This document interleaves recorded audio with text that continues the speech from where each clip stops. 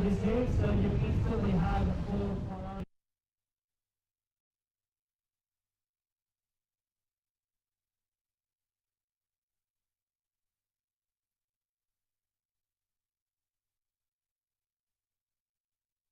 Full priority with yellow.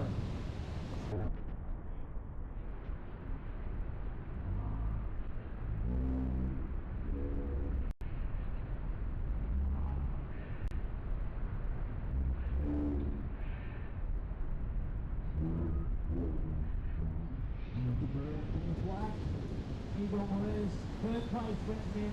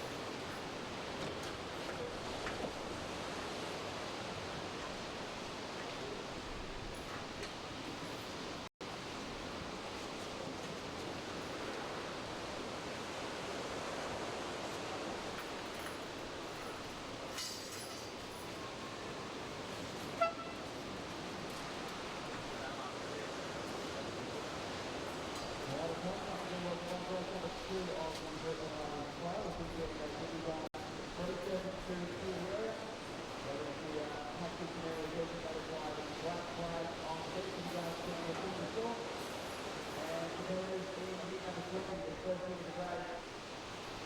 You could really come and check in with the example. So, fantastic.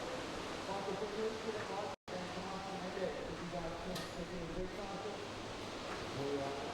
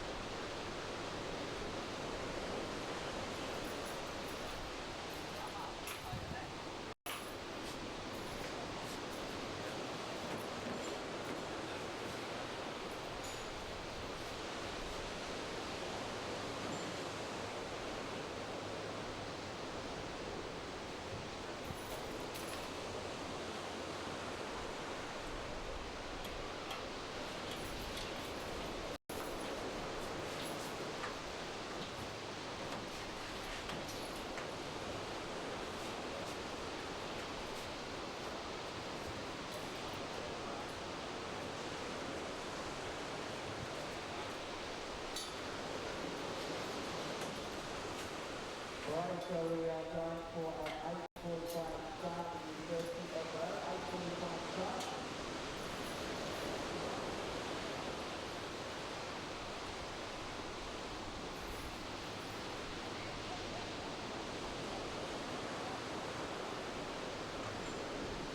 So quickly calling for one, so I have to go to Newcastle for an 8:45 hit.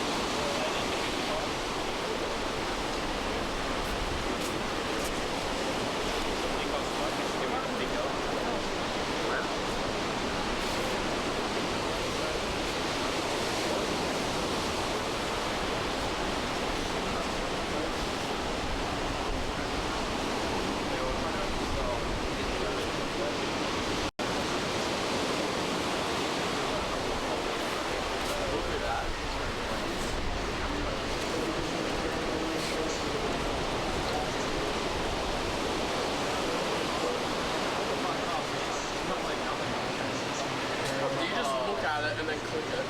Look at that. I knew that. I really good now. Guys.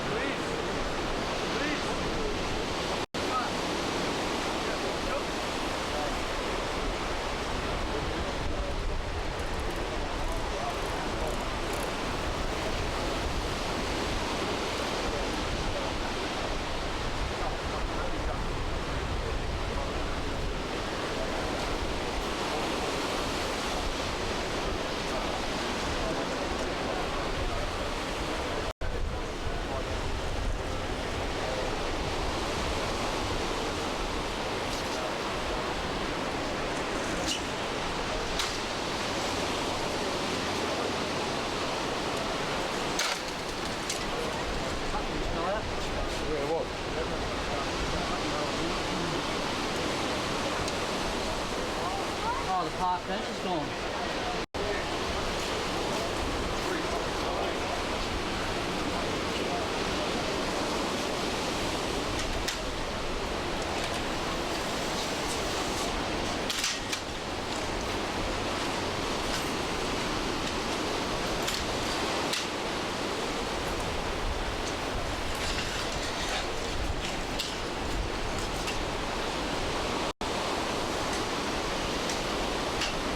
Got me sort up first week.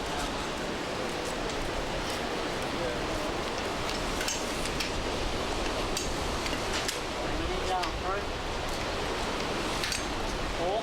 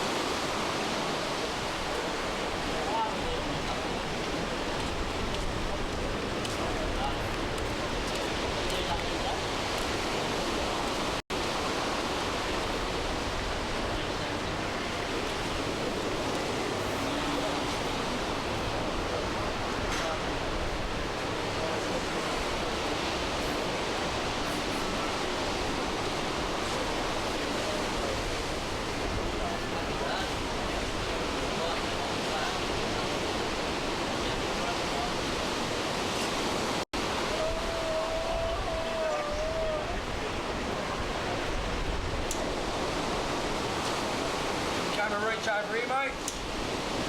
Camera reach over here. Doesn't reach over here. Where's the longer?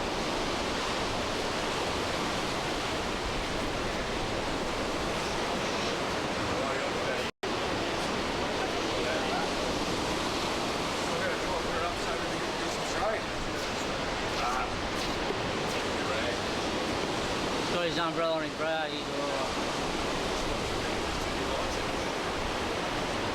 Yeah. Yeah. Well, good enough.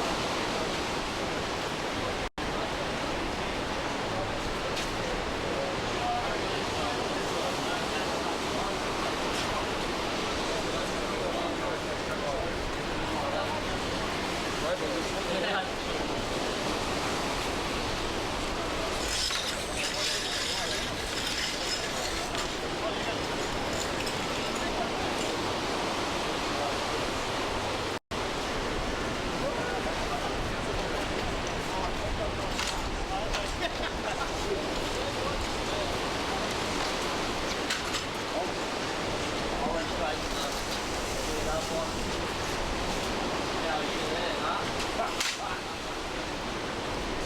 Yeah.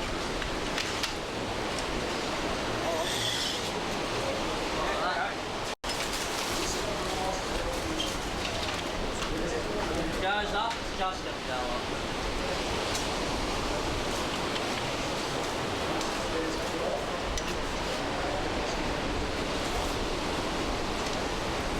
I've got nothing.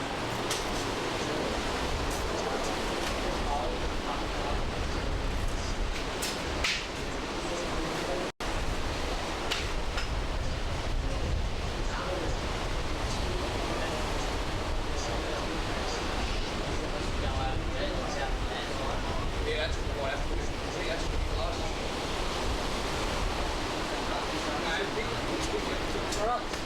Oh, then the other way around.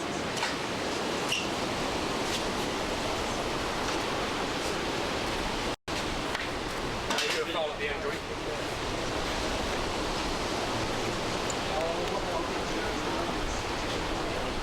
That'll be white.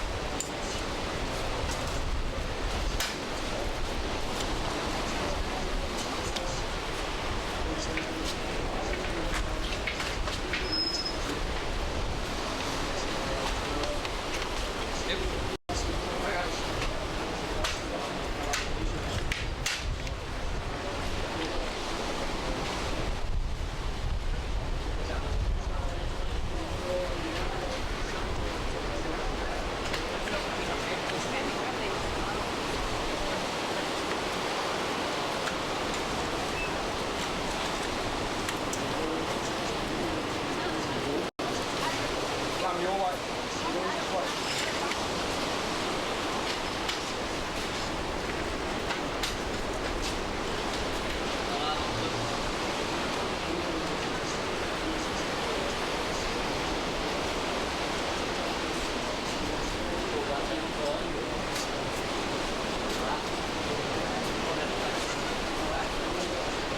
No, we're going to have that front first. Hey? We need to report it like a yard. Hold, come on, the front one first.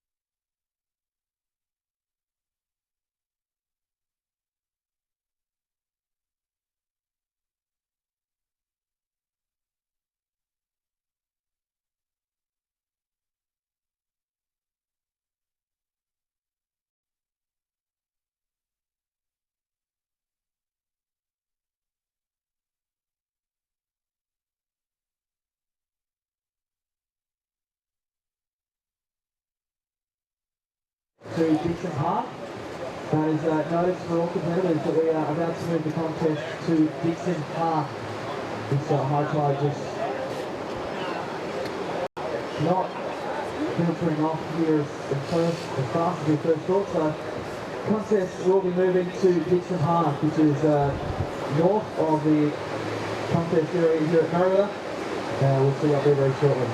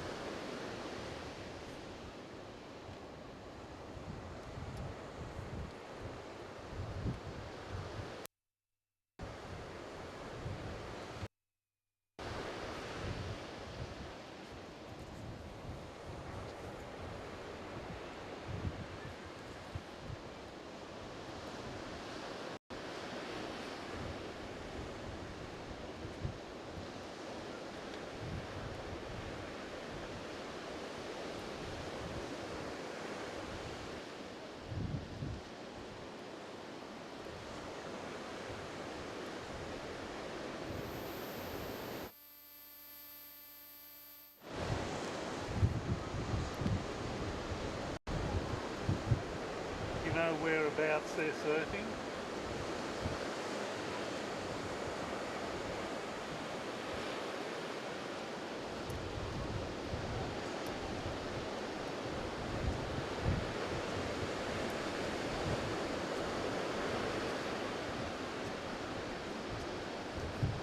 No West Tigers jerseys.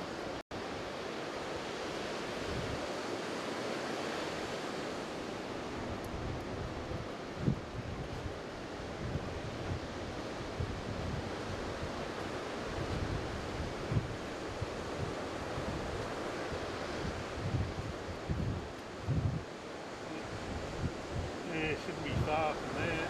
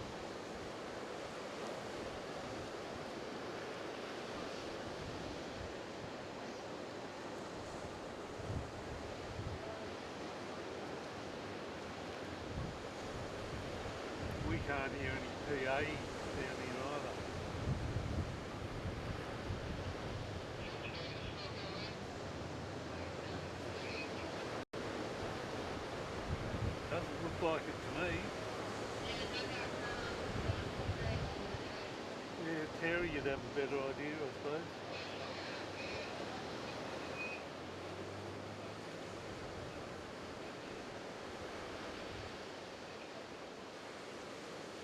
There's a million local surfers out there, that hasn't pissed any of them off.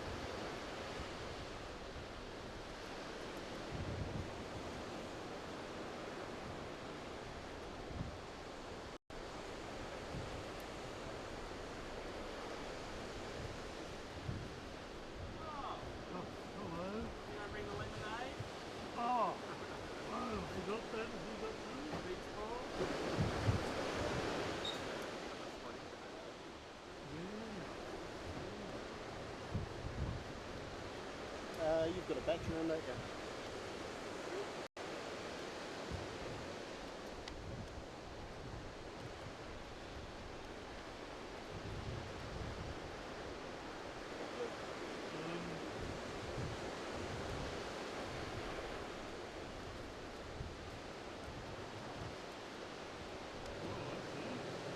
Reebok, the world's biggest one. Yeah, exactly. Get it out of the sun, and then get this.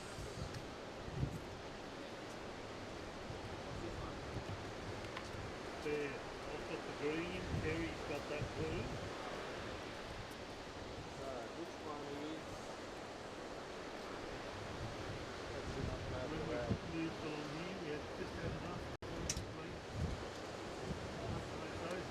Those blokes blew the code. How good are they?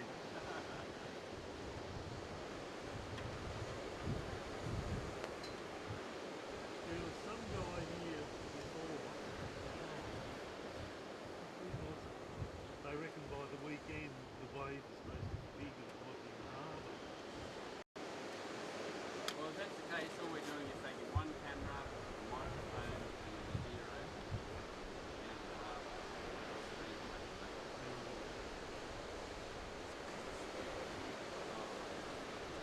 So it's carrying it up, running it out, but it doesn't work.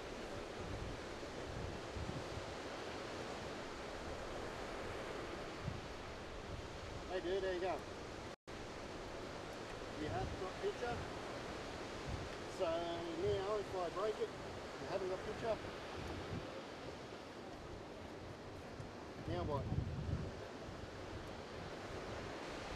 You do? Is it good? Picture's good? Not happy?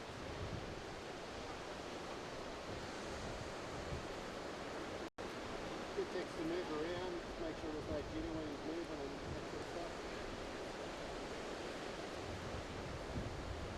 Have a look about, take it all about, take your pokey, turn around.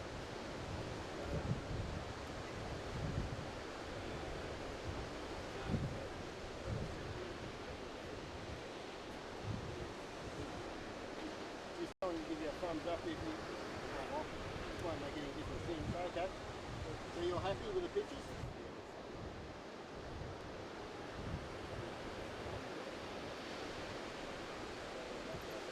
They're back to drawn, or what? Is that coming and going?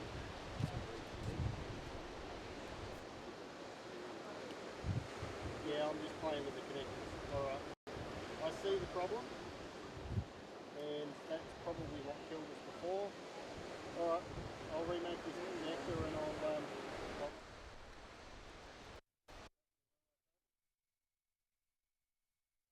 on the black again, and you should be back there.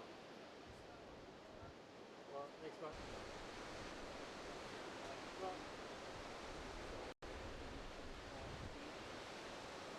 Right. Well, I found the reason why it wouldn't have worked up there. Well, wouldn't have helped. I'll re-terminate when I've got the electric and filters and stuff. Alright.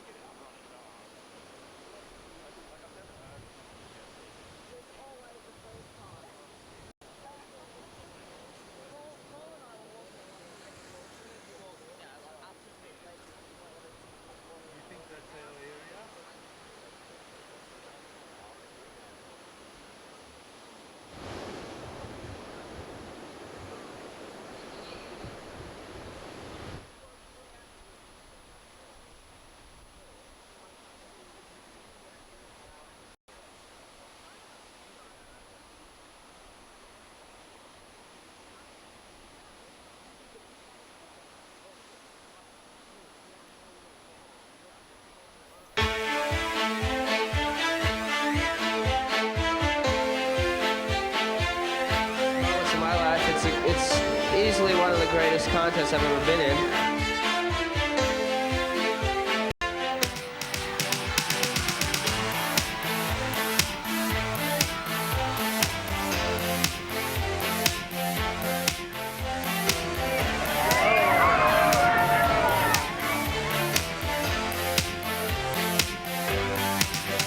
BHP Steel International goes to Damien Hardman.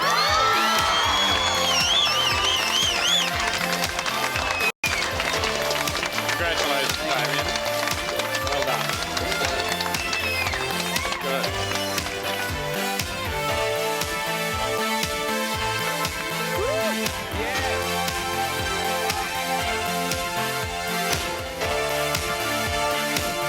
I'm just the happiest person in the world at this stage.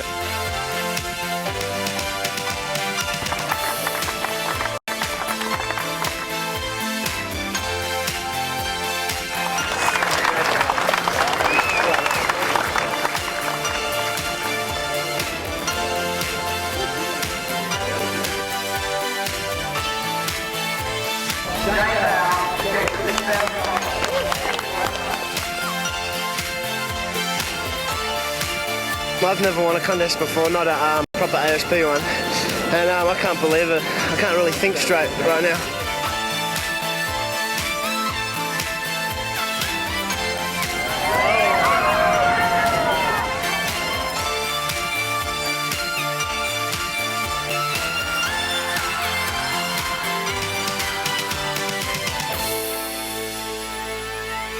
A staggering 12 years ago, this man won Surfest, and he's done it again in 1998. Mark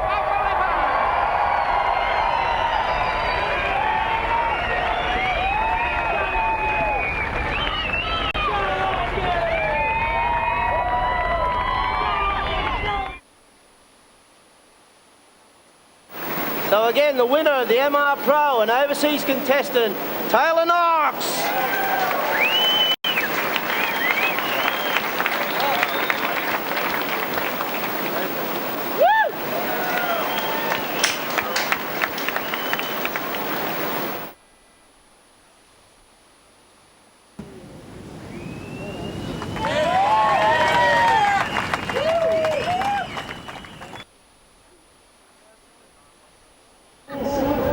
And that means that the men in black from Port Macquarie, the goofy footer, Mick Campbell.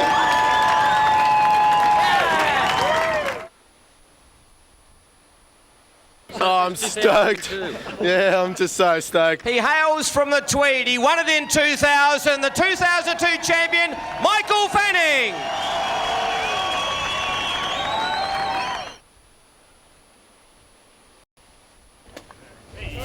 Ooh. And gets a bit of a champagne shower. Oh dear. This last in the back nose is so long. That last turn was ridiculous. Who's the winner for 2004? Before you go to that unofficially Burton Automotive Pro.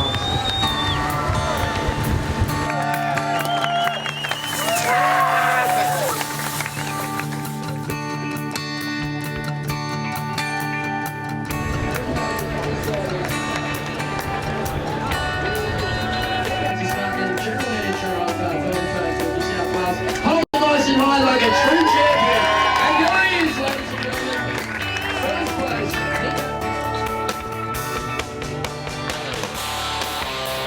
Yeah, I just started off and it was perfectly planned and I'm just so happy, frothing.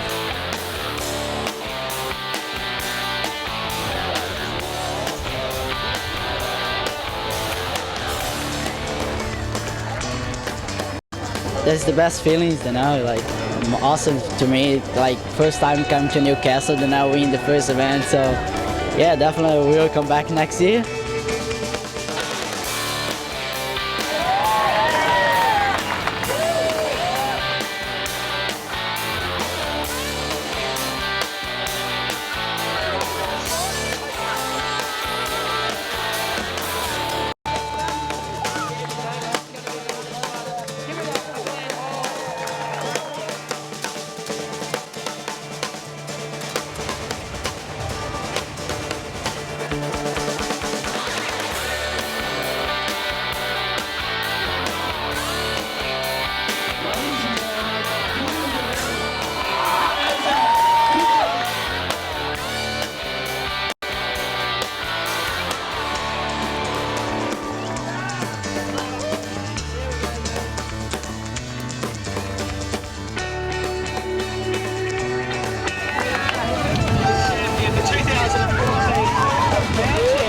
I was a bit nervy going into it. I really wanted to win, and it was great to get a couple of decent waves and show a bit of my surf, and I'm happy, so happy.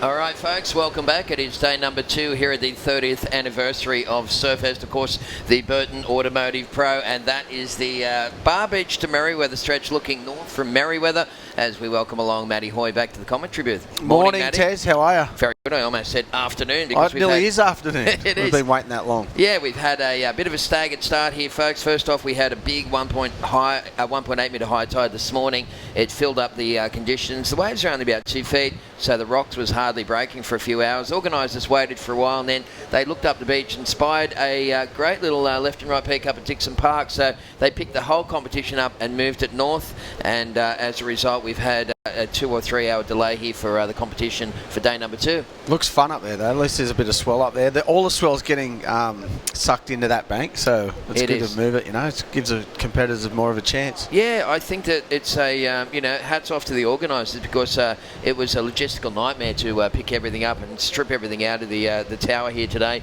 and move it up there. But that's what Surfest is about, mate. They always look after the surfers. Exactly. That's why that's good. That's why they keep coming back. That's why they keep coming back to Newcastle for the 30th year in a row. Well, we got Connor Coffin from the USA. He is in the red singlet, and he's just waiting. This heat is in fact underway at the moment, so it's been going for a couple of minutes. It's heat number 20 of the round of 144 here at the Burton Automotive Pro. Who's in it, mate? Yeah, Connor Coffin, USA, in the red singlet. Michael February from South Africa is in the white. We've also got his fellow South African mate Dylan Lightfoot is in the orange, and Thomas Fernandez from Portugal is in the black. Very international heat, isn't it? Yeah, well, we picked up where we left off yesterday, and we just had so many good heats, didn't we, Hoyer? Yeah, it was good, mate. The surfing was unbelievable. The waves were changed a lot during the day. The wind came up in the afternoon, but the surfing was really good. Phenomenal. Couldn't say it. Having a shot. It's too late in the morning. He's had too many coffees. Yeah, so Connor Coffin, well, he's kicked his career off back in 2011 when he finished 165th on the World Tour. Then it was 130th in 2012. Went to 40th. 87th in 2014. I believe he had an injury during that year, and this year currently sitting in 63rd. Of course, he's had a 33rd and a 49th in the first couple of events in 2015. So that's Connor Coffin. His brother Parker's here as well, mate. And there's a few brother matchups isn't there in Newcastle. I saw that yesterday. I was saying that yesterday. That there's a lot. Surprisingly, like I suppose if your big brother surfs, you're gonna go surfing, aren't you? You're going to drag your surfing no matter what. The old sibling rivalry always pushes you along, that's for sure. So, Mickey February, he got a 17th down at Manly. He started his career off pretty well.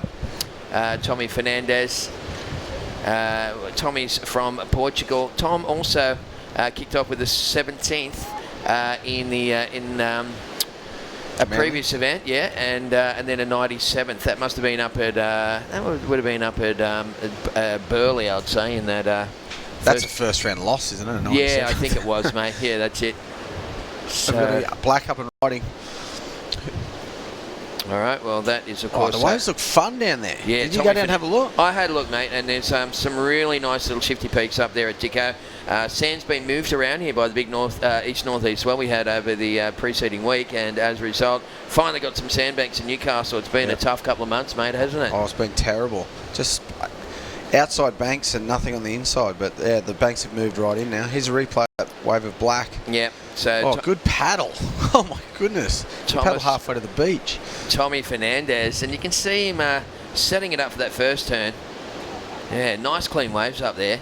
And the competitors would have been stoked that they moved it. And Tommy just joining the dots there for 3 hits on his forehand.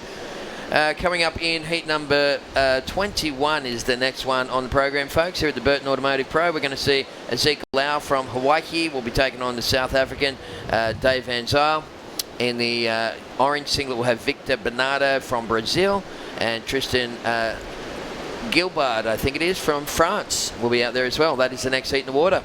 It's going to be, got to tell everyone, it's going to be a bit difficult to get the scores here today because the contest has moved. So be patient with us, and we'll get them as good as we can. We're just logged into the ASP website, directly into the site with the link, and at the moment Thomas Fernandez is in the lead with a 6.17 and a 6.13. We've got Michael February sitting in second place, holding on to a 5.17, and Connor Coffin in the red singlet from California opened up with a 3.77. Once again, the four-man priority system is in place, and we won't be able to tell you who's got a priority situation because we're just about a mile or two away from where the contest is. Good 200, 300 metres anyway. Yeah, that's right. Ollie, g'day. How are you? Good, how are you? Good. Is that even on? There's a... He's Black up and riding again. He's on his third wave. He's had two good mid-range sixes and another one probably there. But that's sort of the same sort of wave just then. Yeah, well, Thomas Fernandez, the Portuguese rider in the black, going from strength to strength in his first heat of the day. Already posting a 6.17, 6.13, so I'd say that's probably going to go in the top two there for Tommy. Yeah, that was sort of the same sort of wave as the other two, I reckon. Here it is. Look for yourselves. Well, it's all thanks to Newcastle now. These replays doing a great job with the webcast, the NBN team, and Thomas Fernandez just hitting this one. Just a little check turn to set himself back up in the pocket, up into the coping, and that right-hander up there at Dixon Park. We're going to see some good surfing on that thing today. For sure. With the tide drops, it gets a bit sucky too, breaks out a bit further. There's going to be, like, it's probably low. There'll be a couple of 100-metre rides, I reckon. Yeah, that's right. What about the forecast? Don't know, did you see any of the forecast stuff on the news last night on NBN? I saw the forecast on the NBN, and I just looked on my phone all morning. Yeah. Looks pretty rad for the weekend. Yeah. Warren's been going, what do you think? What do you think? And I reckon it's just going to pick up a foot a day until the weekend. It's going to be 15 foot. No, not that big probably, but it's going to. They don't know what it's going to do. The low's like a bit up and down right now. So. That's right. There's two trains of thought. One of them is that it's going to track in towards and hug the coastline. It could sit right on top of us, in which case we'd have a lot of rain and a lot of wind and big swells as well. The other one is, and then this is what most of the surf forecasting websites agree with, is that it will probably track out to sea a little and break down a little bit, and we might end up with 8 foot and offshore. So we won't probably know that till Wednesday. It's kind of a touch and go situation, but either way, there's action heading in our direction for the weekend. That's right. That's for sure. That's a given. Well, that's Connor Coffin, the kid from California, backside throwing it up. Big raps on this kid, Hoyo, and he just finishes off there. He's hung out with Brad Gerlach a lot. And I tell you, because you know Ger pretty well, and you grew up surfing with him. He'll be watching this for sure. Of course he would, yeah. So better be. G'day to Brad Gerlach, one of the all-time style masters of our generation. Anyway, I can really see a lot of Ger surfing in Connor's style. Yeah. For sure. I think he's actually coaching both of them. Well, there you go. Coffin boys. What a great guy to get coached by. I know. He'd coach you in all sorts of things. Oh, my goodness. He'd be like the...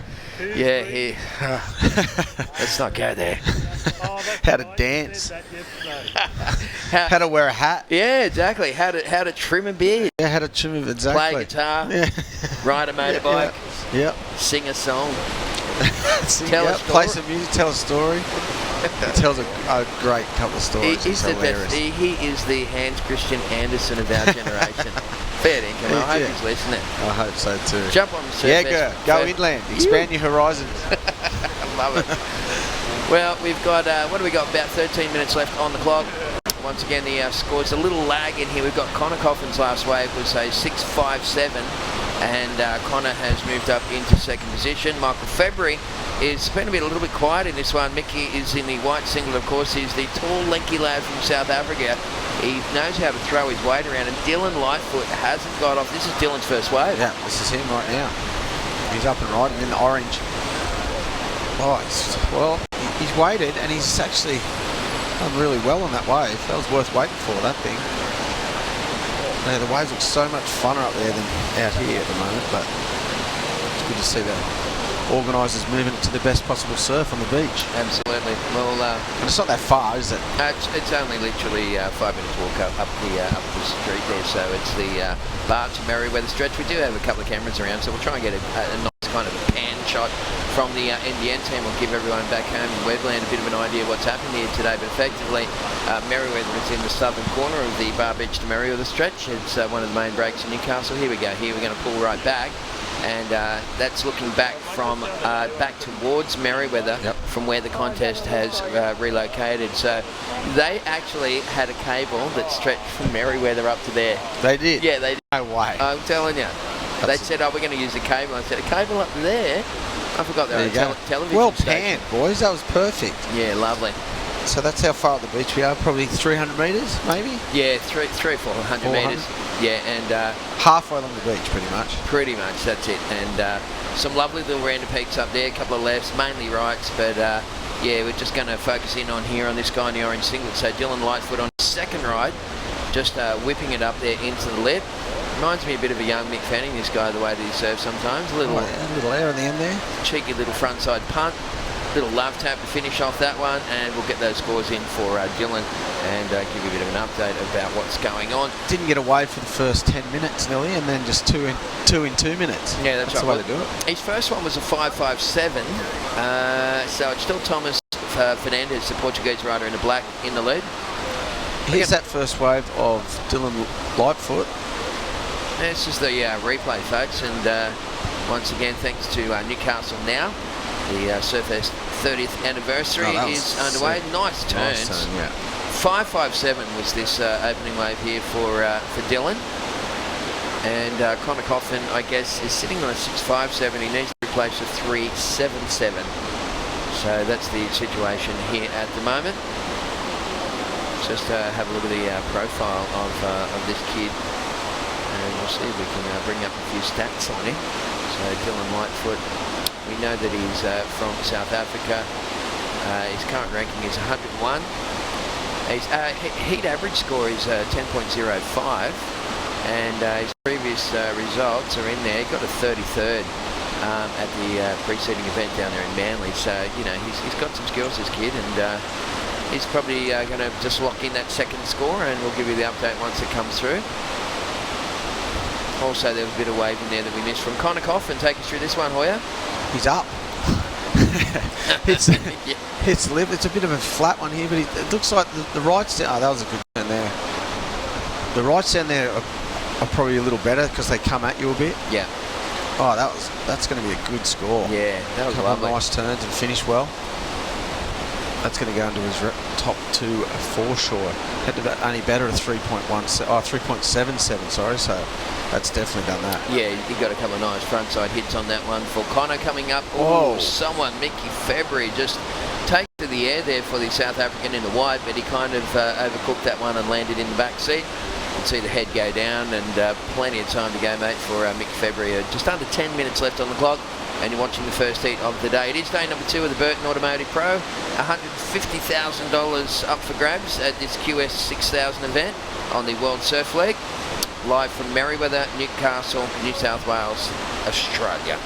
One of the best darn places in the world. It is the best darn place in the world, sorry to tell you. Yeah, it's not even sorry to tell you, I'm telling you. Yeah, no, proud to tell you. Yeah, exactly. Yeah. And don't forget it. Exactly. Never forget it. And don't you forget it. That's right.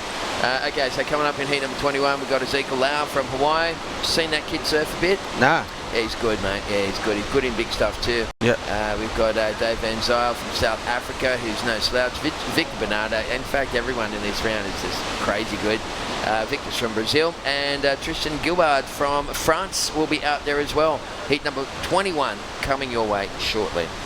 We're going to go straight into the next round too, eh? By the sound of it, if they've moved, straight into the seeded round. So that's right. Stick around all day today. There's going to be some good surfing going on. Well, here's Dylan again on another good-looking wave. Tagging the lip on that one. He's still in third place. His previous wave was only a 4.0. Connor, that wave that you talked about there, Hoya, was a 7.33. Yeah, so Connor Coffin, moved into the lead, and we thought he'd get a pretty good, some good numbers on that. Connor's got currently he's got a 6.57 and a 7.33. He's in the lead ahead of Tommy Fernandes, the Portuguese rider, needing a 7.47 to fly himself in the back end of the lead. Dylan Lightfoot needs 7.03. I don't know if we'll get it. Go close on that last one, and up and riding right now is Fernandez. Have a look at that green face on that wave. That looks super fun. Yeah, it looks beautiful down there. Yeah, and yeah, like I said, I think the rights of the... Depends, I suppose. I saw some good... Okay, bit Here's of a replay. Orange, Dylan Lightfoot on his last wave. He needs to better a 4-point ride, so... Or he needs a 7.03 to take the lead. Well, that was a good first turn, and that second one was sweet as well. That might have been all she wrote. Now, he got a little carve in at the end there. He'll go pretty close. He'll definitely replace that second best score. But needed a pretty big score to go into second, didn't he? Yeah, that's right. What is it, 7.03, is it? Yeah, that's right, 7.03 to go into second spot. So Connor Coffin, we're down to 6.5 minutes remaining, folks. It is the first heat of the day, live from the 30th anniversary of Surfest. Thank you very much to our major sponsor, of course, Burton Automotive. Saw Kim Burton cruising around today. Mad surfer that guy is, as we see Mickey February. Actually, is that black? Yeah, it's black. Yeah, that's black right there. It's Tommy Fernandez getting a cheeky little one. We out saw wide. that one from the front before. Yeah, that was a different angle that's replay. a different yeah. angle, actually. That's looking from the camera that's on the judging tower here. That's how good those broadcast cameras can focus right up the beach there and shooting that one from a different angle. That's hard to see with that glare that way, though, isn't it? Yeah, see what colours they are. Well, mate, it's a beautiful day here in Newcastle. It's good to get all the angles, though, to watch it from. Yeah, really nice. That's the front on camera that they've put the extra cable up the beach for. And, 200, 500 metre cable. Yeah, we've lost a couple of cameras today on the webcast too, folks, because you've got to understand that this contest has moved away from the superstructure, and we've had to just connect and do it as best as we can. But the guys from NBN doing a fantastic job. Of course, the local television station here, and it really is a 5-star webcast. They probably should have invested a little bit more money on some good commentators. 100%. That would have ramped it up a little bit. Yeah, thanks to NBN, of course, delivers the latest news from Newcastle, including sport, weather, entertainment, and a whole bunch of other stuff. Saw Paul Lobb cruising around outside. He's a mad surfer. He loves ride his waves. Gab Morris is going to, the weatherman's going to call in down here later and have a bit of a chat to us about that low pressure system that's coming down the coastline. Oh, that'd be good to hear. Yeah, will be good to hear it from the horse's mouth. Michael February, nice little fin chuck. And then he just drives it up into the lip. He had some good coping to work with there to grind some lip on. And what's he going to do with this last one? I tell you what, that's not a bad wave. That's probably going to be one of his better ones so far. He's only got a better at 2.93, so I definitely think he's done that. He needs a 7.43 to go to second, though. I don't know if it's going to be that high, but here he goes again anyway. Okay, so the South African, he is a very tall kid, around about 6'3", maybe even 6'4". He's gonna boost. Of course he is.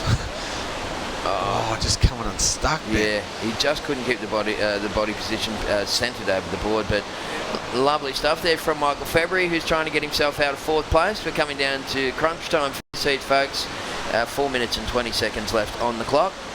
Once again, you're watching the 30th anniversary of Surfest live from Newcastle, and lots of stuff happening throughout the week. In fact, we had, I don't think you were here for this one, Hoya, but we had a little presentation out the back today to Dave Kilby, also to Glenn Benton, and to Warren Smith, not the Warren Smith, the other Warren Smith. Yep. Those guys have worked on the contest for 30 years. No way. Yeah, they're all given a memento jacket, all embroidered in that, and yeah, a super cool moment. I mean, how's the history there? This is the replay of Michael February, so sets it up. Nice little first turn there, soaking the rail, Hoyo, and then he got this little coping section. You can tell who's going to boost. Just you can tell when they're going to boost. They just don't look at anything else but the lip, like right in front of them. You know, all the focus is on doing it there. It's like X marks the spot. Yeah, and I'm going for that spot. Yeah, I know, and I didn't used to like that in the old days, but now that they're making those moves a lot more, it's good. But I was always a big believer, and I saw a classic tip from Tom Curran when he was in his prime, and they said to him, you know when it was after the heat he surfed against that classic heat against Ocky at Bells? Oh, yeah. And they said to him, mate, your surfing was so spontaneous and dynamic, and he said, because I only look like 6 feet in front of the nose of my board. I never look any further than that. And what that means is when you're riding those 8-foot faces at Bells, is halfway up the face, he hasn't even looked at the lip yet, and in the last minute, it's a reflex action for him to do that, and it makes his surfing more spontaneous. Yeah. And he said, just surf the piece of water immediately in front of you and you'll be able to maximise your score more. And I went, wow, I'm going to do that. And that was a real good tip. I passed that on to heaps of kids I coach later on. And these days, you know, kids are kind of like focusing a little bit more down the line, thinking, I'm going to set this ride up with a series of nice little check turns, and then I'm going to use that speed at the end to boost off. And a lot of people aren't even check turning, they're just looking at that. Yeah, that's right. Yeah, another interesting thing is, you know, in these little waves, is that they sort of just riding, they're doing their bottom turns like halfway down the wave face. Yeah. So middle turns. That's right. So they're giving themselves, I guess they're not losing, because when you go right to the bottom of the wave, I love a good bottom turn, but if you want to do those air moves, you can't go right to the bottom and then expect to lose all your momentum heading to the lip. You're going to lose too much speed. Yeah. So it's interesting to see, and that's when you also watch their feet sort of just go, they just widen their stance by just shuffling their feet slightly wider and wider, and you go, here it comes. Yeah, you know what you're headed for. That's right. Yeah, actually, Kelly Slater tried to teach me how to do it in Mexico a couple of years back, and he just said, stop bottom turning, stop bottom turning. I just couldn't get it out of my head. How can you tell Matt Hoy to stop bottom turning, ladies and gentlemen? He tried his darndest, I couldn't get it down. No, of course not. It's like asking someone to stop breathing. Well, Connor Coffin is in the lead. We've got just over 1 minute left on the clock. Mickey February trying to get a little connection here. He's done well to try and find some energy on that thing, but it runs out of petrol. So 1 minute left on the clock, or just under 1 minute to go. Connor Coffin is in the lead. He's had a 6.57 and a 7.33. Tommy Fernandez sitting in second place with a 6.17 and a 6.43. Dylan Lightfoot needing a 6.13 to move into second, and Michael February at 7.43 to go into second place. So this is the first heat of the day. A late start coming at you live from Merewether in Newcastle for the 30th anniversary of Surfest. Yes, we are. Dixon Park. We're utilising the stretch. Us Merewether boys don't go that far down the beach, but maybe today we have to. Of course.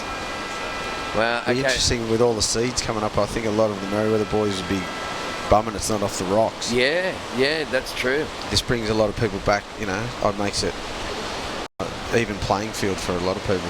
Yep. I think that's a good thing. I think all the guys to the left, you've got Jake Sylvester, Jacko Baker, he's in against Parko, and of course Ryan Callanan coming up later on. All of those guys would want to just out-surf their opponents anyway, and they've got the ability to do so. So I think Ryan wouldn't mind it. I'd rather be down there than off the rocks. I think all goofy footers would rather be down there than off the rocks. All those comps I ever surfed in Merewether, I just go to the middle and go back. I'm not going to be Matto and Backy and all these guys like I'm in backhand on the rocks.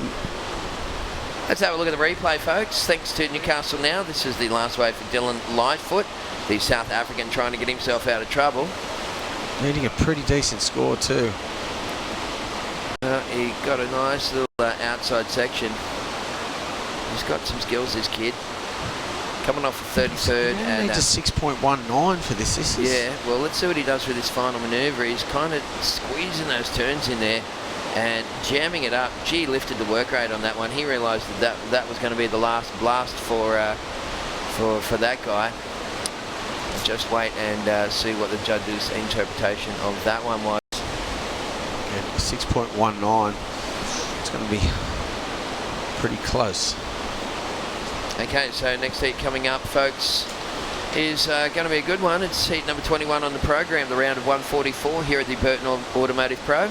Ezekiel Lau, David Van Zyl, Victor Bernardo and Tristan Gilbard from France for heat number 2.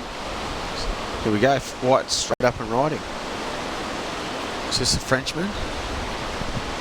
All right, that is the South African. South African, sorry about that. Yeah, Dave Van Zyl. That was a nice little way to open up his campaign, wasn't it? Good way to start. 1 minute in.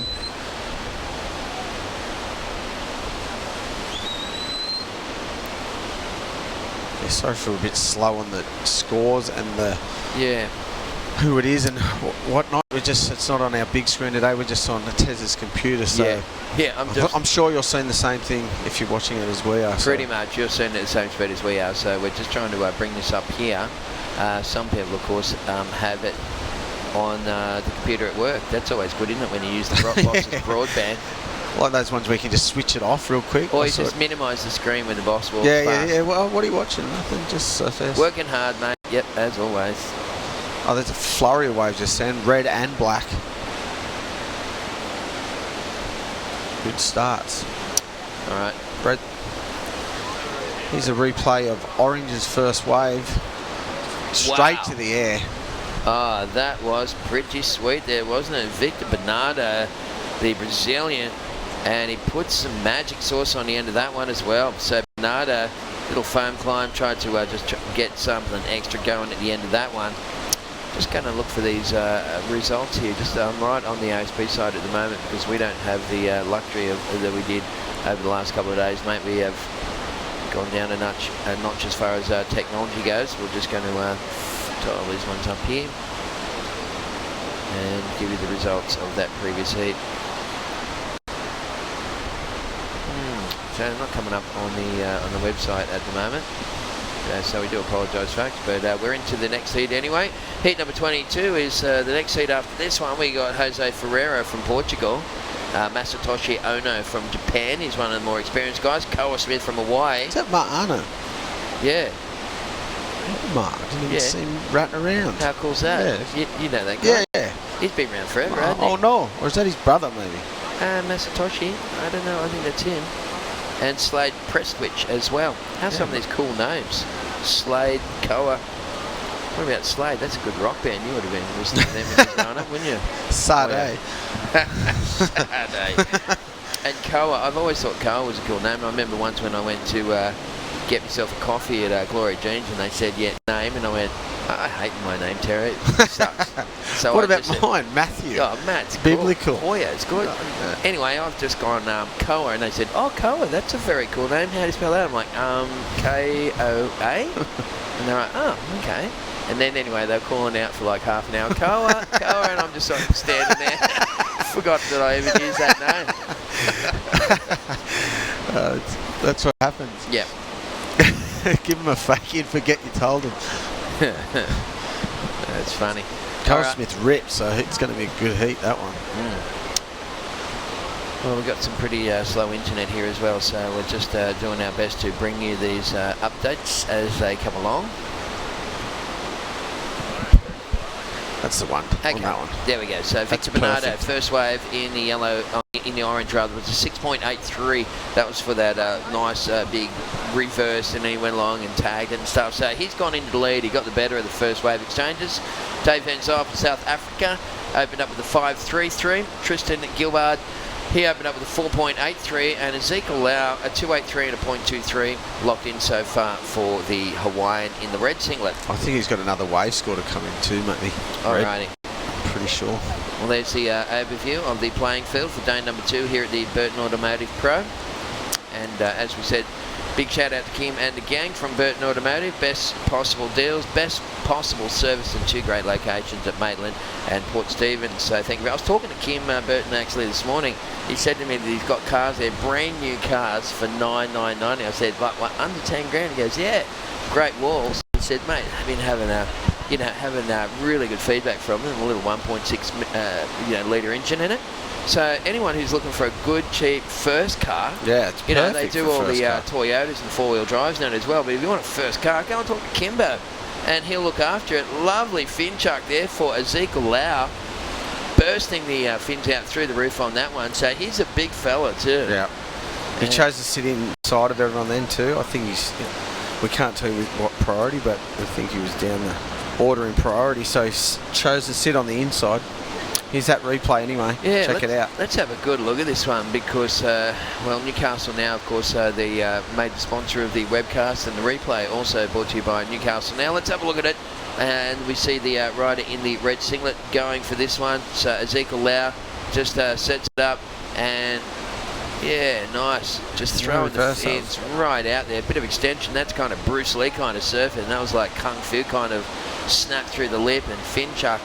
Beautiful stuff there from Ezekiel, and that will go into heat top 2. There's no doubt about that in this early part of the heat. That's the South African David Van Zyl. And Dave looking for Good link up on the lefts. Lefts look a little mushier, don't they? Yeah, Right, they're a bit flat. Yeah. At least with that north swell, the right's got a bit of a wedge to it, a little bit of a double up. So. Yeah, and the wind as well. The wind's coming out of the same direction, sort of a northeaster, and it's blowing into the right-handers. He must be in a pro situation there. You can tell the way that other guy let him have that one. Oh, good snap to start off with. Look, board looks. Oh, wow, that board looks so good under his feet, doesn't it? Get out of here. Is he going to make it out of there? That is a good wave, eh? That was fast. Wasn't it what? And Ezekiel also down the line, a couple of man hacks and crazy fast little layback. That's good. That's a good exchange. We're going to get some numbers in from that one, folks, and give you the update. Thanks again to the gang at Coca-Cola. Long time. Here's a replay of that wave of orange. Yeah, long time. Watch his first snap. With speed, keeps his speed through all these turns and then finishes well. This is going to be a good score. Yeah, so straight up into the lip. How responsive does that board look? That's good. Oh, that was sick. And then throwing it up super vertical. Last manoeuvre there. And yeah, very good stuff there from Victor Bernardo from Brazil. So that kid is on fire. Looks like we've got Gav Morris, NBN weatherman, has just made his way into the booth. We're going to sit him down in the chair there and pick his brain shortly. It's going to be interesting. And another replay. This is the one of Ezekiel. He got that little cheeky one. He was lurking wide after he got that previous wave. And up into the lip. He's got plenty of weight to throw around, hasn't he, Hoya? Yeah, hasn't he? What? That was two big turns on a small wave with not that much power. He did pretty well. We'll see it. We'll be able to see a frontal view of that one. Small little wave, but did really well on it. Alright, so we're just waiting for those numbers to filter on through. Looks like Victor Bernardo, 7.73 for the last of orange, has moved the Brazilian into the lead. He's got a 6.83 and a 7.73. Was that for that last one, 7.73? Yeah, I think so, yeah. That was well that scored. Second turn where he laid into it. That was good. 3 big turns, really. Yeah, yeah. And that last one, the way he twisted his body, a lot of body torque in that one to get that up vertically. A lot of board movement too. No, it was very impressive to watch there. He's only a small little guy, but he's got a lot of power. Dave Van Zyl, the South African, sitting in second place for white. Third place is Ezekiel. He's here he is up have and a look at this one right now. And wow, that's cool. That's like a kind of Taylor Knox, you know. He surfs a lot like Taylor, actually. He does, doesn't he? Yeah, that looked very Taylor Knox, that lay back slash. And even the second one too looked like him. Taylor's a big bloke like that, so they, you know, those bigger guys got to use the similar kind of approach to wave riding to get it happen. So Tristan Gilbert, the Frenchman, I'd say he would be holding on first priority at the moment and looking to get his second wave into the system. He's only sitting on a 4.83 thus far, so 15 minutes left on the clock. Red's just gone up into second. I don't know if was that for that wave just then, or was that the one before it? I think that was the wave before. Might have been the one before. I think we've got a little bit of a lag here as far as the scores go. But it looks like Bernardo in the lead. Ezekiel, there it is, 4.9 on that last one. Oh yeah, so it's improved again. Yep, has gone into second. David Van Zyl, the South African, down in 13. Only needs a 4.14. That's pretty easy. And well, the Frenchman is hurting for a wave. This is him up and riding at the moment.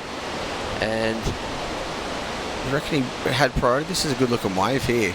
Yeah, it's got a nice little. A bit flat on that middle bit. Bit of a dream runner though. It's going to go right down the beach there, and he throws a reverse. Was that a reverse or did he just? I don't know. It looked like he went into reverse, then switched it around and ended up normal. Yeah. Here's that last wave that just came in a 5.4 of red. We did the Taylor Knox-ish hacks. Wow. And then this one looks a lot like Taylor. Look, even the same. Yeah. And they are just big man hacks. Yeah, that was good. Just pity he lost it at the end there. That would have been up in the 7s. That would have been 7.5, yeah, for sure. That was a good wave. Up with a 5.4 and up into second anyway, so it's worked for him. Very, very interesting stuff, folks. We've got a good heat on our hands coming up. Another great one heading your way here at the Burton Automotive Pro. We're going to see Jose Ferreira from Portugal, Masatoshi Ono from Japan, Koa Smith from Hawaii, and South African Slade Prestwich. He was real impressive, Slade Prestwich, down in Manly. He was in really good form. Hopefully he can roll on with it up here. That's right. So here's a replay of Black's last wave. This is good looking. We waited a long time to get this one. This is only the second wave of the heat, so he's been very patient. Good looking wave on the outside. Goes a bit flat in this middle bit. But we'll check that last manoeuvre out. Does he spin around, or he went to spin and then here it is. Holds it and then spins back around and out. It was like a big 180 fin throw. Landed backwards and spun it forward. Beautiful stuff. Yeah, that was good. That's going to be a pretty good score. It Watching it again, I reckon. It is indeed. Oh no, there it is. Was that it? Yeah, 363. I guess the start of it was a bit flat, like you said. It was a bit fat. I'm pretty sure he's only had the 2 waves at the moment. He is in 4th place, needing a 5.47 to go to 2nd. The South African Dave Van Zyl is in 3rd. The score's just refreshing at the moment. Let's see if that's going to change the situation at all. No, it doesn't. It's still white in 3rd. Red in 2nd place, chasing a 7.44. And He's yellow. got a 7.13 for his last wave as well. Was that the wave before that? Yeah. I'm confused. Sorry. Well, yeah, it is. It's up the beach, and you know. It's was that one he did the 3 big hacks on that? I think the 713 was the 3 big turns. Yeah. It was 2 big ones for them or we missed one. Yeah. Here's a good looking set here. Man in white up and riding, needing a pretty good score. Good first snap there. Wow. And another one. Good looking wave. Plenty of open green face well, there. This and could change everything. What? Get out, and he sneaks out the doggy sort of door.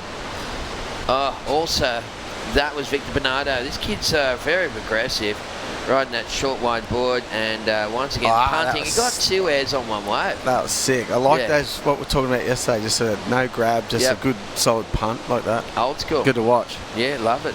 Bud Lamas to be sitting back at home with his popcorn and his, you know, just. It's a blast from the past. Good old Buddy legend.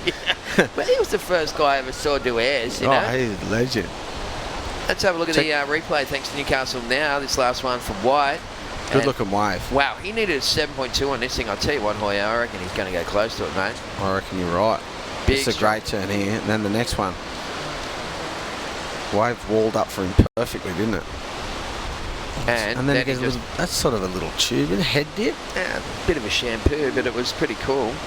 And this is back to live vision now for Ezekiel Lau. Another good looking wave for Ezekiel too. Yeah.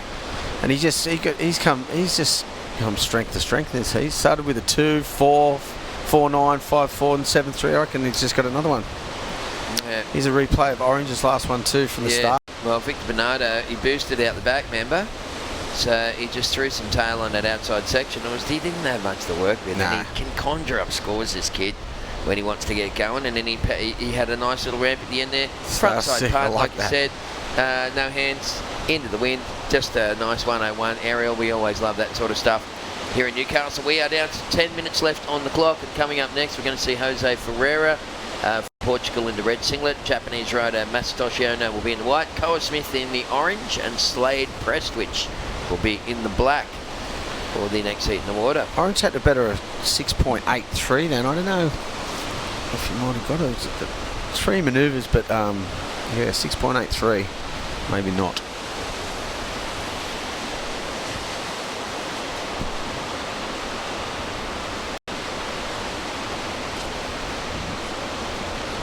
It's a bit of a lull in the action here at Surfest from Dixon Park. Just waiting for those scores to come in for the last couple of rides. There's Ezekiel up again, red, throwing, big air to reverse there, just coming unstuck on the landing. Nearly made it though. Power. That's what Jesse said yesterday, we're not allowed to call them power airs. I reckon you can call them power airs. You can say whatever you want, mate. Here it is. You're in Newcastle. Here goes red. Let's have a look. Ezekiel Lau. Boom. Wow, that was almost he almost rolled his ankle at the end there. That looked like it could have hurt a little bit. So Dave Van Zyl trying to fight his way back into contention at the moment. Just go back and refresh these scores and see if we can give you a bit of an update. So it does look like Victor Bernardo. I think there's still numbers to come through here. Definitely. Yeah, so it's a little slow. Everyone's on the old dongle. They've left the main site here where we've got the proper internet, and everyone's gone back to the little mobile devices at the moment. They're writing scores on paper down there. Yeah. On the side of a cave wall in clay. Exactly. It's going back to the old school stuff. They're running them down. Yeah. There's bringing it. Some kid up there with smoke signals, just like with a blanket. Just. That's a 6. Yeah. Almost like that, isn't it? But we're all right. We're in an air-conditioned little booth here, and there's been people coming in to give us foot massages and stuff. It's awesome. Yeah. So, yes, hope you're enjoying the action. It's Matty Hoy and Tez McKenna taking you through day number 2. You can see the guy in the orange singlet there just saying, give me a bit of an update about what's going on. That's Victor Bernardo. I'm pretty sure he's still in the lead. We're trying to give everyone an update. We still can't. Oh, here we go. There it is. Well, I've got one. Yeah, he got a 6.37. It didn't fall in the top 2 for that one where he did the 2 little punts on. So Victor Bernardo still in the lead. Ezekiel Lau in second place. David Van Zyl in third. He got a 7.17 for that wave. Yep. And Dave Van Zyl now needing 6.09 to go into second spot. And Tristan, it's been a very quiet one for the Frenchman. He want to get a wriggle on. He needs an 8.43. Otherwise, we're going to have to say au revoir to that guy. A tuteleur. That's the one. Look at you little man of the world. That's all I know. How do you order a beer in French? Une bière, s'il vous plaît. Of course, I knew you'd say that. You knew how. You know that in about 50 languages, don't you? Yeah. It's the only one. That's the only thing I know in any language. That's awesome. Sandwiches and beer. Dos cerveza, por favor. Oh, yeah. Yeah, that's cool. All right, well... So that's why that White didn't go up to second, because Red improved another score in a 6.13 in that on his last wave. So yeah, White got the score, but just wasn't enough after Red got his score. So. Yep. What we might do is I might try and get Gab Morris in here. I'm just thinking we want to know what's going on. Yeah, we might chuck him on a headset and just pick his brains a bit here. He's just outside, and so just send him a text and say come in. Yeah, you can do the next heat, I reckon. Well, Jesse and that's going to come in, so I thought what we might do is we'll see if we can get him in here, and we'll just have a bit of a chat to him. Yeah, he's our local weatherman on NBN, so he'll have all the stats and the forecasts and whatever else. And he's a mad keen surfer too, so it's funny when you watch the weather, he's onto it. He is. He tells you actually what the wave's going to be like, which is good. He's a great weatherman. Heaps of people say to me all the time, like, you're from Newcastle. Oh man, I watch that guy on the news, he's really good with the weather. He is. He's all over it, and he gives you a bit of a surfer's perspective. Yeah. Well, Ezekiel Lau with 5.5 or just on 5 minutes to go, up and riding. Ezekiel needing a 7.44. Oh, that was a heavy landing again. That's 2 heavy landings in a row. Yeah. Well, Tristan, the Frenchman, hey, had a nice little waft about that one. What a good recovery. Straight into another hack. And can he stick this one? Good stuff there for the Frenchman. You can tell he's pretty happy about that. It's going to be his best wave to date. He's in 8.5, isn't he? Yeah, 8.43. I don't know if he's going to get that. Still got 5 minutes to go though. That could be a good score. He has. Put him up in, and he mightn't need much at all. Here's the replay of Ezekiel Lau, the big lanky lad from Hawaii. He's a lump of a man, and he's riding the Channel Islands. So he reminds me both of a lot like Taylor Knight. Yeah, it's a similar approach to wave riding. Taylor wouldn't do airs though like that probably. He would have just laid back he just did a big hack. The other hacks we watched him be reminded of us, Taylor. But yeah, I don't know about Taylor doing airs. I've seen him do them. Yeah. Power airs. That's the ones. And the last wave of black also coming through for Tristan Guilbaud from France. He just freed the fins up there, just nice little slide, and then back into it and gained control. Going to be his best wave so far. Yeah, for sure. He might need that much after this wave. And threw the fins out with a good ending. 3 good turns there. He needed an 8.5 to go into second, but he's going to get a good score for that and mightn't need much at all. I think he's going to get a good score for that anyway. Here he goes again, straight away. 2 waves in a row. He's been very quiet. Ouch. And then just coming unstuck there. He's been quiet all heat and then just boom, boom, 2 in a row. Well, this is a pretty critical exchange. Great layback snap in the pocket, and again, oh man, this guy is getting real busy. He looks like a fit bloke, doesn't he? Good surfing. Yeah, he looks big and strong and flexible. He looks like you just absolutely minced lips, that guy. Through some water too, eh? Yeah, that'd be cool to watch the replay of that one of Red. 6.13, he's got a better. I reckon he's done it, if you ask me. Well, he needs a 7.44. He needs a 7.4 to take the lead. Let's check the replay. First up, Black and then Red. This is Tristan, the Frenchman. He went for the big move. He realises he's on the back foot. Hoyo throws it up there and he loses control. And then slipped off his grip then. Should have had some dreaded. The old gorilla slip. And then right behind him was Ezekiel Lau going for this one. Watch this. In the pocket. Oh, take that. Through some spray. And another perfect section sets up for him. And he gets another one here. Oh, that is good. You know what? He needed 7.44. Mate, I got a feeling he's going to get it. Oh, for sure. He just napalmed that section. That was awesome to watch. That first turn was sick. So we will wait and see. That wave for the Frenchman, the previous wave was a 7.5. Remember the one where he wafted and stuff? Like you said if it comes in good, he won't need much. He needs a 5.76. Yeah, that's changed it. I think he's going to need more now after that last wave of Red, though. So he doesn't need too much at all. Dave Van Zyl is still in third. Victor Bernardo's gone down to the second. Last wave for Ezekiel Lau, 8.5. Well done, mate. That was sick. That was awesome. And then, like, Black's back in it after that 7.5 too. What's he? 7.7. Still a pretty big score. Yeah, of course, there was a bit of a situation change at the end there that sort of messed that one up a little bit. Yeah, that was sick. 8.5. That was well scored. Some man turns on there. It was perfect.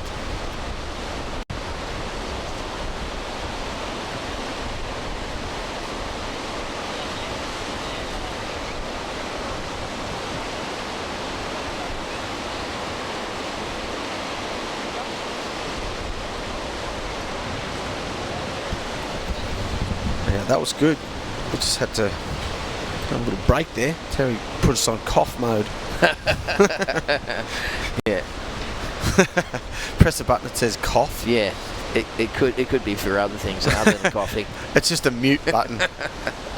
This is Ezekiel again. He's not going to better a score with that. He needs a better 7.13. Yeah. We're into good heat. It was a good heat. He built on it. Look, he just got better and better throughout that heat. Wow, he got a lot of waves too, didn't he? He had like 12 waves in that heat, so he didn't stop. He's a big lad. And he just absolutely clouded the lip a couple of times. He carved those waves up with a lot of style. 7.13, 8.5. And it looks like he'll move on through, along with Victor Bernardo, who also looked impressive, didn't he? The bloke in the orange from Brazil. Light on his feet. Board looked good under his feet. Yep. Did some good airs. Although it's... Just 7.4. He's not getting on that one. Sorry. No. White. Yeah. So after good heat too. He just didn't get like the right waves. He's black. And down the back. Looks like that is Tristan, the Frenchman. Whoa. I'd like to see the start of that wave because we didn't see the first move there, I don't think. So it'd be interesting to see the replay of that and see what he did out the back. Absolutely. Because he was needing a 7.07, just got a 7.5 in his last one. And look, so it's going to be interesting. That is going to come right down to the wire, that is for sure.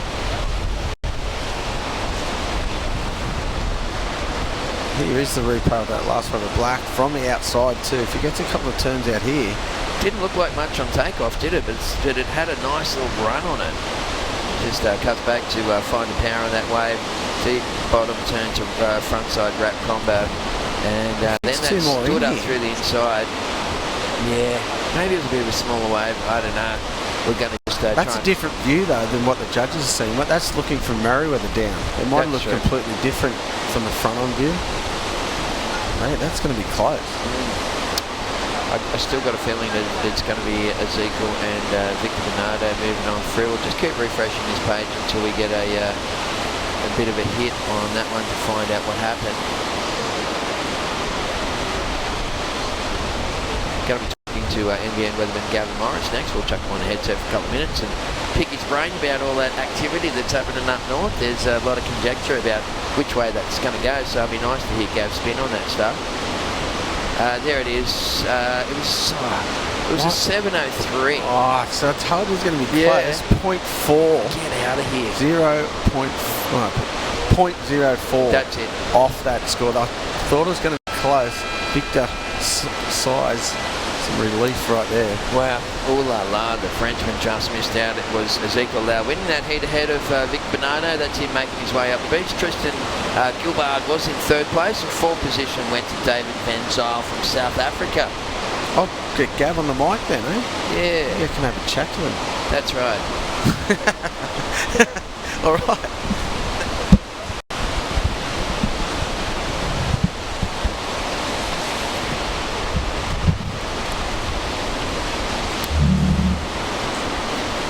We're going to pay a couple of bills and return after the break with more high-octane action live from Surfest with Gavin Morris. Stand by.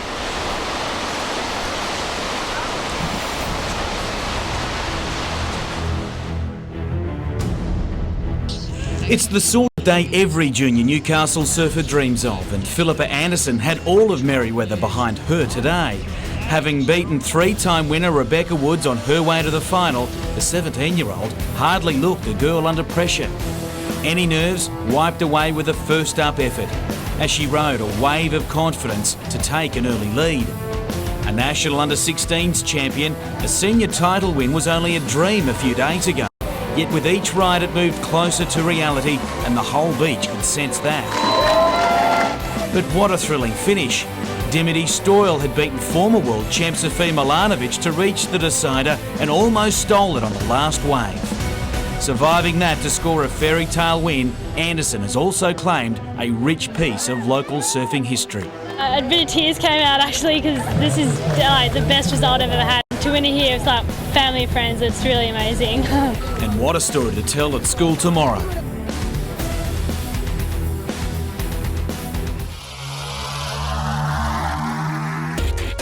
This webcast is brought to you by Newcastle Now. All right, folks, well, welcome back. It is day number 2 of the Burton Automotive Pro, the 30th anniversary of Surfest, a QS 6,000 point event here on the World Surf League. And that is a great little shot looking right up the beach there, of course, from Merewether up to Bar Beach. And welcome along into the booth, NBN weatherman, Gav Morris. Tez, good afternoon. How are you, champion? Very good, thank you. Mate, we've got just tricky conditions today. Swell kind of backed off a little bit, but the forecast looking good. We've got an increasing swell day by day until we get to the weekend. And then, mate, it looks like that weekend is looking pretty radical. It's going to be really interesting. Look, it could become a cyclone. There's a low that's way up north. It's sitting on the monsoon trough, and it's deepening and it's starting to spin. We've got a little cyclone that's already formed in the Gulf at the moment, but in the Coral Sea, that monsoon trough comes all the way and it's spawning more lows. And the charts have that low out in the Coral Sea coming down towards Queensland. Now, as we all know, cyclones are a little bit unpredictable once they get up and running. But most of the models have it pulsing south along the coast. I think there's going to be 2, potentially 3 scenarios for this situation. The worst one for us is that low comes down, crashes into southeast Queensland, dumps a huge amount of rain, flooding, and for us that means big swell, but it means onshore winds. Sure. So something like that. Potentially move it into the harbour or something. You don't know, because it would be a northerly swell. Gotcha. So we're going to have a northerly swell building. Best case scenario for us, if we go to the other end of the spectrum, is that low comes down, skirts the coast, but then its core remains out over the water. The water is really, really warm at the moment. The East Australian current is incredibly warm. It's 28 degrees at the moment off Coffs Harbour. What does that do to those lows? Does it pull it out, back out to sea, or does it usually push it, or what's it do? Have any effect on the way it affects the direction of it? It generates energy, in simple terms. A cyclone, to maintain its strength, is it needs water temperature of about 27 degrees. Gotcha. The East Australian current is about 28. Wow. So it's over. So that means if the core of that low comes down, what it does, it's drawing up all of that warm, moist air off that ocean. Okay, so that's coming up, and then the spin of the Earth, the Coriolis force, spins it around, and then that low could reform or strengthen even further and turn into an intense East Coast low, and literally bounce off the high and move out into the Tasman. That's kind of the scenario we'd like to see happen, because that means big swell, but it also means that we'd have offshore winds. Yeah, that's right. I've seen a few different surf sites who've said a few different things. Looks like winds predominantly out of the south across the weekend, but also one of the sites I saw, I think it was with Benny Maxim and the swell net going. We're talking about westerly winds and sort of 6 to 8 and even 10 feet swell. So either way, we've got some action coming our way. Yeah, definitely. I mean, all of those forecasts come down to what will happen to this low as it skirts the coast. As I said, if it comes in, runs over the land, dumps all of its energy, all of its moisture, and then the friction of the land breaks that low up over northern New South Wales and southeast Queensland, and it's all gone. You know, we'll still have swell, probably onshore winds, but not as intense as an east coast low forming and generating some amazing conditions. So the next couple of days are going to tell us a lot. Today's run had both scenarios on the different model runs. Yep. So it's going to be a really interesting weather system to watch no matter what, because northern New South Wales may flood and southeast Queensland, but for us, well, it could mean a really exciting end to Surfest 2015. Yeah, what a great 30th anniversary present that one is. It would be. Take that one. This is Masatoshi Ono, Japanese rider, by the way. We'll just get a couple of quick updates for this current heat in the water. That was the Japanese rider's opening wave. We've got Jose Ferreira from Portugal wearing the red singlet. Koa Smith from Hawaii is in orange, and Slade Presswich from South Africa is wearing the blue. And as we just mentioned earlier, Gav Morris in booth with us here for this broadcast here at the Burton Automotive Pro. Gavin, of course, works for NBN Television, subsidiary of Channel 9 here, and does the weather for all the way from Newcastle all the way up to the Gold Coast. So, so I hope you're enjoying the action, folks. And, it is day number 2. Tez McKenna and Gav Morris hanging out in the booth, mate. And Gav, have you been in the water much lately, mate? Yeah, well, I've been up flying because I do a bit of flying, so I've been flying inland. But I was away for a week, and then I came in the water, and I foolishly wore a wetsuit. I nearly melted out there. It was absolutely. So I got one of those, those long sleeve vests with the shark skin on it, and I just cooked the other day. It was crazy warm water, and that might even have something to do with the fact we've had a bit of activity under the water as well. Oh, absolutely. There's been bait balls out there. There's a lot of bait fish, a lot of schools that have been running, and when there's little fish, we always know the big ones aren't far behind, and there's been plenty of those. That's right. I said to someone the other day, it's a funny thing, you know. Newcastle was almost like Amity Island there for a while, wasn't it? But it was get out of the water. Yeah, run for your lives. It was but it's a lot of hype around it. And look, the bottom line is, I remember when we were working, we both used to work at New FM together, and I used to go up and do the traffic and surf reports every day in that cheap helicopter. It used to scare me so much. But we'd go over the beaches every day, and about every second or third day we'd see something going on down there. And that's just where they live, mate. You know, it is. The only difference now is that people are looking a bit harder, really. Yeah, that's exactly the case, and reporting them as well. I've sat there with big shadows, going underneath over Stockton up there on Stockton Bight, which is a shark nursery. I've taken off on little ones, and there's little metered sharks, right on the sandbank as you take off and go over them. So they're out there, they're everywhere, but now they're just getting reported on, so everyone's just a little bit on edge. Yeah, it's all good, mate. No, and it's but for the 30th anniversary, I'd hate this East Coast low to come and rain on our parade, literally. And and we're not going to let the S word sort of leak out too much more here as well, because that's it's a bit of a myth, that's for sure. But mate, great to have you in booth here, and we'll just keep you in here until we get the next webcast team in. We got Jesse Adam and Travis Lynch, two of Newcastle's or two of Merewether's finest, coming up to talk us through the next couple of heats. Let's go just check the replay, Gav. You take us through this one, mate. All right, well, that's the kind of surf that I surf.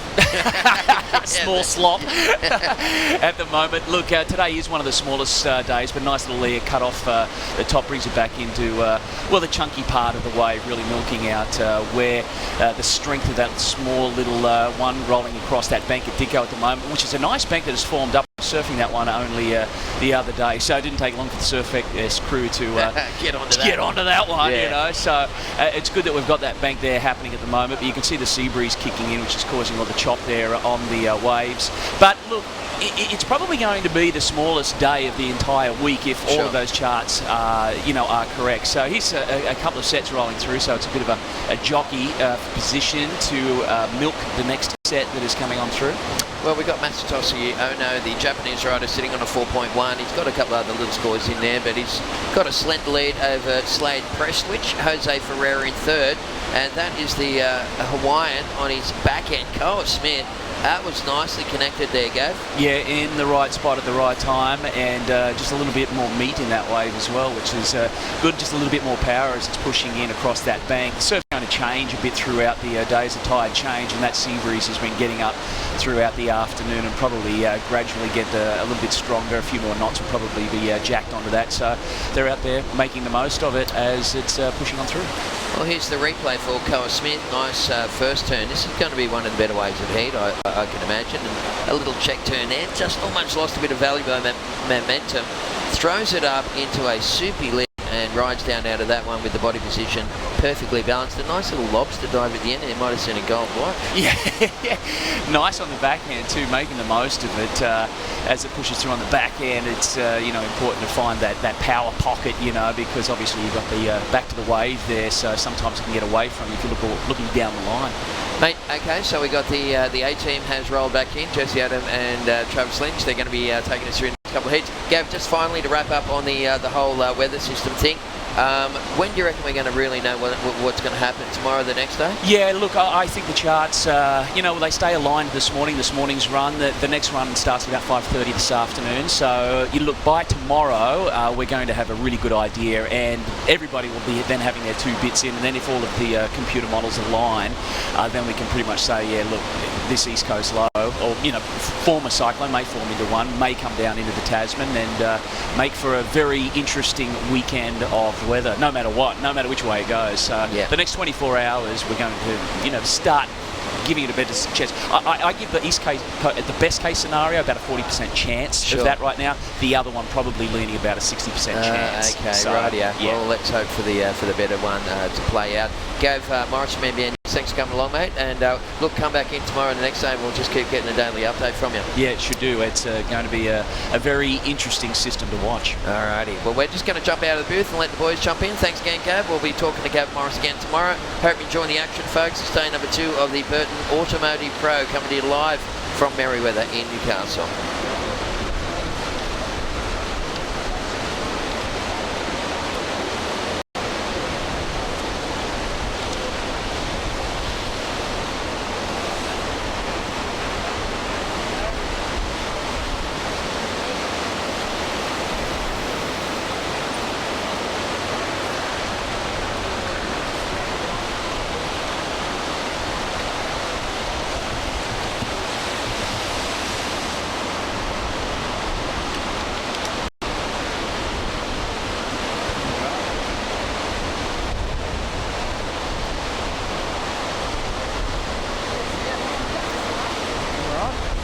Jesse Adam with you.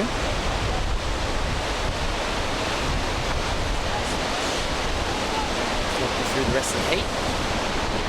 Lynchy, how are you? Yeah, mate, really good actually, and loving this sort of a bank move that we've had down the beach. Looks like there's some really good waves on offer. Yeah, it does looks nice, and actually for the the wind and the conditions, it looks pretty clean on the face, and looks like there's some longer running right-handers on this bank, which is nice. Yeah, I saw a few heats earlier. Looked like a couple of guys were busting a few airs on that end section, so the wind looks really nice. Northeast sort of wind here, a little bit onshore, but mate, these guys, when they love to go, above the lip, they don't mind a bit of onshore breeze. Yeah, that's right. We've seen some pretty crazy stuff over the last couple of days. Last weekend during the Business Board Riders Pro Junior, we saw some pretty crazy stuff go down when the northerly picked up. And yesterday saw a couple of crazy aerial manoeuvres throughout the afternoon as the wind got a little stronger, and it's already up this morning just that little bit. So from the get-go, we're assuming we're going to see quite a bit of that throughout the day. Yeah, so this current heat in the water looks like, we've got a few scores locked into the computer already. Nothing really looking like a standout score yet, so look for these guys to really sort of push for that, main score, a 6 or a 7 or higher. That was a great looking two-turn combination. Jose Ferreira, who's currently sitting back in 4th place. I'm unsure as to whether that last wave has been locked in or not. Nope, it is right about now though. 6.5, as you said, Travis, you called for it, and they replayed that wave, and he's done exactly what you've requested of him. 6.5 takes him from 4th to 1st place. So Jose out in front. One of your old sparring partners, Mara, I know. He's in the white, and probably Japan's favourite son in terms of the QS grind. He's been a seasoned competitor on the tour, and had many good results over his career, and it's great to see him back in Newcastle. Who we got on screen there? Slade Prestwich from South Africa in the black, currently sitting in 4th, and Koa Smith in the orange singlet in 3rd place. Here we go. Ono, Trav. Yeah, up and riding on his backhand, and real stylish surfer, just coming off there, bit of a stumble. That was all style. I think this onshore breeze does make a little bit of a choppy face, so just catching a rail there, a little bit of a awkward situation there for the surfer in white, but he's still sitting in 2nd. He's got 2 scores, a low 4 and a high 4, or mid 4, should say. So it is Jose leading this one with that 6.5. He's going to need another big score to really hold on to the 1st place here. As you see, a nice little wide angle there, Jess. The bank just a little bit north of the main bank area here at Merewether, down towards Dixon Park. But there's lots of waves. There's that wind swell. Looks like there might be a bit of a set approaching now. So look for these guys. They're going to get a lot of small scores, but hopefully they'll jag that decent wave and lock in some good ones. And we got a bit of a paddle here. That's the Koa Smith, the Hawaiian, up and riding. Yep, this is Koa. Odds are he had the pick of the lineup with first priority there, as we see him really get some work done through the middle. How was that 2-turn combination to finish up that wave, Trav? That was pretty quality stuff. Yeah, that was a massive backhand snap there from Koa. But it's a really important. You're not going to get too many really good waves with open faces, so he really had to capitalise on that one. It looks like a really, really strong turn, so we might see a decent score come through for yellow in that last one. Yep, this opens up with a smallish backside hit to set up this inside section as it stands up on the bank. Here's his first strong turn, throws a lot of water straight into a bottom turn, right up into the lip, and drifts the tail a little bit on that last turn. So they're going to really enjoy that 2-turn combination through the middle of that wave, and it's going to, I'd say for sure, go up into his top 2 there. He's sitting on a 5.33 as his highest score, needing a 3.34 for second, and well, around another 5-ish sort of score for first. You'd think he potentially could be going up into the lead after that last wave. Yeah, that looked like a really, really strong backhand turn. So, Koa Smith, he's making his way back out into the lineup. We're going to see lots and lots of waves ridden today. It's probably a little bit tricky to use your priority here. You're going to see lots of guys maybe get scores away from that priority, but I mean, it is those bigger waves that we're sort of lacking at the moment. But those bigger scores are going to come on those bigger waves, so it's going to be an interesting thing to see how these guys do use their priority and what the guys without priority are going to do. Yeah, it is a tough one in these kind of conditions, and we saw the theme yesterday. It looks like we've rolled straight back into a similar one. Is small scores to start in that 4 to 5 range for all surfers, and then generally through the mid to later part of the heat, you see the guys build into like the 6 and 7 and up into the excellent range through the back end of the heat. It's not often we see an explosive start where everyone's dropping big scores. It's generally building block style stuff because of the conditions, and it's happened the same way in this one, as we see just as we look through the scoreboard here. Small scores around that 4-point mark for most of the guys, 3s and 4s to start off, and now they're building into that 5, 6 plus range. And as we see that last score drop for Koa Smith in the orange singlet, a 7.5, the best score of the heat so far, and we were expecting it to go well and truly into his top 2 and take him to the lead, and it's done exactly that. Yeah, really strong manoeuvre there from Koa Smith, and a 7.5. That's going to be, this is currently the highest scoring wave of the heat so far. So look for Koa now to really start to build on that. He needs to replace a 5.33. So, he's really looking pretty comfortable at the moment. Masatoshi Ono, he's just, hasn't got going yet, and the surfer in black, who's up and right now, the South African Slade, he's just having a bit of trouble finding his feet out there. Yeah, he just hasn't really found anything with a good open face, and just not really looking like he's handling the chop in the face at the moment. But Ono is trying to handle this one really strong on the backhand, and just looks to finish up with one more hit in the inside. It does look a little bit tricky. It doesn't look as good as it's been down there the last couple of days, I think because of that dropping swell and maybe the tide at the moment. But we have had some really, really good waves down there the last couple of days. The free surfing bank has honestly been probably better than the contest bank down here at Merewether. Yeah, you can sort of see the waves, you know, it's sort of, we get a little bit of a flat section and then it sort of stands up really quickly as well. So you see him sort of just come around here now and, you know, it's a bit of a 2-up, double-up sort of section, a bit fat, gets hung up a bit. That first turn was pretty nice and just a little bit of a wobble here at the end. So we'll have to wait and see what happens with that last score, but, you know, he really needs to start to get things going. Got to get moving. And here we go. It is red. Jose Ferreira going back into second place, and he's on a nice looking wave as he draws out that second manoeuvre. Has he got an end bowl to work with? Here it is. Light on his feet as he snaps out of that last manoeuvre. Unsure as to whether that will go into his top two. There's a big, nice vertical re-entry for our current heat leader, Coa Smith. So we've got a couple of scores to drop for those last couple of waves. Coa and Jose. So that was first and second place respectively, dropping another wave apiece. Let those scores trickle in. Let's check the replay of Orange's last wave, the Newcastle Dow replay trap. Look at that, slide the tail. Really throwing the fins out on that last turn and going vert on the inside. Tell you what, you know, he's sponsored by Hurley. He's got a little bit of Adrian Buchan about him, I think, Coa Smith. So maybe team leader Mitch Ross might have been, you know, putting in a little bit of coaching clinics with Adrian and Coa, as you see red here in the replay. Yep, Jose gets a bit of open face work done in the early stage of this wave, and then manages to fit a little close-out re-entry, and doesn't push it too hard. Gets a little straight-legged on the way out, but nonetheless finishes off another wave, and is looking to maintain that second place position or move further ahead in the field and climb up into that first place. He's going to need to do something pretty special to surpass Coa Smith at the moment, who is sitting on that 7.5. And, well, could potentially be bettering his scoreline with that last wave.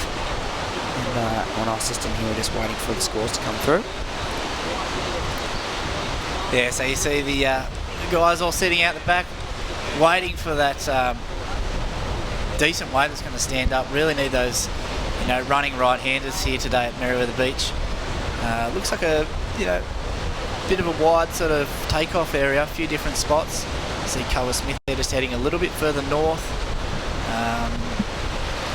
You know, the other guys sitting pretty close together.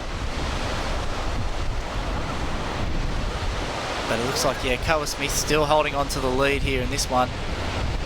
And we're looking for a big finish.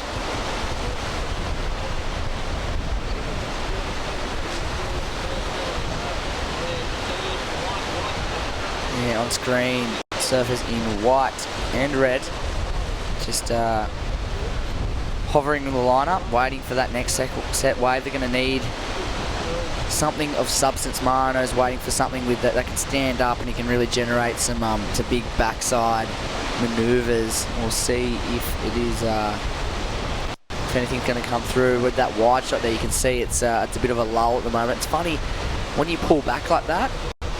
It kind of like appears like the waves are just really, really bad. When you get that tight angle on the takeoff on a wave, you can actually see it. It's got a bit of steep curve to it, and you can really get, especially when you backhand, you can really get vertical and really push some of those maneuvers. It's actually really fun when you get out there and surf.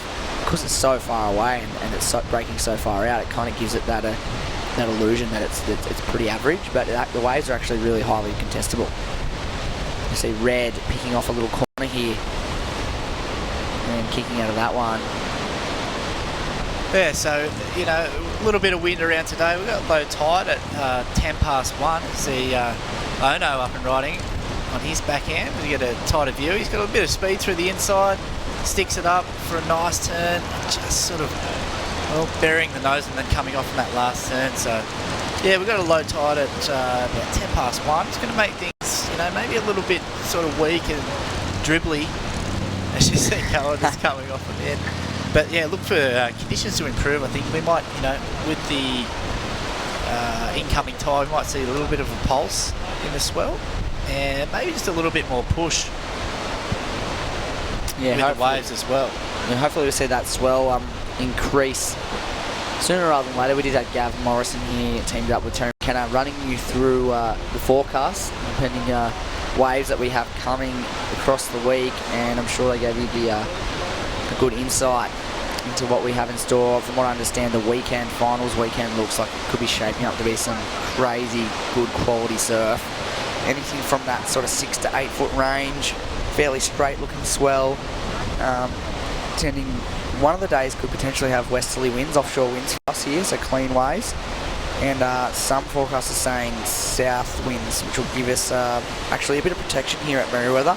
And also potentially we could go to one of those other spots we went to in previous years, go into the harbour and get something pretty special. So if that could happen again, that would be brilliant. So fingers are crossed for the rest of the week. This is looking like one of the smaller days, and with the conditions highly contestable at the moment, we're going to be seeing some good surfing throughout the whole week. Here we go. Jose Ferreira getting another one under his belt there. Yeah, so it looks like Jose still hanging into second place here. And you see Merewether, he just really didn't get going in that one, as I think that's the end of the heat. So yeah, Merewether just not getting that decent score above the 6 range. Looks like he's going to bow out. So it looks like Koa Smith with a 7.5 and a 6.17 takes that one out. Jose Ferreira on your screen, progressing on through to the round of 96. And well, we'll take you through the next heat when we come back from this short commercial break. See you soon.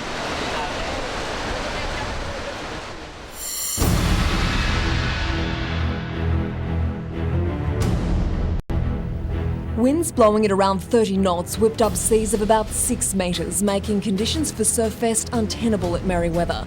Organisers moved the international event to Newcastle Harbour for the first time in its 28-year history. Extreme conditions and a world-class wave, and deserved a world-class event, as Joel Parkinson said. The decision required the consent of Newcastle Port Corporation, which today denied claims made earlier in the week that it intended to block the move. No, that's not correct. Newcastle Port Corporation admires the Surfest, and Warren Smith's got a heart as big as Farlout. The conditions that are applying today to ensure the safety of everyone are the same conditions that we talked about a few days ago. Those conditions were that spectators couldn't go beyond knobbies on the breakwall, but that didn't deter those keen to catch a glimpse of the world's best tackle the testing tubes Mother Nature delivered. Definitely over the 6 foot mark, so it's very testing. There's been some very fantastic wave riding and tubes and that, and there's been fantastic wipeouts. An average of 100 millimetres of rain fell in the 12 hours to noon today, and the downpour is set to continue well into the night. But the SES says favourable tidal conditions are helping drain the catchment. At the moment, we're really monitoring the Patterson and Williams rivers, anywhere down from Dungog and right through to Raymond Terrace, mainly in the sort of Hinton areas. Kath Landers, NBN News.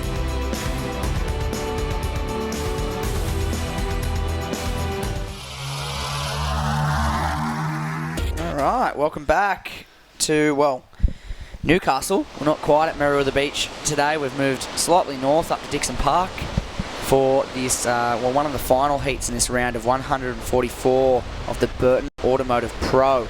All a part of Surfest for 2015. And we're in our 30th year of Surfest, Travis, and that is a massive achievement. Yeah, it's unbelievable, mate. You know, this contest has been going as long as I've been alive, so you know, it's always been a part of my schedule throughout the year here, growing up in Newcastle, and it's something we look forward to every year. And you know, it's just getting stronger and stronger. We saw that last little package there during the ad break of the event when it got moved a few years ago into the Newcastle Harbour. You know, it's a nice barrelling right-hander, and well, we had Gav in here. I'm not quite sure what Gav has for the viewers at home with his predictions, but you know, the forecast I've seen, you know, it looks like we may be going in there. Yeah, we could potentially be going back to the harbour. Hi guys, Jesse Adam here with Travis Lynch, and stoked to be here taking you through the next couple of heats. We are into heat number 23, and then we'll be taking you through 24 to see out this round, and then we're going into the main round of 96, where we're going to see the top seeds drop into the draw, Trav. It's going to be pretty exciting. Yeah, you know, we got Joel Parkinson coming up in the next round. I think it's the first heat actually, so that'll be good. He's going up against the local guy Jackson Baker, and of course, you know, this young guy Igarashi. Yeah, Kanoa will be coming up in that heat. It's going to be a blockbuster showdown, isn't it? That first heat of the round is going to be awesome. But for the current heat in the water on your screen, in heat number 23, in the black right now, Kaishu Tanaka, one of our many Japanese competitors out this year for this QS 6000 event. We have drawn a lot of interest from all over the world this year, many nations represented here in Newcastle, and quite a number of Japanese competitors out here and performing really well in these small, fun conditions. Yeah, it looks like he's got a little bit of a wider board here, the Japanese surfer. As you see him up and riding here on the replay, and getting a lot of speed and sort of a lot of stability in that board. Just caught a little bit of a rail there on that last turn and wind up for a nice turn. Yeah, nice vertical major manoeuvre to finish up as he just gets a couple of more small foam climbs to see out that ride. That was his first wave. That score will lock in shortly. And on the board during that commercial break, we had a couple of waves ridden from White here on Jabor. He opened up with a 283 and a 4.33. This man, Bino Lopez, this is his first ride and looking electric from the get-go. Fortunately, catching an inside rail on that first manoeuvre. He is, however, looking sharp, so watch out for that man in the red singlet throughout this heat. Yeah, so again, we're sort of starting to see a few small scores locked into the computer just at the early stages of this heat. Of course, heat 23 in the water at the moment. And most of the surfers just need to sort of find their feet, adjust to the conditions. A lot of these guys would have already surfed this bank, I think, and have a pretty good idea of how it is. But yeah, it can be difficult with this little bit of onshore breeze. As we check out the replay here. Here we go, red. And like I said, he looked electric from the start. A lot of speed, jams his first section and just catches that nose on the way down. He was looking way down the line, thinking about fitting in another manoeuvre before it shut down, and lost a little bit of focus on that first manoeuvre. Yeah, it looked like he just sort of started to rush that manoeuvre, just wanted to sort of get that turn done and be moving down the line and catching a rail. So no love lost on that one though. It was a short ride.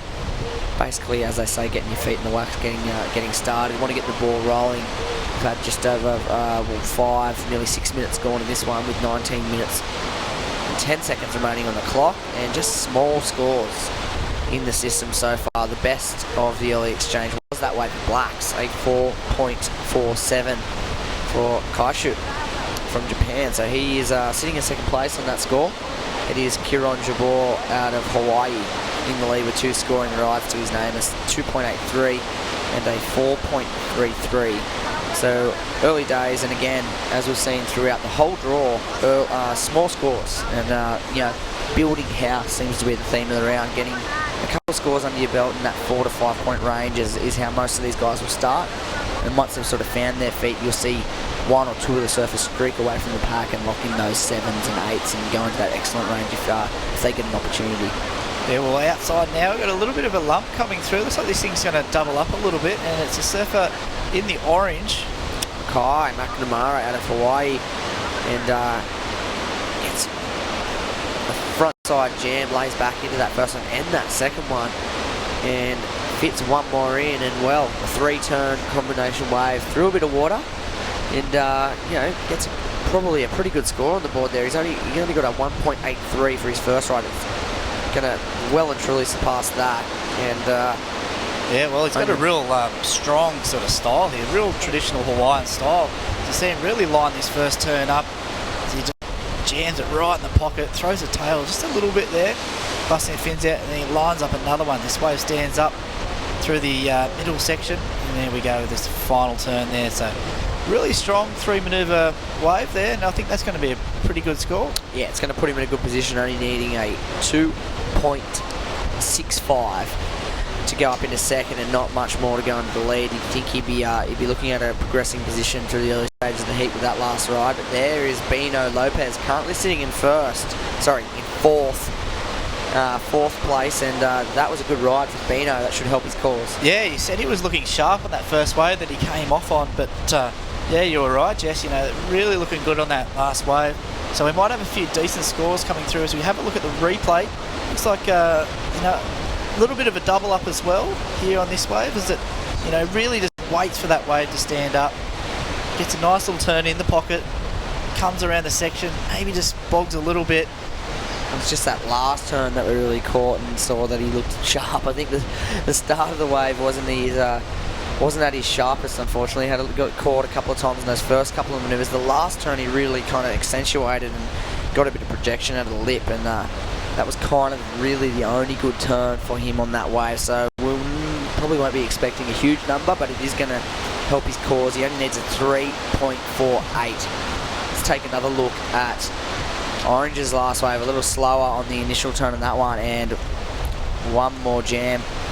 A little bit repetitive in his approach in terms of the manoeuvre choice, but nonetheless, he needs to put a backup score on the board. He's just dropped that second wave score though, a 7.67 for his second scoring ride. So a great score for that wave, and he'll be locking in one more with that previous wave, which should improve his situation, as he's only holding that 183 as his backup. Yeah, and you've got Bino locking in a 5.27. So not a bad score there. He's still sitting in outside the top two, but he's starting to sort of figure things out. He's also sitting a little bit wider than the other guys, so it's tactical manoeuvre here. I guess it's a priority thing too. If you've got fourth priority, why not shift down a little bit and move away from everybody, because really you kind of got Buckley's of catching the next set. You've got a little chance of being on the best wave, as you kind of not in that zone of not even first, second or third priority. You kind of should sort of spread yourself out a little bit. There's a couple of locals, Travis, just enjoying a day at the beach. Yeah, mate, it's a great place to live, Newcastle, and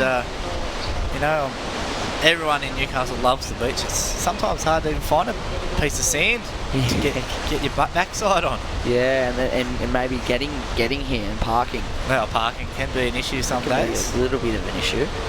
But there's two lucky beachgoers that managed to get a park and get a spot on the sand today. Well done, girls. And there's a lineup. See some sets approaching. That may have been a smart move. Red shifting down the beach a bit. He's going to look at this wave.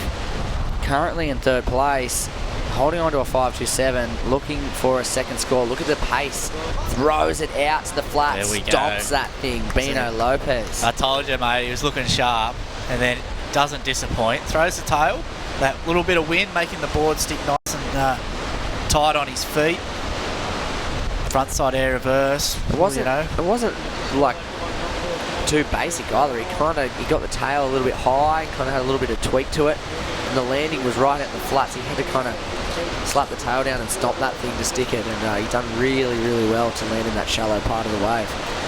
We'll love to take another look at that on the Newcastle Now replay when we can boot that up. That is an impressive manoeuvre.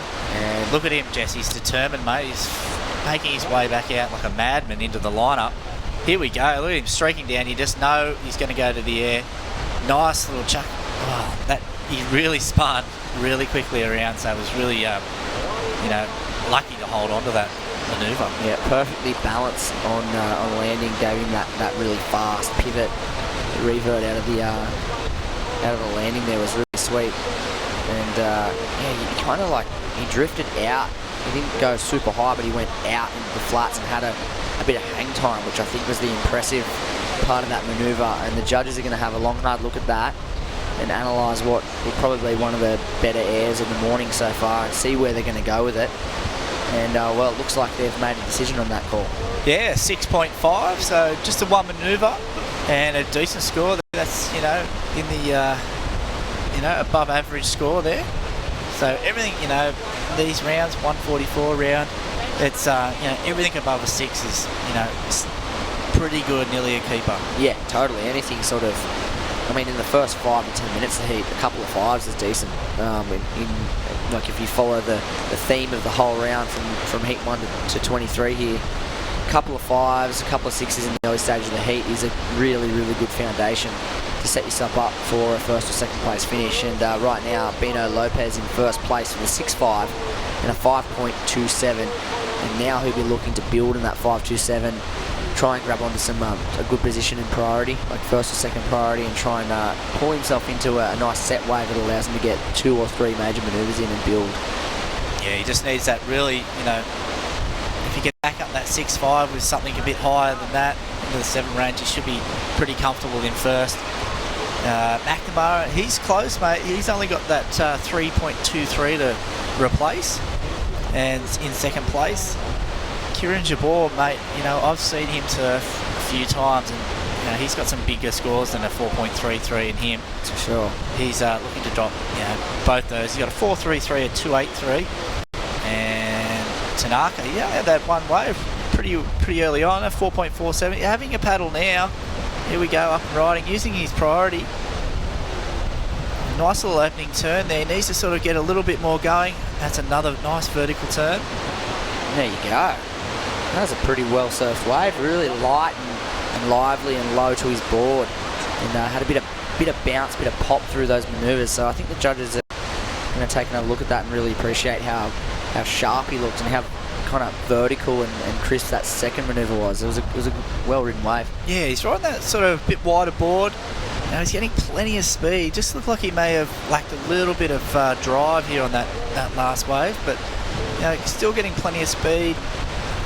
Just getting sort of caught on that first bit of a wonky sort of section there. Comes through again, and nice section goes vertical. Not throwing a whole lot of water though, is he? He's getting the manoeuvres are fitting into the wave. He's getting a bit of rotation through the hips through those manoeuvres. He managed to get vertical front side on that second turn, which was nice, but not throwing a whole lot of water. There's Kieran Jabor finishing up on his, or what will be his fourth ride of the heat. We're going to see a little shake up here, I think, in positions as we see a score drop for white and black. Black only sitting at one score at the moment, a 4.47. And although he wasn't really pushing a lot of water, I feel like that wave was better than his first. Yeah. He locked in a 4.47. He should go north of that in this next wave, which is going to put him in, well, at least third place. You think here he is, straight up into another one. As he comes around that section, that's better. It really sort of throws a tail. Is he going to ride out of this one? Yeah, yes, he does. That was a killer finishing manoeuvre, wasn't it? Really kind of pushed and thrashed through that last turn, which is more of what the judges will be looking for. See a bit of water move, see a bit of a bit of extra spice on that re-entry rather than those sort of flicks that he was putting through in that previous ride. Yeah, like I was saying, you know, you've got that sort of wider board, you know, you get a lot of speed, you just don't get that drive off the bottom and off the top, and I think that might be what he's lacking now, but he got a really good section on this last turn, and he really just sort of went for it. It's a good turn, but you know, only really a one manoeuvre wave, so we'll have to wait and see what the judges think of that one. Wow. Well, we might as well go home, stop talking and let Terry and that get back in the box, because that last wave, second to last wave of Kaishu Tanaka, it was a 7.27. That 3-turn combination wave, a 7.27.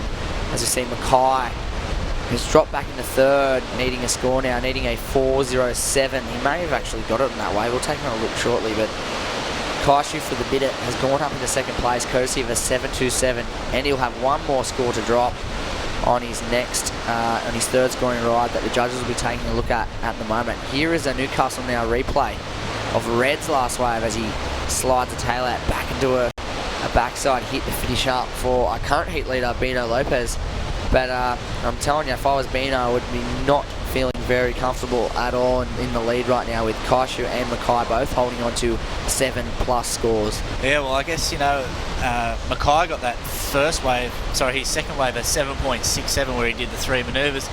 I'm guessing that they compared the 2 waves with McNamara and Tanaka, and, you know, they thought that McNamara's was just that little bit better, but of course, you know, both got 3 turns in. You see Bino going at it again.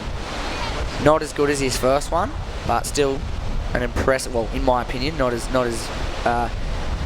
technical and not as difficult as the first air reverse, but he'll still get a score. Will he improve on his 5.27 though? I'm unsure about that. As you see, Kieran Jabor really blasts that last manoeuvre. Is that complete? I'd say so. That's complete.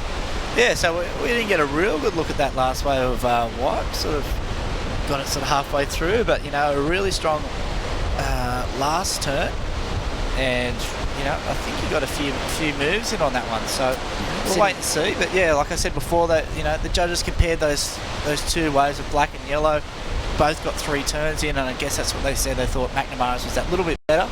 But yeah, 7.27 for Tanaka, and we'll just have to wait and see what that last one comes through of Kieran Jabor.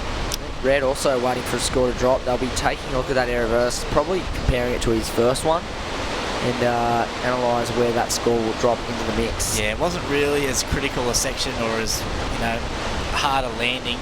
It's a bit of a smaller wave as well, so that'll be probably below both those scores, I reckon, as you see surfer in second. Tanaka, the Japanese guy, up and riding again. Yep, used priority on that wave to hold off Mackay, who is sitting in third place, so potentially a smart move from the competitor in black, currently in second, but the wave did not really event. Yeah, I think, it might be a little bit of a mistake. I think I would have let him have that one. There's not much going on that wave at all. I mean, he needs to replace that 4.47. He's really just, he's not out of danger at all. McNamara needs a 4.07.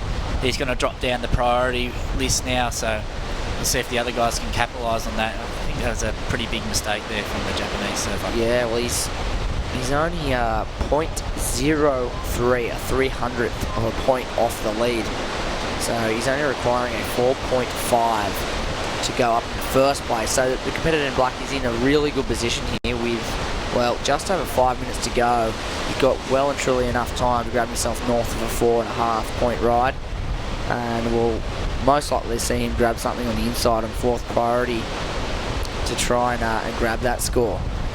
Here's orange on screen, waving around, trying to get the update with the wind the way it is. It is quite difficult to hear the beach commentary team, so you kind of have to sort of sit still and hold your ear to the sky and try and catch that noise as it blows away in the wind.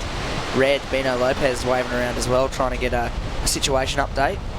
And he would be stoked to know if he could hear us. He's in the lead. Red is still in first and has been for the majority of this heat trav, but I just don't feel like he's safe at the moment. Let's see if he can build on that 5.27 and maintain his lead here on this wave. Yeah, well, here he goes now. Nice turn. Well, he's just trying to rush those turns, catching another rail. It's the second time this heat. Look, he looks frustrated. That looked like a decent wave. He's going to need to get on the WSL website, get on that YouTube link and watch his heat back and find out why he keeps ditching his nose on that front side re-entry. It's a sharp, solid manoeuvre. He throws a bit of water. If he can come out of that with some drive and go into another manoeuvre, he's going to get rewarded for that for sure. He just needs to ride out of it, really. Yeah, he just doesn't, he's just rushing it at the end. But here he goes. He picked up another wave. And looks, he's got a lot of energy coming around that section. Oh, goes for a real critical air reverse, but, he almost pulled it. That was gnarly. He went out of that float into a really shallow section, as we see Kieran. He's been sitting in fourth place for the majority of the heat, and he really needs to get to work and find something of substance as he jams one to finish up that wave. Just a smaller, slightly slower wave. He needs to find something with a bit of open face and really get... He's got that nice open face gouge, and he's got a couple of tricks up his sleeve in terms of aerial manoeuvres too. If he can just get into something decent, he's going to get a good score. Well, we saw, those two waves from McNamara and Tanaka before. 3 turns, both in the 7s. Kieran got 3 turns in on that last wave, so we're going to have to wait and see, how critical those moves were. But, well, in being super hypercritical, those 2 7-point plus rides from Mackay and Kaishu, they weren't anything that crazy. They weren't that special. They were just pretty normal, decent 3-turn combos. Like normal surfing will get you those scores if you can find a wave and surf it to, at 80%, say. You're going to get yourself into that 7 range at the moment in this heat. So any of these guys are capable of dropping something north of 7 points right now if they get the wave, and that's all that's needed from right at the bottom to the top. Like Kieran Jabor in the white, a 7.41 required for second. Mackay in third place in the orange singlet needs a 4.07. Very, very achievable score. Now, actually, we've got a few scores just dropping through now, Jess, and Kieran Jabor moves into the lead. He's got a 6.73 and a 5.37. Wow, his last 2 waves. And that's what I was saying, he was getting those 3 turns in, maybe just a little bit flatter than the other competitors with those moves, but he's got the 2 decent scores. And, we've just got another change now with McNamara. He's a 4.7. He jumps back into the lead. They've absolutely flipped the lid on us here in the commentary booth with these updated scores that have just come through. And, well, first and second, now third and fourth. So that's all it really took. I was just saying, it had already happened, but I was saying, anyone's capable of grabbing the score they need right now, and they've gone and done it right before my eyes, and Mackay McNamara on your screen, a 7.67, and it was only a matter of time before he got that 4.5 plus. He's locked in a 4.7, he's hit the lead, and Kieron Jabor, the other Hawaiian, a 6.73 and a 5.37 in succession in the last 5 minutes of this heat, and he's gone up into second. So the two Hawaiian surfers looking the goods with just a minute remaining on the clock. Can Bino Lopez or Kaishu Tanaka jump back into that first and second place position? They only need Bino needs a 5.61, Kaishu needs a 4.83, so very, very achievable scores. Is there going to be enough time, Trav? Well, here we go now. It's Tanaka up and riding. Good size wave here, and a nice opening turn. Carves it back towards the power source. Hoping for this one to stand up. Looks like it's gone a little bit flat. It's a little bit foamy. Whoa. And a nice turn to finish up. That's going to be close there, I think. He only needs a 4.83. And that's it for the surfer in black. He's heading back to shore. 30 seconds on the clock, and a 4.83, a very small score required, but did he do enough work on that wave? We'll have to reanalyse it shortly. This is Mackay McNamara in first place, looking to solidify that position on this last wave. Look at this section. Lining up a bit of an air, and not much happening, so... Well, looks like the Huda just went in the background there, so it looks like McNamara and Jabor in first and second at the moment. Still waiting on that last score of Tanaka to come through. It's going to be close. Here's a replay of last at black. Is this, ladies and gents, a 4.83? It's a little flat, little horizontal on that first maneuver. Carves back into the foam, Trav. And it wasn't really until this last maneuver that he really kind of jammed it. It was such a small section. Gonna be touch and go. I'm not sure if he's gonna have to get the nod for a couple of judges to give him a 5 really to get that 4.83. Yeah, I mean he got, that first turn really wasn't that critical. The second one as well, but we'll wait and see. We're gonna have a quick break now. We'll come back with the results of that last heat, heat number 23. We'll see you in just a moment. 50 years ago, the Burton family first opened their doors. And for 50 years, they've been your local Toyota specialist. For the complete Toyota experience. Talk to the trusted Toyota specialist, the Burton family. Maitland and Port Stevens. We're running all the time, we're running all the time.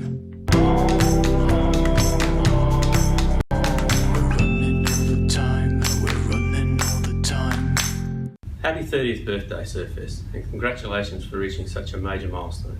It is richly deserved.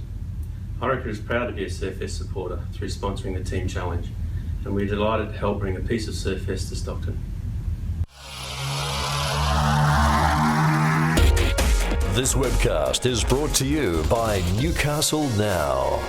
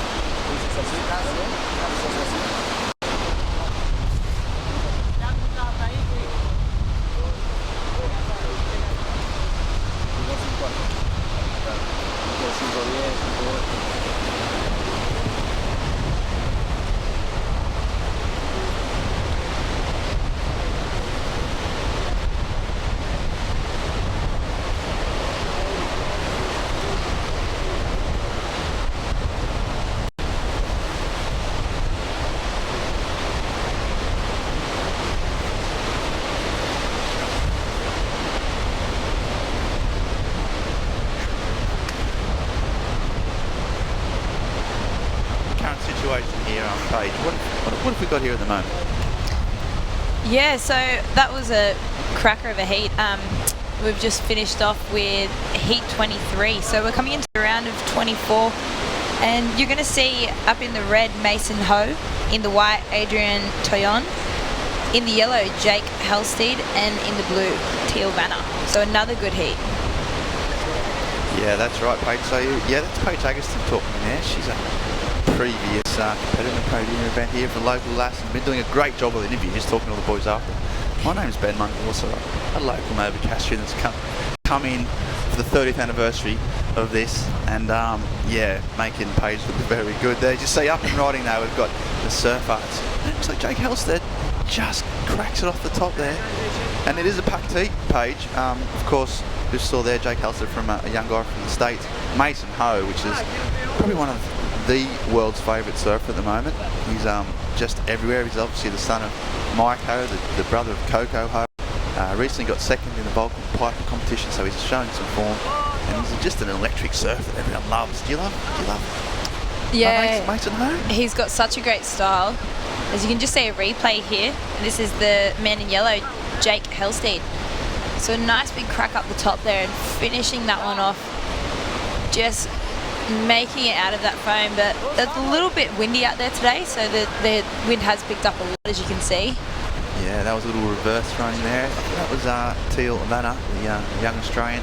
You're right there, yeah, the northeast, easterly blowing into this right-hand sort of rip bowl, which is up at the cliff in Newcastle, as we see it up here. So he's just setting up this one turn, sort of looking for something, anything. I think he's eyeing off this little section at the end. There's nothing doing so far, but he knows he's got to finish it with something important to get something on the board. He just, a little pop, a little bit of butter, and yeah, he finished it off. So I suppose he's off, he's off at the races. He's got a score under his belt, which is pretty important in these kind of tricky conditions. Yeah, and as you'll see, this break is a little different to where we've been all yesterday, and it's we've had to move it down to Dixon because there was just no breaks out, no waves out at Merewether where we previously had the contest. So we've moved everything down. We've only got one camera down there, so we're giving you as much as we can. Still great footage from everyone, and it was the best thing to do and get these guys out in the waves so we can keep the contest going. So that's where the event is. So we're filming this from Merewether. Here's Mason Ho, so he's up on riding, he's got his first turn, a lot of spray, and then another little forehand slash, and just works it back to the foam. He's such a versatile surfer. He's known for his big wave, surfing a pipe and then a wide, but in the little tricky waves, he's got all the airs, he's got all the attitude, real positive surfer, and his goal is to qualify for the CT. He's been very adamant about that, very vocal about it, and this is a big step here at the WS 6,000 points. So that was Mason Ho. We'll get those scores coming through. A 4.17 for the first wave of the surfer in yellow. It was Jake Halstead. 4.17 and 3.57 for Teal Vanna, the Aussie. That little finner that we saw at the end there. And Mason Ho's score yet to come in. Yeah, it looks like there's not a whole lot of waves out on offer. We did see yesterday people were getting 10 waves in one heat and even more. So it has changed in conditions here today, but there's still a lot of rideable waves out there. We've seen some huge scores this morning, and yeah, it's still looking like pretty good conditions. Yeah, definitely. I mean, there's, as you say, that sort of onshore nor'easter, but that works for the air, especially as this is a right-hand bank going into the wind, so you can expect to see some of these young guys starting to go pretty mental. And I think the important thing is the consistency. There's a lot of waves, isn't there? There's enough for each heat. They might not be exceptional quality, but there's enough of them for everyone to get their waves, except for, at this stage, Adrien Cleon, the Frenchman. Yeah, we've just seen the last score dropped in for Mason Ho, so that's putting him straight up into first place. That last ride of his was a 5-point ride. So good opening wave. You can always build on those ones, which is nice. And there's a few more paddling out the back. So here we go in the black. Yeah, so that's just right. taking a look at this one. Teal Vanna, it's a nice looking right-hander. He's got two big sections, throwing the fins and throwing a fair bit of spray as well. He's got this little right-hand bank sus that seems Teal, and he's just going to do one more to finish off and just can't finish it. He'll be disappointed with that, but he did a lot of work. He just couldn't quite finish. You can see the anguish on his face page. Like, oh no, that was would have been a great score. Mason Ho going left. Yeah, he's not one of his better quality waves to choose from, but he does only have that one score on the board, so looking for a second, and anything's going to help. Yeah, as we see Black, Teal Vanna is the last wave, so he's just got a little section, comes back to the foam, he's just looking for a bit more manoeuvrability. This is the big turn there, that's his probably money turn of the wave, and now he was just looking to cement the good work he's done, and he went for it here, to his credit, just get the fins out, and he just got caught, and that'll affect his scoring potential, but we'll see. Still a well-ridden wave. Yeah, and he only needs to drop a 1.57, so it's definitely going to better his score and his position at this stage. But Teal's been around for quite a while now. I remember when I was growing up on the junior series, and he was at every event there as well. And he's such a tall surfer, but so stylish for how tall he is. Yeah, he's really smooth style, isn't that some of those natural surfers that are quite tall and lanky, they've got that real, it looks like he's grown up with some point breaks and used to, some fine waves. Yeah, he's ripping through there. Yeah, he stays really low on his board, which obviously helps a lot. And you can see, especially in these smaller waves out here, and with that wind, you need to have a lot more control of your board out here, and the conditions is just, he's got a real good style of surfing. That's right. Speaking of stylish surfers, the other surfer that we haven't seen up and running in the white, Adrian Tuyon, he's a remarkably stylish surfer. He's been called the French Machado, not just because of his hair, which looks very similar, but he's such a cool surfer. He's a cool dude, actually. I've been fortunate enough to spend a little bit of time with him, and he's just a laid-back, cool guy, and got an amazing style. Also some big airs in his repertoire, so he hasn't had a wave yet, but he's got the capabilities. So we'll see, as we see Mason Ho out in the lead. Till Vanna, that last wave coming through now was a 4.43. And that moves him into second place. Jake Halstead out in front with a 4.17 and 2.77, but it's very, very close. Yeah, it is. It's going to be a lot of situation changes throughout this heat, and it's the best wave and the best surfer. Obviously, they're going to win, but as you can see up in riding, here is Mason Ho. So he is currently in third, needing that 1.43 just to move his way up. As he looks at this little inside section, nice looking wave there. He's got a fair few good manoeuvres in there, kept it nice and simple and safe. He did, yeah, the safe. I think that's the right word, Paige. I think he's just surfing quite conservative. We see Adrian just go past him there. We'll get a replay of that wave. But yeah, it was fairly conservative, which is not a word you'd associate with Mason Ho, but he's playing the numbers. This is a numbers game. That's early on in the heat. He's just trying to, get in a position where he's got something to build on. This is the wave. So his first one was a check turn. This little one here, another safe little turn. He's looking for something to build on. Even that turn could have thrown a bit more board for me. He's just coming in now and he finishes it. Critical, pretty heavy section there and finished it off. So well surfed and probably just waiting to get some scores before he unleashes the famous Mason Ho madness. That's what I want to see. We've all seen something a little bit more extraordinary than that last wave. That's for sure. He's not one to really keep things too safe. He's usually that radical and crazy surfer out there, especially as you've mentioned, he surfs all the big waves, and we're expecting a lot from him, and over these next few weeks, he's got the potential in this contest. Oh, for sure. He's won in 2-foot waves and won in 10-foot waves, and he's deadly serious about qualifying. He does all these amazing clips. You might have seen on the web some of the clips through his sponsor Lost. They're just amazing. They're fun. They're really good energy. He's doing riding crazy boards and crazy waves, but make no mistake, he's here to win. And he's here to qualify, and I think you might see that in surfing this year. He's going to just knuckle down a little bit and just be a bit more smart competitively, and try and focus that real positive energy into making the big time, which is what all these surfers are here to do, really. Yeah, with just 15 minutes on the clock, there hasn't been too much of a situation change since last time. We're still waiting on a couple of scores, but we've got in first Jake Halstead, in second Teal Vanna, in third Mason Ho, and in fourth Adrian Tuyon. Yeah, we just saw Adrian get away there. So yeah, a few scores to drop as they all come in. It's been still 14 minutes to go in this heat. It feels longer because it's been so many waves caught. It's been pretty much non-stop. But there's still plenty of time. The two best wave scores count. So I think all these four-man heats and these type of waves it always goes down to the wire. That doesn't it? It's so tightly packed, and the talent level is so condensed that it's going to be very tight. And Mason Ho's last wave was 3.83. So, as you said, it was safe, but it's got him into first, which is important. Yeah, definitely. And out here, obviously, to get yourself up into first, and we've got the priority as well now. Now he's up there, he's really got to check with that. It's a four-man priority, so it changes up out there, and it really just gives you a lot more opportunity to do well out there rather than just hustling. And a paddle battle out here would be crazy because there's so many different banks, but there's only that one predominant bank that's working, that they're getting the scores on. Yeah, that's right. It's a very good point, Paige. The priority, four-man priority as it's called, has been brought in last year, and it's really changed competitive surfing for these guys in the QS. And you see Teal Vanna there, just stick to those right to the most northern end of the bank, the left on the screen. He's just finished that one, so he's been busy. Needs to improve on 4.43. But yeah, the priority system where previously it was all every man for himself, wasn't it? And just whoever had the right of way got the wave.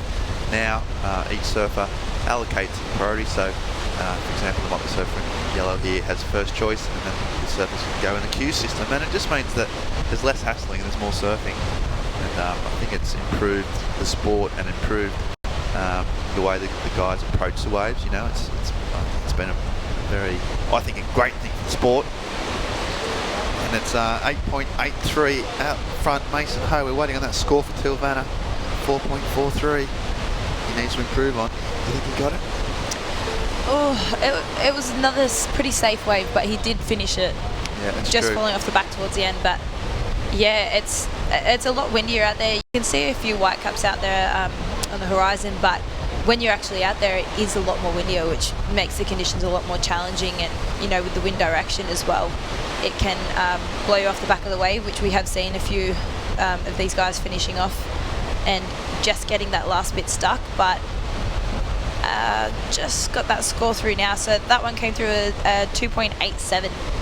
So still not anything too high, and he will definitely be looking to drop that to move himself up and get himself in a better position in this contest. But you know, still small scores. We've got Mason Ho out in front just with a 5 and only a 3.83. So both these scores are what they would look to drop in any other event. That's right, and we just saw that wave for Surfing White was a 5.10. So his first one a 5.1, which is the highest scoring wave of the day. So he's only had one wave. So yeah, he's got, he's in a good spot. Although he's in 4th place as it stands, he's he's well positioned with just on 11 minutes and 40 to go. Yeah, we're just needing that 2.20 just to get himself up into second. That's easy for these guys out here. Any one of them can, it's first place for anyone at the moment. Yeah, it's wide open, that's right. And there's big points on offer. This Burton Automotive Pro, I mean, 6,000 points is on offer for these guys. It's one of the highest ranked events on the tour, and that's why the world's surfers are here. There's big points, and it's the start of the year. Everyone needs, only 2 or 3 results on these 6-star big point events, and you can qualify. So it's so important. That's why everyone's come from all around the world. Even this with Hawaiian, American, Frenchman via Reunion Island, and Australian. So yeah, the world's best surfers have just flocked to Newey because it's huge points and huge fun as well. I mean, let's be honest. Definitely, you've got to have the both in them. Yeah, the City of Newcastle, one of our major sponsors. It's a great place here, great lifestyle, and a great future ahead of us. And with all of the council and everything they've been doing for us here at Merewether, and we've got a new boardwalk now, a big new path going up on the hill just at the top of Bar Beach, and it's just turning into such a beautiful place to come. And a lot of people come here for holidays now, which it never used to quite be like that. It's taken time to build, but I think Surfest has had a massive improvement on that as well. Oh, for sure, as we see Till Vanna just looking at the right hand, it's the first turn, nice solid floater. You're right, so smooth style, and not many bumps in between. Its transitions are smooth. That way can give him a whole lot of sort of room to move. But yeah, his style is good to watch. Yeah, and I suppose with these surfers, we all know they can surf good waves. We know that if the waves are on offer, it's anyone's game. But this is where you are determined a great surfer, because you have to be able to surf any conditions, and these are the hardest conditions out here. Just trying to grovel in, as you just see Teal taking off on that big floater. We have seen a couple of the surfers yesterday when I was in the booth commentating, and they weren't scoring much on those floaters. Very safe option. They're more after the critical manoeuvre in the pocket and the start and finish, and I'm just not quite sure that's going to give him the points that he needs. Adrian Toyon's first turn, nice bit of spray off the backhand. Another one there, gets the tail around, so he's strong and smooth as Adrian. And another one, so that's 3 big backhand blasts. He's going to try and tag the end, and he does. So yeah, well, that's a pretty good way. He's not done yet. And another one, so 5 turns. Throwing a fair bit of sprays. He's a strong lad, a big powerful guy, and he's throwing some huge spray at his backhand. Yeah, I'd be pretty happy with that. I'd have to say that's the best wave of the heat so far, if I do say so myself, because the turns were there and he was in the pocket. He did have that spray, and this bank's really working for him on his backhand. Yeah, he's got a great backhand, and yeah, he just blasted 5 big turns. So we'll see what the judges thought of it. Here we go, it's a replay. So that first one, he just got it in the pocket, back to the power source. It's the second one. That was the money turn there. And again. So, there's not much variety there. Might hold against him, but, to get 4 or 5 sort of backhand waxing on one wave in these conditions is pretty good. And he was only needed 2.2 to move up into that second place. I think he's got that. Situation change. But we'll see. Yeah, we've just got 8 minutes 40 on the clock, so this heat's starting to get itself underway now. Each surfer has now got minimum two waves, so this will definitely change up after we get that last score from Adrian and change up the situation. That's right, yep, it's going to change. And you're right, I mentioned Newcastle City Council and they're sort of backing the sport. What Surfest has done, it's 30th year this year, obviously. Probably started before you were born, that'd be correct, I imagine, Paige. Yep. And, it's just shown Newcastle as a surfing destination. Back in 1985 when it started, people in Newcastle, people that, knew that people surfed in Newcastle, but it really put Newcastle on the world map as a surfing destination, and 30 years it's done that every year and showcased, I know I'm biased and come from this beautiful part of the world, but Surfest has been so important in just showing what Newey offers. And here we go, Jake Halstead, he's from America. He loves Newcastle. By the look at this, little slash turn at the top. He's got speed to burn. He's got a good wave here. Yeah, this is one of the better waves of the heat. It had a lot more worn. It was definitely one of the sets that we've seen out here. Did he just claim that too? He looked angry on that wave. He looked busy and angry. He was just like, rah, rah, rah, rah. And did some big whacks and then just claimed it. And free surfing going on. Of course, the girls are in town as well. Yeah, we'll be seeing them hopefully get a start tomorrow. So awesome. They'll be here, and just a big shout out to one of our major sponsors, Burton Automotive. But Burton Automotive, best possible deal, best possible service, and 2 great locations, Maitland and Port Stephens. So here we have in the orange, well, on your screen it's orange, but on our screen, yellow, Jake Halstead. So this is that wave he got really busy in. Nice angry turn there. He really stayed in the pocket as he comes in for that finisher. Really throws the tails up. That was a really good wave. I think they got a score for that and the commitment that he had. Yeah, I think I made a mistake then, which is something that viewers will get used to. He was just actually adjusting his rash sleeve, not claiming that. But sometimes you never know. I've seen a few claims thrown out there lately. Unless it was a new one, the rash sleeve claim, which could be a new one. But yeah, he was happy with it, and we'll just see. So Adrian Tuan's last wave, that backhand, we saw surfing white, a 6.5. So that means into first place. And we're waiting on Jake's away there to see what changes. So, yeah, Adrian Tuan in white, he's got a solid score now, 11.60, 5.1 and 6.5. And that means that the surfers in black, Teal Vanna, and in yellow, Jake Halstead, with just on 5 minutes to go. They need some scores. Jake, that's last wave, he needs a 4.67 to move up into second, so it'll be super close. If he does, Mason Ho's in the danger zone. And that would be a pretty big upset if we lose Mason. He's one of the world's best surfers, one of the world's most watched surfers, and he's hoping that he can get through just on 4 or 5 minutes to go. He's been pretty quiet. Yeah, a lot of these surfers now, it's a big upset to see any of them go. The surfing has just built so much over the past few years that everyone is just, it's on a total different level from when I was competing. Everyone just keeps improving, and same goes to the girls. Like, they're doing things that boys are doing these days, and it just was never heard of when I was back in surfing, thank God, because I don't think I'd be able to do anything like that. You're exactly right. Yeah, it's crazy. And the girls surf, I think it's been a big change in that the World Surf League has really invested in women's surfing, and they said, right, girls, you deserve your own space, your own events.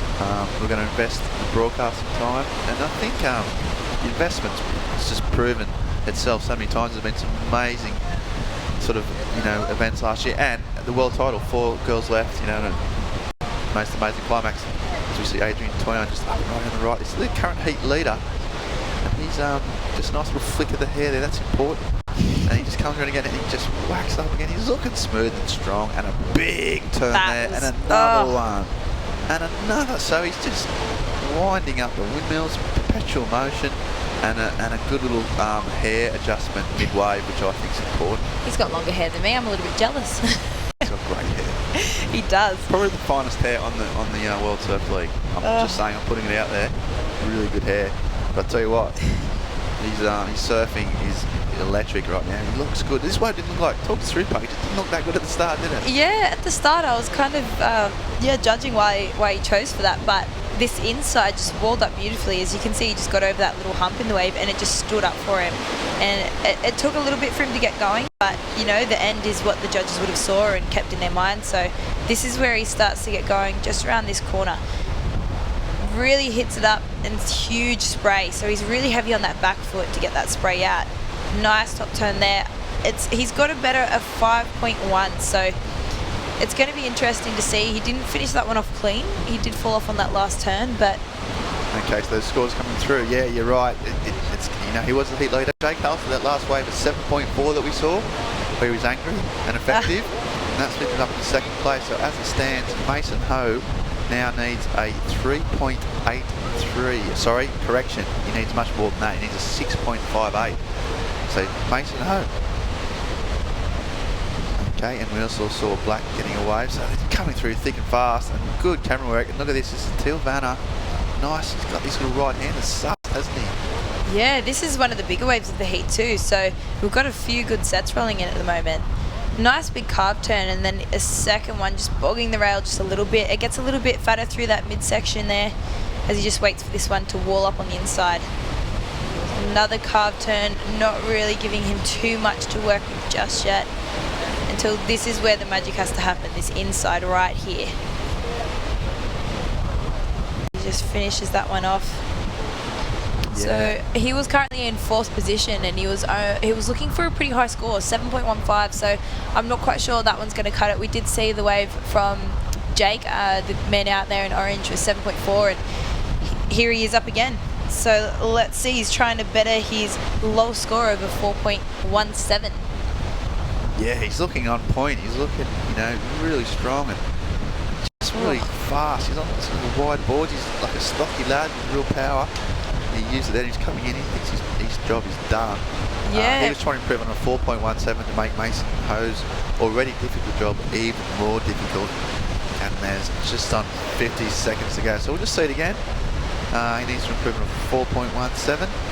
And you can see he just held off Mason Ho. That was probably more important than the score itself, as he stopped his competitor getting that wave. Yeah, with that priority system, he's worked it really well here. He was in second, and Mason's capable of getting it. So the score was there for Mason. It was there easy for him to catch, and he just worked that perfectly. And that could be the determination of him being second or him being third. Yeah, that's right. So and there it is. That's the hooter. So it's a big lad, isn't he? Yeah, he is. For the way he moves that board too, so much power behind him. Yeah, he's got real obviously low centre of gravity, and just he's got some beef in those turns. Look at those calves. Yeah, they're beautiful. And we're just about to go to a break. We're going to come back with the final scores as we wrap up. That was the Heat 24 of the round 1. As we take a little commercial break, don't go anywhere, folks, because it's all coming thick and fast after the break. 50 years ago, the Burton family first opened their doors. And for 50 years, they've been your local Toyota specialist. Specialists in service, advice and support. Specialists in giving better deals. Specialists across the entire Toyota range. They're multi-award winners. And 3 times Australian Toyota Dealer of the Year. But most of all, they're specialists in looking after their customers. For the complete Toyota experience. Talk to the trusted Toyota specialist, the Burton family. Maitland and Port Stevens. We're running all the time, we're running all the time.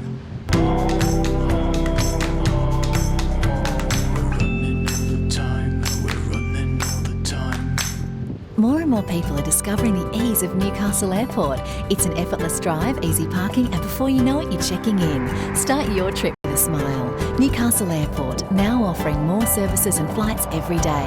Newcastle Airport, connecting people, connecting places.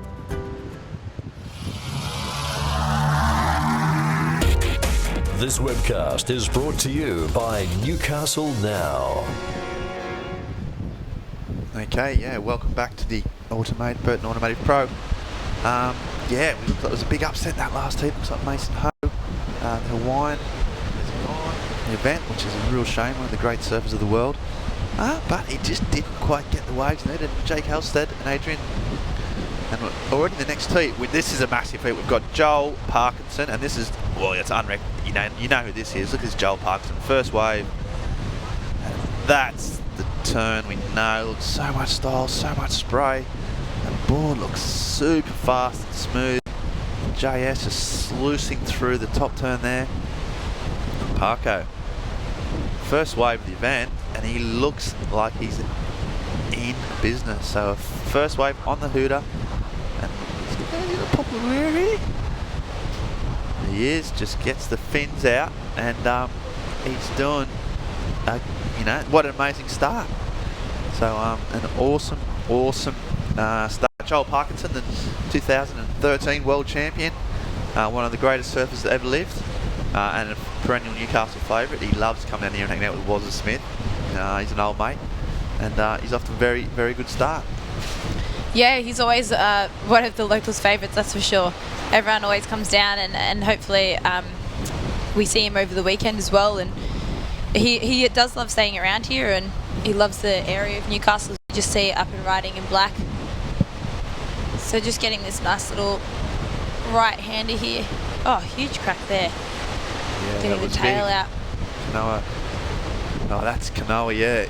Igarashi. So he's an American kid. It's probably one of the best sort of 16-year-old surfers in the world right now, almost 17. Had a really solid year on the World Tour last year. See up and riding there. Jackson Baker, the local hope. Geez, he's looking fast and loose too. So this heat's just sort of really come alive in the first sort of 2 minutes. Right hand is reeling off. And geez, he was busy there, and that's confidence, which is what you need. Oh, out in here when you've got one of the best surfers, here he is, Joel Parkinson, the best surfers in the world, and you've got to go for broke when you're out here and you're a young grommet. And I've grown up with Jackson and surfed with him in quite a few events, and he's just improved so much. As you see, just a replay up here of Kanoa. So 2 USA, 2 Australians in this heat. Yeah, this is a packed heat. This is really stacked of a mix of like some of the future stars of sport, like Kanoa. Huge fin bust there. Just fins it out, and then Jackson, the local hope.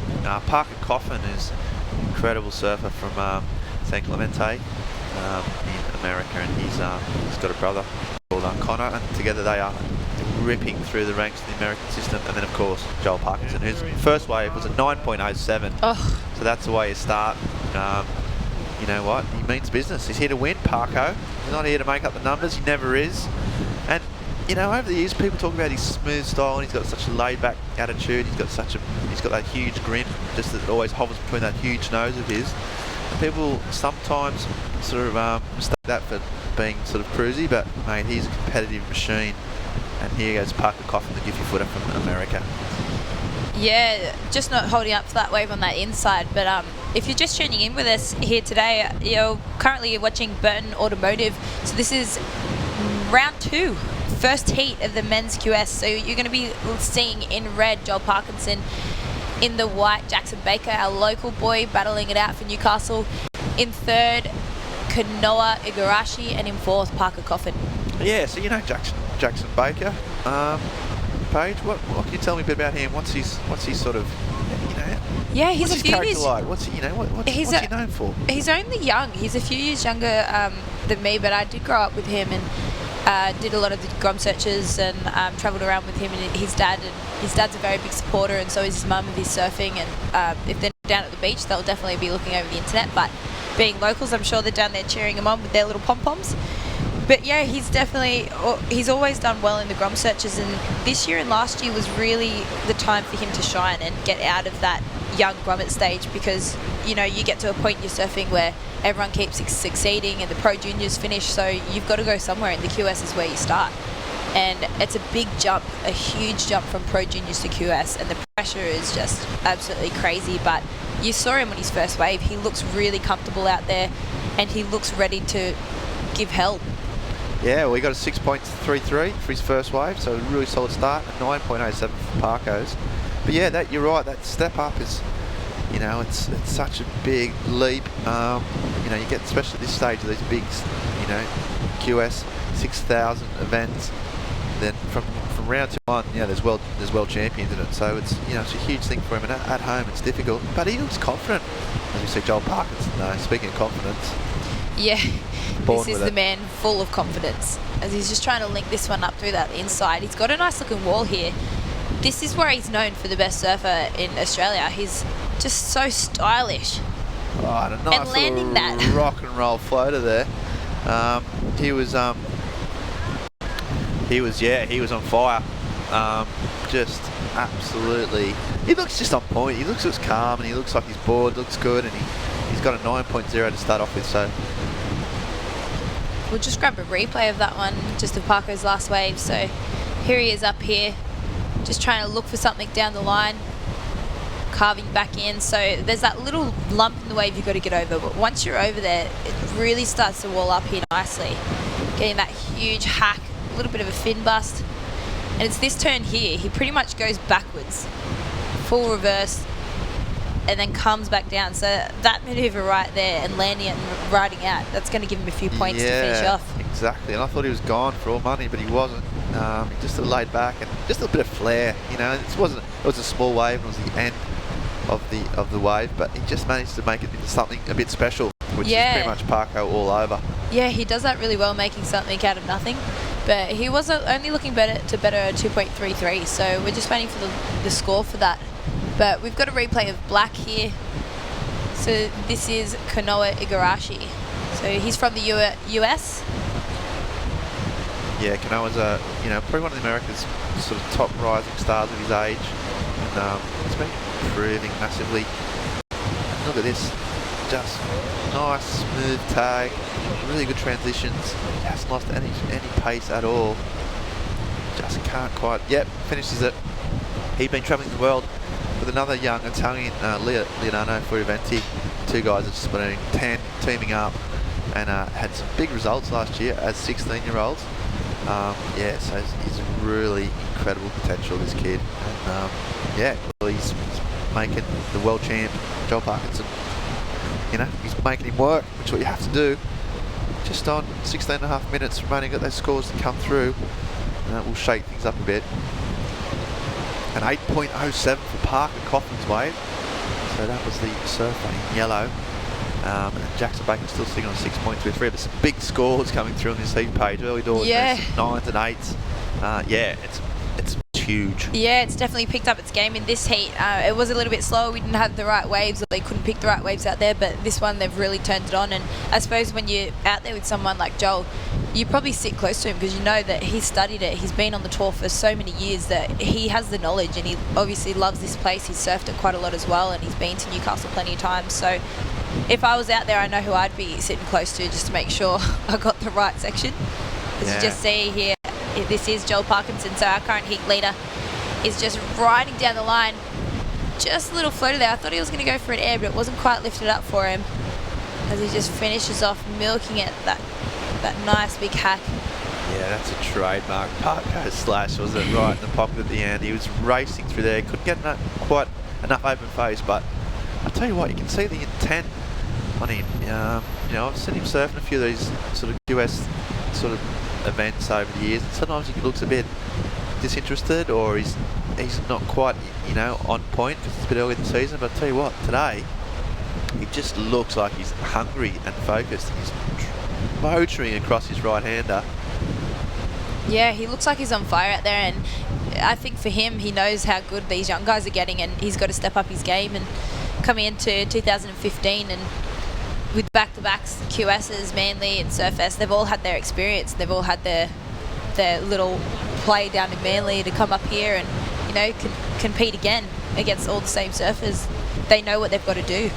Yeah, it's a big back-to-back, isn't it? Just rolls on through, the juggernaut rolls on, and that last turn, Joel's previous over was a 5.33, so he needed to improve on a 5.33. He got a 4.17, so he did. So he's still out in the lead, commanding lead. Puck Coffin in second with an 8.07 and a 3.17. That leaves Kanoa. Kanoa also got a 6.77, so they've all got scores Each surfer has got the score above a 6, a good start. Jackson Baker still well in this, only needs a 4.92, 14 minutes to go. It's, you know, the local hope. Jeez, we haven't had a local winner, have we? 30 years. Philippa Anderson, we've had one female. I take it back. Of course we have. Of course Doing it for the women. Yeah, Philippa Anderson. Oh, I'm glad she... Yeah, that's right. That was amazing. The scenes on the beach, I actually do remember that now. But yeah, in the men's event, no local winner. And a 30-year hoodoo. I mean, with all the Hopefully guys, we can change that this year. I hope so. I hope Jackson goes all the way. Ryan Callanan, of course, probably the top-ranked Newcastle surfer. Yeah, we've got a lot of young surfers up and coming in this event. They've been around for a long time, and it's just starting to get them right up in with the big names. But you know, this contest wouldn't be on without the help of our Destination New South Wales and likes of Newcastle Herald, MPN, Tracks Magazine, where the surfing lives, NXFM, Orica, and the City of Newcastle. So we've got plenty of great sponsors backing up this big event for the 30th anniversary, and a lot of fun with our end of contest party down at the Crown and Anchor. End of contest. The whole bloody contest is a party. What are you talking about? Yeah, it is up in our booth. Here we go. Okay, so Jackson Baker, speaking of the local kids, he's the guy that needs a 4.92. What's he going to do? He's looking fast. This wave just opening up too. He's got a bit of green face. Yeah, this is where he needs to get that real, like, fast, quick, critical surfing. So he's coming down the line. It hasn't really produced too much. I don't think it's going to really compare to any of the other real high scores, like Joel's 9.07 was just out of this world control. Yeah, he needed a 4.92 for all those Nova Cashmans that are following Jackson. Yeah, he got some waves. He did a little drop wallet there that I quite liked at the end. Yeah. Is it a 5? Well, it's going to be tight. The judges have to make up their mind. Yeah, as you can just see the replay of it here. You make up your mind as well while you're sitting back home, and let us know. You can even tune in to us on our Surfest Facebook page and send us a hello, and if you've got anyone you want to shout out to. Yeah, you had some green faces. This little drop wallet here just shows a bit of variety. Gets the fins out, but just didn't have enough power.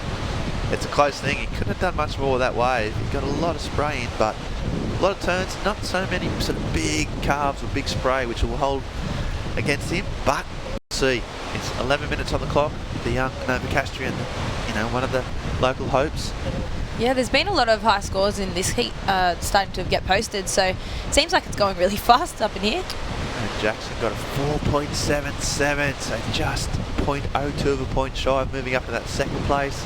Oh, really that's close. always so frustrating out there. 11 minutes to go. He's made his position easier, as we see on the back end, Connor Coffin. So again, that priority, just using it up here. That was a huge first turn. This wave's looking like it's going to be a good one. Walling up. Check out this inside. So 3 big turns there. We'll see how they reward that one.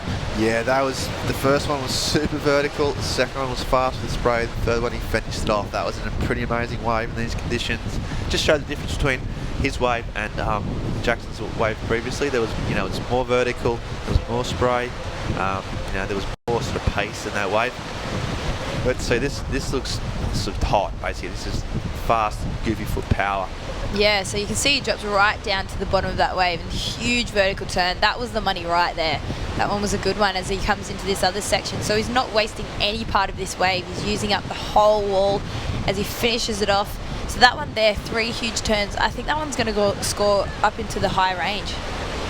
Yeah, I think you're right. I think that was, you know, it's been a heat of high range, but Connor Coffin, as you see, Joel Parkinson, 2013 World Champion, massive top turn, and again, just so much smooth transition, and he's generating pace out of nothing. I tell you what, he looks really committed.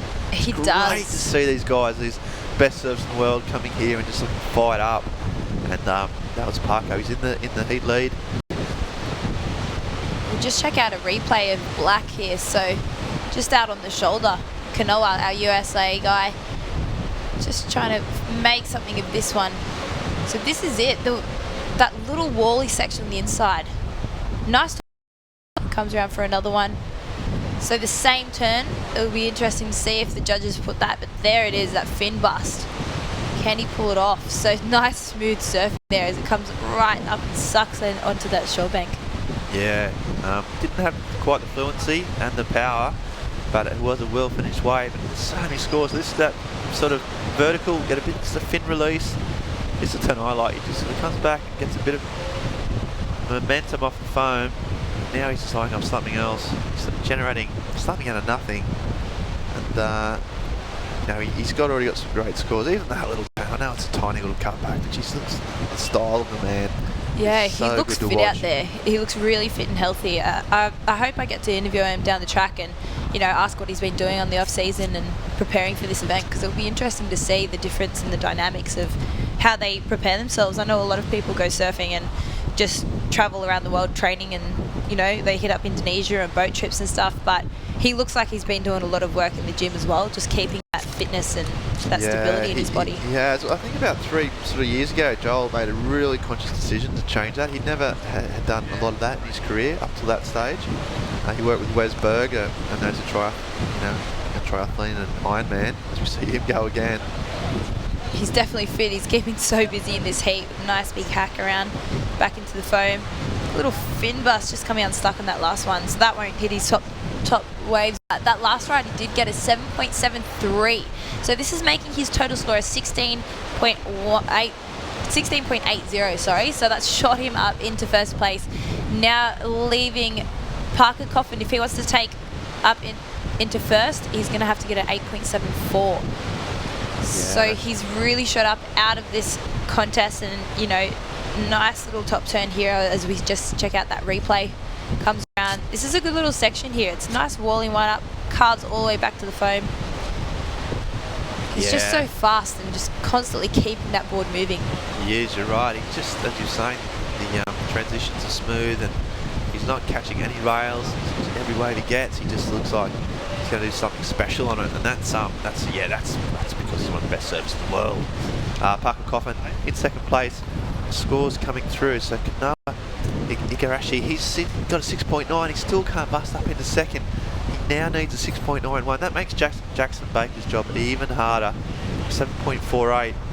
I feel for Jackson. This is such a difficult heat, such a stacked heat, and he got off to a good start. Just hasn't been able to capitalise on it. And meanwhile, the 3 other guys have just been going ballistic. It's not out of the, it's not out of the equation. 6 minutes 45 seconds, and he needs a 7.5. He can do it, but you've got to do it quick. Yeah, definitely. There's still so much time on the clock. It changes so much in these last few minutes, and especially with the pressure of the people in third and fourth. So those surfers that are down there, they usually start to get really busy with that 5 minutes. But we have been seeing with that priority change, it is quite different towards the last few minutes. They sit with a lot more patience because they know that if they don't have priority, they can't go for it anyway. Yeah, that's right. You can't sit on people either. If you're in the lead, you can't exert too much pressure on the guy that needs the score because he's got priority. Which I keep banging on about it, but it is I think a really good improvement, because that means that in this example, Jackson Baker is sitting out the back. He needs a score. In previous years, one of these other guys would just go and sit on him and make it very, very difficult. They can't do that now. So it's actually still in Jackson's position. He can wave for wave, pick the wave he wants, and surf it on his merit, and hopefully get the 7.5 that he needs to progress through. So it's still within his own hands, which is where you want it. But he's running out of time, and the Newcastle crowd will be getting nervous down there. They really want their man to win. If we lose Jackson, we've got Ryan Callanan coming up. It's probably one of the great hopes for Newcastle now after an amazing semi-final performance in Manly last week. We got some. Speaking of big names in Newcastle, so it's coming up to commentate next. Matt Hoy and Terry McKenna. They didn't win Surfest. They let us down. They let the town down. They did. They won the beer fest. Yeah, they won. They did that. We got Taz shouting in the background saying he won beer fest. They represented well. No, don't get me wrong. They didn't win the event. They let the town down. But tell you what, they're coming back, and they're going to talk up a storm and try and make amends for their poor performances in the water over their years. As long as you were drinking Tui's Extra Dry, one of our local sponsors that we've got going on here. So repay your mouth with the clean, crisp taste of Tui's Extra Dry. Even I want some of that. Paige. Don't get started just yet. It's early days. Don't get too excited. Come on, let's focus on this. 4 minutes 40. Joel Parker's out in lead at 16.8. Huge heat score. One of the highest heat scores of the day. Parker Coffin in second. Here goes Parker again. He's just on fire at the moment. Just busting airs out. Not known for his airs. Well, that's ridiculous because he does amazing airs. just looks loose and he looks like he's having fun out there, doesn't he? Yeah, I think he knows he's got those 2 high scores, so it's definitely really good to see him just out there just throwing the airs and having a bit of fun. And yeah, that's what we want to see when you consolidate a score like what he has, holding down that 16.80 total score. It's a big jump for the guys in 3rd and 2nd and 4th to really get in there, but as you see the replay, it's just so much fun to watch how stylish he is. He's so smooth, and even that out and then that little release, he just generates so much tail whip, just the way he positions his body and just gets the right crucial section of that wave, or of any wave. His ability to read it and to put himself in the right spot and then just flare it out is what Parko does. Yeah, he's such a good role model for the surfing industry and for all these up and coming surfers as well. And I know Jackson Baker thinks a lot of him, and you know, it's one of his favourite surfers on tour, and so he'd be stoked being out there with him and just competing. I know growing up and having surf or getting a wild card into an event, it's always so much fun, whether you win or lose, to be able to come up against some of the professionals that you watch and you've grown up with watching on TV and wanting autographs from. Yeah, that's right. Jackson will be watching. But yeah, and it's great. The experience, you can't put a price on the experience you get surfing against these top guys. You know, right now Jackson will be hurting. He's got 2 minutes and a half to try and turn it around. So he won't be thinking about that right now. But I'm sure when he looks back and think, you know, not too many people can say you surfed against, you know, one of the greats of Australian surfing on your home beach.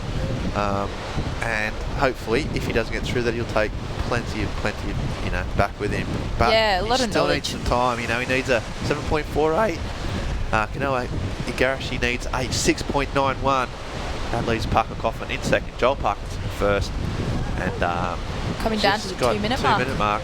Jackson now, this is squeaky bump time. This is 2 minutes to go.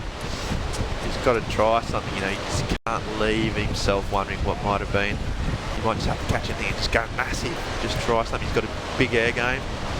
Look at him, he's searching around, looking for some signs. He's been playing pretty quiet in this heat, actually. He's only got 2 waves, and out of the whole time, he had that strong start, but it's just started to die off at the last bit.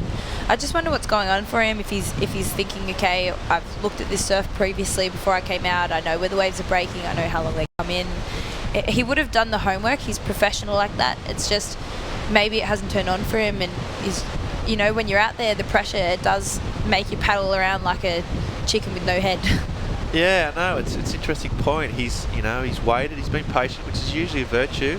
You know, it's one of the hardest things to do in surfing is to wait. As we see, he's going to throw the dice now. This is his last probably chance. Jackson Baker, the Newcastle natural footer. One big turn, he's still looking for some open face. He's got plenty of speed. And he just looks a bit frustrated even there. You can see the wave's not, and he's just, his body language showed that wasn't. He's not going to be happy with that one. And he waited a long time for it, and that is the problem when you wait. You know, you've really got to. There's been 2 strategies. Joel Parkinson's sort of just been keeping super busy, and he's lost the priority with only 35 seconds remaining on the clock. So we've got a replay of that one. Here is our local boy Jackson Baker. So not a lot on offer just for this wave, and unfortunately he's got the surfing ability to make this heat. It's just the nature gets it every time. Yeah, the 2 young guys, Kanoa Igarashi's also gone with 35 seconds left to go. Still time, but yeah, a real shame for Jackson. You can see by his body language he's disappointed. That wave that he waited so long for didn't work out, and you could just see the sense of disappointment, and he hasn't got through. No, there goes the hooter. So that is the end of our first heat. So taking that one out, Joel Parkinson, and in 2nd, Parker Coffin, in 3rd, Kanoa Igarashi, and in 4th, local Jackson Baker. So unfortunately bowing out Jackson and Kanoa. Bad news for Nova Cashians, but good news for lovers of surfing and lovers of Joel Parkinson. He's in the heat, one of the top seeds and one of the massive draw cards. Smith, disappointed that what his old young Jackson Baker hasn't made it, but also probably quite happy that he's big seed. You see Joel finishing off there. We'll take a break. We'll come back with more great surfing here at Merewether. Here's a break.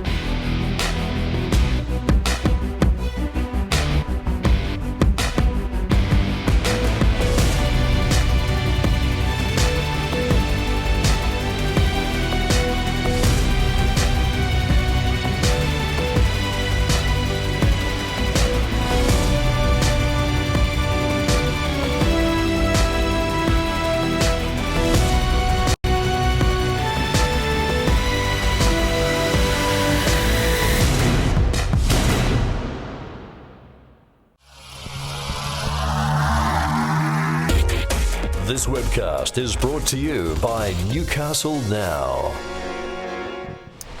Okay, so welcome back, folks. You are watching the Burton Automotive Pro. Of course, this is a QS 6000 event on the World Surf League. Joining me in the commentary booth, Matty Hoy from Merewether. How are you, champion? I'm very well, thank you, Terry. Yep. Very well, thanks. Some awesome surfing in that last heat. Joel Parkinson going nutso. Isn't it good to see Jolie fired up? You know, last year, of course, 2 years ago, he won the event, and last year he came here and I don't want to say that he looked disinterested, but sometimes those CT guys come to this, these QS events and they don't really give it a good go. I think that what's happened is, and then last year Joel didn't have the greatest of years, right? So I reckon what he's done is gone, you know what? The year before, I got off to a really good start at Surfest and it set my year up really well. So he's come here and he means business. Oh, it's good to see, mate. He loves coming down here. He's got a heap of good friends down here and he loves the vibe and hanging out in Newcastle, so it's good to have him back. What about the that year that we had the Simon Law and Matt Hoy, Tales from the Tour? Wasn't that a fantastic night? Big crowd rocked up. Yeah, it was me and you there, and Law, and Bottle. And Porco, Porco was there too, true. Here's a replay of the first of red here for Mickey Rodriguez. And this guy here made the semi-finals at the Manly event, which preceded this one. And Rodriguez just zeroes in on this end section. And there goes Michael. Nice little front side hit. Got some good skills, this guy. Driving it up and over. Wow. He's picked up where he left off from Manly. So awesome stuff there from Rodriguez.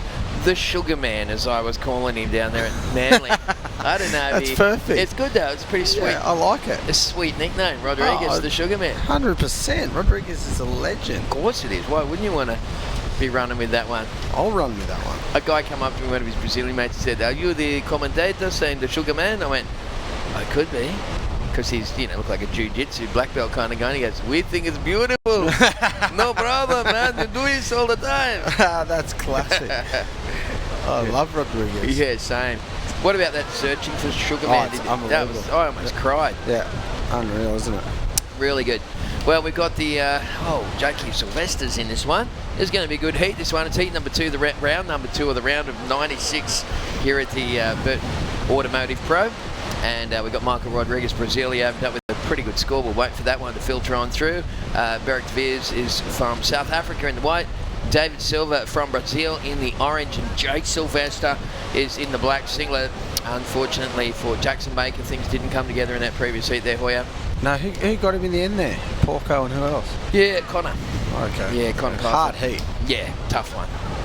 But, Jake has been ripping. He's got a great future. And, he'll remember the time that he took on the world, the former world champion on his own break. It's a good story to tell your kids. Yeah, exactly. He's got a while to do that.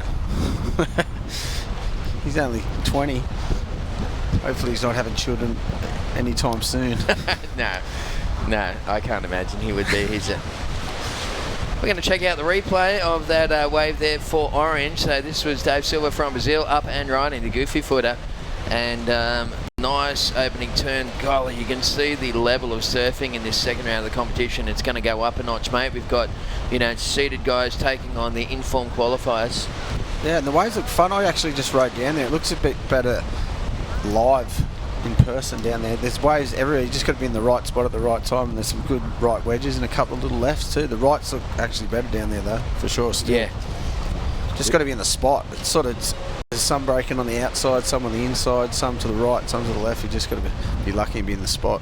All right, so we're just waiting for those scores to filter on through from that first exchange, and we'll be able to give you the update, folks.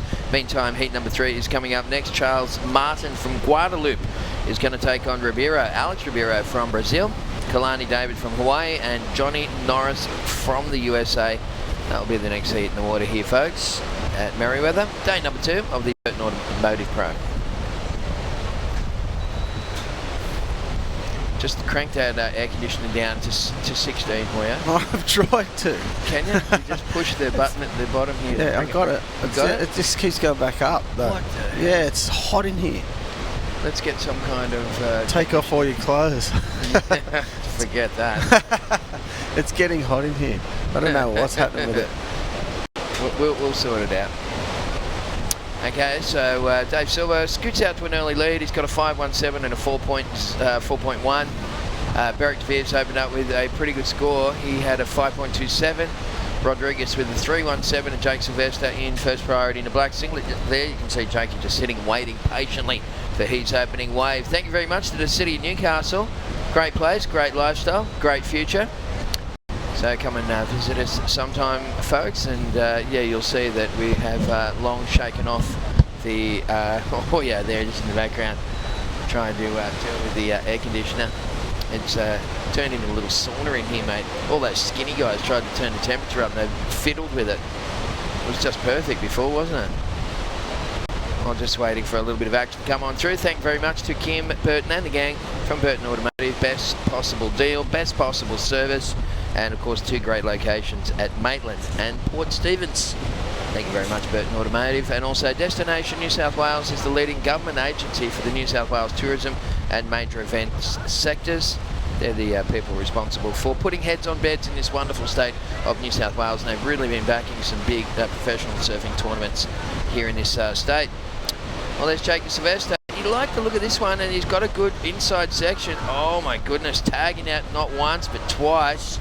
And 3 times lays into that. That was so sweet. Boy, while you were messing around with the air conditioner behind me, how'd you go? Well, I don't know. I'm not that good with technical stuff. Technical stuff. Don't exactly. ever let him near a remote control or power tools. No power tools or remote controls or ACs.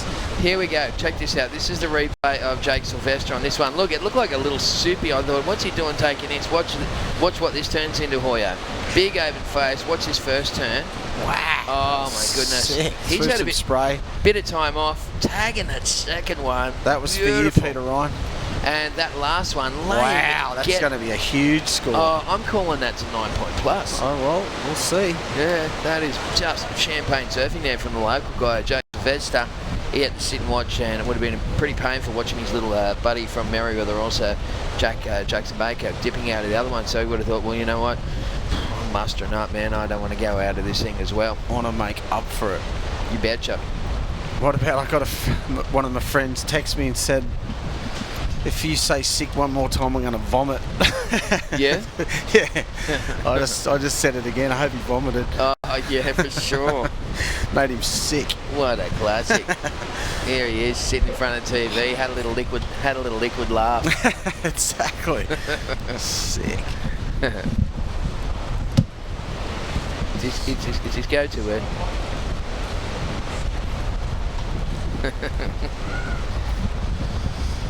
All right, well, Jake Sylvester, that score came through. 8.27. I said it was a 9. I was probably pumping it up a bit, but it was an awesome way to kick off his campaign. Have a look at David Silva. Just ripping on his backhand there, the Brazilian. Sets it up for a little finishing turn on the inside. Pushing it down the line. Here he goes. The stance widens up. And whoa. Silva goes up and around and can't get the landing gear down. Thank you very much, Cal. Did you sort that out?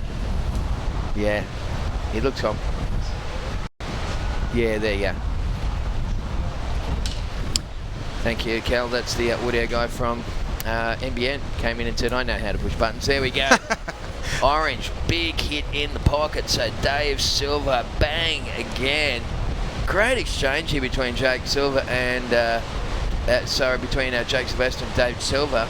And that's just Dave Silva. You can see his stance just widen as he just pumped through that one.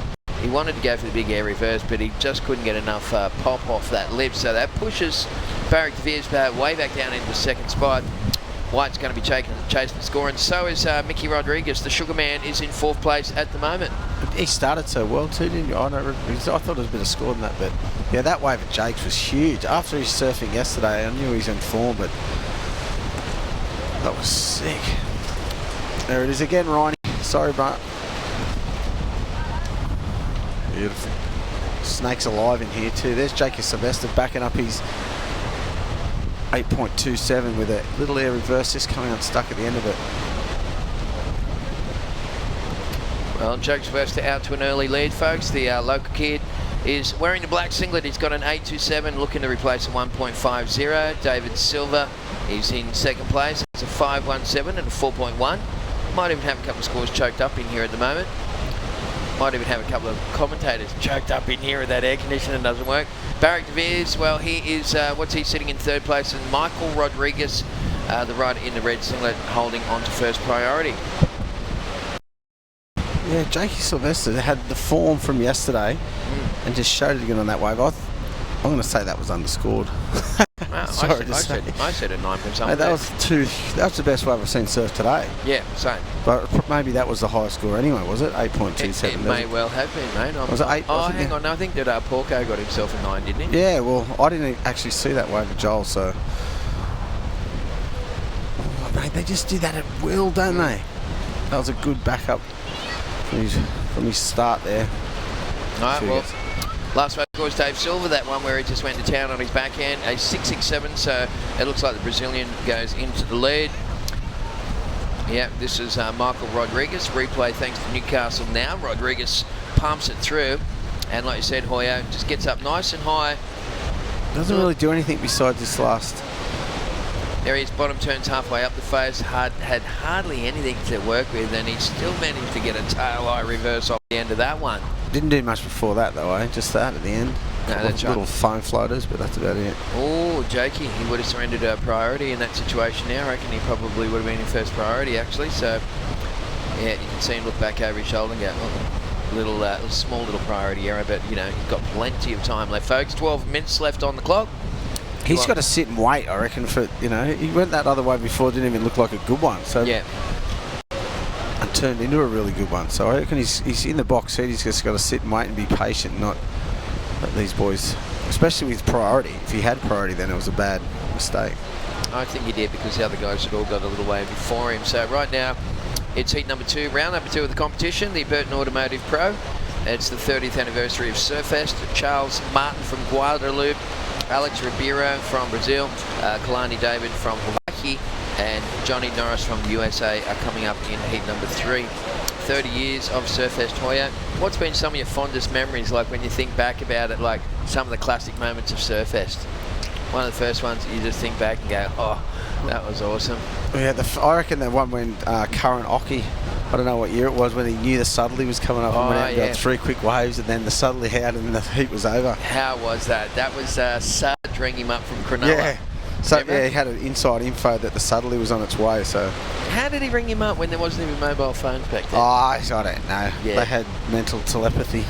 Something happened there. Sarge had some kind of connection. Yeah. We won't go there. Yeah. But yeah, it was pretty awesome final, that one. Yeah. Hockey went out and got 3 quick waves, and then the wind got so strong that Current couldn't even catch a wave that had even like a 2-point value. Yeah, and it was offshore all day that morning, all morning that morning. So yeah, it was pretty well done on their behalf, I think. Yeah, I think he probably phoned through to Noah's and then they screamed it out over the balcony or something. Something happened. Pretty sure it was pre-mobile. I just remember the old days, whenever, like the first few years when everyone used to come. It used to be the biggest event in the world. Yeah. Biggest prize money, and everyone used to be here. All your heroes that you've grew up, you know, wanting to see surf. That was my highlights at the start. Yeah, for sure. That's right. Yeah, totally. Yeah, good stuff. And that's when back then the event, of course, was known as the BHP Steel International, when Big Harry's place, the steelworks, used to be here in Newcastle. It celebrated its it's more than 20 years now since that's gone. It's funny how some people still look at Newcastle as a steel city. Someone said to me recently, "Oh yeah, you and Wollongong and that." So I said, "Well, hang on, like we don't even have steelworks here anymore. We've got ships that come in and out of the harbour, and we've got some coal loaders and stuff." But and we're a working city, and a good, good fair dinkum blue collar sort of town. Yeah. But definitely not the steel city. We shook that tap off for a while. Well, we tried to. Still the stigma right. There. People still drive past and don't even come in here. Past. That's what I say. Don't come in if you don't want to enjoy yourself. But if you really need to get up here, and people that I brought up from Sydney and said, come up for the weekend at Newcastle, I go, mate, it doesn't really interest me. I go, have you been there? And they go, nah. Yeah, exactly. And it's the kind of place, they were thinking it's the kind of place that people left when the holidays come around.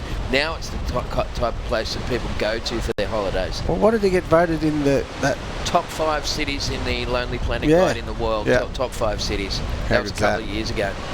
All over it. Jakey. It's got better since then. Oh, it's got way better. Look how clean and water is. Jake Sylvester, he needed to put that one in the bank. Slipped off his grip then again. That was looking like a good wave too, but the massive turn and then slipped off the back. Yeah, I just say, like all the footy players that come and play from other clubs, and a lot of them end up staying here because their lifestyle's so good.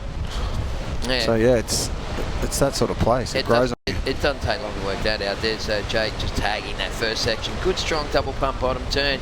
He went to lay into that one. And as you said, mate, he had a little slip there. Back foot slipped straight off. It looked like it was going to turn into a good wave like that other one. Clearly hasn't got the old Dre deck on, has he? Dreaded. Is it dreaded deck? Yeah, dreaded. You're right. I'm only reading an email, a message I had from Luke Mikulak, who's still waiting for his one in the post at the moment. What's going on there? Sorry, yeah, well, it's in the mail. What a class. It's always in the mail. Yeah. Checks in the mail. That's right. Yeah, I'll get some, Luke, for sure. Get some up to you. Okay. All right, let's have a replay of White here for Berwick de Vries. Pick this one up out wide. You can see that sort of bank deck. It's got a good section on it, and the South African sets it for two turns on that outside. Judges do like to see those big turns on the outside section. Then he just wafts the fins on that front side wrap and whittles the end section of it. So Berwick de Vries had a bit of a slow start to this one. Jake Sylvester came out of the box, burst out of the box with an 8.27, but he really needs to back it up, and here he is now. That was a good wave for Berwick then. It was a nice wave. Just walled up nicely on the inside. And Jake Sylvester, I wonder what he did before we picked this one up. And that he really needed that, because his second best wave for Jake was only a 2.53. There was a wave in there also for Dave Silver, thanks to Newcastle. Now we're going to go back to the replay and look at that one. So NBN doing a fantastic job. Dave Silver's last wave, little tied up on that one, Hoya, and that probably will be a chuck away score for the Brazilian. Yep, definitely chuck away that one. Quick in and out. That could be a good backup for Jake just then too. And Berwick's wave was good though too. He did some good turns at the end, and it walled up really nicely on the inside. So we'll see how that one goes too. He's currently in 4th place, needing a good score. So that could change the situation. All right. Well, but Jake's just got to back up his first wave, really. That's just right. Got to get a mid-6 or better, of course. But that's what I was going to do now. Consolidate on that 8.27. Well, there's the Nova Castrans just lining the footpath, and they've done a fantastic job. Newcastle City Council and that whole footpath scenario. Did you see what they're doing up the top of the hill up there, Hoya? I'm not going to comment on that. Oh, man, it's pretty radical. It was all the roads were all closed last night. It was insane. This Skyway they're calling it. It's pretty rad. Yeah. You're going to be blown away when you see it. It's pretty rad. Yeah, it's almost going to be like an iconic sort of touristy thing for the city. So it's going to be good. But it looks pretty rad. Let's take a look at the replay of this last one here. So Berwick de Vries, as we said, started really slow in his heat. The South African starting to get a bit of a wriggle on in this one. This next turn's good. Big power turn. Yeah, that was sliding the tail nice, wasn't it? Really committing to the rail, and then he put the finishing touches on it. I think that Jake's only got he's got a... Well, there it is. Yeah, he's gone back. I thought he'd go back into 3rd. Jake Sylvester down into 3rd. He's only got a 2.53 on his second best wave. Dave Silver is gone into 2nd because Berwick de Vries has a 7.17 on that last wave. I think that was the wave before, maybe. Maybe even before. Well, if that's the case, then... And then he's still got that wave to come in. Jake's got one to come in too, though, after that. Right, okay. So. Well, once again, folks, those people watching in Webland, thanks for putting up with Tez McKenna and Matt Hoy as we stumble our way through this afternoon. What the situation is that the competition has moved about 400 or 500 metres up the beach. As a result, we are just on the same internet as you guys, just trying to read the scores as they come through on the ASB live site. There's Red fanging down the line. Oh my goodness, that would have made a big difference for Sugarman had he have landed that one for Rodriguez. And Dave Silver also going down. This is a good looking wave too. Jesus, this is a hard heat. I know, they're all putting it on the line. It's good to see. The waves look fun when you get the right sections. Like some of the waves are walling up. All right, well, we might have another look at this one. So Rodriguez, look at the high line, staying at that top 3rd of the wave, trying to build up a bunch of speed. Then he drives through that, almost landing that perfectly. And had he pulled that one, Michael Rodriguez from Brazil would have got himself a score that would have put him back into the game. He needs an 8.0. He would have almost got it on that one. Let's check David Silver. The other Brazilian was in the orange singlet. Hoya, take us through this one. Yeah, this is that one we just saw the end of. So if he gets a couple of good turns out the back here, it's a bit of a flat start, but then it walls up on the inside here. 2 good snaps there. What's he got to finish off? This is where we saw it. I think it started there when we started seeing it. Yeah, that's a good wave too. 4 good backhand turns. What's his lowest score? That 5.17. 5.17. I reckon he's bettered that. So that could change the situation again. Wow. Jake Sylvester, there's that last wave of Jake's that we didn't see the score from. 4.9. 4.9, yep. So there's his sort of half back up. He needs something better than that too. Then there's another good wave by Red. This is a really hard heat. Everyone's going nuts. This first and second position is just changing chairs like a game of musical chairs, isn't it? Crazy. Without the music. Yeah, exactly. Okay, so Dave Silver, 8.07. That was the score that you're talking about. He goes, Jake. And is that one going to not? It's not going to do it. He's surfing unreal. What did he get then? 8.07. That was for yellow, orange. Yeah, okay, that last when he did the 4 or 5 backhand turns. Yeah, that's a good score. This is the replay of Michael Rodriguez. So the Sugar Man. Yeah, the Sugar Man just tagging that section. These are replays, of course, brought to you by Newcastle Now. That was a good wave too. 3 big turns there. See, Jake's turns were way bigger than that, so it'll be interesting to see what the difference between those 2 waves is. Super heat this one, folks. At the moment, it's still waiting for a couple of scores to come in. Just refresh this one and try and get the latest for you. Jake Sylvester's last wave on screen at the moment. You can see Jakey scrambling into this one. Looked like it had a bit of potential on takeoff. Nice roundhouse cut back there, but then it just was a bit flat, this one at the end. It got dissected, didn't it? It didn't really open up, and in the end it just he tried to connect over that other side, but it had all kind of weird lumps in it. So right now on our screen, it's Dave Silva in the orange singlet. The Brazilian is in the lead. Jake Sylvester in second. Barrick De Veers needing a 6.01. That's dangerous territory for Jake. And Michael Rodriguez needs an 8.18. That's doable definitely for Sugarman. And we're down to 1 minute 20 seconds to go. This is so close. Then another score just dropped for Red. He got a 7.23 and didn't move. Okay. Didn't even take him out of 4, but look what he needs now. 5.95 as we see Barrick De Veers up and at it. Building up a bunch of speed. He actually didn't do anything until then, and he didn't land it. So, I tell you what, Jake Sylvester inside the final minute. Both of the top 2. Barrick went from first to third in 2 waves then too. Yeah, it's all happening. So Red needs the smallest score of the lot to get into first. And he was just up and riding live then too, so we'll get back to that one. All right, inside the final minute of competition. This is the replay for Barrick De Veers, and you can see him flying high. Usually makes that one. Had a little double up in front of it, see that? And it made it real tough on landing for him. So can Jake Sylvester, the local kid from Merewether, can he hang in there? This is him up and riding at the moment. And stick to the hacks. That's not going to do it for you, buddy. Can he hang in there? Because, you know, Barrick De Veers only needs a 6.01 and Rodriguez in the red needs a 5.05. That is crazy. Or is that a 5.95? That's a 5.95, sorry. Just got a score then. We just got a live score that we just saw go 4.15. Yeah. He needed a 5.05. How close was that? So he's surviving the onslaught at the moment. There's a stack of Novocastrians hanging out, checking out the action. And I think that he might actually have just concluded. So I do believe, let's just kind of refresh this screen here and see what ended up happening. And I believe that it was Dave Silva taking that heat ahead of Jake Sylvester, Barrick De Veers, and Michael Rodriguez in 4th position. That was a real scramble there. And that was a great heat. Yeah, everyone really got good. Some really good waves, really high scores too, so it's good to see. All right, we're going to roll back with more Surfest Live from Newcastle right after this break. Come back for a yak.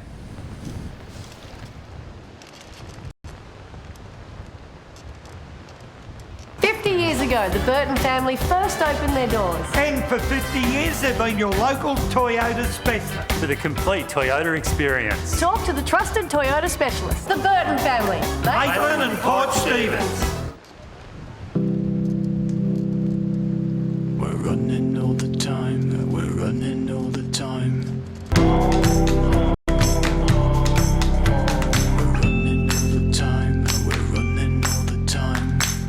Happy 30th birthday, Surfest, and congratulations for reaching such a major milestone.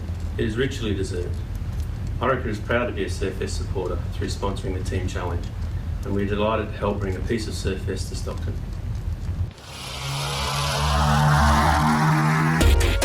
This webcast is brought to you by Newcastle Now. Okay, so there's a great little shot of Merewether Beach here, folks, in Newcastle. You are watching day number 2 of the Burton Automotive Pro, and joining me in the commentary booth, and still hanging in there, is one of Merewether's favourite sons, Matty Hoy. Matthew, how are you, buddy? Good, mate. I was excited after that last heat. It was a great heat. Local boy Jake Sylvester getting through, which is good for us. Yeah. Keeps our dream alive of getting a local champ that we've never had in 30 years. 30 years, isn't that crazy? Yeah. I tell you the other thing about Surfest champions is they're not your run-of-the-mill guys. Like, not all the favourites have won it every year, have they? Oh no, there's full-on underdogs. Yeah. A lot of them. Sort of tall guys, you know, short little fat dudes. Not many of them.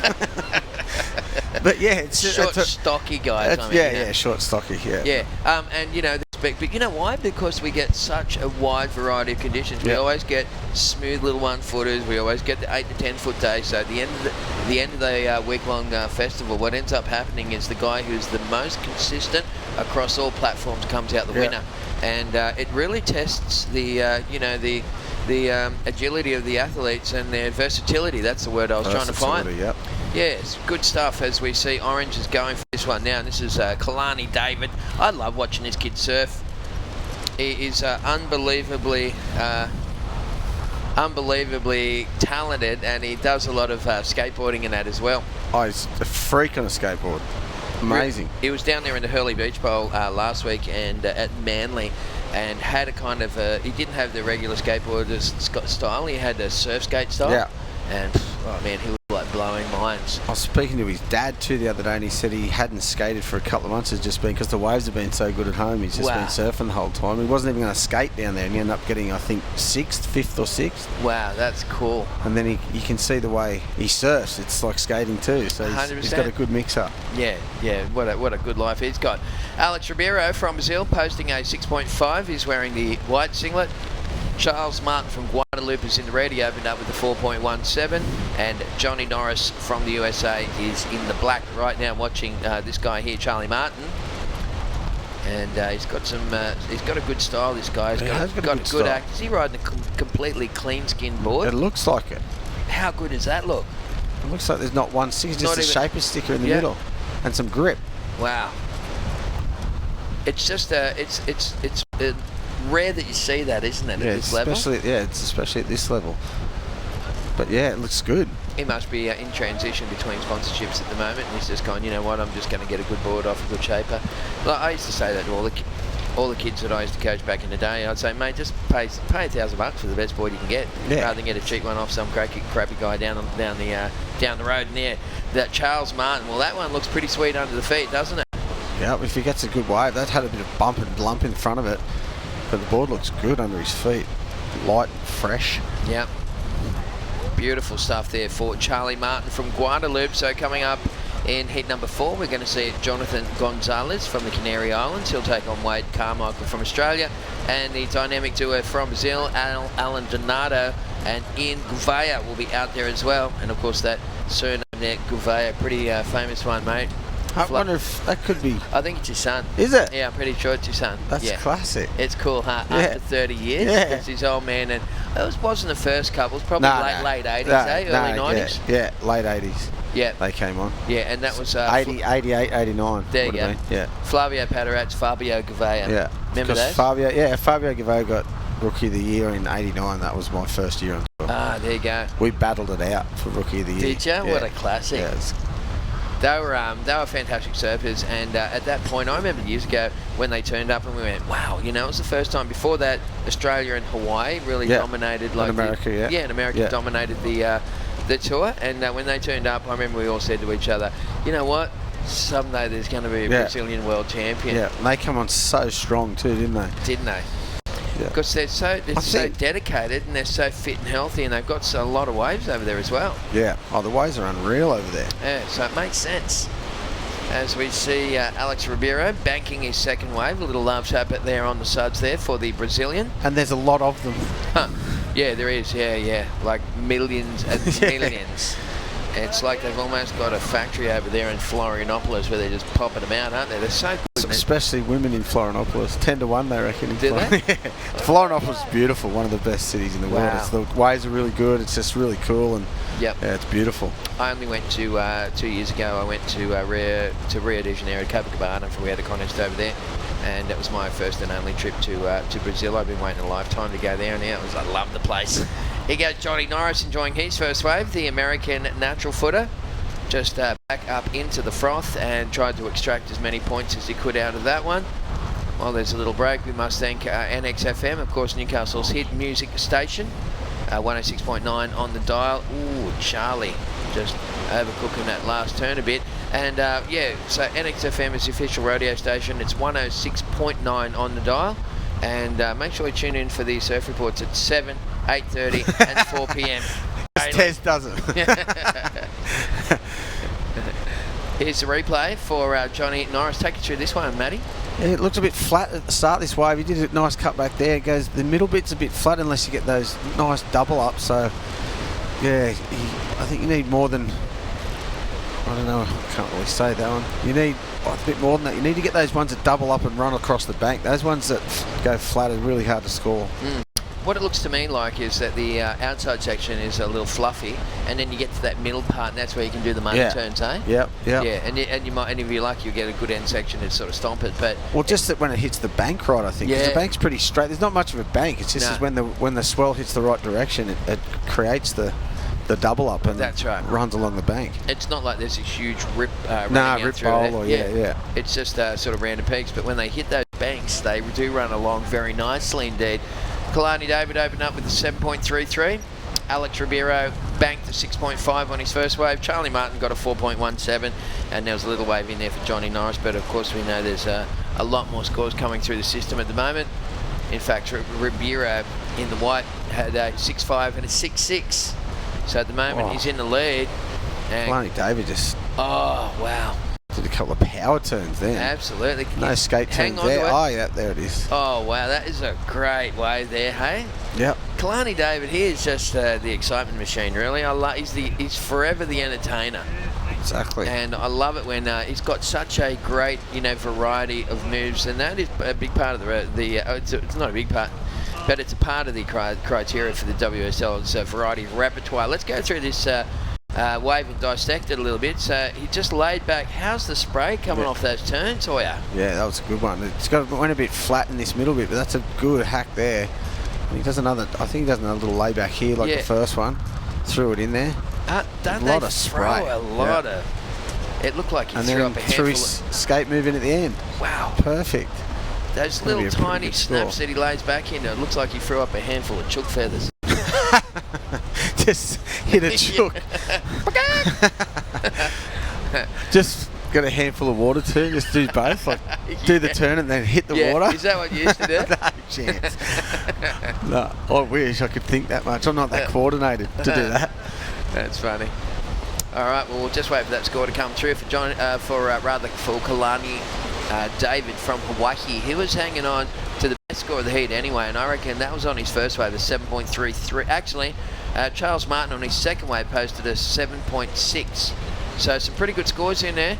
Alex Ribeiro's had a 6.5 and a 6.6. Charlie Martin's had a 7.6 and only a 4.6. Kalani David hanging on to a 7.33, and we're just waiting for his scores to come through for that last one. Here he goes again. Just short in and out in that one. Nothing really special happened then. Kalani just trying it through another.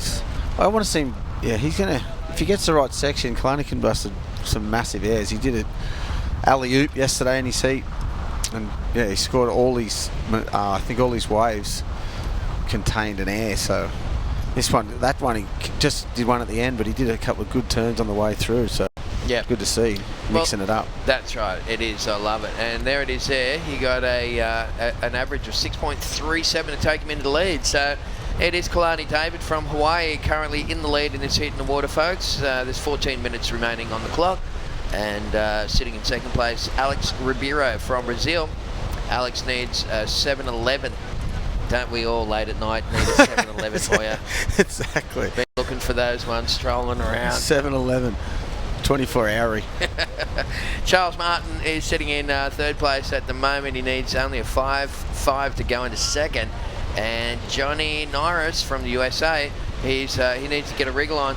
He's chasing a 9.77 to go into the next heat. Coming up, heat number 4, we've got Jonathan Gonzalez, who was ripping down in Manly. He's from the Canary Islands. Have you ever been over the Canary Islands? No. After all that travelling you did, No, you never went there. You went to Portugal, though, right? Yeah. So you're pretty close. Yeah, it's pretty close. Morocco?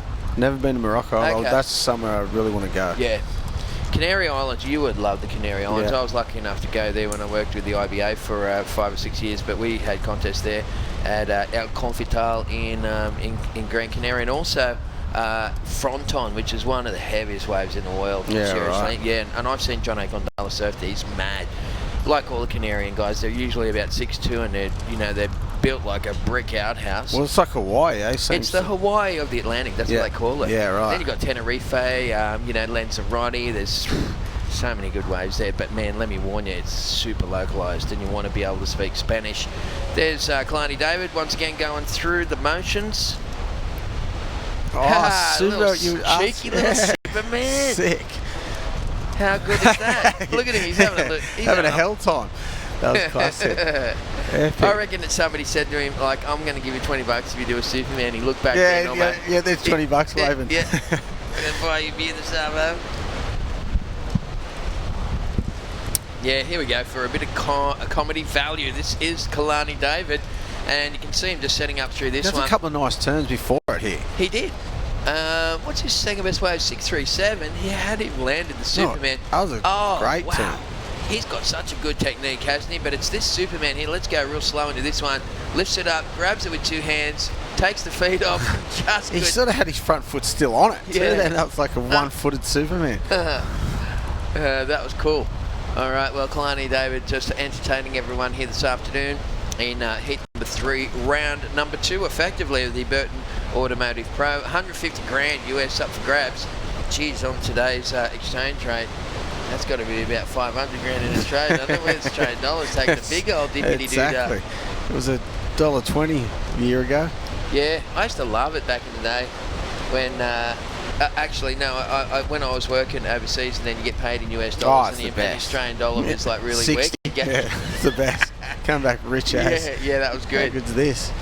But it never works that way when you go overseas, does it? It's like, I'm going to Hawaii next week, and they go, Australian dollars at an all-time low. Yeah. What? Every time I go overseas, why? Exactly. I'll tell you what, the Americans weren't, a lot of people weren't liking it when our dollar was so strong. Come over here, everything's so expensive, and then the dollar's even better than than ever. They were hating it. It's costing them double for a change. Yeah, well, I believe it's good for the economy because we can export a lot of stuff and all that as well. But as long as you don't plan on going anywhere, it's not going to affect us. We got, what do we got? Around about 10.5 minutes left on the clock. Kalani David is just the entertainer at the moment. Here he is up and running again, Matty. Yeah, he's getting his wave count on. He's going under priority too, so which is a good thing. Just keep busy. And he's that sort of surfer that he likes to keep busy. There it is, alley-oop without even trying. He just makes it look too easy, doesn't he, eh? Too easy. That just in the air. He keeps looking back towards the shore. I reckon somebody's there G'ing him up. I reckon it's his dad is up there screaming at him. It's a G up. Look.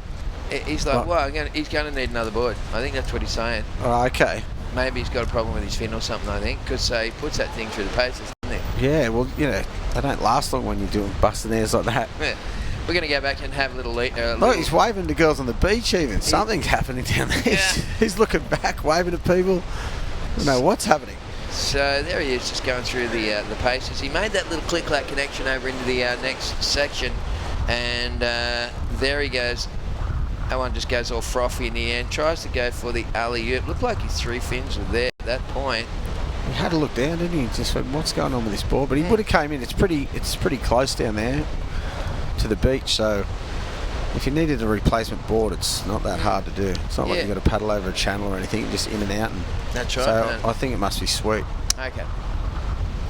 There was a little What wave in there ride? for Alex Ribeiro from Brazil, and we're going to dig in to the hard drive and pull that out here thanks to Newcastle now. And there goes Ribeiro up and into the lip. Always surfs real square. I like the commitment to rail with this kid. He knows how to soak a rail. He gets down nice and low, drives through those turns, throwing up a lot of spray. And, well, Ribeiro... Not bad. He needed a score then, I think, too. So that's definitely going to go into his top 2, maybe. Or maybe not. No, maybe he was chasing the 7-11. Oh, yeah, okay. So, I don't know if he's going to get it on that wave. Charles Martin is sitting in 3rd place. Johnny Norris is in 4th. And right now, there's just about 8.5 minutes left on the clock. So we'll just wait for those numbers to filter on through, and then we'll give you a bit of an update. Thanks again to Newcastle Airport, have been real supporters of the competition over the last 10 years or so, connecting people, connecting places. Got Regional Airport of the Year a couple of years ago, the Newcastle Airport. They've expanded stuff out there, and they keep expanding stuff. Yeah, doing a great job. Thank you very much to Newcastle Airport, and also to NIB. Believes that health cover should be easy to understand, easy to use, and most importantly, it should be good value, and it certainly is. And is that the one that Harrow is the face of? Paul Harry? Yeah, the chief. Yep. Yeah, that's right. Chief's the front man there. They're a proud sponsor of Surfest, and their little catch cry is, "It's good to be human." It is good to be human. It is. What else would you be? Yeah, I know. Go and ask a dog that. See what they say. It is good to be human. It's nice, isn't it? But after we're just like a big bag of water with arms and legs, really, aren't we? Yeah. It's funny when you think about what human is. But it's good to be one. It is. Thank you very much, NIB. I was just going to say too, I love Newcastle Airport. It's better than getting the Red Rattler to Sydney Airport and taking 4 hours every time you get off a plane from somewhere. Having to drive to Sydney to fly to Queensland. That's right. Or handing over a pile of cash to that guy in a shuttle. Stopping at all stops to Fassy Fern. Yeah, that's funny. So Kalani David, 6.5 minutes left on the clock. Kalani David, the Hawaiian, is in the lead. He's had a 7.33 and a 6.37. Forever the Entertainer. There's the nice little panoramic view of the Bar Beach to Merewether stretch. It's bred some champions over the years, that little stretch there, Hoyo, hasn't it? North Merewether, that end. Or what's it called up the other? The guys from the other end are called the wrong enders. Yeah, wrong enders. They call it South Bar up that end, Merewether. So, right. And we're in Dixon Park's like middle Merewether. Yeah. Yeah, so we. Yeah. Isn't it funny how you got? It's the Merewether stretch. That's what it's called. So I don't know everyone else can call it what they please. It's funny how you've got. There's red real quickly. Charlie Martin trying to get out of 3rd place, and he somehow almost survived from that. I was going to point out he's had one good score. He only needs a backup, so he's right in the mix. Yeah, he needs a 5.5. Yeah. I don't know if he's going to get it on that though. That was sort of incomplete at the end. I was going to say about the north versus south thing. It's like a civil war goes on at most beaches. Hey, in a funny, like back in the day when I first come to Newcastle, Merewether had Mark Richards, had all the fluoro wetsuits, and the comp guys were all from there and that. And then up the other end of the beach was Bar Reef. Yeah. And their board riders club, they were just they liked to socialise, and they had the white boards with the black wetsuit. Yeah, with the no reef stickers on them. Yeah, and it was kind of like the polar opposite to Merewether. You'll find that's the case in a lot of beaches, up and down the coast and around the country. Oh, for sure. The people that are in contest surf and want to push each other will go down one end, the other mellow guys go down the other and take a couple of long necks and stuff.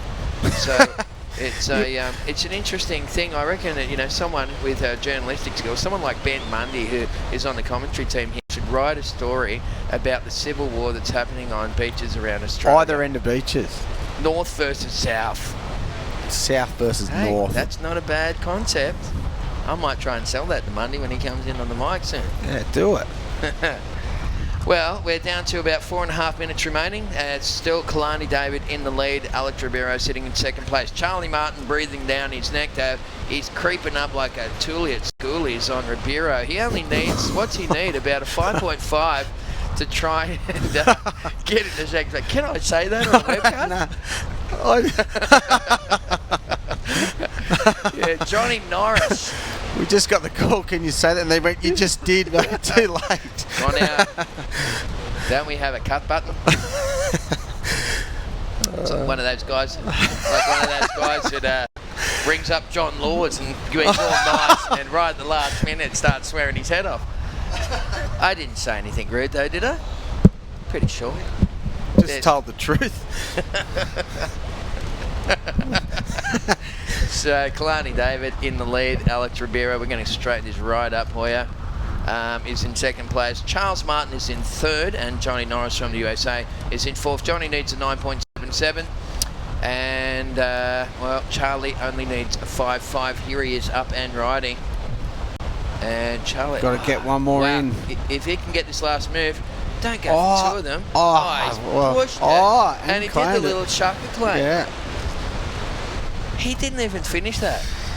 Well, I reckon, I don't know.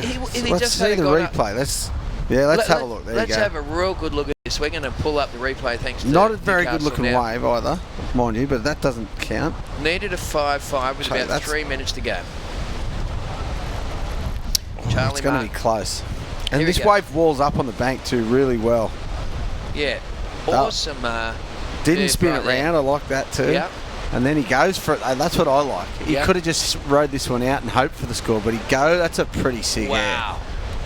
Is he going to ride down and out of it? Is he going to stand up? It was so shallow in there. Look. It's nearly dry. Yes, he did the little shark as if to say, I've made it. But you know what? I don't know if the judges are going to agree with that. Kalani David also taking it up into the skies. Little Went front for a grab too at the back. Little front side punt. There's a little funny little move at the end. Some Law used to do that at the end of his wave sometimes too. The Law used to do the guns was the best. Best to watch ever. Just double guns at the pipe. Was the best ever. You travelled a lot with Simon Law during your career, didn't you? Yeah. He would have been a funny bugger to travel with. He still is. Don't worry. Yeah. He's mellowed a lot now, but he was funny. Him and his wife Janine, they used to. I was their illegitimate son. Right. Pretty funny. It's good. We're going to go back and have a look at this one for Kalani David from Hawaii, folks. He's in the orange singlet. He's in the lead, and it looks like he gets a nice section out the back there. I love the way throws a lot of spray. That technique for that front side snap, I don't even know what it is, like a little kind of kick stall snap. And then he throws it up, foot sort of came off, rides down and out of it. Went to grab the tail too. Yeah. Full skate move. Yeah, I just love watching that guy surf. I could sit around and do that all day. We're down to about 1:45 to go. What do you got in the situation there? What score? Charlie's wave, weren't we? I think it was a 4.83. Remember how we said it was? I think it was an judged incomplete by the judges. There's Johnny Norris getting a wriggle on. He's really running late, and that one unfortunately can't put any magic sauce on the end of. Was that the score? The 4.83? Yeah. You think that's come through? I think so. Didn't get it. Nah. Oh. Needed a 5.5. Remember? Oh yeah, needed a 5.5. Okay, yeah. And that was 4.83. Okay. I think that's it. Someone gave him a 5, and he had 5.3 in there, but he had a couple of smaller scores as well. Here's a replay of Black again. He did a huge score. Yeah, well, Johnny Norris chasing a 9.77. He got a couple of nice turns on this one. He's a great surfer, Johnny Norris. He turned a lot of heads down at Manly. But sometimes I wish that they would just keep it a bit more simple. After they've done 2 or 3 really big moves and then go for that crazy thing at the end, maybe they just played it cool. Yeah. I mean, it's only just the first round for a lot of these guys. Yeah, it's good to build on it. That's what all the best guys do too. They build on their surfing throughout the event. Well, you can see that Ribeiro had priority in that situation, and he used it up over Charlie Martin. Gee, that might have been a critical point in the heat here. I reckon you're right. Yeah, with about a minute to go, even less than a minute to go, Ribeiro throws it up into the lip a couple of times. He stopped Charlie Martin from getting that, who only needed a 5.5. And you know what? I reckon that was a deciding factor in that heat there for Alex Ribeiro. He might have bettered a score even then too, to hold him off that wave. That was a great looking wave. That's right. And Charlie Martin would have got his score then. Well, you can see Charlie Martin with the head down, and maybe the body language summing that one up there for Charlie. There was another wave in there for Charlie Martin. We're going to just go back and show you this one, folks, so you make sure you don't miss a minute of the action. Take us through this one, Hoyer. Yeah, he's up and riding. This is like, nice first turn there.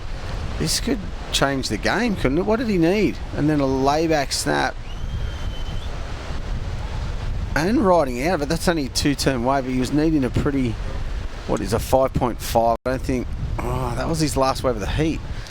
That's going to be super interesting. We'll refresh the scores and we might change over commentary teams, and those guys can give you the update when they come in. But been a couple of good heats there in a row. It's time to highlight our sponsors, folks. We're going to be back real soon with more action live from Surfest.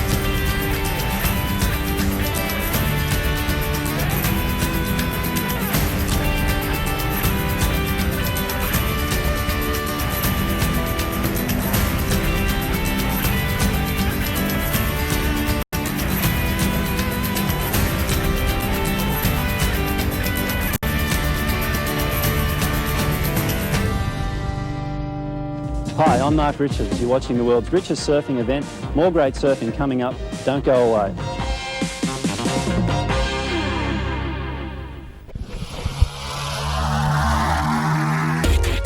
This webcast is brought to you by Newcastle Now. Alrighty, we're back live here at Merewether Beach, and well, just a little bit north actually of Merewether, down Dixon Park, and we saw some great images there of Surfest over the years. Of course, back at Newcastle Beach, its original location. Here we go with live action though in the water. The surfer in orange, Jesse, up and riding. Yeah, big open face turn to open up this wave. And, whoa, kicks the fins out in that last turn. How was that opening ride? Actually, it's his second scoring ride there. Alan Donato.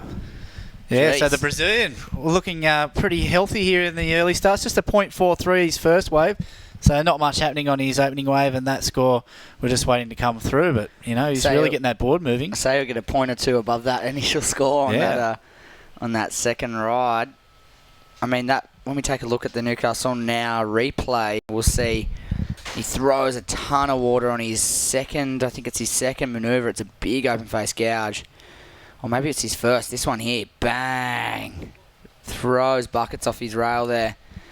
And gets to work through the midsection. Yeah, really came in smooth out of that first turn into his second one and into the third, and then just busting the fins. So he's ticking all the boxes there for the judges. Yep, kicks the tail up and over that last section. Manages to ride out, and he'll notch a good score. Here we go. John Gonzalez. Johnny G getting busy and looking for that section. Actually had a little walk down towards the contest area just before, and looks like the conditions have improved a little bit. A lot more open face. A real shallow end section as you saw there, but that was not a bad wave as well for Jonathan in the red. This is a very QS start to the heat, isn't it? These guys have done this time in, time out, time again. They've surfed waves at this size, this wind, shallow banks, short, sharp manoeuvres on a regular basis, and you can see how seasoned they are in these kinds of conditions. Let's take a look at this last wave of red. Yeah, so just a nice opening manoeuvre, just sort of setting it up. You know, this way just a little bit flat at the moment, so Johnny's just taking his time and really looking for that, you know, steeper section, and he sort of gets a little bit more speed through this section here, and there it is, going a lot more vertical above the lip. linking it through to another little foam climb and a nice critical lip line floater to finish up. Yeah, good little combination of manoeuvres to string together at the last back end part of that wave. Wait for that first ride to come in for red. We do have a couple of numbers in during the break. We had a wave from white. He locked in a 683, and this is the first wave of black. Ian Gouveia out of Brazil as well, and the small, short, goofy foot, compact style, and generates a lot of push out of the top, like that manoeuvre right there, throwing a bunch of spray out of the tail, and again working it away in his backhand through the inside. He should get a couple more in before this one dies out. And there's his last manoeuvre there as he gives a little tap in that last little section and gets down the step. Well, that first turn he did was a lot more critical than the surfer in red's first wave. You know, he sort of went a little bit more just open face sort of carve, where the Brazilian surfer Ian just went straight up vertical, so a lot more critical. He got a lot more spray coming off his board as well, and I think that'll be the highest scoring wave of the heat so far. Yeah, we do have Wade Carmichael on screen, the lone Aussie in the lineup, and he is sitting on a 6.83 for his opening ride. He's backed it up with a 2.5, so yet to see either of his of waves so far in the heat. I think they were in the break, but he is sitting in the lead courtesy of that 6.83. Alan Donato in the orange singlet locked in a 6.5 for his third scoring ride. And we do have those two waves of red and black, which are probably going to put them in a good position. We'll wait for those scores to drop in, Trav. Yeah, it looks like the surfer in red there, Jonathan Gonzalez, he locked in a 7.67, so he's currently in first place, still waiting for that last score of the surfer in black, Gouveia. Yeah, well, that's a pretty wild number there thrown out for red, I feel, Trav, but if that's the scale, then I'm assuming black's going to go potentially into the excellent range with his first attempt. Yeah, definitely. You know, he went a lot more critical on that first turn. Got that board a lot more vertical as well, so, and worked it right through, maybe even a couple more turns. Well, there it is. It's a little over a point better, an 8.87. So, I mean, maybe would have thought from a subjective point of view and not being a judge, but would have thought that there might have been a little bit of a larger spread between black and red, but they have got it right. The black has the best wave of the heat. And here we have orange, who's gone from first back into fourth and still looking razor sharp front side as he finishes up on the inside on his fourth scoring ride. That is going to better his first couple of waves and put him in a better position. And how was that? Double grab to fake attempt. Yeah, almost a bit of a rock and roll there from Carmichael. Getting adventurous on the inside. Wade, primarily known for his foundation of power surfing, very strong surfer, going for a very tricky manoeuvre on the inside. This is the replay of Orange's last wave, and he's definitely going to better his position, but will it be enough to go up into second? That's a nice turn, Trav. And he gets one more up and over there, and a little finisher. Tries to accentuate it. Little hand drive snap to finish up. Well, we saw, we're into the next round. We saw Joel Parkinson sort of start things off, and it seems to be that the level's just been raised a bit with the start of that round. We saw a lot of small scores starting off in the early sort of part of the heat, but now the guys are locking in 7s and 8s in their second waves, and just not wasting that time that we saw in the last round. Raising the bar just that little bit. Here's Wade Carmichael's air to fakie attempt. Double grab, fakie. If you had pulled that would have been really kind of cool. It definitely would have fit into the innovative box, that's for sure. Because you see guys doing alley-oops and you see guys doing, I guess, straight double grabs, which are kind of not that wild. It's kind of the safest sort of manoeuvre to try in the air, but to fakie, it's kind of cool. I like it, but he unable to ride out of that one. That time around, Wade Carmichael in the white, sitting back in fourth place. He is holding onto a 6.83.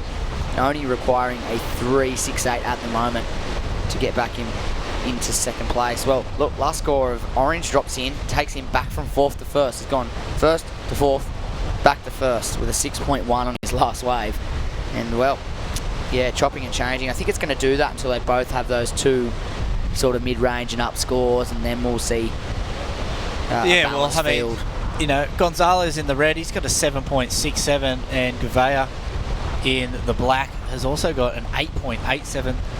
So, you know, only small scores needed to move into first and second. So, I mean, you know, he has got the 6.5 and a 6.1. He's going to need to replace that 6.1 with something in the 7s or 8s if he's going to get through this one, I think. Yeah, he's going to have to get up into towards that excellent range to stay in contention, although he is in the lead at the moment.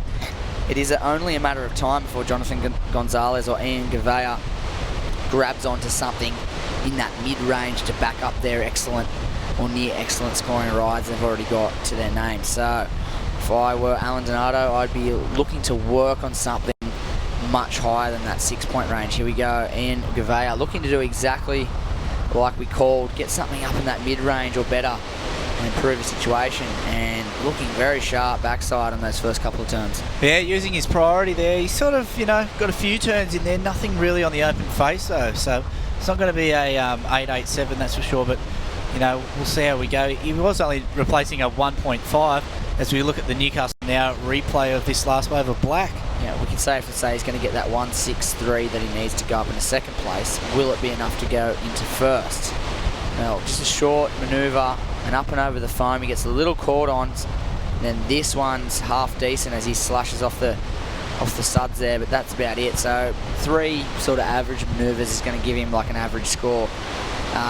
Although sitting on a 1.5 is his backup, like you said, Travis, he's going to improve his situation and probably not needing a great deal of points to take the lead, and he does exactly that. A 3.77 into first place is the surfer in black.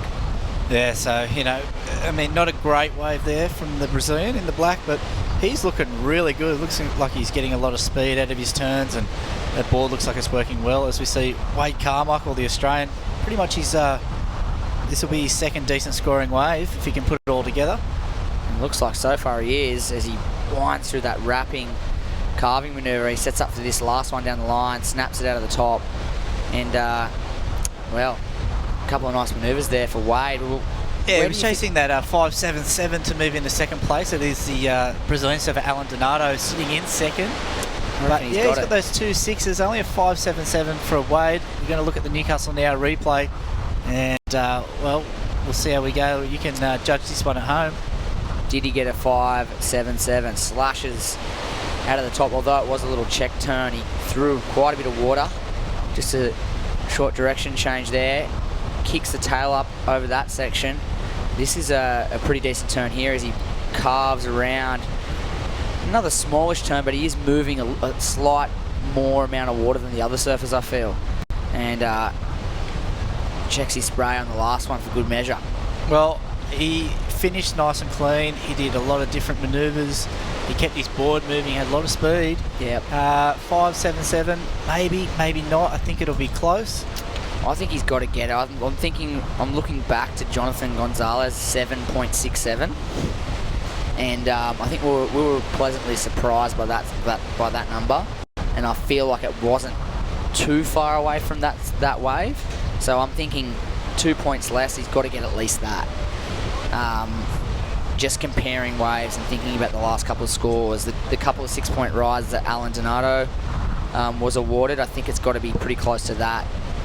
Somewhere in that sort of 6 to 7 vicinity, I'm thinking potentially, but we'll have to wait and see what they say up there in the judging tower. A 5.77, thinking he's going to have to go close to exceed that number, as he just gets a quick in and out there, Wade Carmichael, while he's sitting in 4th priority. Speaking of priority, Orange chooses to use his here to try and maintain that 2nd place position. Not much happened on the outside. Now he'll get to work. Yeah, he comes around that section. A couple of nice turns through the inside. Oh, and really chucking the tail. Is he going to ride out? No, he cannot. So, well, here we go. Scores in. Last of white does push him into 1st place. A 6.6.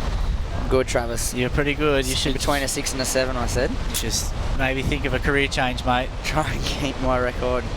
I'm sure I'll lose it shortly. Here we go. Orange, Alan Donato. Just nothing happening on the outside in this one. I thought he'd made a massive blunder in using priority in this way, but it does kind of eventuate on the inside here.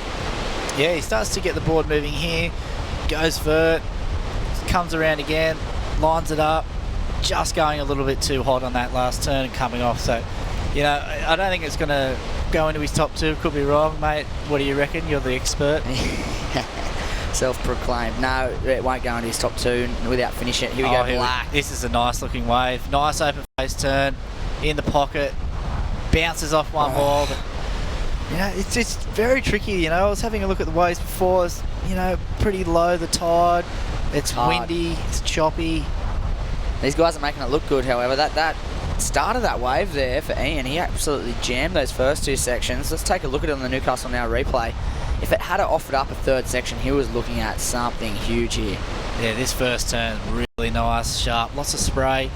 And again, straight up. Maybe didn't jam that as hard as he'd like to, but just a bit late on that last turn as well. So a little bit short off the bottom on that second bit. I tell you what, though, he's only got a small score to get to replace a 377. He's shoving that out of the way. He's improving for sure.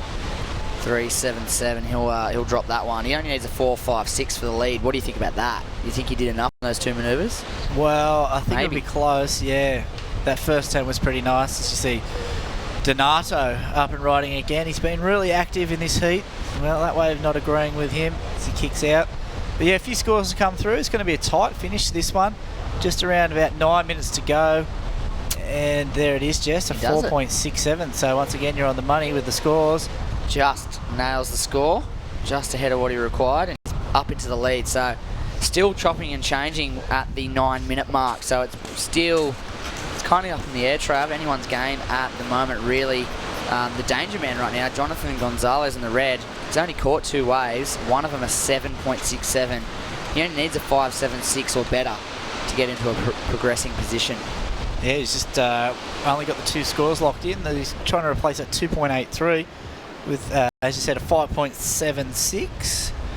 And still plenty of time on the clock, and I say he does have priority now, so maybe just sitting and waiting. Wants to back up that score because he knows the other guys have got 2 6s.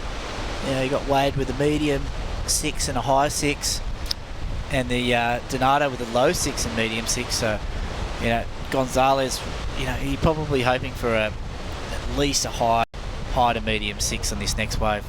Yeah, that's what he's requiring to sort of, you know, get up into the lead and attempt to maintain that lead throughout the back end of the heat. And I'd say that's for sure what he's hoping to do on this wave right here. Jonathan Gonzalez. Well, and that's a little bit of a mistake there. He's still got enough time, around about 7.5 to go, but, you know, he really needed to lock in a decent score on that wave. Yep, not a wise decision from John there. And we were mentioning how crucial it was for him to utilise that priority correctly, but on the other side of the coin, maybe getting busy could be a better option in these kinds of conditions. We have talked about it over the last couple of days. Is it better to sit and wait with priority or try and maintain that hustle and keep busy? Because sometimes catching a number of waves can put you into that rhythm where you end up on a keeper. Yeah, I mean, it is different tactics compared to the man-on-man heats that they do surf. We'll see a bit later on in this event. But, yeah, you know, well, here we go. He's jagged one. You know, straight after losing his priority, he's the next surfer up and riding. Let's see what this wave can do. As he just weaves and waits. Well, not another wave that didn't offer any scoring potential there. Bit of a throwaway there again for John, but like we said, it may take 2 or 3 quick throwaways to get you into something with some substance. If you look at the other competitors, Ian Gouveia in the lead with an 8.87 and a 7.1. He has a 1.5, a 3.7, a 0.83, a 4.67 in amongst all of that. So he was picking waves in between grabbing those bigger scores, and I think it's that rhythm that you get in from catching a bunch of waves that can really put you in a good spot for a nice wave. As you see, John again being the surfer in position. And it was looking like it was going to shape up for something for him there, but unfortunately just the one manoeuvre again. He'll keep picking at it in while he's got 4th priority, and eventually something might come his way. Well, like you said, you know, you can, you know, sometimes sit and wait and lose that sort of rhythm. You know, Johnny's trying to find that now, and he's being a little bit more active. He's quite quiet in the opening sort of stages of this heat. But, you know, Ian Gouveia in the black, he's had a few waves, but he's picked all the best waves. And You know, we got an 8.87, then that 7.1 as his second score, just for that sort of one open face turn. And, you know, he did two others after. Well, the third turn was incomplete. So, you know, a 7.1 for 2 turns with only really that one first solid turn being the really good turn. That's a good score, and maybe, you know, surfers need to sort of have a look and maybe start to use their priority a little bit smarter. We've seen a few mistakes already today. No one really capitalising on having that first priority. Exactly, and it's interesting that you can catch a mid-size, a smaller size wave, surf it from out the back all the way to the beach, multiple manoeuvres, and get that 5 or 6 range. But another surfer can be on the outside on a bigger wave, exerting less energy, getting 2 big manoeuvres and dropping excellent scores. So pays to be a little smart about it. And Wade Carmichael setting himself up for a great looking wave and potentially a huge score if he stuck that second manoeuvre. Yeah, that was a really nice turn, but yeah, unfortunately just, you know, bearing the nose. We've seen that happen a couple of times today as well. Yeah, it seems like a lot of these guys are having a little trouble negotiating that section when it stands up on that shallow bank. Orange going to use priority here in third, needing a score. A 6.93 required. Here we go. Front side spin. Pretty innovative. Half decent finisher as well. Well, that's going to be interesting because we haven't seen anyone take to the skies in this heat yet. Not a massive air, but a nice and smooth, quick sort of rotation and a nice little snap to finish up. So things are going to get real tight in this one with just under 4 minutes remaining. And, you know, Donato was looking to get a higher 6 to a 7-point score. Yeah, I don't know if I see it in that last wave, Trav. If he had got one, decent manoeuvre on that start of the wave, he had to crack the first section, or there had been a section for him to hit, and then he went straight into a bottom turn into that manoeuvre. That kind of combination I see as a good score. Just that one manoeuvre, I'm unsure as to whether they're gonna pay that. So we'll wait and see. I could be wrong. I've been wrong before. We'll see how they deem that ride in comparison to the others, and we'll wait for it to come in. Right now on your screen, we have the 3 competitors scouring the lineup. By the looks of things, Wade Carmichael could potentially have the first priority here, but they are all looking to better their situation. Basically, it's anyone's game still in this one. It is the man in black in the lead, however, and the man in white currently in second. Danger Man is Jonathan Gonzalez in the red, holding on to a very decent score of 7.67. Just looking for something in that mid-range to get him into a progressing position.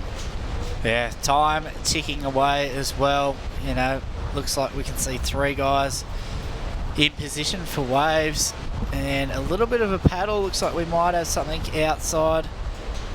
So hopefully we'll get a few more waves ridden just before the end of this one. It's been a pretty close heat, and looks like that one's just going to close out and not allow no one in position for that last wave. So not much time to go. This could be a good finish, and well, looks like priority being used here by Ian Gouveia. Yep, smart move from Ian, holding off Jonathan Gonzalez, who, as we said, is in striking distance of the lead with one decent ride. And here Ian just absolutely jams that last section, but that shallow inside sandbag getting the better of a lot of these guys in this heat at the moment. Yeah, well, you know, down to just over 1.5 minutes to go. I'm not sure who's got priority, but, you know, if, well, here we go. Looks like a little bit of confusion on this one. Jonathan Gonzalez on the outside, and disappointed Wade Gonzalez, Wade Carmichael, John Carmichael and Wade Gonzalez. Yeah, so, well, we'll just wait to see.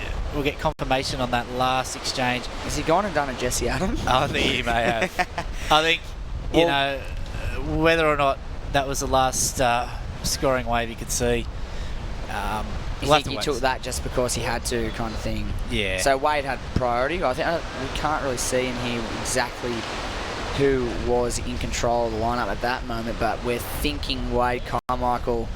You could tell by the body language he wasn't happy with that. He would have been in priority and using a tactical move and taking that last wave, not allowing Jonathan to get the score.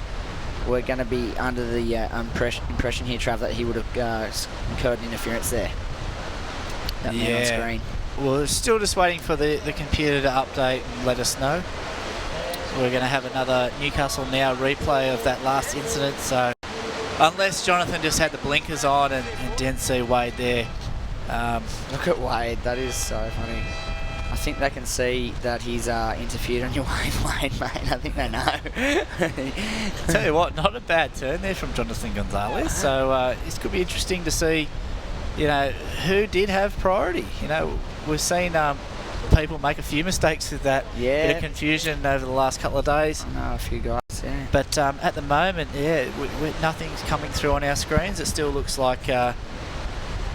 There's a fellow countryman, Angavea.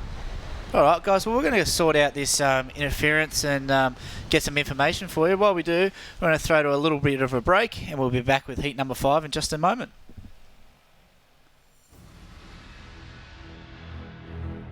The local boy was watching the surfing competition from rocks near the water at Newcastle Beach. At around 1:15, he was struck in the back of the neck by lightning in the freak accident.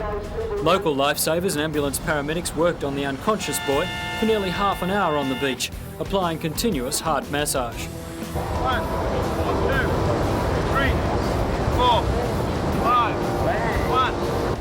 1. They managed 3 times to bring back a faint pulse, but each time the boy's heart stopped beating. The paramedics gave the boy several injections to try to help his badly shocked body.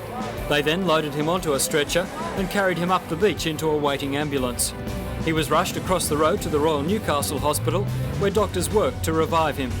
2 other boys sitting near the boy on the rocks were also treated. They suffered slight shock. South African surfer Pierre Tosti was only a few metres away when the lightning hit. He's recovering in hospital in a satisfactory condition tonight and vaguely remembers what happened.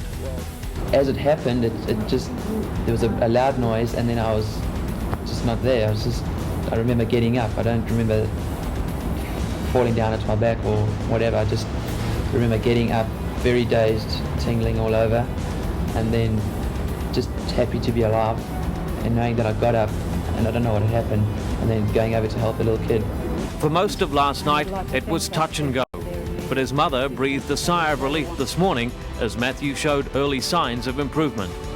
Well, Matthew's much improved, and we hope that it continues that way. Put you off surfing, do you think? No way. It's made me more determined. Why? Because I've been out of water for a bit. And plus I want to go better because I've seen the people who went better, like Mark Ocolico.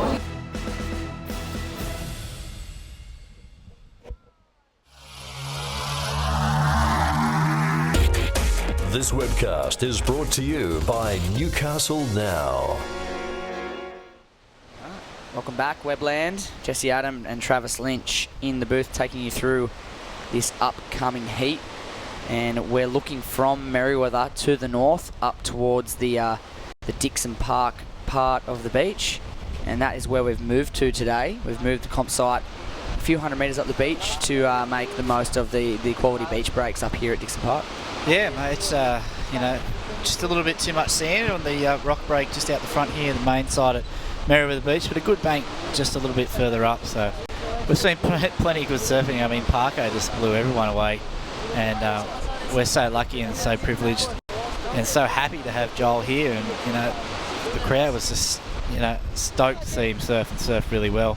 Bit of bad luck to the local bloke Jackson Baker bowing out, but I mean Jackson's pretty young and that's some great experience for Jackson, and he's only going to improve from here on in. So that was a crazy high quality heat, wasn't it? Yeah. Like if you look at the draw, even just on paper, Joel Parkinson, Jackson Baker, Parker Coffin, who was probably one of, if not the biggest standout of the opening round, and Kanoa Igarashi, who's always putting in a massive performance here in Newcastle, and especially in these conditions. Yeah, it's perfect for it. It was a very, very high quality, quality surfing heat.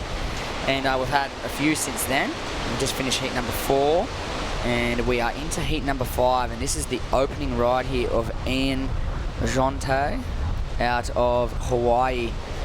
And just a little bit of a burn. They're terrible, that, when you slip off the back. And here's another Hawaiian in the form of Keanu Asing, 2015 WSL rookie. and he's always had a good time here in Newcastle and always seems to manage to get himself a good result here, and I'm guessing that's why he's back. Yeah, I mean, some people, they just enjoy and are suited to certain waves, certain places, feel comfortable, surf well, so must be one of those guys here in Newcastle. But just quickly, Jess, on that end of that last heat, it was Jonathan Gonzalez in the red without priority. So he dropped in on Wade Carmichael there, got an interference, and of course he bowed out of the event. So Wade Carmichael through, and Ian Gouveia. Yeah, and they were looking sharp the entire. Everyone was actually surfing really well. Just a little too patient, I think, in that 25-minute heat. Jonathan Gonzalez and pretty much had no time left on the clock and opted to just take that wave. Ignoring the fact that Wade Carmichael was on his inside, just to. There wasn't really another option for him, was there? Yeah, he tried to sit and wait, get a good score, and then it didn't come. Then he used his priority on a bit of a dud wave, and then got a few more. He just couldn't find that rhythm. As you said, he was trying to get a few waves, get some rhythm, couldn't find any, and I think frustration kicked in, and that's why he went on that last wave. So, never mind. Here we are again, up and riding. It's a surfer in orange, Christian Kimmerson. Yep, up on his backhand. He was very explosive in his first round matchup and took to the sky a few times as well. So with this light north-easterly wind, we are hoping to see him take flight over the course of this next 25 minutes or so. I'll tell you what, there's a lot of Brazilians on tour these days, really building a lot of momentum. Of course, we saw Gabe Medina take out the world title now, and looks like Brazil going to be a bit of a power force in surfing over the next 10 to 20 years, as you see a Newcastle Now replay. Yep, Christian Kimmerson, backside, a flat wave, but manages to squirt that one up and over the foam, which is a very high quality manoeuvre, and not much left for the remainder of the wave for Christian, but that one big turn through the middle was a very high quality manoeuvre, and I think he's going to be rewarded for that surfing on his opening ride. Yeah, I think you're going to be right once again, Jess, but a few scores in. Just a Keanu Yarn's got a 4-0. Keanu is Singh with a 3.83, and Ian the Hawaiian with a 3.0. So most of the other surfers, small scores, and then a 6.67 for Kimmerson in the orange. Oh, there we go, locked in, 6.67. So straight up into the lead. Christian Kimmerson opens with a good range score, and that's the way you want to start. You want to start with something in that good range or north of that, and build from there, and that can see you winning heats in that manner. And as we were saying earlier, in this main round where the top seeds drop, that's the level that you expect them to be at in all conditions. You want them to be able to drop something half decent in the early stanza. Yeah, like if you can lock in a keeper score on your first wave, pressure off. So and it applies a lot of the pressure on the other competitors. Yeah, it sure does. So all those other guys with just throwaway scores. Kimmerson sitting, pretty comfortable now. He can loosen the belt a little bit and try and get a nice backup scoring wave. Get something above a 7. He'll be looking pretty good to move on through, I should say. Yeah, we'll see how he fares over the next, 19 and a half to go. So very early days, one wave apiece in this heat at the moment. And round number 2, this round of 96. This is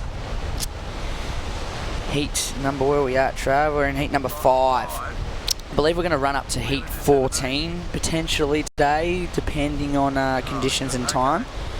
But that'll see us more than halfway through the round and ready to finish off the rest of the round tomorrow morning. Yeah, we had that late start, of course. We were just sort of waiting for a bit of tide and made a decision on which bank to surf, and we made the right decision.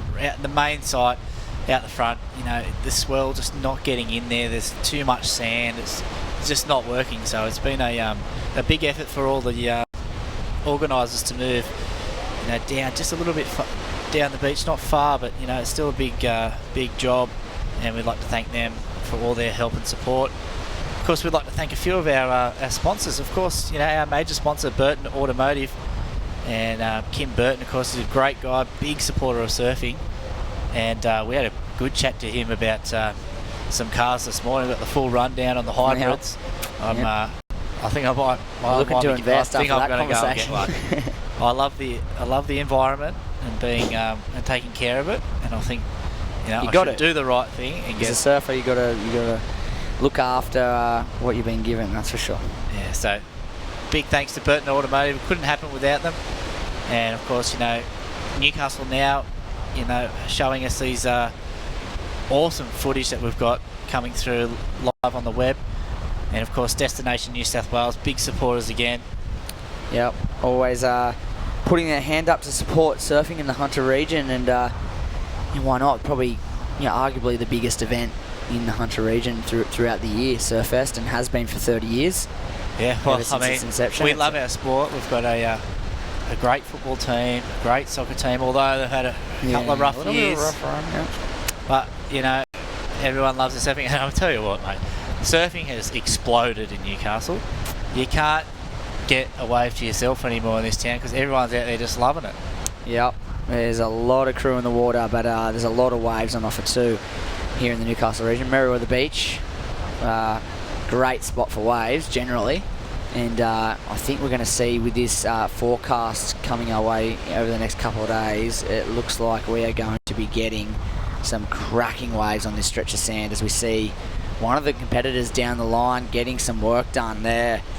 We'll hopefully come back to that in a moment, but action in the water did go slow for a moment there, but it looks like we'll be seeing some more scores drop in shortly. And on your screen there, surfer in the white singlet. Oh, Dylan Perello. I didn't even know Dylan was out there. Oh no, he's been replaced. That's why. Keone Yarn. So, Dylan, no-shower potentially. And, well, Keone taking his spot. There has been a couple of alternates thrown into the mix. We saw Mackay McNamara in an earlier heat. And I know that he was on the first day was standing around waiting to find out if he was going to get a run or not. He was the first alternate on the list. So a couple of guys into the draw. Really well too. Yeah, jammed a couple of nice big frontside turns and locked in a couple of good numbers. Mackay from Hawaii. Well, the scores has come through. Jess Christian Kimmerson must have been that last wave of 5.17. So we may have a replay of that one for you guys at home.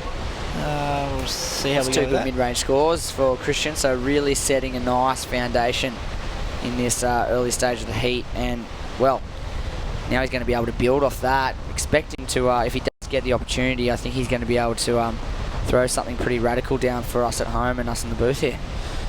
Yeah, so there's the surfer on screen now.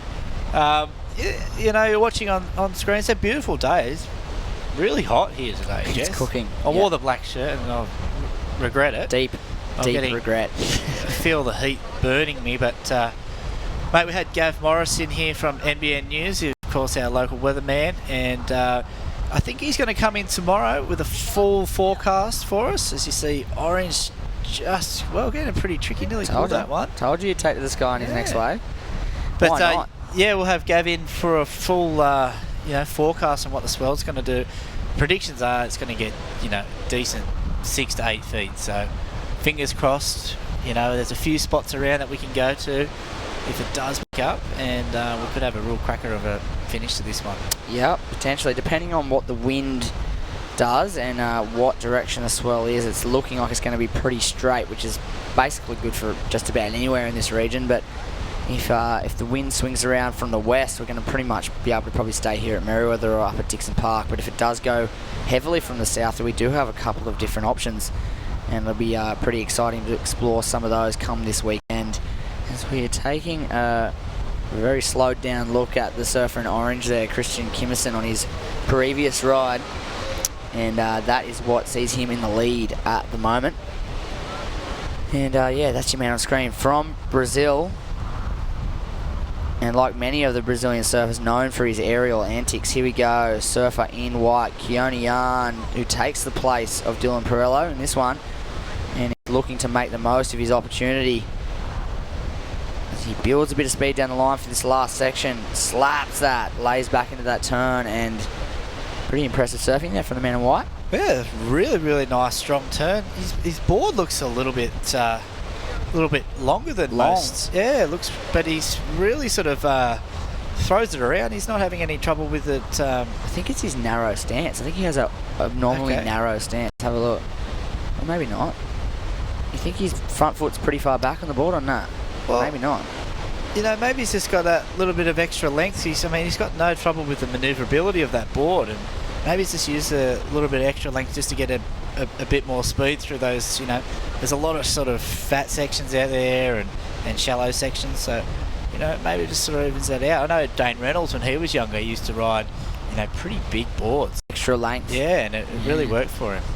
Yeah, interesting tactic, because you'd think in short, punchy beach breaks with a really curvy, curve in the wave, you'd think you'd ride a shorter, rocket out, curvier board to fit in the shape of the wave, as a general rule. But as you said, the competitor in white opting for a little bit of extra length on the board, and I mean, sometimes drawing out manoeuvres on a longer board does look impressive, so could be a tactical thing. Well, you know, a solid finish to that last wave. We're still waiting on the score to come through, but no one really with anything on the board except for the Brazilian surfer with a 6.67 and a 5.17.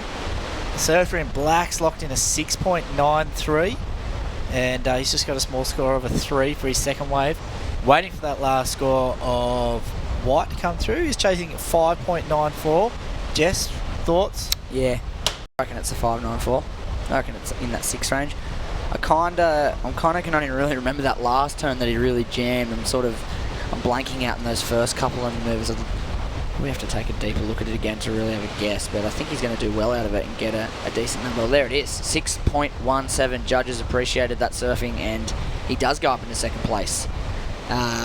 Ian in the black back into third. He is holding that 6.93, and we did see a replay of that wave in the mix of a bunch of other waves ridden, so it kind of got lost a little bit in translation, but he did get pretty tricky on the end and threw a bunch of spray out off his tail on his last 2 manoeuvres, and that's why he got that near 7-point ride, not needing a lot to go back into second. This is our current heat leader, Christian Kimmerson. A lot of speed. Check this section. Bang. Oh, he did the human scorpion there at the end there. Went very straight-legged on the landing there and bumped himself off. But like I said, 2 half-decent scores. He is going to look for a big section and try and stomp something huge to try and extend his lead with a one big manoeuvre wave. And it's exactly what he was looking to do here, Trav. Just not a brilliant section to work with. Oh, I like how we get the slow-mo. There it is, the human scorpion, and the feet go over your shoulders. Fantastic. Yeah, not a good position to be in. Sometimes can be pretty lethal. Here we go. Nearly doing the famous nosedive off the first manoeuvre. Keanu Yarn on a quick wave. And being quiet for a little bit. Keanu Asing in the red. And there's a nice big fan of spray off that second manoeuvre. Can he get a finish? Tries to kick the tail over the foam and sees the lobster, takes a dive. And, well, it looks like he's definitely in on that wave. He knows he's going to need another wave. He's starting to rush back out the back. But just this one turn that he lines up and really just gives it a big jam here. I think it's this one coming here. Bang. This perfectly times the connection with the lip there. Fortunately, no love on this end section, just a little too bumpy for him. But he did have that first, good little section. He gave a little tap and then really cracked that second turn. We will see how they reward him for that wave there. And there's Black finishing up on the inside on another wave. We've got a couple of scores to come on through, and we'll see how they fall into the mix shortly. Yeah, so, I mean, still a fair bit of time to go, just under 9 minutes remaining. A few of the surfers starting to get a little bit edgy now, getting a few waves, and this one from Black not really offering too much. There's lots of turns, but mainly nice, flat turns. And he had that 6.93, so he's trying to get a decent backup score. He's currently got a 3.0. And we're still waiting on scores to come through. As you see, orange Christian Kimmerson out the back with Keone Yarn, and they are currently first and second at the moment. And they'll be pretty keen to find out those last scores of Blackers. Here we are in the Burton Automotive booth. Yep, bringing you live action from Dixon Park at the moment. Thanks to Newcastle Now for bringing us these quality images, and the NBN crew for getting it done for us in here in the box. And we're stoked to be here, aren't we, Trav? Yeah, and there's both our black shirts, mate. We're sort of been hiding from the sun. Yeah, well, it's nice in here at the moment. Air conditioning blaring and keeping us cool, which is nice. And, well, a cracker sunny day outside this ice chest here, as we see Keone Yarn getting up and over the foam to set himself up for this section. A nice fan of spray through that second turn, lifts up and over the foam again. So 2 nice foam hits either side of a nice open face clean turn, and you got to think that is going to do him a world of good. Currently sitting in third on a 6.17 and a 4.0. Is he going to replace his 4.0, Trav? I think so. Well, he gets a lot of speed off that first bit, comes around the section. That's the money turn right there. Needed to go vertical again. You know, the wave just didn't offer much. He gets a little bit of a foam tap, so I'd love to know how tall he is and how long his board is, because I honestly reckon his stance is just that narrow that it makes his nose look really long. Hey, you might be right. I think, because a lot of guys these days, it's pretty common to see not an extremely wide stance, but a lot of guys will have a wide-ish stance because it is a solid foundation. Even if you can manage to tuck your back knee in, having a wide stance isn't so much of an issue because it doesn't look like it's that bad. Like tuck your knee, do like a little bit of an Ando style thing, and you get a bit of a more stylish look. But a lot of guys you'll find have a wider stance, and this guy in particular, Keone, I feel like his feet are kind of close together, a la Simon Robinson.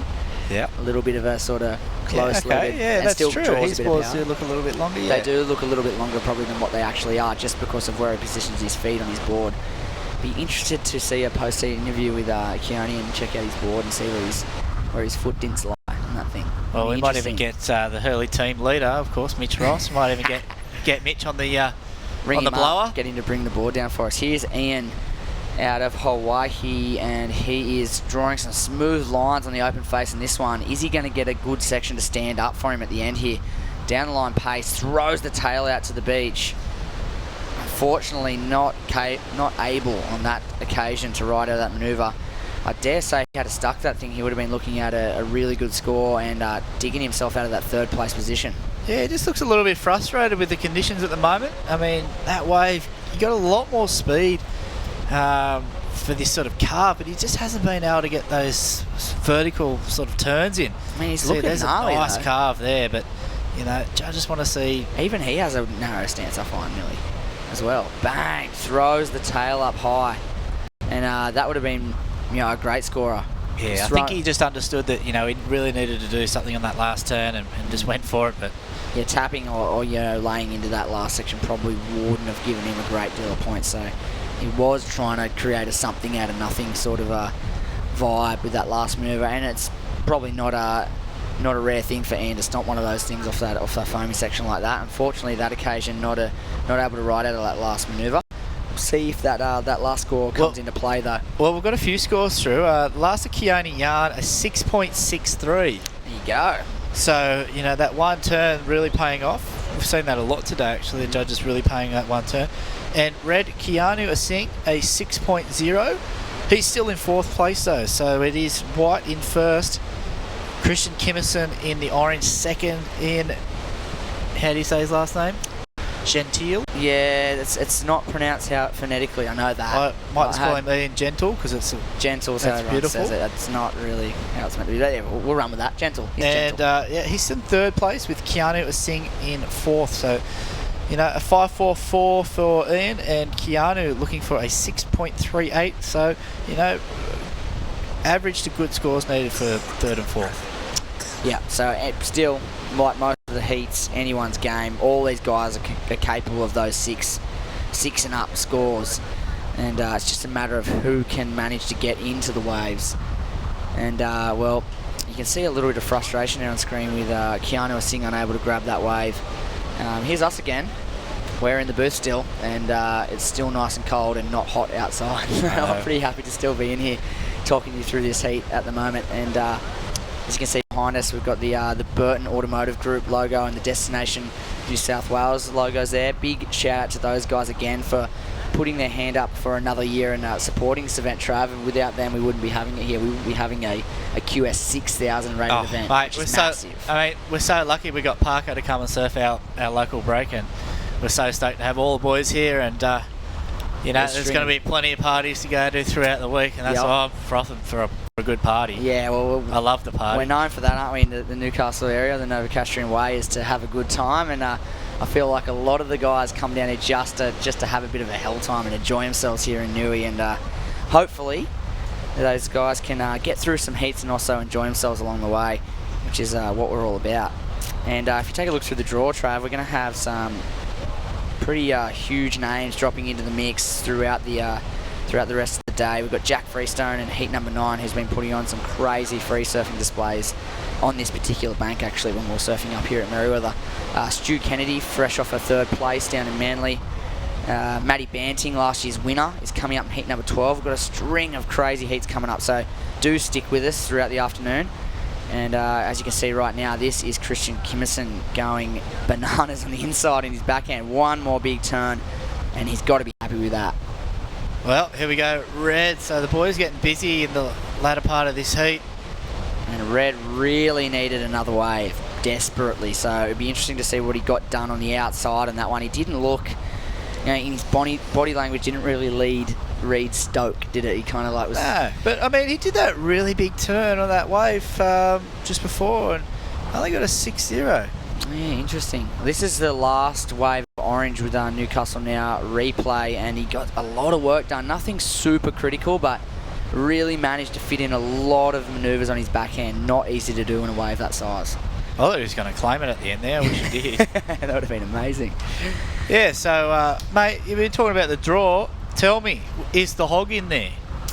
Nathan Hedge, is he coming to Newcastle? You'd have to bet your bottom dollar he would be, but I haven't seen his name. He must be in there in the mix somewhere. Taking a glance. Where are you, Nathan? There he is, heat number 19. Heat He'll be up 19. tomorrow Of course, morning. the Hog's here. He's going to qualify this year, I reckon. You reckon he's back? He's back. Probably would have been what a sort of a mentor to you back in the old days with the Rip Curl travelling crew. Yeah, offered plenty of guidance. Yep, can imagine. The Hog is a good guy. Got some new boards under his feet too. He's back on the chilies. Yeah, I've seen that, and he's looking absolutely deadly, looking fitter than ever, and so determined, like crazy determined, and that is a dangerous combination. Good boards, super fit and determined. That's the Hog. And that Hog aggression. Yep. You can't buy that. Not for sale. As you see, a replay. This was Red's wave. As we cut away from it, is this live action in the water? As we see Keone Yarn looking to hold on to this lead as he takes this wave. We've got another priority mix-up. And that is When will it end? He just knew that it was all she wrote, and he just up and out of there. From what we can see here, I'm pretty sure Ian was just a little bit frustrated with what he was served up for that one. And well, hang on to your seats, Jesse, because Keanu was locked in a 7.03 on that last wave. Holy wow. Pushes him into first, Keone Yarn into second. I'll tell you what, who's pretty unlucky, Christian Kimmerson has moved to third. I'm not sure if there's another wave to come through for Christian. That is gnarly. He served such a good heat. He was in the lead pretty much for 20 minutes of that 25-minute heat, and somehow just drops back to third. And you could see Keanu was singing the whole entire heat, super frustrated, not stoked with his performance, and then locks in a good number at the end and takes the win. Yeah, so, his good run in Newey continues. He's just lucky. Well, we got another cracker of a heat coming up. We've got Davey Cathels, the Aussie bloke, up against Hayata Alves, Jared Hickel, the Aussie, and Hiroto Ohara from Japan. But we're going to have a break in between that. We'll be right back in just a moment.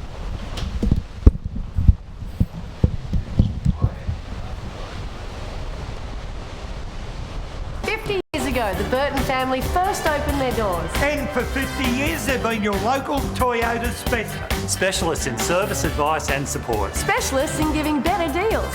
Specialists across the entire Toyota range. They're multi-award winners. And 3 times Australian Toyota Dealer of the Year. But most of all, they're specialists in looking after their customers. For the complete Toyota experience. Talk to the trusted Toyota specialist, the Burton family. Maitland and Port Stevens. We're running all the time, we're running all the time. We're running all the time, we're running all the time. More and more people are discovering the ease of Newcastle Airport. It's an effortless drive, easy parking, and before you know it, you're checking in. Start your trip with a smile. Newcastle Airport, now offering more services and flights every day. Newcastle Airport, connecting people, connecting places.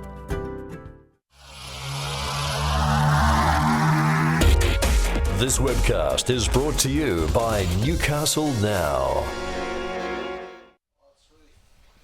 Okay, welcome back, folks. We are here for the Burton Automotive Pro. Of course, it's part of the World Surf League, formerly known as the ASP.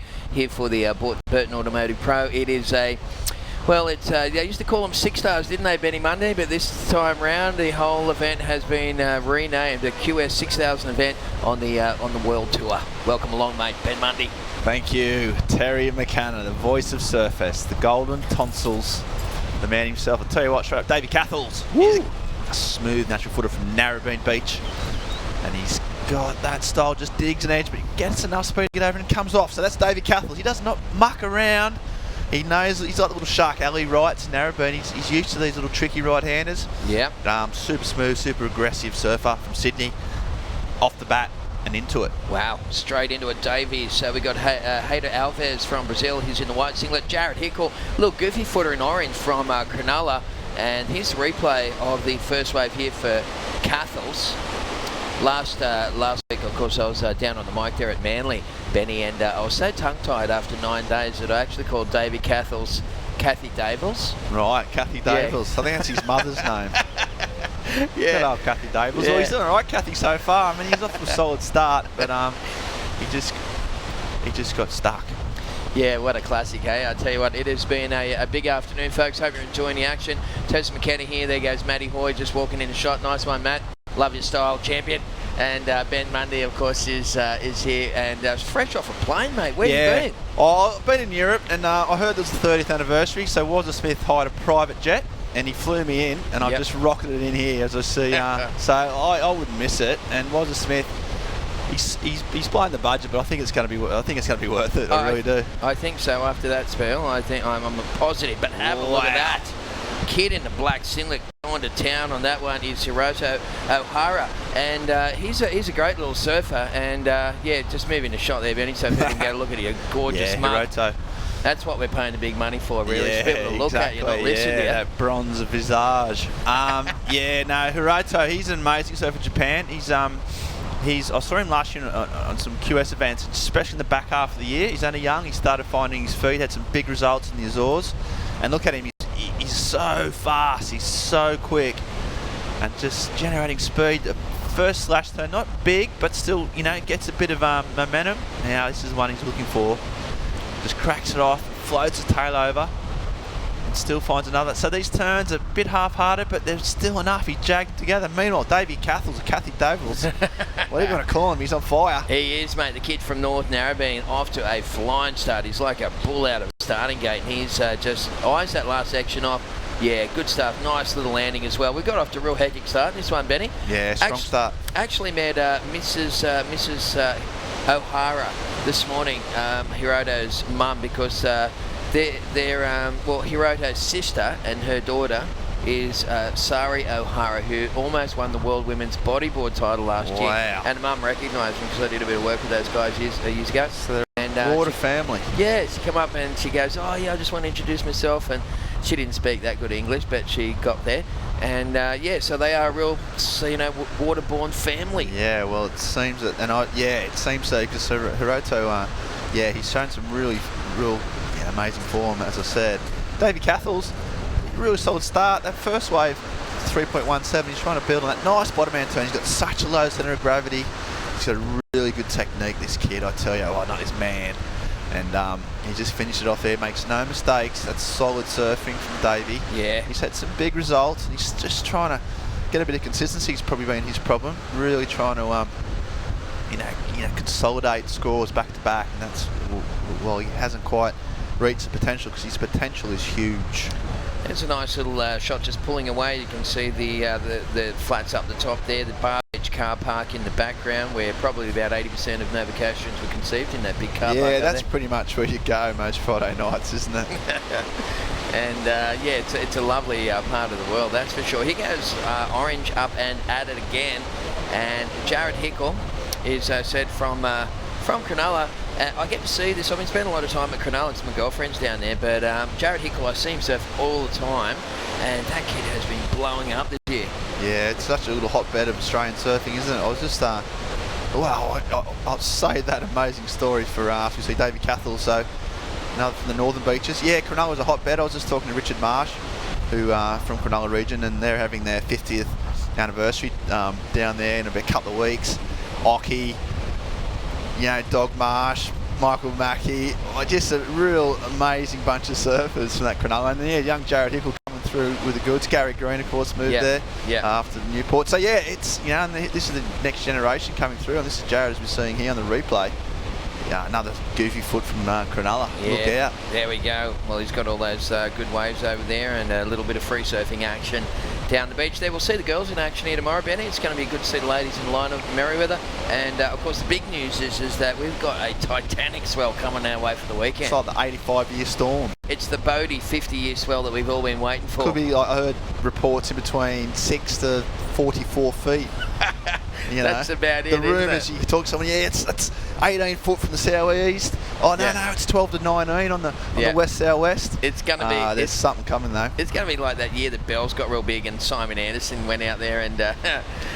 or it could be 3 foot. I mean, well, you know, you never know with these swells. It's one of those East Coast lows. They're a very unpredictable sort of system. Yeah, you know? That's right. Well, I hope you're enjoying the action, folks. It is day number 2 of the Burton Automotive Pro, and it's the 30th anniversary of Surfest. I remember we used to be in part of the old Dream Team back in the day with... not 30 years ago, Tess. No, not 30 years ago, but we had... who was school to come Sean Doherty before he was a superstar. Yeah. We were very lucky to have him on the team. Wayne Dart. Wayne Dart, who's now up there in financing and stuff. He's wearing a suit around. He's Neil Ridgway. Ridgway. I saw Neil the other day at the Australian Surfing Awards at Manly. Yeah. Looking gorgeous. Well, yeah. Well, as always. Yeah, no, we've had 30 years. I mean, it's a long time, obviously. As you see, Davey Cathell's probably not even 30 years old, obviously. But he spent a lot of time up here in Newcastle. He's looking sharp, I'll tell you that. That second wave was a 6.87. He's trying to build on that. He just floats over the top. So just sticking to those right-handers. Meanwhile, Hayder Alves, backside for the Brazilian, bamming it up on the suds. We're going to chug on through to heat number 12 here this afternoon, so quite a lot of action still to come your way, folks, here at the Burton Automotive Pro. Hats off to Kim Burton, and that he is just... He's invested more than $1 million into this contest over the time of his sponsorship. And I saw Kimbo cruising around today. Jeez, just like homeless. He's got no money. He's giving it all away. He's sleeping on the beanbag in the commentary bed. I don't care. I'm putting this event on. I don't care. Yeah. No, of course not. Kim is what he's done for this city and supporting this event, it's tremendous. You know, it's a community-based event, this, and it does so much for the city, and he's a massive part of it. You betcha. Well, this is a Newcastle Now replay up at the moment, and David Cathell's is looking on song at the moment. He's got a 6.87, and he's also got a 6.5 in there somewhere as well. We're just going to get this score in for this wave.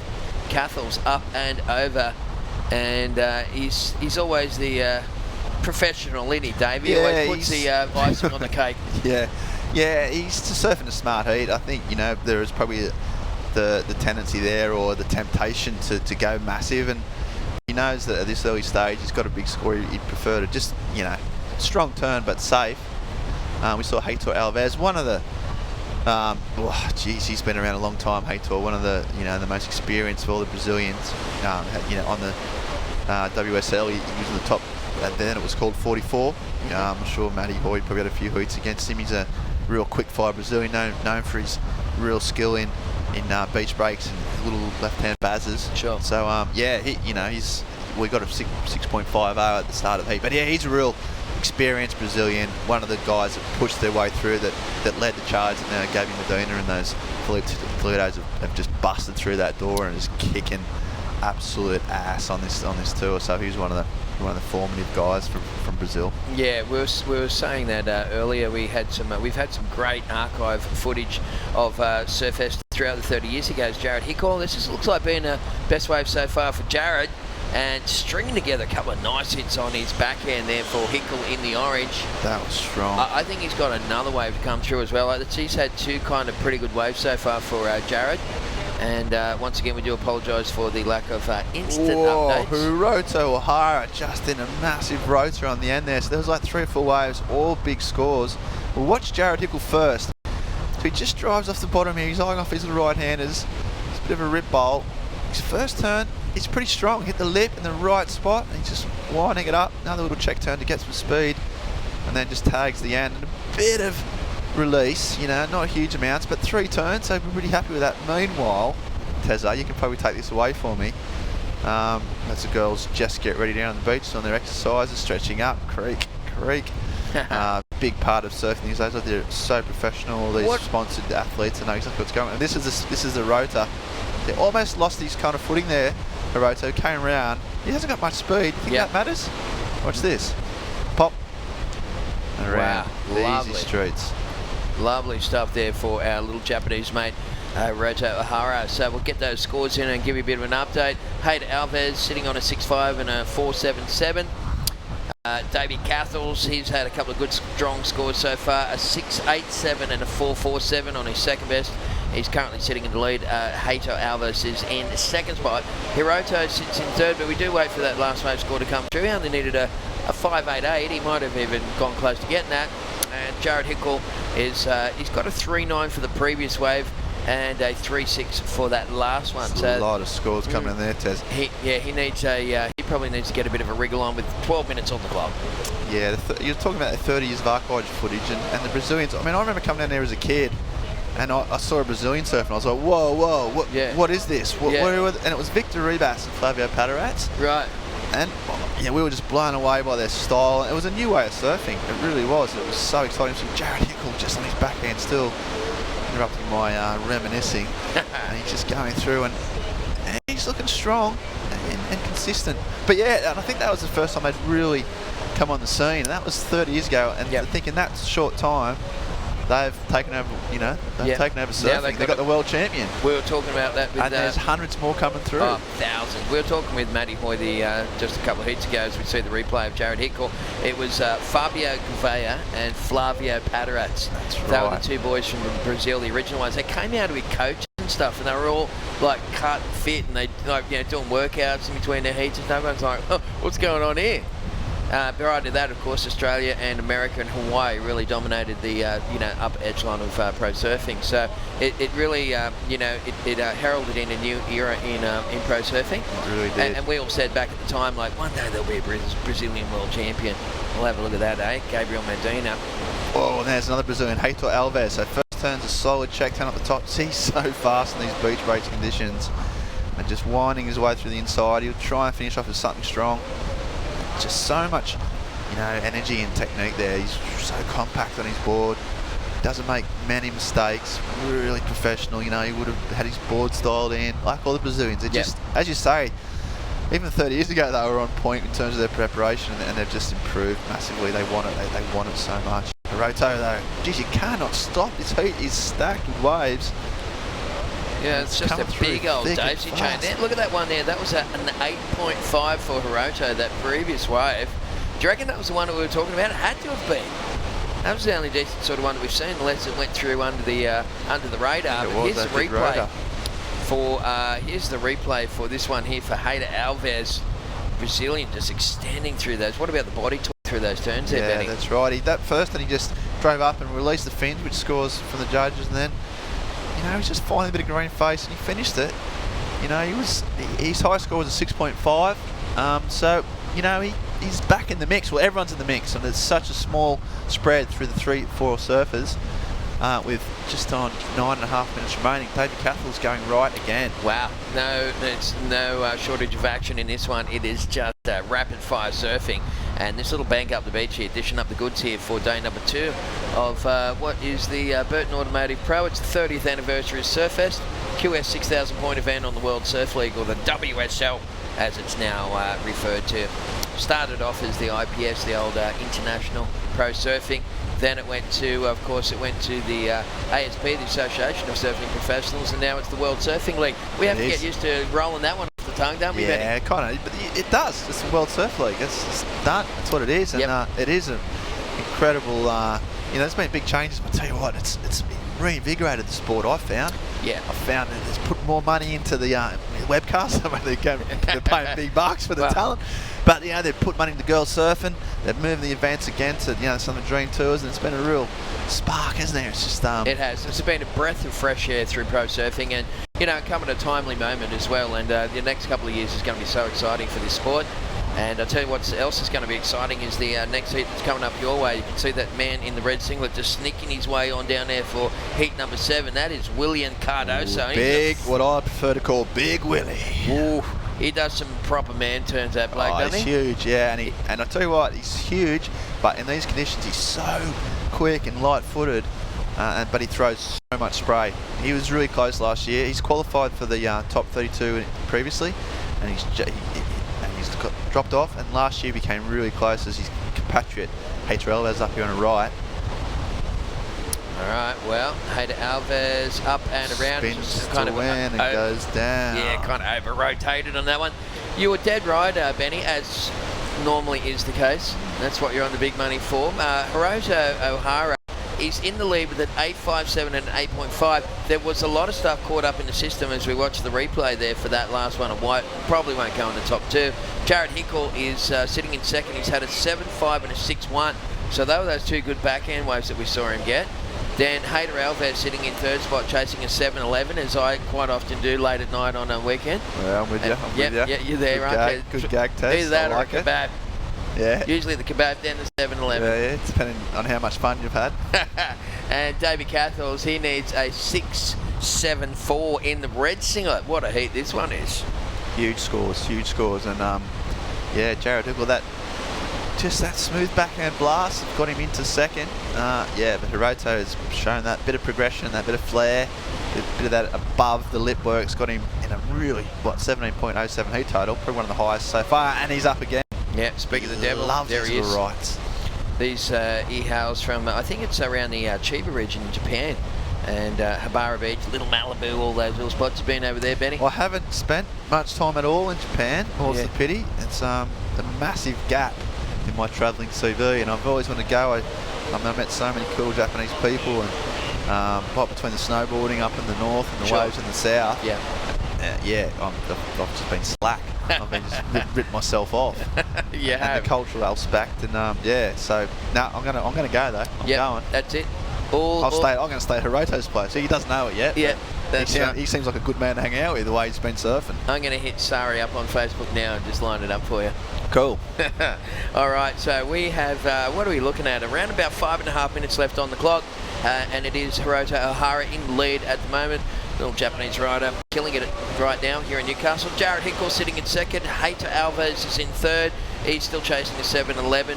And Davey Cathals a 6.74. Davey's been a bit quiet lately. I reckon he'd probably be hanging on the first priority, but this little kid here doesn't need priority. He can conjure up scores on these little inside ones. Yeah, he's been hunting these little insiders, and he knows the bank, and he's got that smooth wraparound cutback in addition to his big airs. He knows he's out in front. Anything to go. Hater Alves though, he's chasing a score. First turn is solid. He's just working so hard to generate speed. And then he just lost it, and he didn't have enough speed to going into that aerial, and he never looked like he even knew. He was like, this is not going to work. He knew that. You could tell by the body language on that one. Well, thank you very much to Telstra helping us connect here with the competition for its 30th anniversary. Telstra, of course, Australia's leading provider of mobile phones, mobile devices, home phones, and broadband internet, and they have been supporters of Surfest for a long time. Thank you very much to Telstra. And you can see him there just widening the stance. You always know when they start to get the old stance widened up. He throws that one up, tried to get a bit of a kind of a nose pick landing, but he, like you said, mate, he didn't have the speed. Yeah, he just kind of got caught just before that last pump, before his turn. He just lost it, caught an edge, and that meant that he couldn't rotate with any type of flow or speed, and he went down the hatter. He needs a 7.11, as you say, and he's going to have to do better than that with 4 minutes left on the clock. Yep, so Hiroto Ohara in the lead, the Japanese rider, 4 minutes remaining. He's looking to replace an 8.5, so he has done extremely well. So thanks for hanging out with us here this afternoon, folks, live from the 30th anniversary of Surfest with Benny Mundy, myself, Tez McKenna. We'll have Matty Hoy, one of Merewether's favourite sons, back on the mic later on. Trav Lynch, Jesse Allen. We've just got so much talent here. So much local talent. I mean, if they don't know these banks, and you know what, 3 mugs like that don't know this wave inside out, then you know what can we do? Yeah, we can't get any more local talent than that. You can't, mate. No, you can't. You'd have to dig up King. So, yeah, awesome stuff. Thanks for hanging in there. And we've got plenty more heats coming your way throughout the afternoon. We're apparently beaming out live right around the world, mate, to the 4 corners of the globe, and going live on a couple of channels in Brazil and also in Hawaii. So hope you're enjoying the action live from Newcastle. Of course they are. Around the world, everyone's up, waiting, watching, listening, frothing. Massive points on offer. And yeah, in this day and age, you know, we used to said back in the day, you used to have to wag school, come into Surfest to watch it. There was no webcast. You couldn't get the information. You couldn't watch it. That's right. Just to see your heroes in the water was something. But now you can log on at any time of the day, watch your favourite service, click on the heats on demand, watch the highlights. How good is it? Yeah, it's amazing. It's reaching so many people. And, I remember one day, I was going to say, you just made me flash back to the old days pre-webcast, is that I remember one day someone said to me, Warren Smith, I think was, come up with someone and said, Tessa, just say on the microphone that there's truant officers down here. Yeah. And I've done like a public announcement, so kids all just started running with their little backpacks, and I got home, they had all like salt encrusted eyelids on, the faces are all sunburnt. Yeah. They were like, have a good day at school, and they're like, yep. And I think now they actually bring the kids down as school excursions. Yeah, Classic case, if you can't beat them, join them. David Cathell's up here. He was needing a 6-point high, 6.67 on this wave. He just couldn't get the open face. He's going to finish it and goes big and flangs a turn. He was happy with that. That was the Mick Fanning clap claim. Jared Hickle, though, he's fighting back with that backhand strong turn. He's just got a powerful lad, isn't he? You can tell he's got real... And he nails another quick 4 turns. Nice. He's happy with that. Yeah, so, great exchange 1.5 between minutes. Yeah, Tez, what's going on? Yeah, that's between Jared Hickle and David Cathels there. Although Davey was in 4th place, he needed less than what Haytor did in 3rd. I never understood that one. I'm not good at mathematics, mate.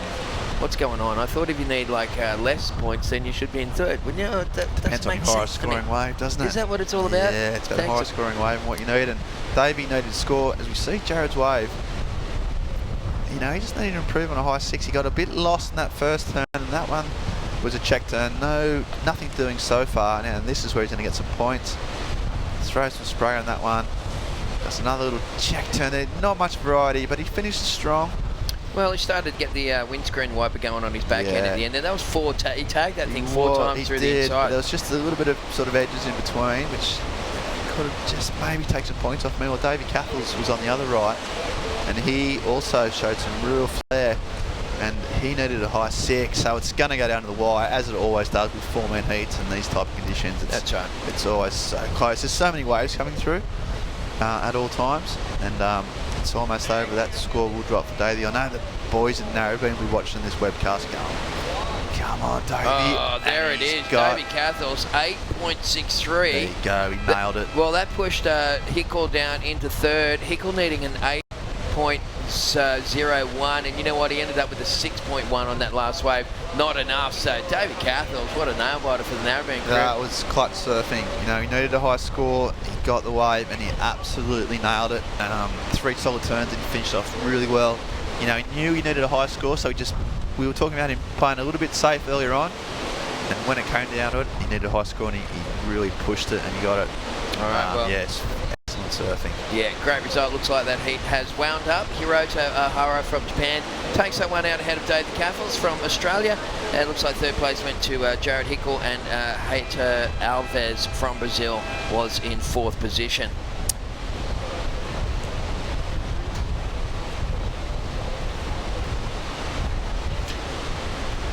Just going through here. Is this Hiroto still up? This is the last wave of the last heat, so yeah, he was already out, and it looks like, as we say, David Cathell's through with Hiroto, and it's on to the night, then onwards and upwards, Tess. Yeah, well, we're going to roll back with more Surfest live from Newcastle right after this break. Hang in there, folks.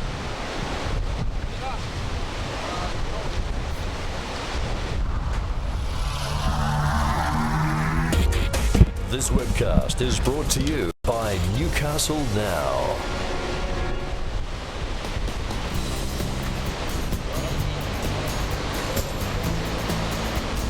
I'd really like to do well because I'm at home and everyone around here is really supporting me, I think, and I'd rather do good here than anywhere.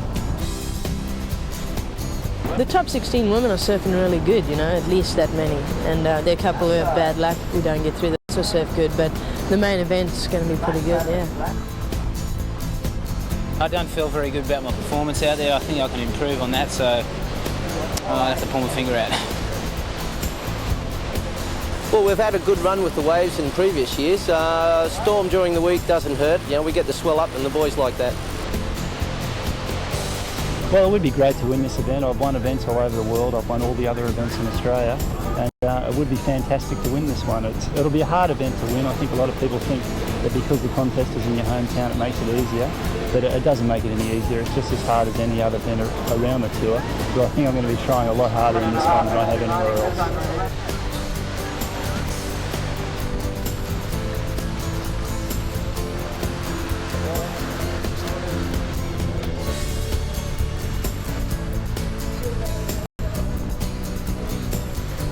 Okay, we're back, and that's very smiley, happy Hirota Huara who got through his heat. We just had the Guess Who competition, wasn't Did you that? guess who? Oh yeah, I thought it was Guess the Best Mullet competition, but in fact it was you had to guess them who, and I'll tell you what, yeah, I got them all. You just told me you still got Wendy both a Playboy issue. Oh yeah, when I said that offline, Matt, that was more of a private conversation rather than one that I like to beam out over the world. Did you guess who? I guess who it did. Yeah, it brought back some really strong memories.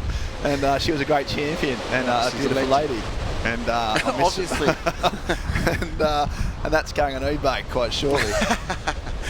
Good Bit price. dog-eared. How much you paying? Too much. Not enough. Okay, yeah, that was amazing last heat.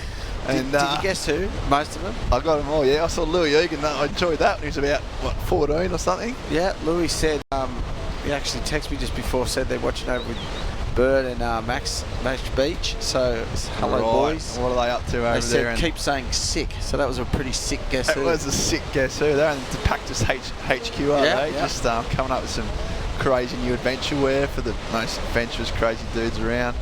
And yeah, hi boys. Hi sick. Boys. Super sick. Super sick. Super sick. You might have to take this one home, mate. I don't know how to use a computer. Right, yeah, we've got some technical. We've got Willie Cardoso in red, big Brazilian. Came really close last year to qualifying. Actually, probably at the halfway stage, or he was in. He thought he was through, and then just in Hawaii, he just got bumped down by about 4 or 5 spots. He's just missed out. A past winner of Surfest. He is a past winner of Surfest. Yeah, exactly. He's got real previous here. Miguel Tudela from Peru, real strong surfer. We've got Flavio Nakajima from Brazil, and Santiago Muniz. Also, he's from Argentina. He's the brother of Alejo Muniz. He's in the top 32 of the world in WSL. He also had a really strong year last year, Santiago. He got some big results. He got semis when I was watching the event in the Azores. And yeah, real strong natural foot. Out the back though, just the backhand. Oh, Miguel, he just talk about the cast of League of Nations. You have to be a goofy footer from Peru. It's the land of the I think they actually shoot you at birth if you're natural. Just go, sorry, switch mate, it around. Yeah, you're gone. Sorry about that.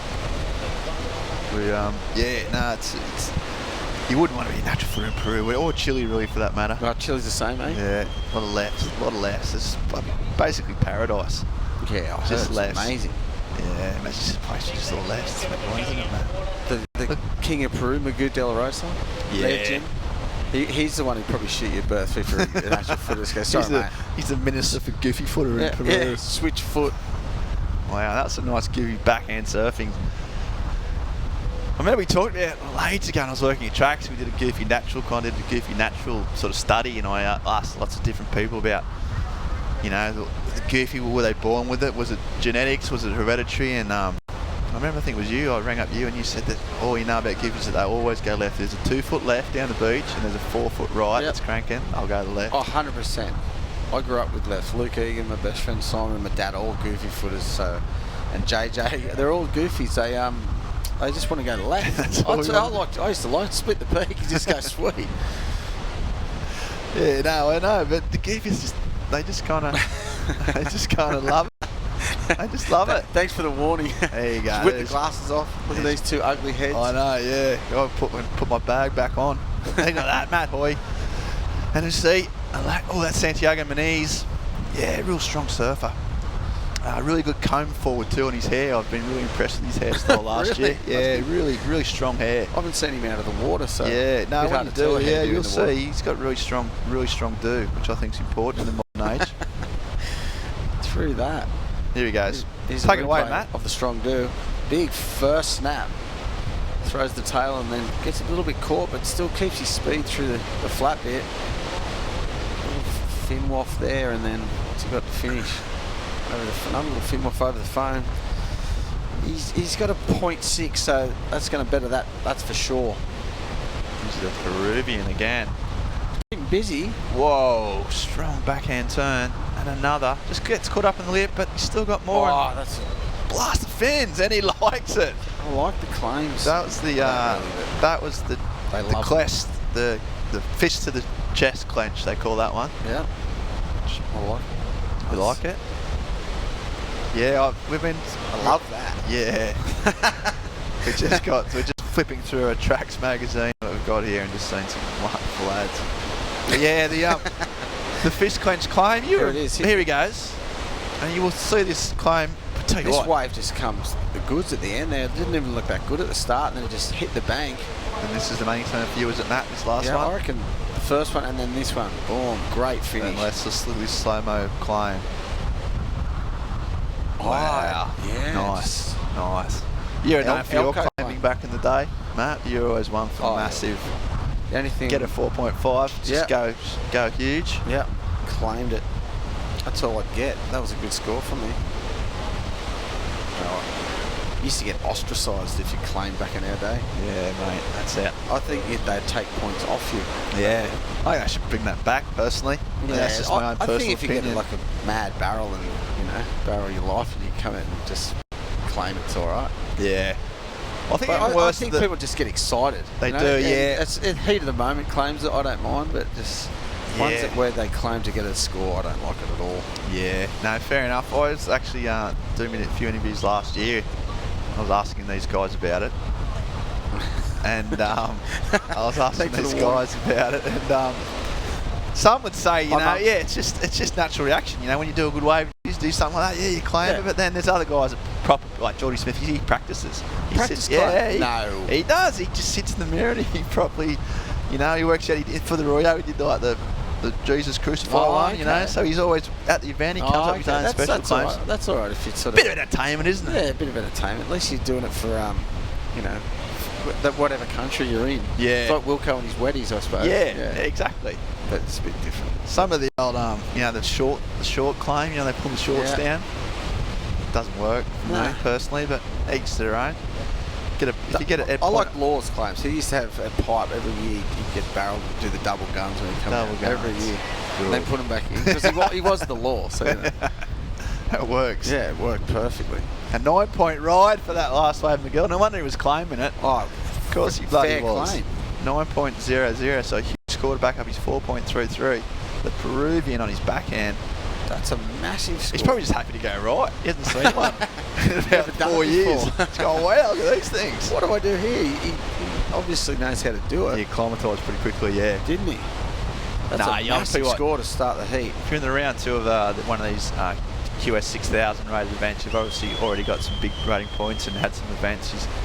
I think he's just finding his feet last year. He didn't have the chance to get a few primes, but now he's trying to get his ratings up. Like this man, William Cardoso, previous winner of this event, experienced Brazilian veteran, and just throws a lot of spray. Yeah, he's a big boy, but he does really well on the beach breaks. So that's kind of his bread and butter. Because his key is his timing is amazing, and his spray that he throws is huge.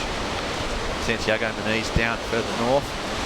He's getting a little bit bogged there as he heads down to whatever it's called down that middle of the beach there. I've already got the cliff. There's about North Merewether. There's about 18 beaches from here, from Merewether to North, whatever it's called. Merewether, Poggos, Dicko, Cliff, South Bar, Bar. There you go. And that's just the main ones. Yeah. There's other ones. Here's a replay of Red, Wincutto. So 2 big turns. The first one was sick, and then the second was got a bit caught up at the end. And a bit more power for the big fella. Yeah, does. He had some, as I said, like last year, he was really close. He had a really super strong start of the year.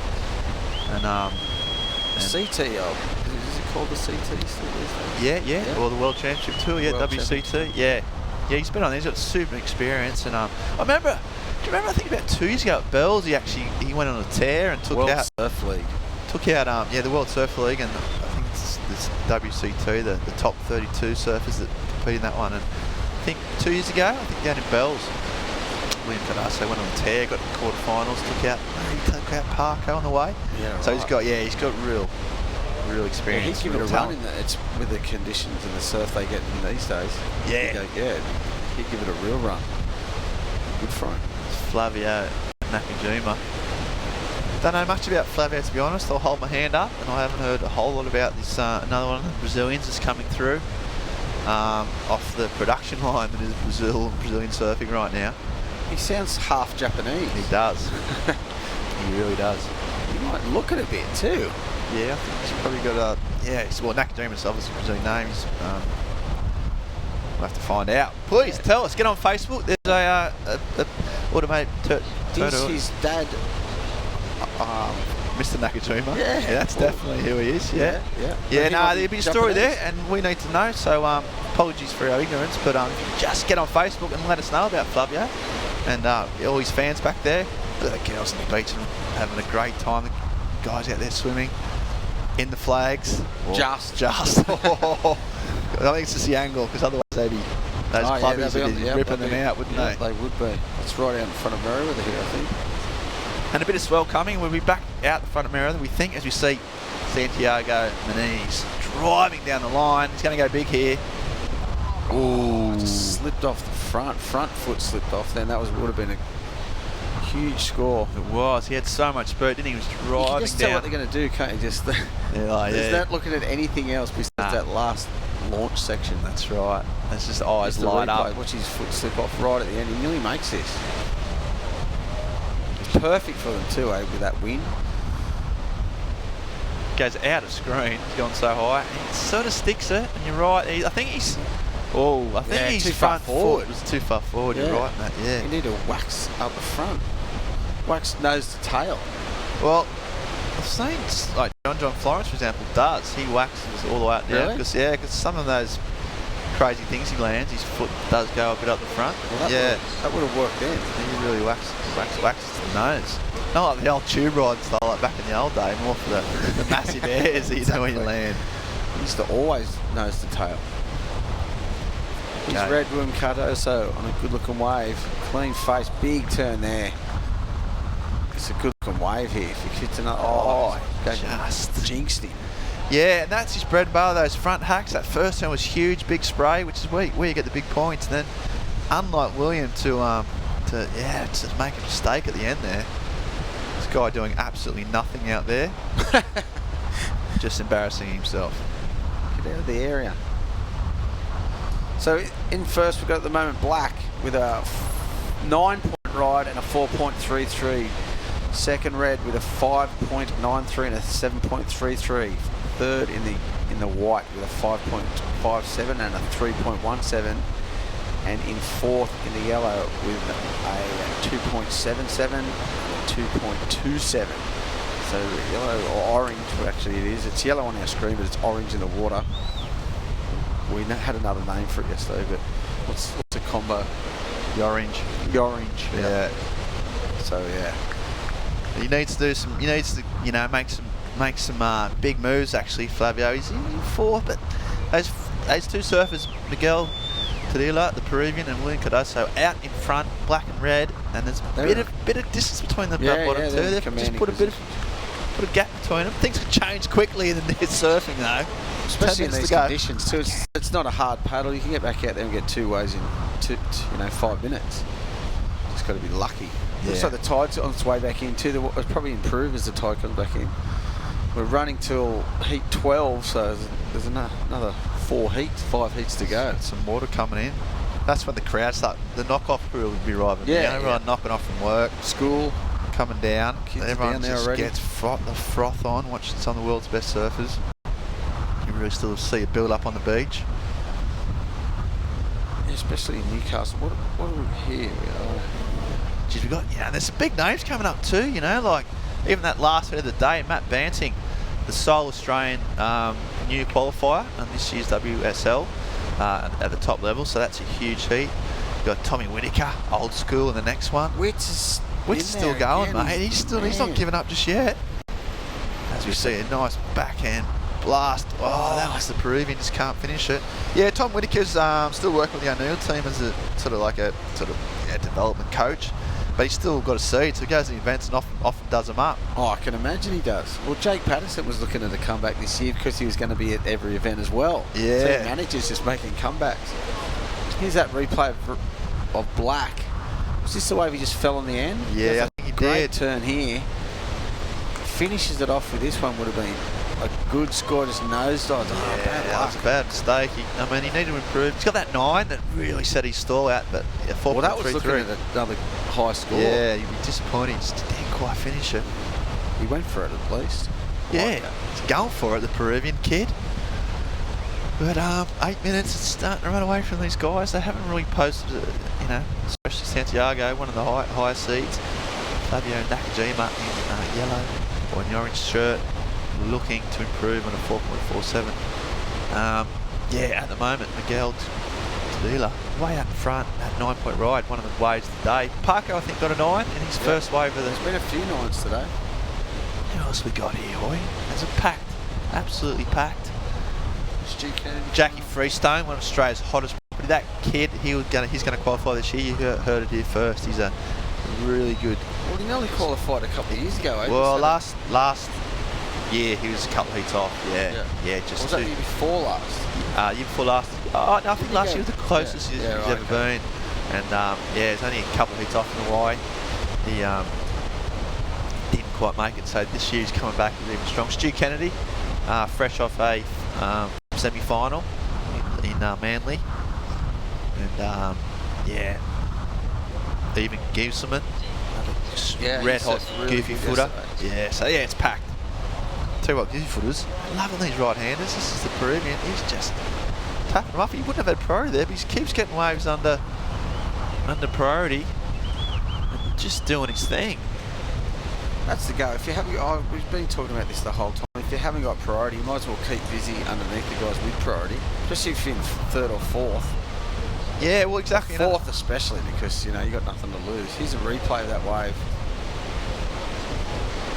Just consolidating on his 9-point ride. This is probably going to be his second best wave. He's just needing. Oh no, he needs a better 5.83. So I don't know about that. Well done it. You saw the surfer out the back watching his waves.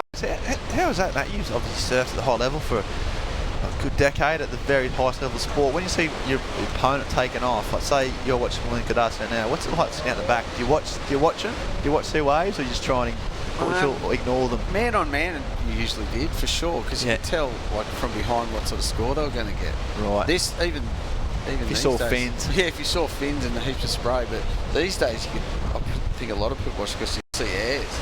Right. They're the ones scoring the most, but yeah, not so much in 4-man heats, but man-on-man heats. Watch every wave. Yeah. Unless you're getting on the next one. And you don't care. You're just focused. You're hoping people are watching the back of your waves. Yeah, watch this. Yeah. And 5 minutes on the clock, 5 minutes 50.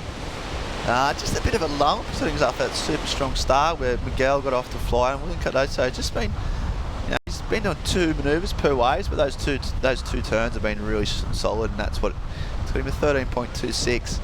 And Santiago and Flavio haven't been able to sort of put a dent in the armour, haven't been able to throw anything. Yeah, they need big scores. Read that. Even with glasses on. 7.89 is that? That's a 8.79. Yeah, so high 7s, high 8s. Big scores needed from yellow, from orange and white. So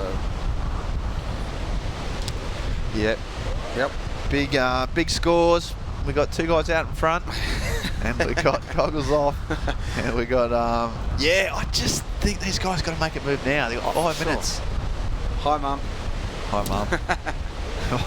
Yeah.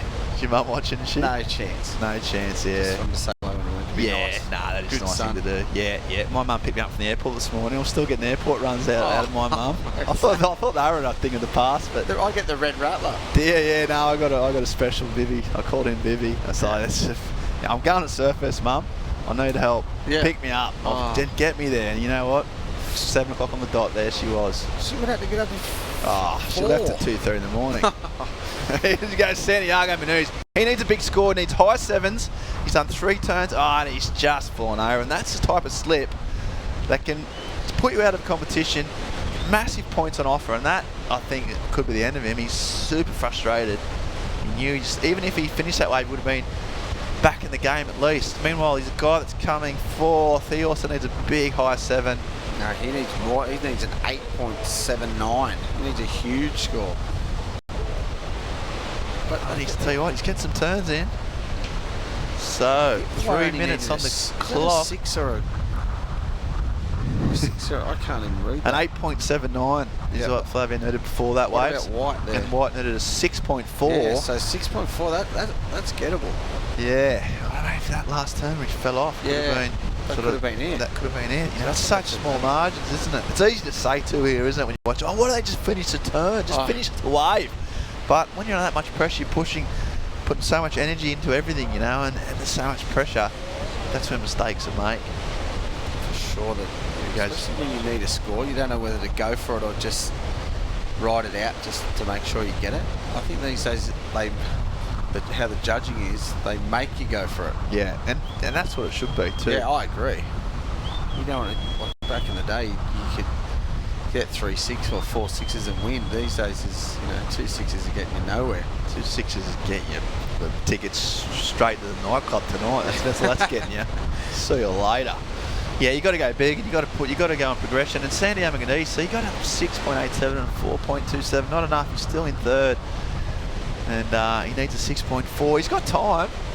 It's not a lot of it, but they're just enough out here in these conditions where there's just waves coming through pretty much constantly.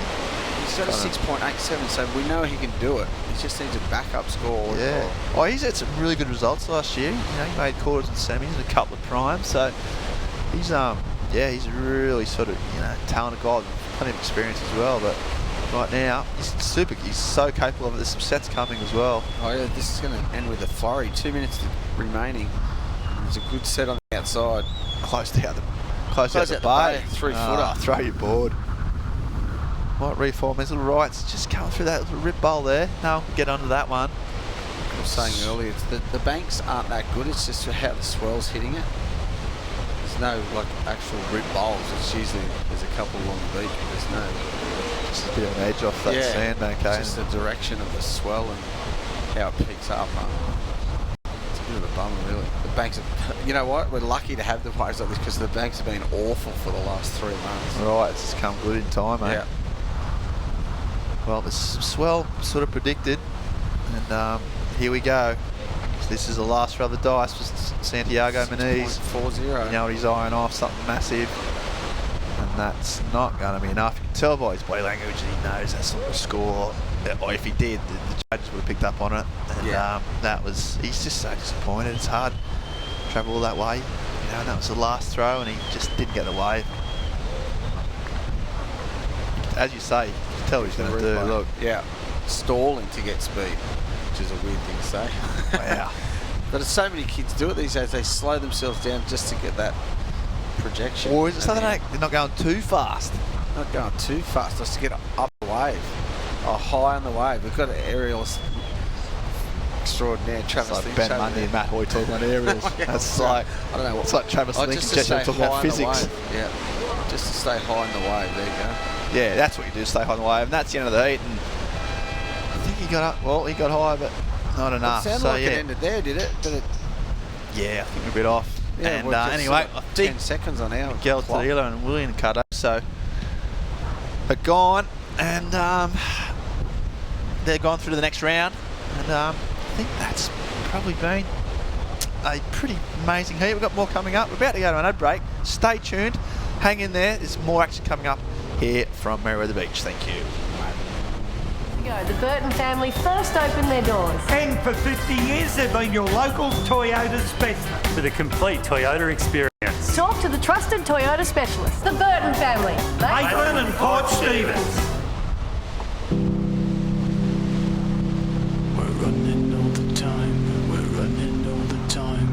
We're running all the time, we're running all the time. Happy 30th birthday, Surfest. Congratulations for reaching such a major milestone. It is richly deserved. Orica is proud to be a Surfest supporter through sponsoring the team challenge, and we're delighted to help bring a piece of Surfest to Stockton.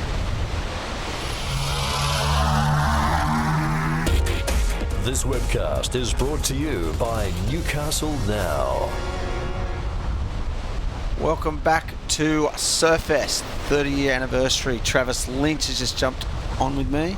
Not on me, just on with me. Next to you. Next to me, yeah. Far enough away I can just touch him. You won't believe it, mate, but I had my 30th celebration last year. Did you? Yeah, I'll be 31 this year, so I'm just a little bit older than Surfest. Lucky me. Mate, Didn't miss any of the action. You don't look a day over 40. Thanks, mate. No, you don't, mate. I'm kidding. Yeah, that's good, mate. Look, we're on. There you are, Travis. So you look good, mate. I look 21 and a half.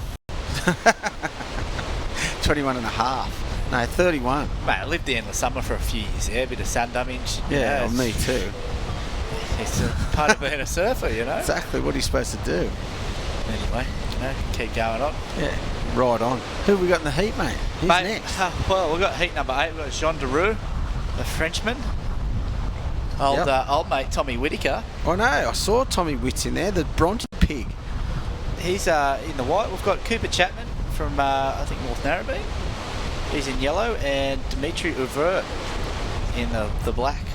Where's he from? BLM? Not quite sure. Belgium? Really? We want to know here. Glass off. You got to warn me, people. No, that's all right. It's all good. I look better with them on. What?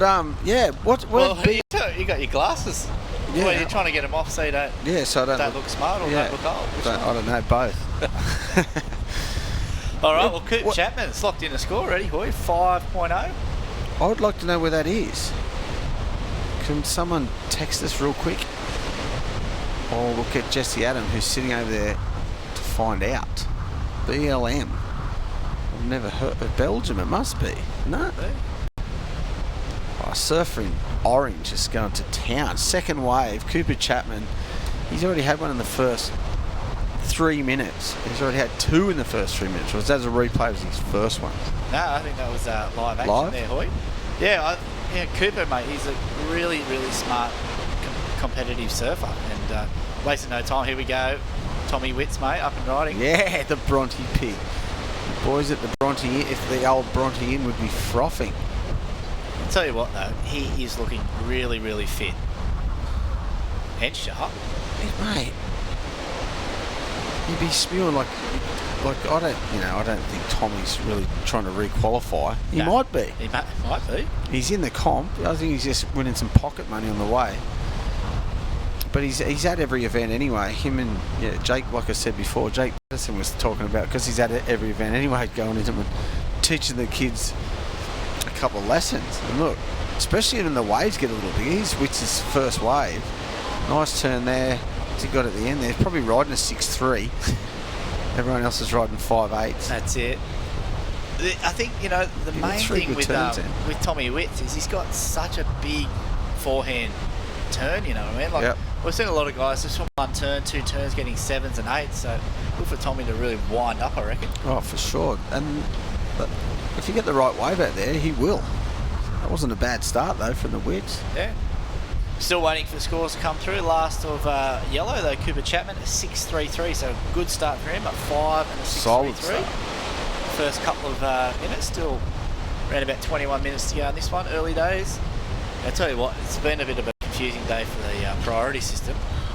I think it's confusing for the people doing the priority, and and for the competitors. I know one competitor yesterday was a bit confused with the priority system. Jesse Adam, he got 2 interferences yesterday on his birthday, so he got a bit confused by it yesterday. So I think it's just learning how to do this. I think it's the first full. I think it's the first full year of it anyway. I think it's a good idea just to, so waves aren't. You're not getting pushed away from. Well, you're getting hassled out, really, is what it comes down to. I hate getting hassled in heats. Yeah, it's bad. It's the worst thing. And getting out of position and missing waves. Especially when the surf's, a beach break like we have today. It's very sort of pops up here and there. And it can be, a bit more of a gamble, a bit more luck involved. Sure. Just, I think just waves like point breaks and just waves where they can get pushed too deep and waves just go on rhythm. Yeah, that is true. Just how, like beach breaks like today, at least you can just get away from someone and just go waves without priority. Well, I had that happened to me actually at Snapper Rocks in one of the junior events with Jay Quinn. He just sat on me behind the rock there at Snapper Rocks, and I couldn't get away, but I told him I hated him after that. Fair enough. There's Black up and riding. Who we got there, Travi? Yeah, that's Dimitri. Oh, Dimitri, from BLM.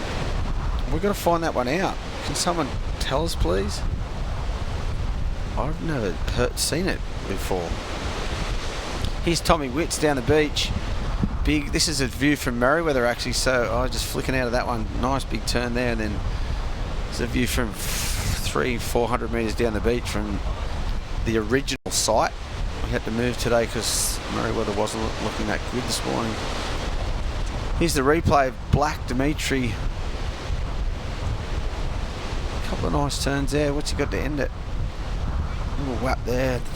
That's his first wave, getting the cobwebs off, getting his feet in the wax, feet in the grip.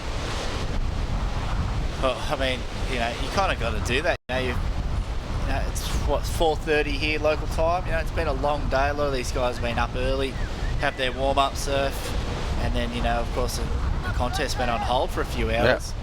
And then and then moved, because I think a lot of people practice down at Merewether. Then it's a whole different wave down there, beachy for a little reef wave break in the same spot off the rocks, and then it's moved down to a beach break that's all over the shop. I think we made the right choice though. The waves down the front here just closing out. Not much on offer at all. So it's the best bank on the beach down where they are, so they've chosen wisely.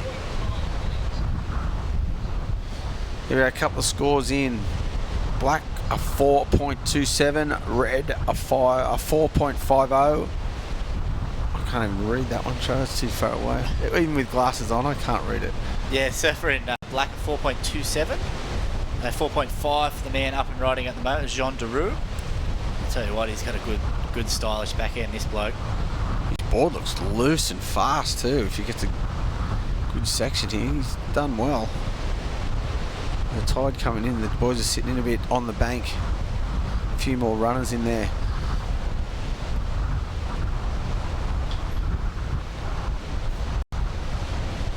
There's the view from down at Merewether, a couple of 100 metres down the beach. You can tell, look how strong that wind is. It's absolutely howling the nor'easter out there today. I was doing this yesterday, and today's, I think it's just as bad as 20 knots, 30 knots maybe. Yeah, it's been quite strong, the wind today. I think it's going to get a little bit stronger throughout the week too. Does that make... Yeah, but I think it's going to change. The swell's going to come with it. Here's a replay of Surfer in red. Big first turn there on the outside. Doesn't get much scoring potential after this one. How's it go? Well, nice little whap there. I think he fits one in at the end as well. Two in the end. Just gets out of there. It'll be interesting to see what they score that one. Looks like he might have hurt himself then at the end.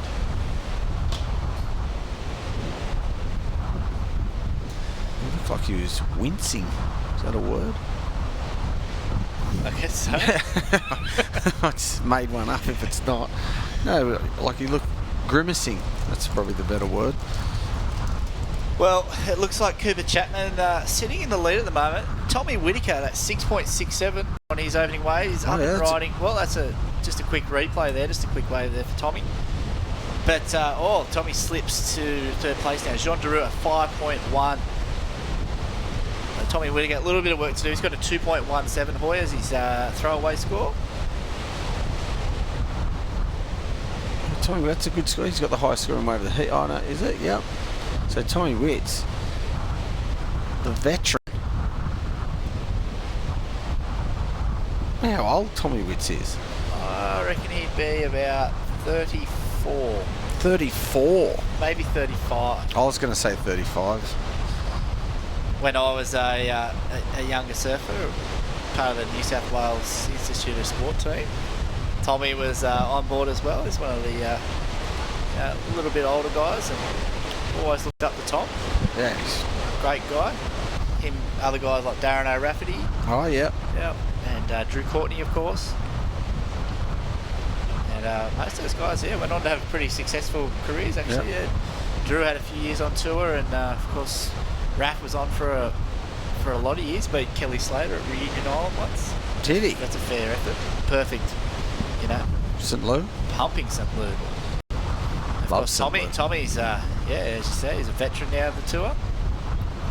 And Cooper Chapman, he's the next generation of Australian surfing. You said he's from Northie, eh? I think didn't Cooper go really well in the teams challenge last year? I think he won. Yeah. Won him that? Yeah, for North Well, this year, I don't know. It's a strong team. Of course it is. It's always been a strong team. Northie's produced some of the best surfers in the world over many years. Duma, yeah. Simon Anderson. Cole Smith. Now, I think Dimitri's from St. Barth. St. Barth? It's somewhere in France, I think. Might be... Come on, mate. Don't you know? Did you go to geography? Oh, it's really good at geography, but... Anyway, he's surfing red hot here, and here's the replay, the Newcastle Now replay. Nice backhand snap. This is a good wave for him. In the pocket, lines up another one. Looks light on his feet there. You know, he's running a Pukas, maybe. He might be Canary Islands. Well, that makes sense. No. But anyway. Someone's got to tell us.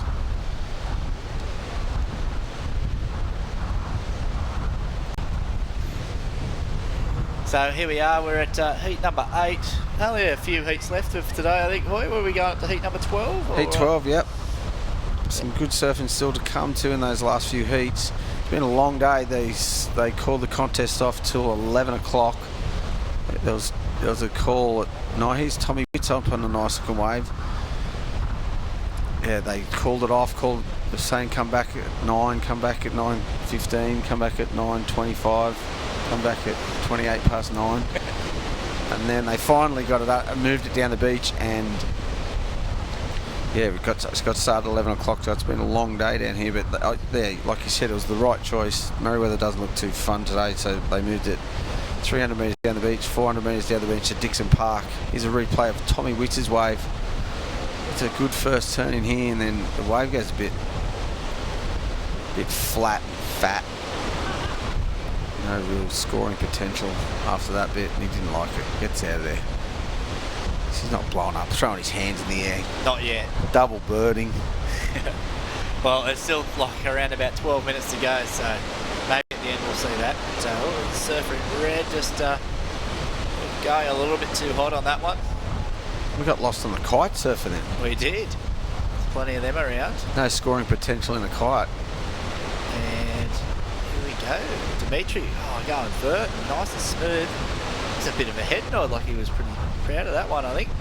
So, well, we've got a bit of a situation change. Last of Black, 6.77. Still waiting on his last score, sorry, to come through. But his wave previous to that is 6.77. Tommy Witts locks in just a 2.6. So situation has Cooper Chapman still leading. He's got 2 scores, 6.33 each. We're looking at the replay there, just of red, just seemed a bit frustrated with that one. John Giroux is now in 3rd place. And Tommy Witts, he's got the 6.67 on his opening wave, but only a couple of 2s after that. So, yeah, he's looking pretty dangerous though. He needs a 4.38 to move back into 2nd. And Red sitting in 3rd needs a 5.95. Yeah, Tommy Witts is in a good spot there because he's had the highest scoring wave of the heat. I think, oh no, just for a point, Black has had the highest score away with the heat. So yeah, he just came back. Dimitri, yep. So he's in a good spot too. In sitting in second and just needing a small score there. Is this another replay? Yeah, it's a replay. So this is either. So there was 2 replays in a row. This might have been his 6.77. I reckon that's his wave before. Oh, there it is. Yeah, sorry. Yeah, 7.37. That was that replay right then, a 7.37. So he's had it. Yeah, that's just went straight into the lead. You've got to get a bit confused there. It was all over the shop. There was 2 replays before after the replay. Yeah, well, you know, he just, you know, back-to-back big scores there from Dimitri. As you see, Cooper Chapman now in second place. He's weaving down the line, getting to speed, looking to find a section. Bit of a snap on that one, lining up an air, throws the tail. Oh, that was pretty nice. big. Whoa! Whoa! He winds up the windows. Yep, he did. Double wind up. That was a good wave. You actually, I'd like to see that from the front on view if we have it, because he covered a lot of distance there. Here it is. Thank you. Yeah, so just building momentum throughout this whole wave. You know, just keeps that board moving. It's a nice little speed turn here and then just hits this.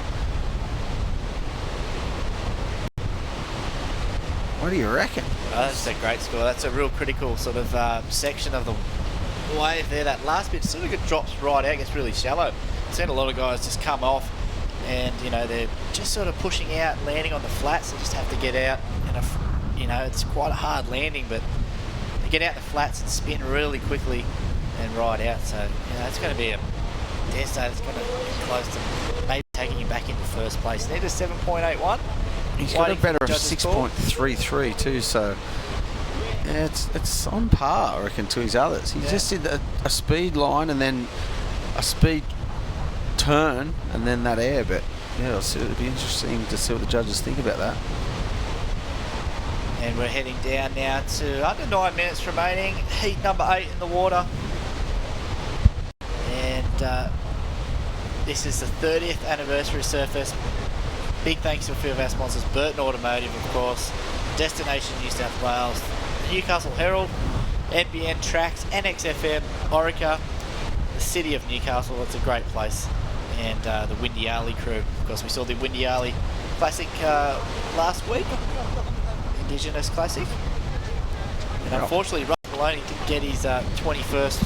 He's won it about 20 times. Did get over the final still, though, didn't he? Yeah, he did. It's all right. He does well.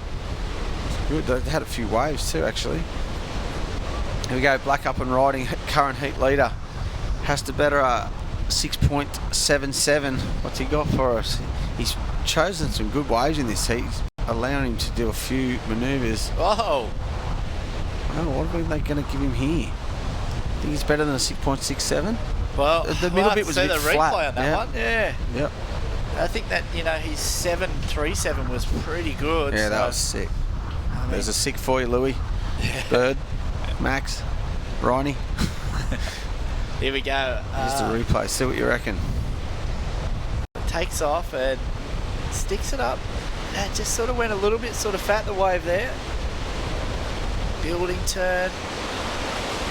This is a strong turn here. And then lines up. Bit of a foam bash there, but he throws the tail. Doesn't really ride out though. It's close. It's close. I don't reckon it's going to better it. It's my personal opinion. I'm not a judge though, so. Well, we've got a score in for Cooper Chapman, a 6.5, so it does better his top 2 scores, but it does not go into the lead. It is still Dimitri over in the black leading.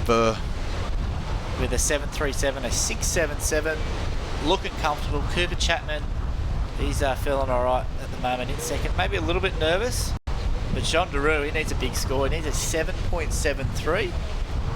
And Tommy Witts, well, he's a little bit closer. He's in 4th place though. He needs a 6.16. He's got a 6.67, just nothing really backing it up, only a 2.6. And can the veteran use his knowledge and his wisdom of many years on tour to pull one out of the hat here? I hope so. Good to see. especially with the waves getting bigger during the end of the week. It's going to be interesting to watch the guys progressing in these sort of waves, and then when the swell coming up to see how they go. It's going to be but the best surfer is going to, the most rounded surfer is going to win this contest, because they're going to have to deal with conditions like this today, and then they're going to have to deal with maybe Newcastle Harbour, a barrelling right-hander, or Dixon Park at 8 foot, or Merewether at 8 to 10 foot. So it's going to be interesting. It's going to be interesting to see if they've run the equipment as well. Well, I don't think, I heard people asking about getting guns and shipping not guns, big boards. Rhino chasers. Yeah, rhino chasers in for the swell. So I don't think anyone would have boards bigger than what their small wave boards would. Traditionally, though, this event has been, a mixed bag of waves. We've seen, of course, 2 years ago we ended up at Newcastle Harbour. Just see the current heat leader really tagging that one. 2 big turns there. He needs a better 6. Is it still a 6.33? 6.77, sorry. So it's 2 turns. I don't know about that one either. So he's doing the right thing, keeping busy, keeping everyone on their toes, getting waves under people's priority too. Here's a replay of it. Good 2 turns though. This second one's the money turn though. It's a perfect. It throws the tail. It gets a little stuck up, but rides out of it. Yeah, I think maybe in normal speed that'll look a little bit better that last turn. I think he just busted the fins, bit of a pause just because he lost that. I wonder if the judges watch it back in slow mo or in normal speed. I think they might have a gander at both.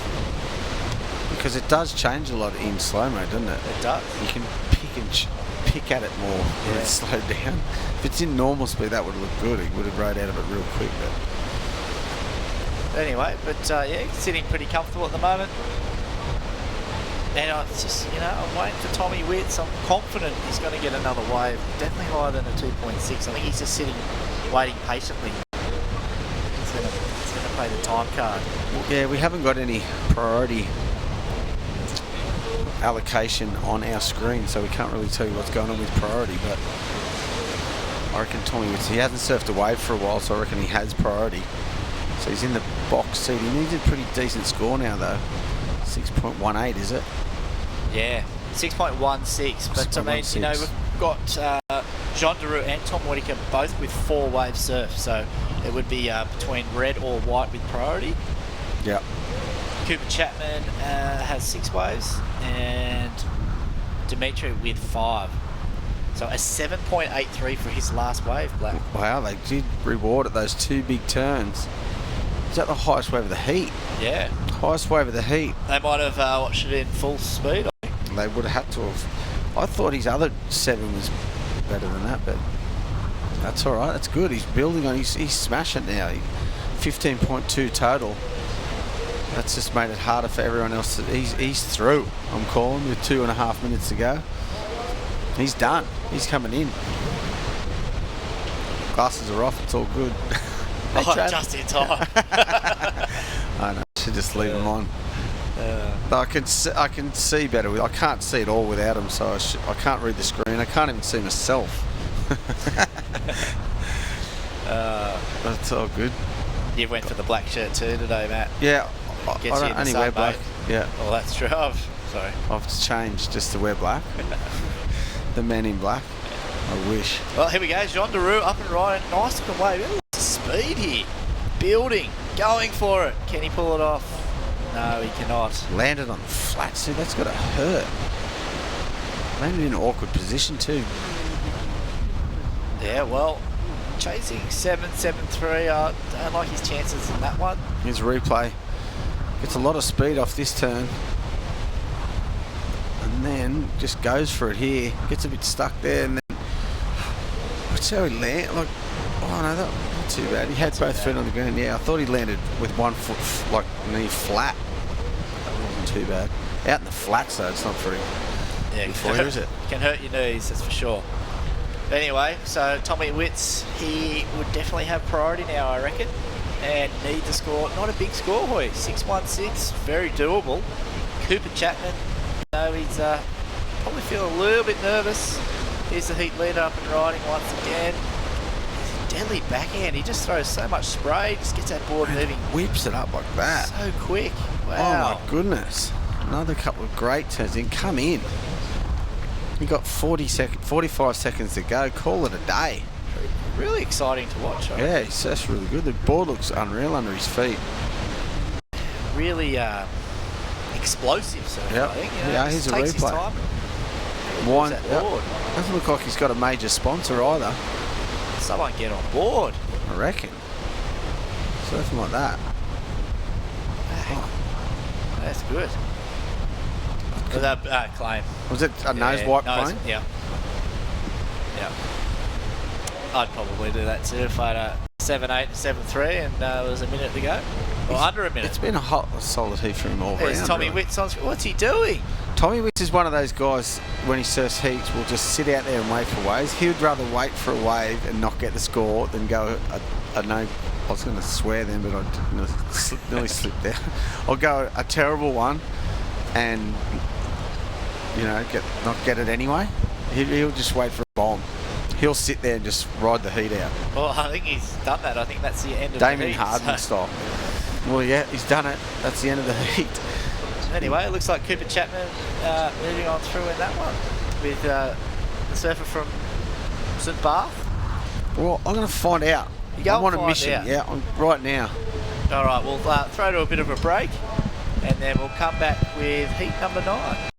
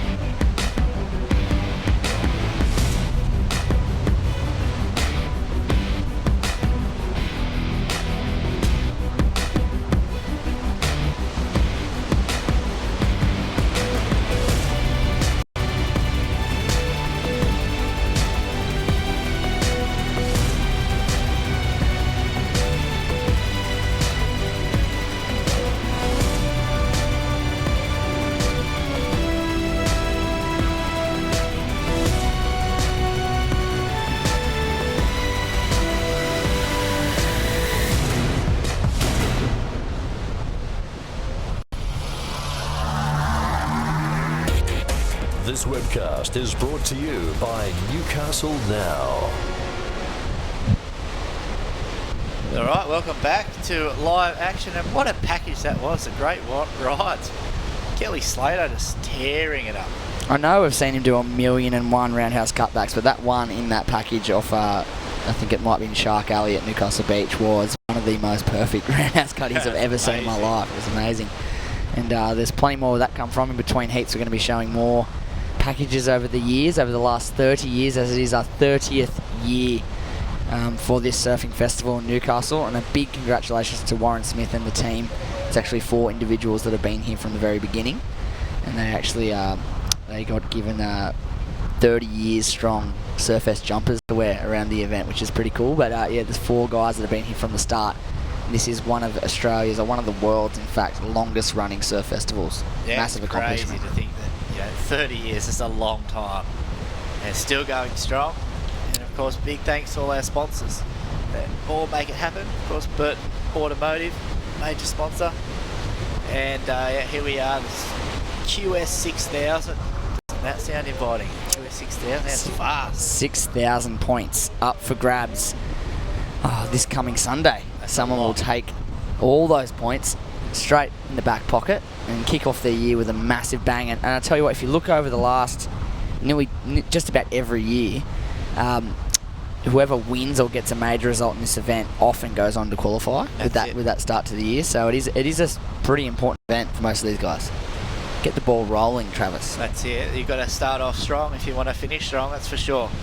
And we had local bloke Ryan Callanan have a big result down at the Oz Open in Manly with a third place down there. So he'll be coming up tomorrow afternoon, I do believe.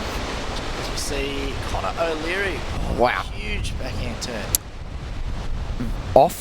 More often than not compared to Ryan Callanan, Connor O'Leary. Really? Australian guy, goofy foot, similar approach. Definitely completely different surfers, but similar approach in terms of very strong foundation of power surfing and also very, very talented in the air. Very, very good, very high quality air game, Connor O'Leary. So look out for something big and special. If he gets the opportunity in this one, he'll definitely throw down. Is he as nice as Ryan? That's a gnarly battle as well. He's actually one of the nicest guys on tour. Yeah, he's an absolute legend of a bloke, and he's looking really good to start off his year. And I reckon Ryan's got a good chance of qualifying this year, very good chance, and I reckon Connor's not far behind him this year or next year, I reckon as well. Both very, very good surfers. Well, I was just reading in Tracks Mag how they're saying that maybe Ryan's a little bit too nice, doesn't have that competitive, nature in him. And it's like, mate, have you surfed with him? Yeah, hang out with him for more than a week, and you'll get to see his competitive side. Sometimes, mate. Yeah, and he's if he wants to be, he can be a very, very determined individual. That's for sure. So I wouldn't be worried about that. Well, every time we go surfing, he gets 5 waves. He gets the best waves. He gets the best waves as well. 5 to 1. Yeah, and if you have him in a heat, I don't think he's giving you an inch. Connor O'Leary. He's ripping. Not messing around. So he got an 8 and a 5.83. Jeez. And it's only early days. He's red, riding on his forehand. Freestoner. And a nice opening ride for Jack Freestone, the only surfer not to lock in the score so far on our scoreboard here. And by the looks of things, I reckon he's going to go close to having one of the better scores of the heat so far, probably outside of that 8-point ride that Connor O'Leary opened up with. Although we'll see on this Newcastle Now replay how explosive this next turn is. Bang! A little bit of a lip line airdrop, bit of drama. So 2 really good manoeuvres there for Jack to open up his campaign here in Newcastle, and I think he's going to be pretty happy with that start. Is he the pin-up boy of the tour? Is he the sexiest man on tour, you reckon? Oh. His hair just looks like... He's a good-looking rooster, that's for sure. Hasn't got a hair out of place. He's in the water. Yeah, it's dyed light blonde at the moment. He's looking pretty surf guy, isn't he? But other than that, though, he is surfing really well. He's been putting on some crazy high-quality free surfing performances on this bank when we've been down the beach back to the south at Merewether at the main peak. He's been putting in some time up here, getting it done in between heats, and that was Corio and Beatty, I believe, in the black, sitting in second place for the minute with a couple of 3-point range scores. So a couple of small ones to start off, and he'll be looking to build from there. And here's Anomi in the orange singlet, being patient with a very small score to his name so far in the piece. So it is Connor O'Leary who was the one to get a nice quick start with a couple of big numbers, and he's looking very comfortable a couple of minutes in. Yeah, so early days here in this one, plenty of time remaining, around about 17.5 to go. Heat number 9, still a little bit of action to come here at Surfest. We've got Matt Banting, last year's winner and WSL World Tour rookie. That's correct. In the last heat of the day, heat 12. And here's Hizanomi, and really lighting it up on his backhand on his first real opening ride there. And he just opened up with a very small 0.5 for his first wave. That one, I'm feeling, is going to be a really decent score. And wow, take a look. Well, firstly, let's take a look at the Newcastle Now replay. Izanomi, Trav, this is a good wave. Yeah, just, really winds up on that backhand and going vert. It's a little bit more suited for the backhand surface down there. They just seem to be able to sort of pivot that board and go a little bit more vertical. For sure. I think they definitely have an advantage in the smaller stuff. And when it's a little bit flat on the open face, you can manage to whip it around and get vertical, as you said, kind of generate slightly higher scores on the less than ideal waves. But it is the competitors that are catching, obviously the best waves are getting the best scores, and that's clear and evident with Jack Freestone's first ride. An 8.4, huge score for Jack to open up, and he's going to use priority and get his backup score straight off the bat here as he gets moving, releases the tail out of that foamy section. Will he get another? Lines up a little float and again catches a rail. The front side, the surfers, the regular footers are just struggling with that sandbank. But you have a look at that, he got absolutely belted. Hair still perfect. I reckon the judges gave him an extra point because of his hair was so nice. It was just slicked. No, he's on that uppercut deluxe program, so maybe it doesn't move an inch. Every strand perfectly matted down. As we see this next section, he tried to just build a bit of speed off that. Oh, he slipped. Needs to get that sticky icky on his board. He needs a little bit more wax. Mate, how good is this Newcastle Now replay? You get slow-mos, see it all. See his can foot really slip break it down to exactly the moment where he messed that up. And it was right where his front foot slipped off the front of the board there. Not to be that occasion, but has opened up with a big, excellent score, 8.4. Why do you think that is, Travis? It was a two manoeuvre wave, 2 half-decent manoeuvres, but the second one maybe just the honey in the pudding, just an explosive, dramatic airdrop out of that turn might have been where they gave him that extra. Yeah, I think you'd be right, mate. Just surfed with a lot of power, a lot of speed, and just got the job done. That's a big score, though. As you see, Connor, well, he's sitting pretty good too, an 8. So an 8 for Connor O'Leary, 8.4 for Jack Freestone. It's going to be hard for the other two guys in this one. They need to, match that score. We're still waiting. Whoa. That was a pretty impressive ender for Izanomi. I don't know if he'd be diving head first into the sandbank though after it. You're having a look at that sandbank nice and carefully. He opened with a 6.17 on that first wave, so he did a lot of manoeuvres, a lot of quality manoeuvres, but a much, much smaller wave. And it's evident in the scoring there. And, well, one more score to drop for Surfer in Orange there, Izanomi from Brazil, and that will be coming in shortly. We'll see where it falls into the mix. Is that it there? Yeah, well, he got a 4.67, was chasing a 4.84. Jeez. Still in third place, yeah. I thought it was nearly as good as his first one, but I'm tripping. That last turn was pretty big, but he did about, half a dozen on that first wave, didn't he? Yeah. Got a lot of work done. Well, that's it, it's been all day, the bigger waves, the more critical turns are getting the bigger scores. And we saw that with Jack on his wave, and of course with Connor. But yeah. He must have just compared Jack's wave to Connor's and said it's a little bit better. It is a little bit better. Alright, so we've got the info. Matthew's done his research. West Indies, St Bart's, BLM. Yeah. So Matt Hoy has done the research for us. That previous heat, Dimitri, out of the BLM, which is St Bart's in the West Indies. So South West Indies. So he's it's a beautiful part of the world. He's obviously a quality cricket player. Doesn't look much like Chris Gale though. But yeah, we got it. Hoyo was determined to find out, and he's done a good job. Good research, Matt. Thanks, mate. So back to the action in the water. Currently watching heat number 9 of this round 2, the main round of 96, where we see our top seeds drop into the mix. And right now you are watching Connor O'Leary leading from Jack Freestone at the moment, the 2 Australian surfers out in front. And Izanomi Patero out of Brazil and Corey Arambidi from the USA trailing. Looking at numbers, Izanomi looking for a 4.84 and a bit of a taller ask for Corey Arambidi, a 7.68 required of the American surfer, but plenty of time on the clock, Travis, 12 minutes remaining. Yeah, coming up just past the halfway mark in this one.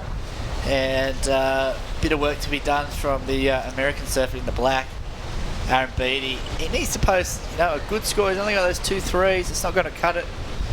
But he's sitting outside. He may have priority here, I reckon. Only has the 2 scores locked in. Got a bit of movement outside. These are some bigger looking sets. I wonder if they're going to hit the bank nicely and shape up clean for one of these guys as they all... Lets that one go. It sort of just doubled up there, didn't it? And faded to nothing. So kind of didn't eventuate. A bit of a hoax, that one. Kind of looked like it. I mean, we're really tight, so it's sort of hard to tell where it is on the bank, but it did look like a bigger set wave, and I was kind of expecting something to eventuate from that one. Unfortunately, not to be. And these 3 surfers on your screen will patiently wait for the next opportunity to come their way. And, well, a couple of excellent scores right off the bat in this one. As we said earlier in the piece, the first round, the round of 144, we saw a theme of smallish scores in the opening stanza, 4s, 5s, 6s, and then building towards the back end of the heat. But now that we've hit the round of 96, the levels jump just that little bit, and we're seeing some massive numbers just pop straight out of the blocks. We see 2 excellent scores to start this one. The first ride of white and red, both in that excellent range. An 8-point ride for Connor and an 8.4 for Jack. So brilliant starts for the young Aussie competitors. And I reckon Jack's another one that'll probably qualify this year. I'm thinking he's eventually gonna do it. Whether it's this year or the next year. There's not a lot of spots though, is there? There I isn't. think is it 10 or 12 that they take off the QS tour? About 12, I think it is. And along with a couple of wild cards. So I mean, we've already said there's a few guys that are going to qualify. Well, generally there's only a couple of guys really that are new. Generally there's a few guys already on the tour that re-qualify. I think last year, there was only 2 guys. I think it was Dion Atkinson and Mitch Cruz. Yeah, right. Or was there only 2 Aussies? There was a couple more. I know there was only a couple of guys vying for Rookie of the Year because there was only 2 actual rookies. So be the only rookie on here and you win that as well. That's all right. You get the award. But it can be very, very difficult to qualify for the lucrative WSL top, 32, 36, something like that, depending on how many wildcards there are. But yeah, it's not a huge number of people, so it's difficult. And once you're on, it's I guess it's not easy to stay on, but you get those opportunities to get big points on those World Tour events and just enter a few of those prime events where they're QS 10,000 rated. You get 10,000 points for a win. That's lots of massive points. Just even entering all those events throughout the year will give you a good crack at requalifying. As we take a look at the scoreboard, while our jibber-jabbering is going on, Connor O'Leary is getting to work. Trav, look at that last score. Yeah, huge score. Highest scoring wave of Connor's, an 8.17. It's the second highest scoring wave of the heat, but with Mitch Cruz, that 8.4. But Connor's got 2 8s now and holding on to the lead. Massive combo, 16.17, 16-17. Huge total. Jack Freestone in the red. So you're going to 8.4. He would need a 7.77 to take on first place. But looking comfortable, those 2 surfers in white and red. There's the Esplanade here, relatively new to the Merewether Dixon Park. Hey, look at all those people. Exercising, keeping fit, healthy. Yep. Definitely a quality spot to take an afternoon stroll. They've widened the big path to accommodate all the humans lining the path every day, and they're actually extending it. They're going to have it go from right here at Merewether pretty much all the way to Nobby's in the breakwall. Massive, long, beautiful walk that you could take, or bike ride, or skate, or whatever you rollerblade, whatever strikes your fancy. Travis, I'm sure you're out there on the skates. I normally like to just drive. And Tez McKenna's just showing us some imagery there. They've got this huge Tez McKenna's actually got up there with his skywalk, they're calling it. He's been up on the skywalk with his girlfriend, taking a few shots for Instagram. Yeah, we've seen that. Lighting it up, first person to take a snap from up there. Yeah. And I was actually thinking the other day, who's going to be the first to walk skywalk when they're done? They don't look like they're too far away from finishing it. It'll definitely be worth having a look if you're in the area. It's going to be a pretty cool walk over the Strzelecki lookout there. It's going to be a crazy view, that's for sure. I wonder who gets to cut the ribbon. Knew Charlie Nelms for sure, wouldn't it be? You reckon? She's great, mate. She's awesome. Lord, man. She'll be cut. Oh, I wonder who'll be cutting the ribbon. Tessa McKenna, maybe. There we go. Luke. That's a good joke. He reckons Luke Skywalker. That'd be pretty rad. Here we go. Action in the water. Black backside attack and just having a little trouble sticking that last move. We're seeing that throughout the day. He's frustrated. Very shallow on that inside, waist deep, and proving to be very difficult to stick that last turn. Let's take a look at this replay brought to you by Newcastle Now. And getting a little stuck in that first manoeuvre, throwing it up vertical on that next one. Just wants to finish solidly here to get another score under his belt, and just gets a little bit late, only halfway up there, and manages to catch toe side rail. Yeah, just that section just came at him just a little bit too quick, I think, and just tried to rush it a little bit and just didn't get that sort of lift he wanted onto the front foot of his board. So sometimes you see that in these heats. You see, it's 4-man heats. There's kind of not enough waves for everybody in the well, there's probably enough over the 25 minutes, but in the first sort of 10 or so minutes there's only 1 or 2 really high quality waves in that time frame, and usually 1 or sometimes 2 surfers who get onto those 2 good high quality waves are usually streaking well out in front, and that's the case this time around. Connor O'Leary and Jack Freestone, the 2 lucky surfers to get onto those high quality waves. Well, you see the Brazilian and the Australian surfers sitting pretty close. Jack Freestone and Hizunomi, they're pretty close at the moment. Jack's got that 8.4 but only a 2.6 backup, and the Brazilian, he only needs 4.84 to move into second. They start to be a little bit more patient, both of these guys, so Jack probably wants to get rid of that 2.6, I reckon. Well, he's going to have to if he wants to progress through this one. An 8, 4 and a 2-point ride. Definitely not going to be enough in this type of level of competition. He's sitting on 11-point total. With an 8.4 to your name, you definitely want to bump that total up a little bit more. The general theme of the rounds being 13 plus is nearly sort of good enough to progress through most of these heats, but something well north of that, like Connor with 16.17, that's pretty much a definite progression, with the exception of the odd flurry of quality waves in some heats which may have a higher scoreline, but generally 16's pretty darn good, and I think you're going to be progressing on something of that high quality. But 11 points, I don't think you're going to be safe, so he's definitely going to look to improve on that 2-point ride, that's for sure. Corey Arambidi up and riding. Let's see if he can put it together on this wave. That's a great turn. Yeah, he's sort of been struggling just a little bit. Oh. This one's a much better wave. Really does he stick that? Holy, what happened there? He did all the hard yards and somehow comes off the back. He looked like he was kind of angry on that wave. He was really pushing through those turns and produced a couple of great quality manoeuvres. Check it out, Trav. Look at this, first turn slowed down, perfectly timed. That's a nice turn, that one. I just like the way he just kept it nice and smooth before this one, belts that one, and then he wants to go straight back up for another. And there's a little bit of a wedge here on this wave. Just gets a corner there before it sort of goes a little bit fat on the end of that wave. That's where his fin's busted out, losing his balance. What was that? Was that a semi-claim or what was that? He was blowing up. Oh, why did I? He's like, no. If he had got like an oncoming, sort of like a little left coming at him, and he could have sort of jammed and rode out cleanly, that was going to be a great 3 manoeuvre combination there as we look to the south towards the Merewether Ocean Bars, newly upgraded, and a lovely spot to take a swim. Have you seen that place lately? That is the most crowded place in the universe. They did an absolutely great job with the renovations down there. The pool is now smick as. It's clean. It's so clean. It's glistening white, isn't it? It's a great place to go down, and it's been packed. And it's always clean. It's semi self-cleaning. It is. Yeah, so you only have to clean it 1 day a week now, and it sort of cleans itself as it goes. As the water comes in with the tide, it goes out the other way, and it's sort of a cycle thing There's going on. Pump house too, Jess. They got new pumps. Yeah. 120 kilowatt pumps, mate. Pumping. Takes half the time to fill up now. It takes about 4 hours to fill up. Used to take, 8 to 10 hours before. Yeah, so efficiency More is the time key. in the water for the swimmers, the new patrons. technology.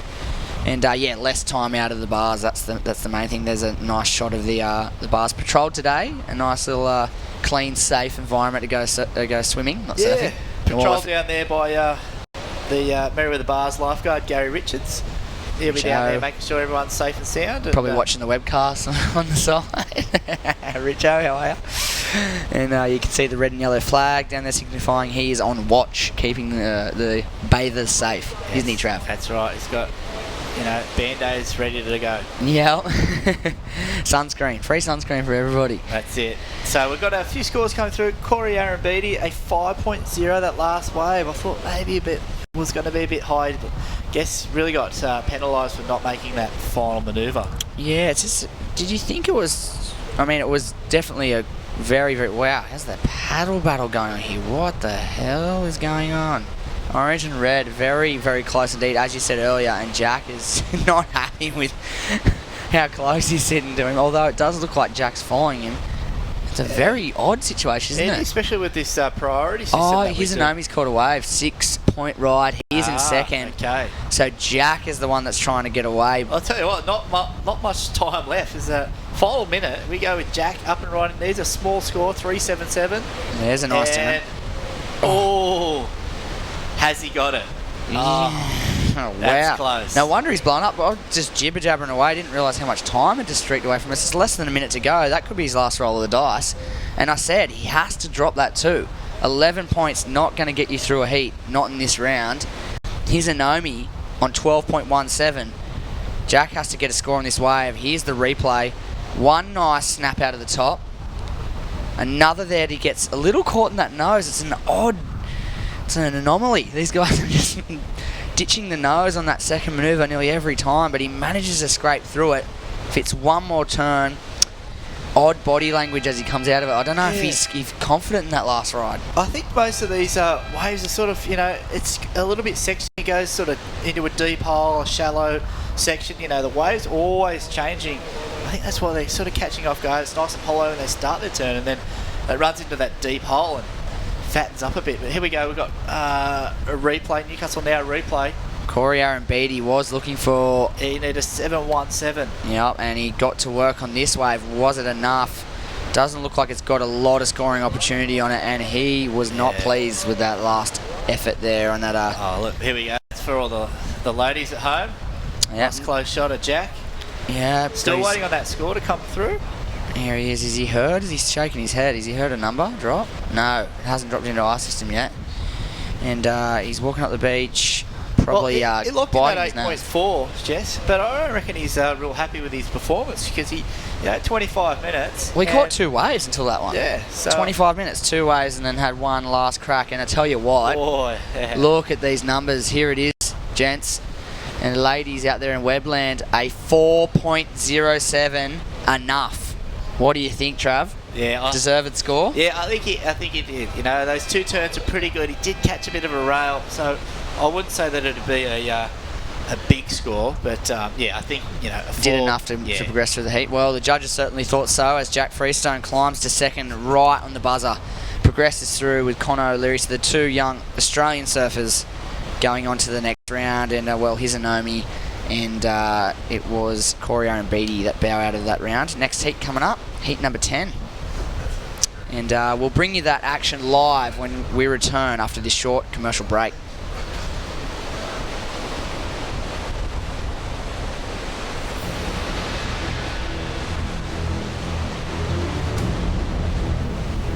After enduring almost a week of wicked weather, Surfest organisers finally had their day in the sun.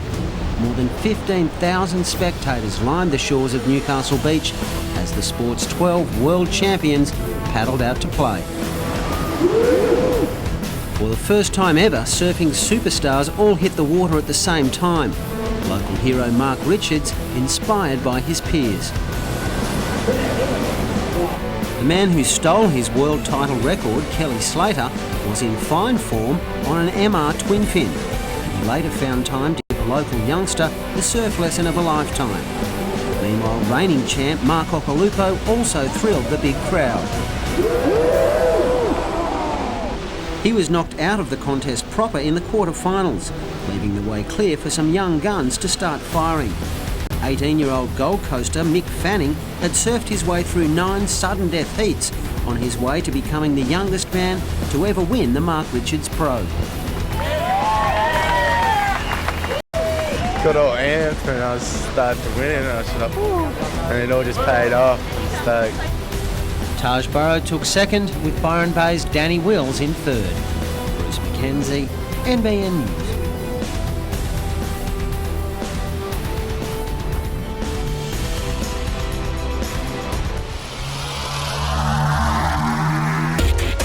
This webcast is brought to you by Newcastle Now. Welcome back to Dixon Park.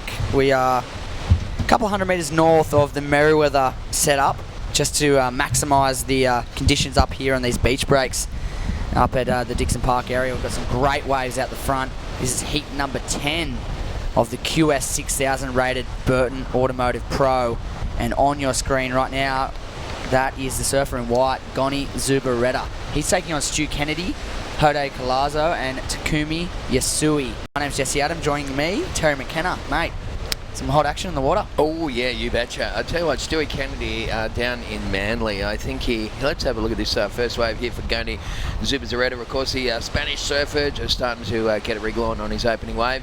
Stu Kennedy down in Manly in the previous heat to this one. Stewie did probably the biggest air in a contest that I think I've ever seen in real life. It was giant, wasn't it? I only got to see it on the replay online, and it was very high. I saw the split screens comparison between his and Kolohe and Dino's. Yeah, that's right. And Kolohe's was really corked out, really tweaked, really technical. Yep. But Stewie's was just straight up full-blown height, yep. Like flat spin, but just giant height, and projected high and out, and they both rode out of him so cleanly. It was just ridiculous. Yeah, and, it was incredible to watch. It looked like the waves were built for aerials down there during the week. Yeah, that's right. Well, hopefully we're going to have some big surf here towards the end of the week. We're going to confirm that later. This is back to live action right now as we see Stewie Kennedy, the man we were just speaking about. And Stu's he's on a real mission at the moment, Stewie Kennedy, trying to get himself back onto the Dream Tour. And, well, coming up, heat number 11, only 2 more heats remaining after this one. Heat number 11 is going to feature Maxime Husno, the Frenchman. Of course, he was a former World Junior Champion, that kid. Caio Belli from Brazil, Evan Geiselman from the USA, and Jean de Silva, the Brazilian, also in crazy form this year. Here's the replay of Stu Kennedy, all thanks to Newcastle Now. Nice big projecting first manoeuvre there for Stu, and another nice slash over the top. This is a great combination of manoeuvres. A little bit caught in that last one, but damage was done on the outside. Those 2 manoeuvres, I reckon they're gonna fare nicely on the scoreboard for his second scoring ride. And that's a great start for Stu. Here's the replay of Black.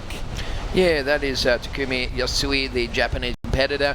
And, I know it sounds cliche, but every year, Jesse, the Japanese competitors take it up a notch, and they're technically very good.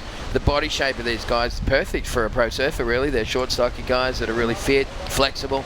They eat right, they train right, they got good boards. I think it's only a matter of time. Remember we were talking about how, years ago we saw the Brazilians turn up for the first time.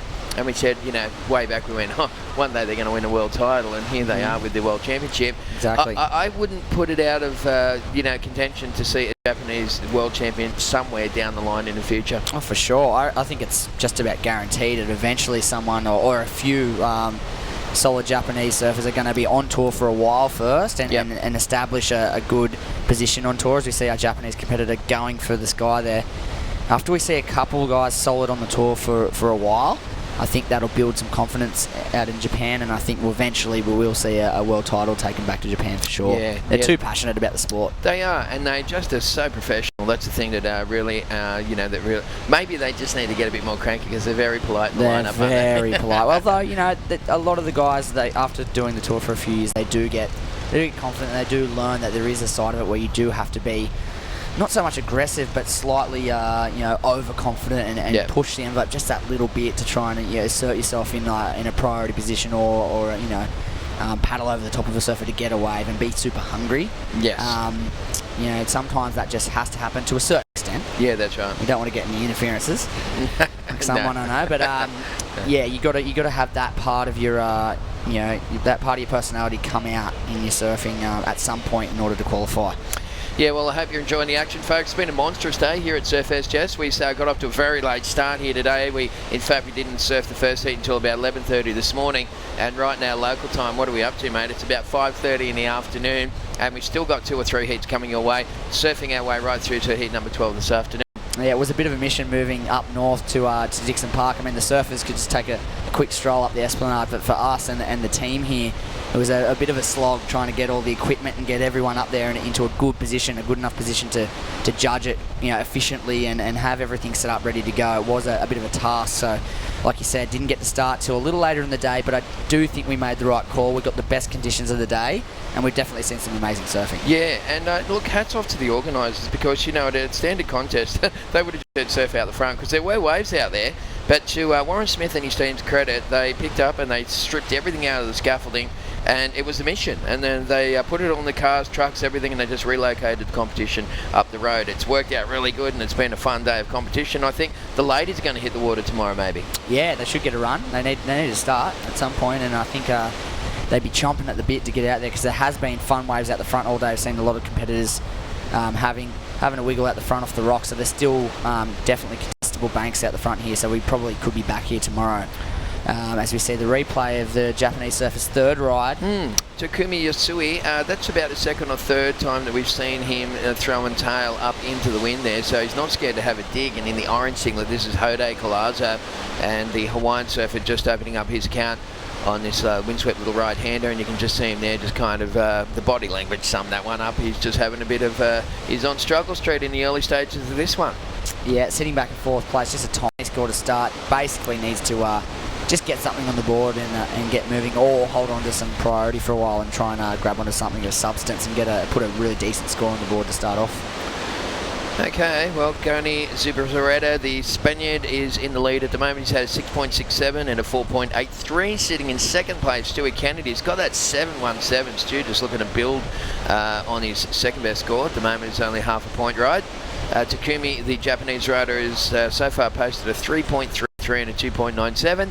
And Hode Kalazo, as we said, just a couple of throwaway scores for him with about 16 minutes on the clock, mate. Who we got coming up in the next one once we finish off here with Stewie? This is Stewie, as we said, needed to try and get rid of a 0.5. Well, I think he's done that, and he's looking on point, isn't he? Yeah, looking very sharp. He's, his style suits a range of conditions. He's a very smooth, fast surfer, but he definitely has been working on these smaller, tricky conditions. You can tell in Manly, it wasn't always small, but there were short, sharp, punchy beach breaks, and he seemed to be able to fit into the wave really well, and his timing is impeccable. And he shows it in this wave here. He manages to fit 2 major manoeuvres on the outside and finishes strongly, and that's been the problem for some of these guys throughout the day, finishing on that end section with confidence and looking sharp and accentuating that finishing manoeuvre for the judges. And I think they're really going to appreciate that last ride, being able to fit those 3 quality manoeuvres in. He'll get another good score, and you've got to think he's going to go to the lead after that second wave drops. All right, so just on 15.5 minutes left on the clock, and it is the Spaniard, the natural footer, Goni Zubizarreta. I remember seeing some footage of Goni ripping the wave garden when it first turned up. He was there with a bunch of guys, and I was thinking, it's this kid riding this artificial wave, but he's quite a big guy, and he was just ripping it there. As we saw also a bit of a wave, looked like someone might have maybe Takumi just sliding past in the background on that one. I think I saw the orange blue weddy. I think it might have been Stewie. Might have been. Okay, there you go. Yeah, here we go. Orange, Hode up, and nice frontside jam. Wraps back into the power source, keeps moving. Has he got a section to finish? He does. Quite an interesting spray he's got there on the nose of the board. I don't mind that. It kind of highlights some stuff going. Is that blue and black? I think so. It's only on the bottom. Oh yeah, he's got a rail spray on the top too. Yeah, interesting. Could be a potential Merewether Surfboard Club spray for Jesse Adam coming up in the future. There you go, black and blue. Here we go, Stewie. This was the wave we missed as we were watching Goni's last wave, and just a 2-turn combination for Stewie. Just probably picking something up on the way back out. And as we look to the scoreboard, we do see that third ride locked in for Stu prior to that wave on screen. A 6-point ride, and it does put him in the lead. So solid start for Stewie Kennedy out of Lennox Head, a 7.17 and a 6-point ride. It sees him out in front. All right, Goni Zubizarreta, the Spaniard, is sitting in second place, needing a 6.51 to try and go up into second. This is the Newcastle Now replay, watching Hode Kalazo. Finally got his first decent wave, and throws it up and manages to hold that nose up out of the water, gets down nice and low, pats the cat. We should have counted how many times he patted the dog then. Yeah. 6 or 7 times to keep in the wash. It is difficult. It's proving to be hard to. It gets so shallow and bottoms out a little bit. You pretty much lose all your speed after that last manoeuvre. So the guys that are really flying out of that last turn and with pace, they seem to be getting just that extra point or two. With with that speed. And he managed to make it, so that last manoeuvre will count. Complete manoeuvre, and we'll see how that score drops into the mix. Yeah, that was a 5.3, so Heyday Glasgow moving up into third place, now chasing a 6.21 to go up into second, and Takumi Yasui, the Japanese rider, sliding down into third. He needs to get an 8.17, so he's got a bit of work to do. Great to see Joel Parkinson in good form in his opening heat here at Surfest today, folks. The former winner of the event opened up with the highest single wave score of the competition so far, 9.07. Last year Parko turned up, of course. Matt Banting is the defending champion. The year before Parko won it, and last year Parko turned up, and I don't know if he really was super psyched, but this year, and what it did is didn't really set his year up. He didn't have the year that he wanted to, so I think what he's done is he's linked the success in this event to setting up the rest of his competition year. That's a good wave there from Takumi Yasui, wasn't it? Getting down low, wow. Bang. Oh, does he ride out? No. Can he ride out of here? He tried to get down nice and low. Like you said, super shallow on that inside section and hard to keep your momentum going unless you come and ride down out of it really quickly. So, yeah, I just noticed that there was like real intent with Parko here in his first heat. He really gave it some curry, and it's going to be interesting to see when the swell comes up later in the week. Yeah, definitely a different Joel Parkinson. I think if the swell does what it's predicted to do, picks up a little bit. Whoa, Stu Kennedy. Ouch. Throwing out one of those frontside grab air reverses, landing a little hillside rail there and coming off, unfortunately. But we'll see him. Looks like he's fine, so he'll be back out there trying that again at some stage. But yeah, I think Parko's attitude towards the event will pick up another step if the waves, really improve like they appear like they will. They're probably going to get really good at the end of the week, and if that happens, I think Joel's really going to step up another gear, and he's going to be really tough to beat this year. All right, well, just watching Stewie Kennedy boosting on this one. What a section. Yeah, the board just kind of tweaked out from his hand a little bit and just flipped over. Can get dangerous when it does that sort of stuff. Yeah, especially when it's that shallow, about waist deep right there where he took the tumble. And be very careful. I saw a surfer in one of the previous heats dive head first into the sandbank after he finished his wave. And just got to be really careful when it gets that shallow because it can really come up on you quickly. Here's the surfer in orange. Hode laying back into that last manoeuvre and Pat's kitten again and gets out of that one. So another wave to be locked in for surfer in orange there. Hode Colazo. And well, a 5.3 for his previous ride. This one will probably, by the looks of things, go into his top two and help him out just a little. Hode Colazo is from the Basque Country. Did I say he was from Hawaii earlier on? I must have been just dreaming. I didn't have the glasses on. Yeah, Hode Colazo, of course, EUK is the Basque Country. And g'day to all those people watching. And escarcasco. So it's the only word I know. It's thank you in Basque. Okay, I didn't know that. Yeah, learn something new every day. Escarcasco. There you go. It's pretty hard to say. Yeah, it took me a long time to learn it. I went over there and did some work, and it was just the first thing I needed to get my tongue around. Well, we're down to about 9.5 minutes left on the clock. It's Stewie Kennedy ripping at the moment. Stu is in the red singlet. He's holding on to a 7.17 and a 6.0. It's Goni Zubizarreta sitting in second. 6.51 to take the lead. Hode Colazo from the Basque Country in third. 6.31 to go to second. And Takumi Yasui, he's chasing an 8.1 as we see Goni up and into it. Yep. And the white singlet and looking sharp on a very average looking wave. Will it stand up on the inside? He gets one more section to work with. Lays down into that last manoeuvre. And I'm not sure if he had priority in that instance, but he took a less than ideal wave and made something out of it. So surfed really well on that wave. We'll see how he fares with the judges. He is holding a 4.93 as his backup score. And we'll see if he improves on that one. Here's the replay. And sets his rail back up into the foam. A really nice roundhouse cutback to set it up. Wave goes a little flat here.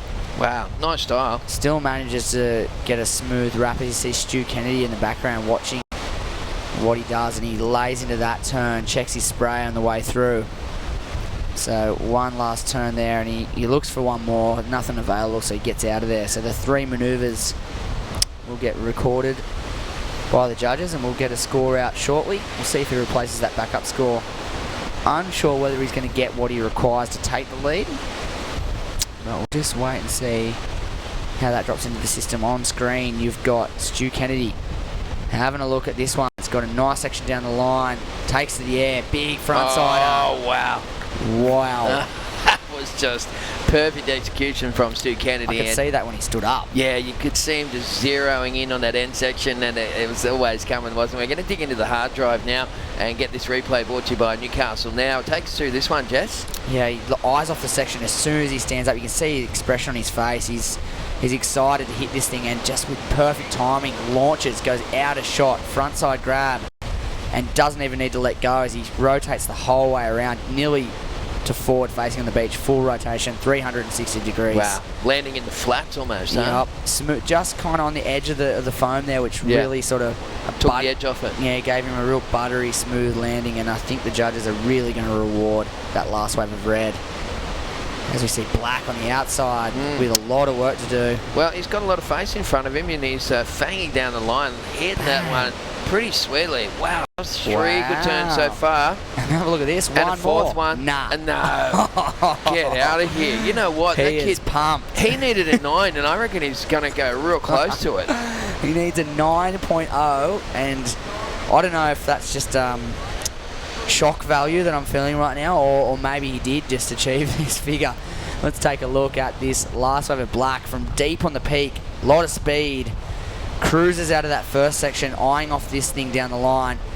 Pops up with a little grab of the rail. Real stylish stuff from the Japanese surfer. This is where he starts to get vertical radical. foam climb in the pocket too. Yeah, and then his next 2 turns, stabs that one, bang, kicks the tail. Smaller wave, but definitely getting radical, and this is the money here. Bang. And nice and smooth. Smaller wave, didn't offer a whole lot, but geez, he ripped that thing to pieces, didn't he? Didn't he? What? He didn't leave any petrol in the tank whatsoever for Takumi Yasui from Japan. As we said, we're down to about 6 minutes remaining in this last heat of the day. 2 more heats coming your way, and Matty Hoy will be joining us in the lineup. Stewie Kennedy, that big punt, that big reverse came in at a 9.23. Look at everyone, they're so hyped. The crew on the beach is stoked. Good to see old mate working out like that. That's what I need to do. Yep, getting his body moving. He'd be cooking in the heat out there. It is sweltering on the beach today. It's a beautiful looking day, blue skies. Onshore winds are keeping us a little bit cooler, but still not enough. We are sweating down here at Merewether, but hot action in the water, let me tell you. 9.23. Is that the biggest score of the event? Yes, it is. 9.07. Prior to that was Joel Parkinson. There you go. One manoeuvre. And then a 9.0 for Parker Coffin was the 3rd best. There you go. So 9.23. Stuart Kennedy setting the bar with that one crazy aerial manoeuvre. It's a full rotation. They'd love to see the full rotation. Generally holding onto the rail the whole way through the rotation isn't really the best idea, but I think on that occasion, because of the amount of rotation, it kept him centered over his board and made the landing very easy for him, and just a crazy high quality maneuver. He went out of shot. Crazy, and a real lot of inversion in that one, and a big tail high sort of a job there for Stu, who is the king of that stuff. Let's have a look at the time. 4.5 minutes left on the clock, so it really scramble for second position at the moment. That wave did come through for Takumi Yasui. It was a 7.93, and he's in 3rd place, needing a 4.57. Hode Colazo just finishing off there, chasing a 7.2, and we've got about 4.5 to go. It's going to be a real scramble for this second position here. It is. Stewie Kennedy streaking well and truly out into the lead. I don't think they're going to touch him with that 16.4 combo, probably the biggest of the day. And Goni Zubizarreta in 2nd right now would be looking carefully over his shoulder, holding onto a 6.67 and a 5.83. It's probably going to have to build on that 5.83 you'd like to think before the end of this one, with Takumi right behind him now. That 7.93, near excellent scoring ride, puts him in a very good striking position with a couple minutes to go. A 4.57, definitely an achievable score. absolutely. We've seen some nations represented here so far throughout the competition, folks. Some different parts of the world, as you were talking about earlier. We saw BLM on the draw, and we were thinking, where is that? But of course, that is St Bart's or St Bartholomew. I remember Parko used to go over there and do a bit of surfing, maybe even hang out there a little bit, just underneath the Caribbean in the sort of West Indies, Southwest Indies. Beautiful little part of the world there. Yeah, we do see a little bit of, I mean, there's Guadeloupe as well, Charlie Martin in the Caribbean, and a few obscure nations, but that's great. We want to see more of that stuff. We want to see surfing all around the world. Look, check that out. Nearly rides out, so close. Front side slob. Lazy grab, air reverse attempt, and well, you got that many points in the back pocket, why not? He can afford to do that sort of stuff. We're coming into the final couple of minutes remaining. You're watching heat number 10, round number 2 here at the Burton Automotive Pro, and this is a nice replay thanks to Newcastle now. Stewie Kennedy, foot just come off a little bit that time round, so lost a little bit of momentum. But Stu Kennedy putting on a bit of a aerial clinic out here this afternoon. Yep, loving that northeasterly wind, just sticking the board right to his feet and allowing him to get really inverted, and the judges are really enjoying that. And we saw that on his 9.23. Here we go, the replay of Black. He was hunting a score. Was there a section for him on this one as he snaps out of the top, manages to ride out of that turn, and then throws the tail around as he sticks this thing. 4.57. Oh, he was looking at a score. Well, I tell you what, he only needed 4.57 on that last wave. Got a 2.63. He's got about 2 minutes left on the clock. So, you know, there is still time up his sleeve for Takumi Yasui. And I can imagine some of his friends back home would be watching over there in Japan. Here we go. White looking to maintain his position in second place. And a lot of down the line speed, slaps that closeout section, but that is all she wrote for Goni on that last wave. Probably needed a little bit more to improve his situation. If I were him at the moment, I'd be sticking pretty close to his friends in black and orange at the moment. As we see on screen there, there's the 3 competitors on the outside waiting for maybe one last wave. Orange not happy. Ode Colazo just giving a little splash of the water there, not happy with performance this time around. 1 minute to go. There is time, and he's requiring a 7.2, and that's not too far of a stretch. No, that's right. We haven't got the exact time here, remember. We might even have a little echoes. Black in the foreground there, getting a cheeky little one for Takumi Yasui. Our time is actually going off because there's competition. You've got to remember we're still at the competition main superstructure, the mini surf city at Merewether, and these guys are about 400 metres up the beach. So as a result, we're reading the scores off the internet. There might be a bit of a lag here with the time. I don't think we're really synced in perfectly. So maybe we're definitely inside the final minute and coming down to the last couple of seconds as we see Goni Zubizarreta, the Spaniard. He's looking to try and consolidate here, Jess. Bang! How's that layback slash out of the top? He lost the tail and rode out of that manoeuvre. That was pretty impressive. Well, he needed to replace a 5.83, and there might have even been a wave in there for Takumi Yasui after that 2.63. Goni just up and trying to milk the end of that one. But it looks like that's all she wrote for this particular heat, number 10, round number 2. And we'll check the replay of this last one for the Spaniard. Yeah, slashes out of the top. And this is the money turn. Check this, lays back, kicks the tail, foot slips, catches his grip and rides out. That was really impressive stuff. I don't know if he's going to replace his second highest score, but that was some pretty critical stuff for his last wave. Well, we'll just wait and see what the judges' interpretation of that one was. There was a bit of a wave in there as the replay for Stewie Kennedy as well, who surfed a brilliant heat. Stu was all over the shop. In fact, he spent more time off the face of the wave than he did on it. Just going through the motions on a little backup wave there for Stewie Kennedy. Had a 9.23 and a 7.17. We're going to get scores in for that last a little exchange, and we'll give you the result on the other side of the break, folks. So let's have a yak when we come back here live from Surfest. 50 years ago, the Burton family first opened their doors. And for 50 years, they've been your local Toyota specialist. Specialists in service, advice and support. Specialists in giving better deals. Specialists across the entire Toyota range. They're multi-award winners. And 3 times Australian Toyota Dealer of the Year. But most of all, they're specialists in looking after their customers. For the complete Toyota experience. Talk to the trusted Toyota specialist, the Burton family. Maitland and Port Stevens.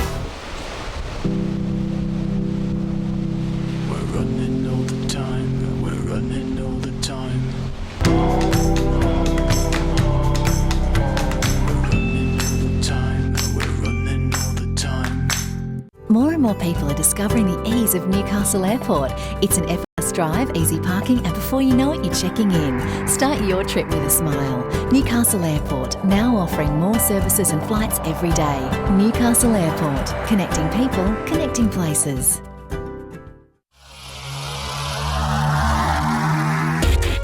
This webcast is brought to you by Newcastle Now.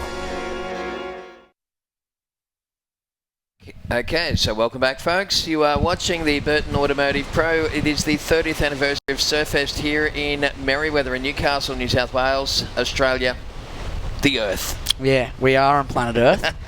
It's a QS 6000 point event. It used to be called Six Star in the old days, but QS 6000 sounds pretty cool, and WSL sounds pretty cool as well. World Surf League. Yeah, that's the new title of the tour from now on, and a QS 6000 means 6,000 points up for grabs here at Merewether this year. And there we take a look at the Surf House. Yeah. Positioned right there on the beach at Merewether, and a couple of levels of pizzas, coffee, booze, parties, functions, everything. Great place it's all happening there to hang out and play, that's for sure.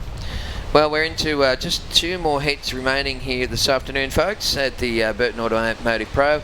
And up and riding on this wave here is, it looks like Jean de Silva, the Brazilian, getting off to a very quick start. We've got Evan Geiselman in the orange, very exciting kid from the USA, Evan Geiselman. What can you tell us about him? Yeah, Evan's, like you said, a very exciting surfer out in New Smyrna Beach, which is basically East Coast. Generally, unless there's a massive cyclone, it's generally small. Yep. And his small wave act is very, very impressive. Known for aerial antics. His front side fin release, sort of nose pick style thing is second to none. So, I mean, not to say he hasn't got a brilliant backhand either. So these little right-handers are gonna suit him to a T, and I reckon you're gonna see him go to the air at least once in this heat for sure. Okay, well, keep your eye on the guy in the orange singlet, Evan Geiselman from the USA. Kai Abelli from Brazil, well, he's no slouch as well. We saw him in awesome form in Manly. And Maxime Huzno, former world junior champion, the Frenchman, is in the red. So just 1 more heat remaining after this one, folks. So hang in there as we got they're 25-minute heats, by the way. And that's the Brazilian Kai Abelli. This kid was really exciting to watch down there at Manly over the last week in the preceding event down there, the Hurley contest. Yeah, he's definitely one to watch, especially in these conditions. I've said it a few times today, but he's smaller. He's definitely got a crazy aerial game as well, and he's definitely good at these smaller, choppier conditions. Here is Evan getting to work on his opener. We'll see how he finishes up this one and where it comes into the mix. Lovely stuff. Well, Jesse Adam, it looks like Matthew Hoy has turned up to take your position here in the commentary booth, mate. Thanks for putting in a big one for the boys. No worries. Yeah, mate. And how did you enjoy your birthday yesterday, by the way, after the contest? It was a day of ups and downs, let me tell you, but the evening was fun. We had a couple of drinks and some really good food with some friends, and a little bit of a surprise, so it was good. Yeah. I enjoyed it. Good I enjoyed it. It was great. All right, Jess, we'll see you tomorrow, mate. Thanks again. Thank you. See you guys tomorrow. All right, so we'll bring Matty Hoy in on microphone here for the last 2 heats of the day. As we said, it is right now you are watching heat number 11, round number 2 of the Burton Automotive Pro. It is the 30th anniversary here in Newcastle, and the boys in this one just lock in a couple of quick waves as we welcome back to the microphone Matthew Hoy. How are you, champion? Terry, I just had to organise my children, get them out of here, get them off the streets. That's what we do. One of them anyway. Sorry about that. Ladies and gentlemen, a bit late. What's going on here, mate? Well, there's a replay of Evan Geiselman on his opening wave, and Evan, very exciting surfer from the east coast of the USA, and those guys that come over from Florida are, of course, pretty proficient small wave competitors. He's got a good big wave. In all waves. Yeah, freaks. Yeah, that's right. I mean, hello, Kelly Slater, Cocoa Beach, Florida. Exactly. The Hobgoods. There's so many good surfers that come out of Florida. Don't mind it over there too. It's got that kind of Latino little flavour. You've been over there. Some of the loosest times ever. Of course Florida. you have. No mountains. We can't talk about that on air. There's no hills there. It's flat. Yeah. As flat as a tack. That's right. You can drive on the beach in 2-wheel drives. It's hilarious. Yeah, it's good fun, huh? All right, well, there's a couple of scores locked in so far. Evan Geiselman in the orange singlet. He opened up with a 5.5, backed it up with a 6.17, so he's gone straight to work. Here's the replay for Maxime Ouzno. This kid was the former world junior champion, Hoya, the French natural footer. Stylish little surfer, this kid. Yeah, he rips. I've spent a lot of time with Maxime on the Quicksilver team. Did a trip from Bells up to the Quickie Pro a couple of years ago. Yep. Yeah, just after he won the world title, actually. Sure. So, yeah, it was a good trip. Great kid. Kaya Belly, he opened up with a 3.83, and we'll get those scores in for the opening ride for the Maxime Ouzno, the Frenchman. Well, the final heat of the day, it's actually going to have, there's the replay there for Kaya Belly in his second wave. Oh, wow. Blowing the tail right out there. I can't believe the amount of inversion in the reverses these days. Unless you're going to do a really good one with the big tail high right up in the air, it's not even worth attempting, is it? I agree, not really. Is this Goldman again? Yep. Yeah. He surfed really well yesterday, and he's backing it up. Oh, what did he ride out of that? I don't know. It was super close though. He finished the manoeuvre, but he didn't really ride out and completely ride out of it. Look, there's another one there where they have to get down low and do that with their hands to try and, we used to call that pat the cat. Pat the cat? Yeah, when you used to get down low and try and scoop your hands into the foam. Here's the replay of Geiselman. Geez, got a nice style, hasn't he? The board looks really good under his feet too. Just really responsive. Keeps his speed through his turns. Just enough slide to... I reckon that's incomplete. He just caught a little bit of a rail, and there was a bit of a lump in front of him there. So, judges, we've seen them be pretty harsh on that last manoeuvre. They like to see people ride down and out of it with speed and come down out of it to get the big scores, don't they? Yeah, that's for sure. We'll get that one into the system, and we'll give you the lowdown, folks. Final heat of the day. Hope you've enjoyed the action here from Merewether. One more to go, isn't there? One more to go. Final heat of the day coming your way. Matty Banting, defending champion, Port Macquarie. He's just qualified for the tour too this year. He also got the what was it? I think it was the Rookie of the Year award for the Australian Surfing Awards up there, down there in Manly last week. Of course, Mick Fanning was the Surfer of the Year, and Steph was the Female Surfer of the Year. That hasn't changed for a few years. That's right. And Snapper Rocks won the Club of the Year after Merewether won it last year. We couldn't win it 2 years in a row, Matty. True that. I think they just go through the clubs, actually. Well, they had a pretty outrageous year. They won the Australian Board Race Battle 2 years in a row.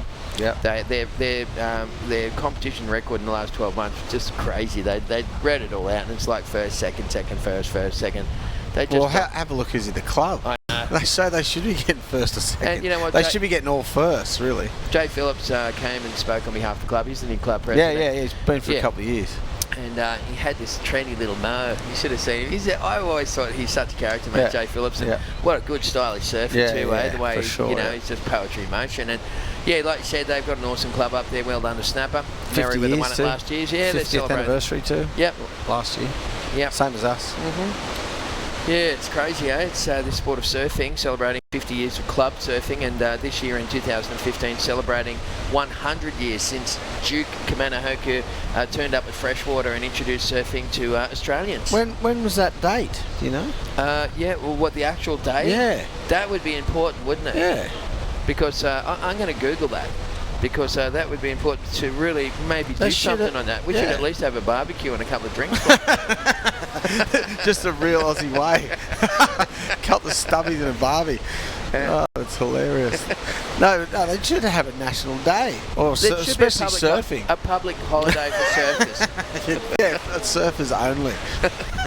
Duke Day. That'd be perfect, that. Because, he's, that was the start of surfing in Australia, and look at what it's become after there. Straight taken from the Hawaiians, so I reckon it's a fair good call. day. Yeah. I'm starting the Facebook page. Yeah. I'm going to include you in the group. That's it, National Duke Holiday Day.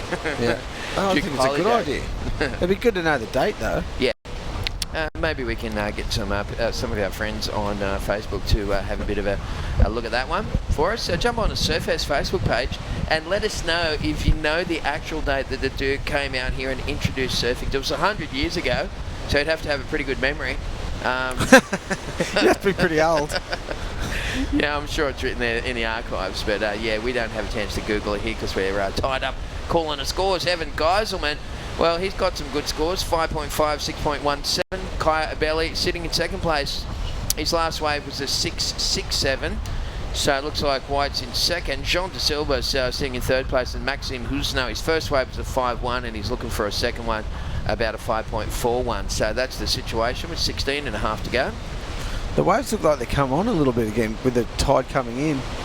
Improved again. It gets a bit weird in that dead low tide. It breaks out the back with a flat section in the middle, then hits the bank. But the tide coming in, it's actually in on the bank, so it's looking not too bad down there. Yeah, it's good. I actually went up and had a look during the break. Had a couple of heats off and went up there, and yeah, it looks fun. And actually, I've got a new quad in the car. I swapped one of the competitors for my board. Oh, that was pretty sweet there for Kai Belly. One of the big guys who came here and surfed and got knocked out early. Saw me with me board and he goes, "Hey, who made that board?" I said, "Oh, Paul Parks," and they made it for me. And he goes, "Wow," and he's about 100 kilos like me. And he goes, "Mate, oh, that looks unreal." And I said, "Your board looks pretty good." He goes, "You want to swap boards?" Man, let's swap boards. No way, how good's that? Yeah. Swap me. And mine was a year old and his was brand new. Oh.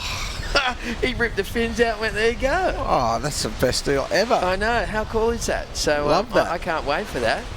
It's going to be pretty cool. So we do have Duke Swam at Newey Bars, 10th of February, 1915. There we go. Warren Smith, contest director for the last 30 years at Surfest, has come and gave us that news.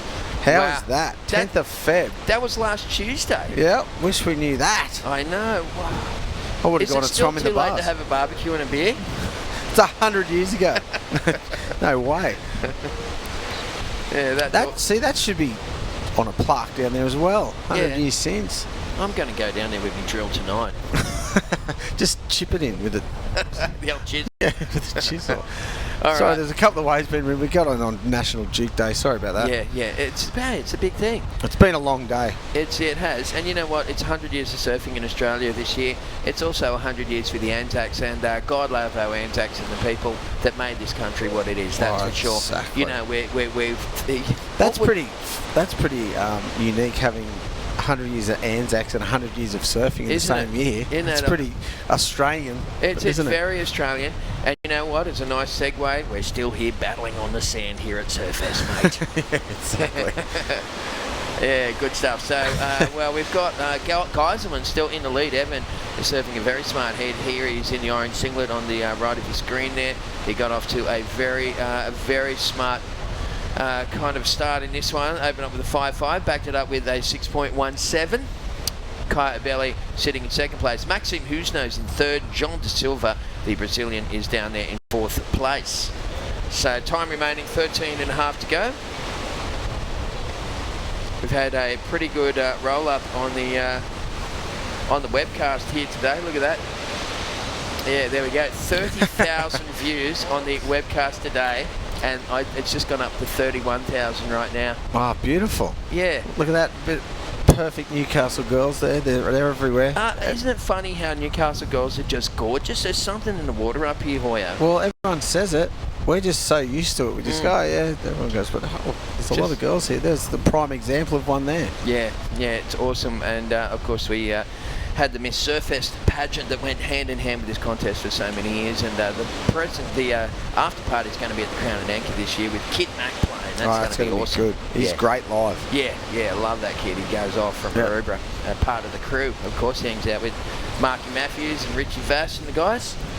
Might be coming up and doing some filming for the crew, maybe. I heard that. I heard a little rumour that they might film an episode up here that day, so that'd be cool. We'll have to, if he does come up, mate, we'll have to get him in the booth here. Yeah. I'll tell you what, I heard him do an acoustic version of My Brother's Keeper. Is a cool song they do, and oh man, it's got a good voice. Oh, it's not just a hip hop guy, you know. Oh, he's got a sweet acoustic voice as well. Yeah, for sure. I've seen him live in town there, and he's sick live. Yeah, so that's this Sunday, Crown and Anchor. Look, tickets are limited. Make sure you get your tickets if you want to hang out with some of the pros. We're just in the shadows of half time for this second last heat of the day here at the Burton Automotive Pro.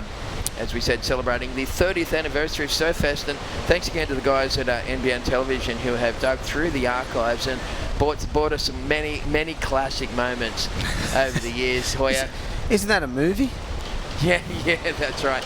And well, we've seen so many people, throughout the broadcast. We've brought you some of those who is it sort of competitions. It looked more like Guess a mullet. Guess whose mullet competition it Yeah, was. there's some heavy mullets. We thought we just had long hair, but they were mad mullets. Some of the haircuts were just next level, and yeah, it's really cool. But it's just been such a big part of Newcastle over the years, folks. Surfest, it's really weaved itself into the fabric of the city, and it's super cool to be here and celebrating it with all the gang. And we're glad to have you here too. What do you get for your 30-year anniversary? Do you know the present you're supposed to give? Wow, let's Google that one as well. Warren will come in a minute. He probably wants something. He'll run in with a thing and say... Grey hair, maybe? Yeah, 30th wedding anniversary? Yeah, well... You deserve a medal. Exactly.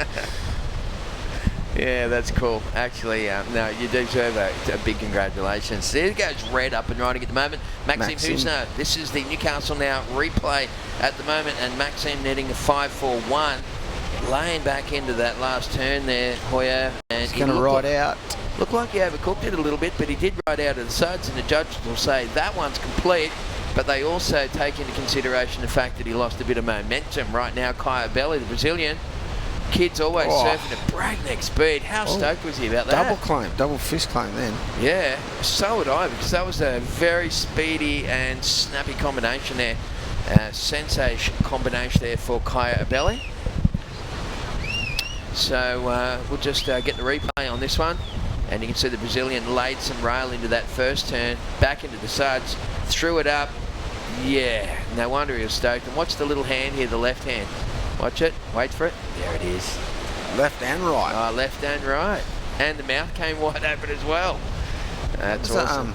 Yeah, it's only a 2-turn wave, but they were 2 big turns. Got him through the tail on that second one. Did a nice roundhouse cutty sort of thing on the first one. Well, that is a 6.03, young man, and it's taken Kaya Belli into the lead. So Evan Geiselman, this is the reply. Bam, way up in the corner there for Evan. He's chasing a 6.54. That's the tail end of it. We might have to come back and check the replay on that one just so we can get a good squiz at it. But yeah, Maxime Husno down into third place now, chasing a 6.57 for the Frenchman in the red singlet.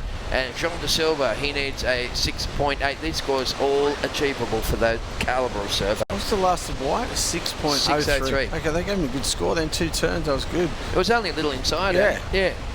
But they appreciated the technical aspects of it. This is the replay for Geiselman.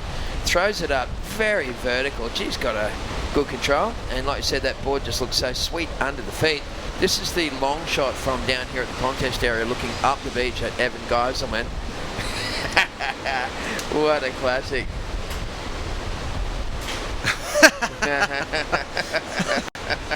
Yeah, that is very good, isn't it? We said, you know, what do you get when you celebrate your 30th anniversary? What it is, you know, whether it's a diamond or it's a gold anniversary or silver. Yeah, Warren Smith came flying through the door and he said, you get a Jenny Craig subscription, which is an Australian weight loss program. Yeah, I think was Jenny Australian or was she American? I don't know. Jenny Craig. Speaking of Jenny Craig, I was watching that you know, they had all the winners for Surfest, and I started coming in commentating about halfway through, and you could see the skinny little kid with big ears and that, and then just each year on the podium I just progressively got fatter. It was like a Jenny Craig 8 in reverse. Well, nothing wrong with that. I tell you what it did do though, it sort of smoothed the wrinkles out a little bit with a bit of extra fat, doesn't it? It's good when you get older to hold a bit of weight. And, it looks like I've been stung by 1,000 bees. Bee sting head. All right, well, we got 7.5 minutes on the clock. Evan Geiselman back into the lead with that last wave, 6.67. He's having a good little tussle with the Brazilian Kaya Belli, and Abelli chasing 6.17 to go back to first. That makes the mission a bit tougher for Maxime Husno. He chases a 7.60. And we'll just wait for that last true for the last of black.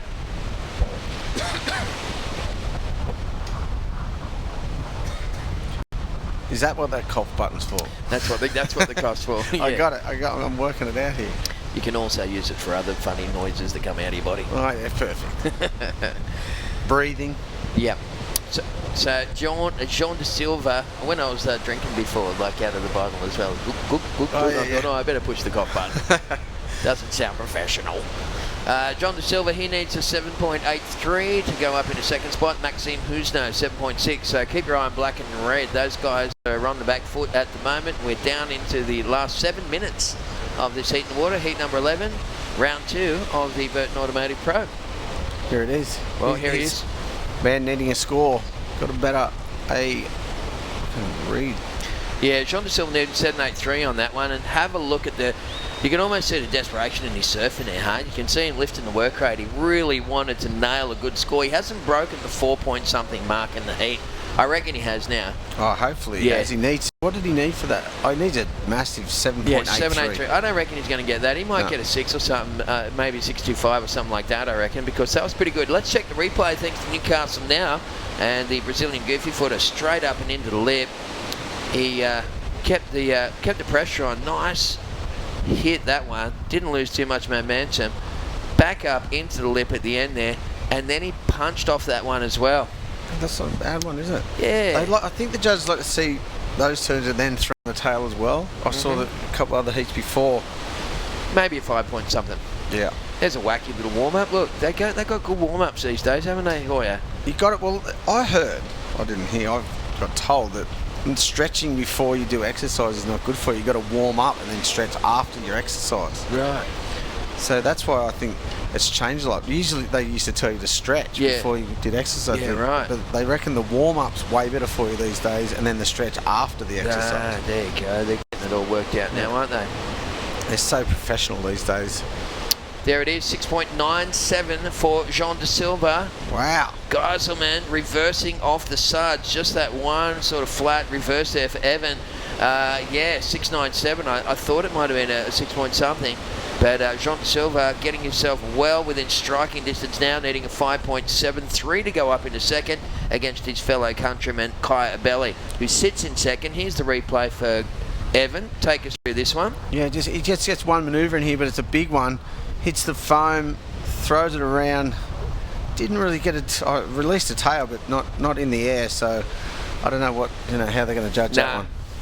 If I can do a manoeuvre like that, they're not going to score that good.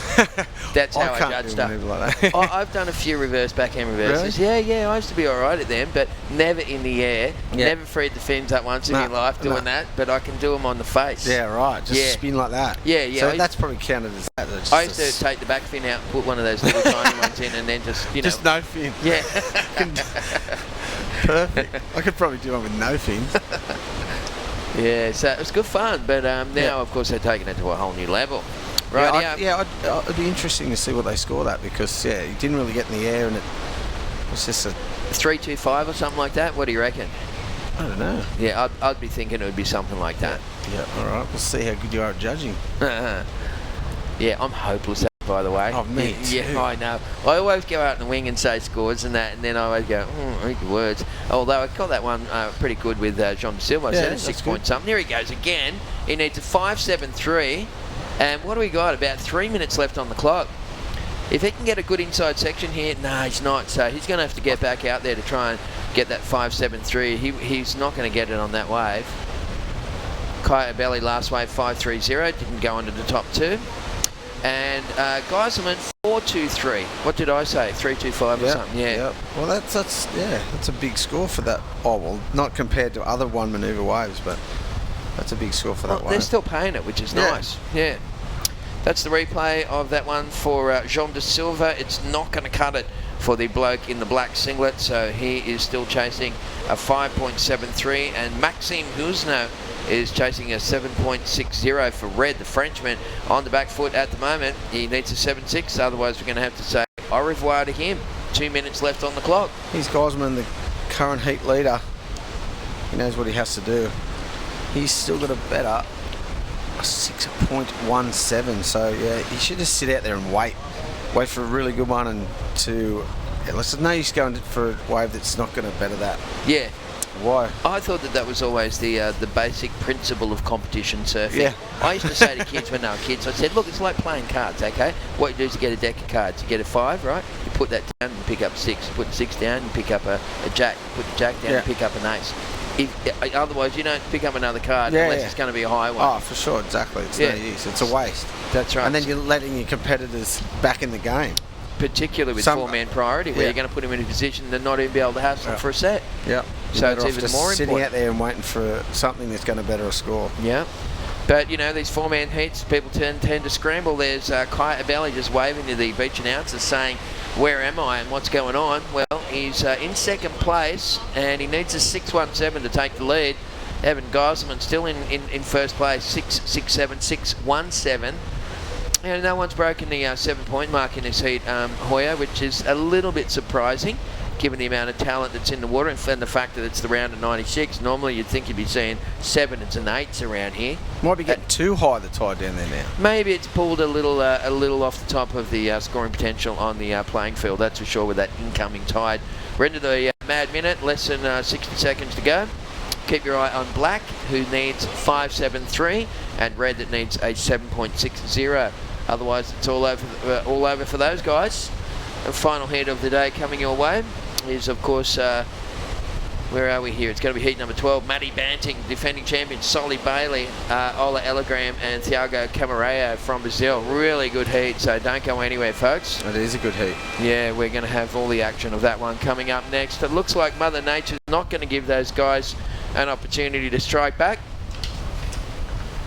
So the camera just panning the horizon. It says there's 20 seconds remaining. It looks like Geiselman is up and riding. There's White on the inside. Kai Abelli, lovely fin chuck to reverse, and he lies down and says he's had a good campaign.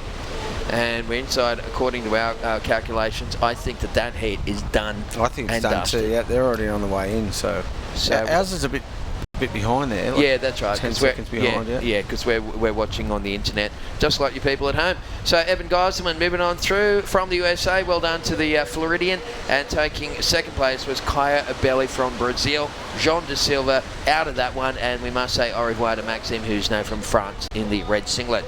That's a nice little overview of Merewether Beach, folks. We're just about to bring you the final heat of the day. And we're going to go to an ad break, Hoya. We're going to roll back with more Surfest Live from Newcastle right after this.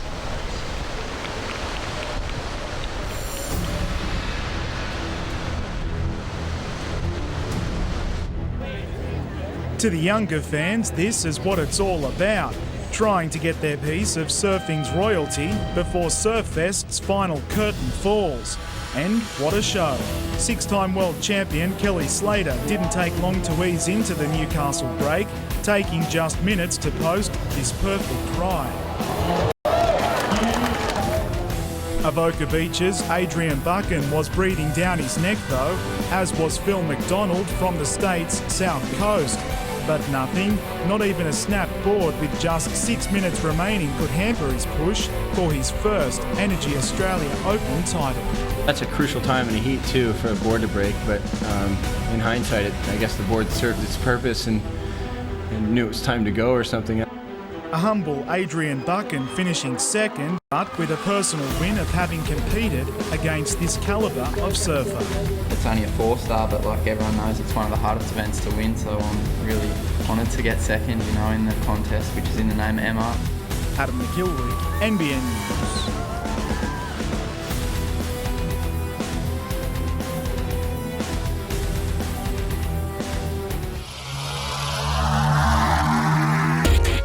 This webcast is brought to you by Newcastle Now. Okay, well, welcome back, folks. It is the final heat of the day, live from Newcastle here at the Burton Automotive Pro, this QS 6,000 point event on the World Surf League. And joining me in the booth is Matty Hoy. What about that classic little flashback to when all the world champions were here? That was pretty cool. Yeah, that was, what year was that?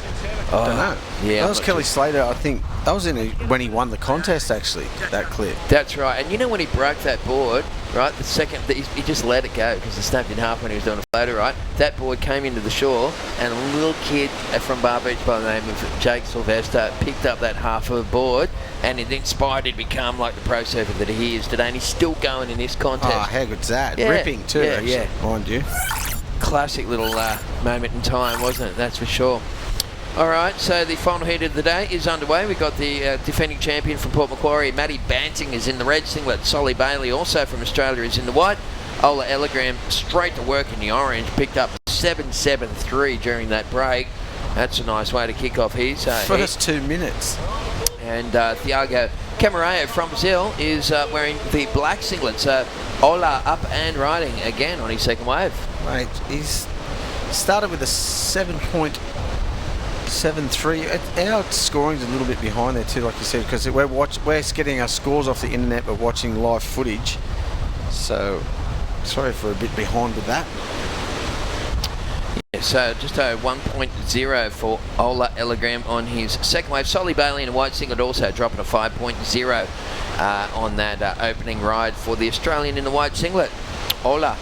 What happens when he goes through the Spanish countries and people are saying, g'day to him, and he's like, yeah, mate. G'day, mate. It's like when people go, I hear people go, oi, and I always look around every time. Oi, that's good. It's the same as him when he's in South America. Everybody knows me name. Exactly. All right, well, that was just a little one. Solly just putting that in the bank on his second one. Keep your eye on the rider in the red singlet, Matty Banting. Matty's been sitting around watching everybody else punt all day, and I tell you what, he's got a good air game, this kid, hasn't he? He's got a full package of everything. Yeah. Air game, big calves. He's got his first CT event coming up. Of course, his first full year on the CT, qualifying this year, or last year I should say. And Matt will be heading up to Queensland for the big event up there coming up after Newcastle. But first off, he's here and he's looking to try and defend his title. And it's going to be very interesting to see Matt Banting go to work in this one. He'll be used to these beach break conditions too. It's Port Macquarie-esque. Probably offshore up there though today, so he mightn't be used to it. Round at Lighthouse. Yeah, Lighthouse is probably pumping the Savo. All right, well, this is Thiago Camareo. This kid knows how to commit to the rail too. Good style. I think we commentated his heat yesterday, didn't we? Yeah, that's right. Yeah. He's a very exciting campaigner, that's for sure. Thanks to Newcastle Airport for connecting people, connecting places and connecting the competitors here at Surfest this year. Newcastle Airport, long-time supporter of Surfest. Here's the replay of the first one for Thiago Camareo from Brazil. One of many, many Brazilians on tour at the moment. And of course their fellow countryman Gabriel Medina taking the world title, defeating Mick Fanning in a real close showdown over there at Pipeline. That was just a great way to finish the season, wasn't it, mate? It was, I must admit I was going for Mick because I'm an Aussie bloke and that, but it was nice to see some fresh faces at the top of the game. Oh, for sure. It was a mad... There was still Kelly Slater was in the run at the end of the day. Well, Kelly's a sort of bit out of it, but not... it was up Mick and Gabriel. So, it was a good showdown. Mick came back in the middle of the year. Gabriel had the lead, I think, nearly the whole year. Yeah. So, started with the winning kappa, so winning the Quicksilver Pro. And the other thing that impressed me about that kid was that... he had a lot of pressure on him. He had so much pressure on him. I remember when he was at... when did he leave the water early? Remember he got out of the water and then someone got a wave right at the end and knocked him out. I think it was Super Tubes or somewhere. Anyway, and I thought, oh, wow, he's starting to have a bit of a meltdown. He's got the whole weight of a nation, and all the people over there in Brazil. They'd already had pictures on Field TV with him wearing a little crown and that. And I'm thinking, hang on, he hasn't won it yet. And he came back. He went home and he prepared himself. And he came back and he just nailed it. And he was a very deserved world champion, and good on him. For sure. Great to see what he's going to come back with this year. As we see Orange once again, Ola Ellagram just locking that one in at his second best wave, 3.17 so far. So he's getting real busy out there. In fact, that was his fifth wave so far in his final heat of the day. Let's have another little look at this one. Just speed gaining floater. Throws it up real late. Nice stuff there for Ola, and he rides down out of that one. Looks like Matty Banting has got a couple of waves as well. A 4.0 and a 5.33. Solly Bailey, young Australian. And I commentated. Whoa. How was that? Crazy little cockroach kind of rode out of it. It's like he put both hands on the back of his board there. Yeah, that was wild. It was kind of a Quasimodo kind of came out of it. He made it though. He rode out of it. He did. That was good. Let's have a look out. at this. So threw it up for the air reverse and watched the landing here. Sat down, did a bit of butt boarding. And then somehow he scooped his way out of the foam. Yeah, that was well done. That was what it was. He was butt boarding. Yeah, butt boarding. It was almost a coffin ride kind of thing, wasn't it? With a bit of cockroach in there. That was awesome. I reckon he pushed up off his tail of his board too. I think to so. Get back up. Very good. Very. The athleticism on that was next level. So this is the final heat of the day, folks. Thank you very much. Of course, Burton Automotive is our major sponsor. Kim Burton cruising around today. Lovely bloke, great service, great locations up there at Maitland and Port Stephens. Thank you very much to him. Here's the replay of red at the moment for Matt Bansing. Yep, let's see it. Out there in a steamer. The water chilled right up today. It has, mate. It's gone down about 3 or 4 degrees today. I called it 19 in the surf report this Arvo. It's been 22, at least 22 for the last week or so. Yep. And it was like a bath. Actually, I don't mind it. I need it to be a bit colder because I hate jumping into hot water. It makes me sick. Yeah, I reckon I've been loving it wearing board shorts, so yeah. I don't mind it. I just hate getting in a wetsuit when it's hot outside and you get the water's freezing. But with this nor'east swell and wind, it always chills the water down up in Newcastle. It can get down to 16 at this time of year. Absolutely. As cold as it ever gets. So that's why I was wondering, Matt Banding's out there in the steamer. I must have chilled up a lot. All right, well, here goes Matty having a look at this one. Sets it up. Nice hack in the pocket. Check the speed he gets out of that. Yeah. And just kicking out of that one. Yeah, the northeast swell here in Newcastle, it does do that, mate. It creates what they call upwelling. Upwelling. Yeah, and so what it does is it brings the cold currents from the very bottom of the ocean to the very top. And during that time of upwelling, there's a little replay of Matty's last wave. Probably won't come in the top two anyway. We'll keep talking about upwelling. Yeah. So what it does is it brings all the cold water to the top. When it does that, it brings a lot of nutrients to the top as well. And when it does that, all the little fish come out, the bait fish come out to get the nutrients, and then the other little medium-sized big ones come. Everything comes. I'm not allowed to say the S word here at Surfest. And then it brings that red weed too up when you're up the coast. It's when the water's always that cold, it brings that red weed too. Yeah, yeah.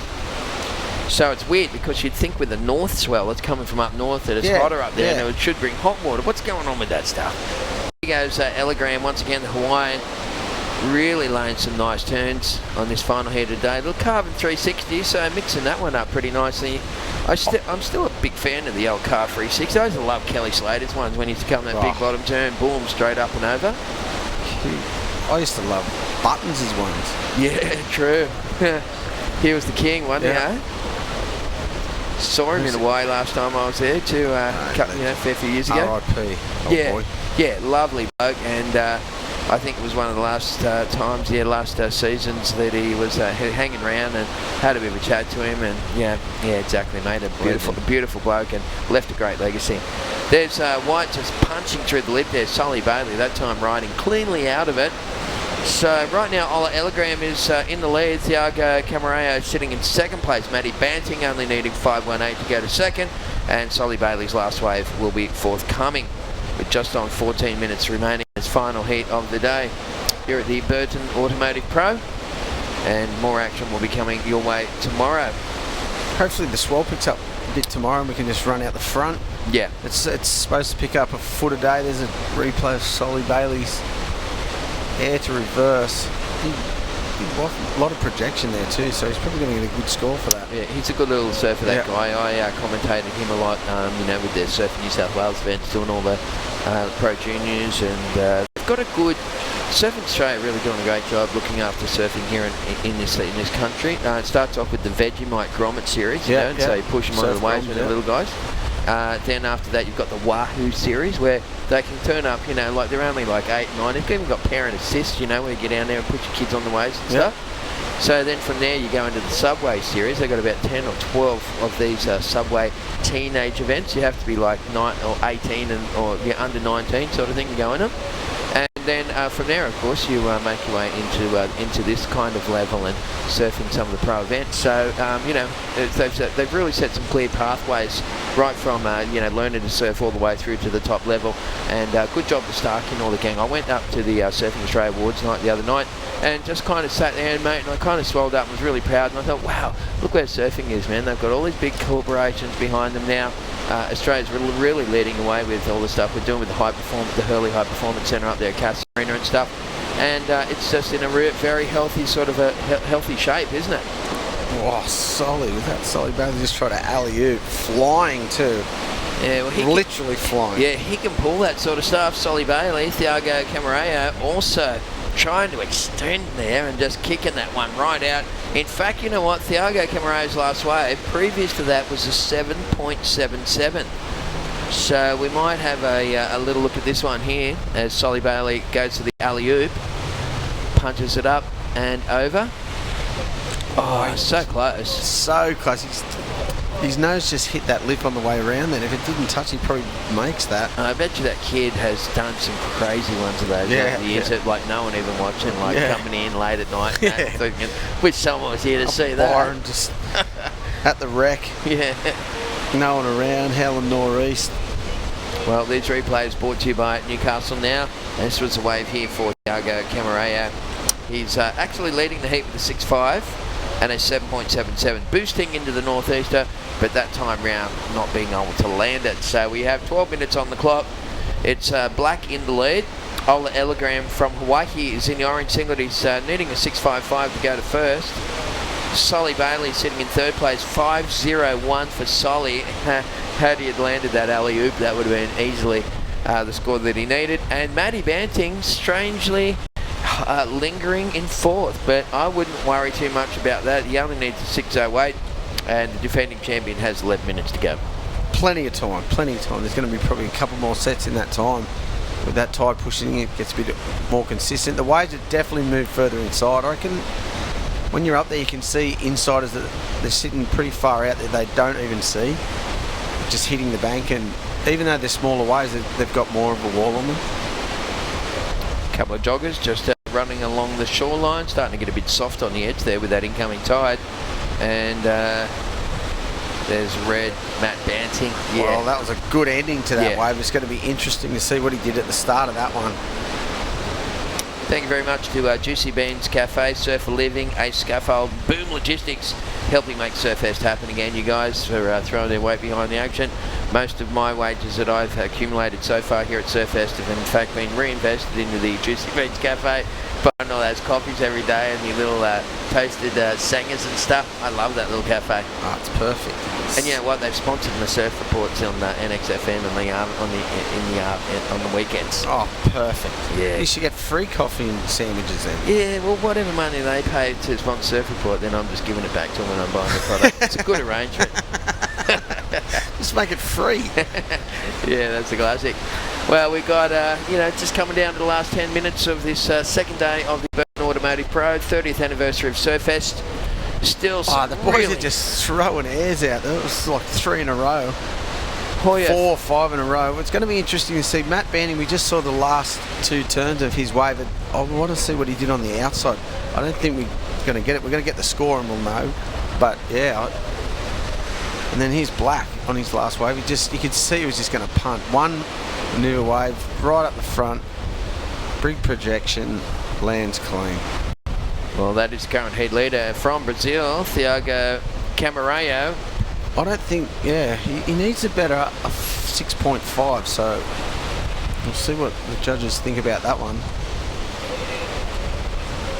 You could see he was just going to punt. He had just all eyes for the punt.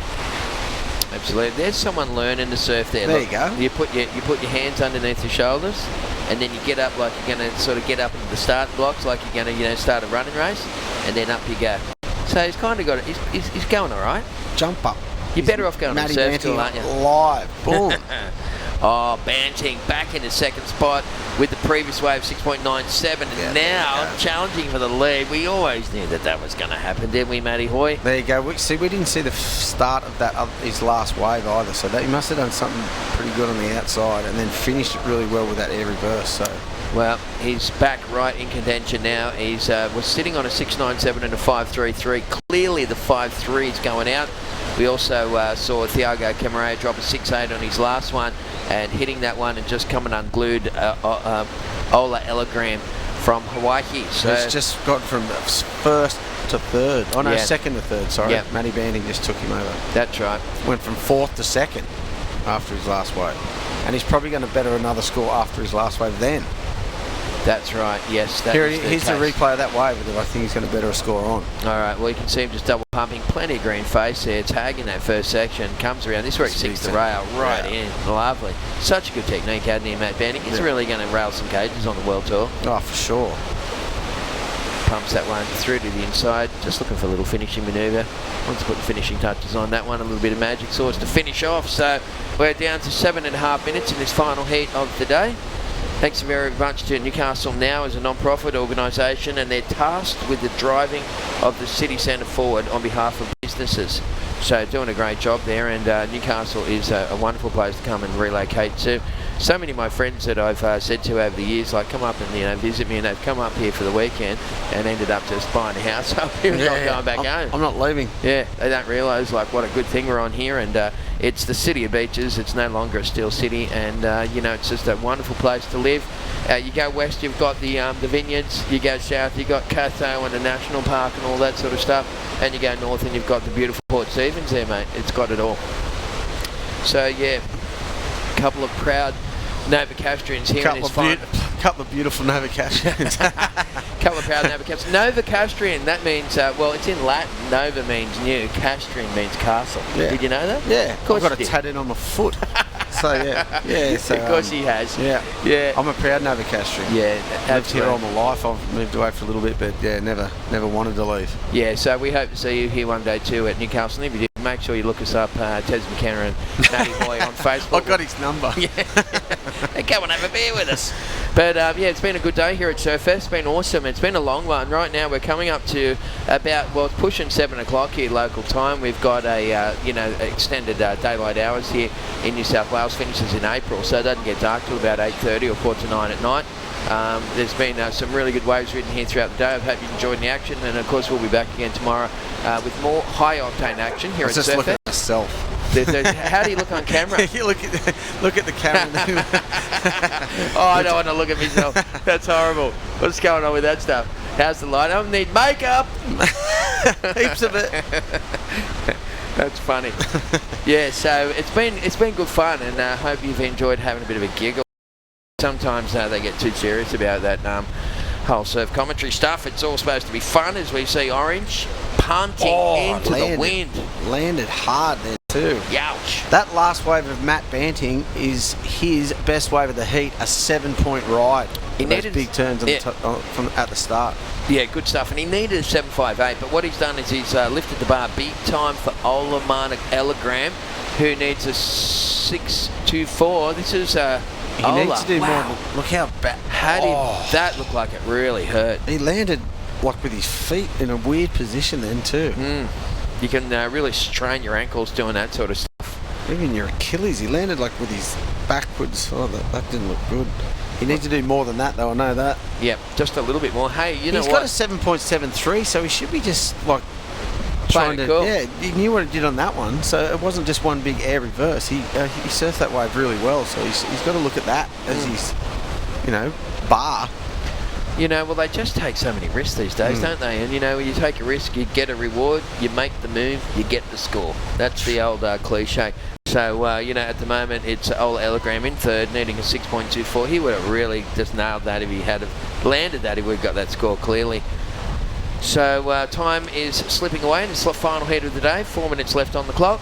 Solly Bailey needs 7.57, by the way, as well. Solly started the heat pretty strongly. He was right up there with the contenders, but it's almost like I haven't even seen him on screen here at all in the white singlet. We're just going to widen that shot out and try and get a bit of a look at it. So there's red. Where is he?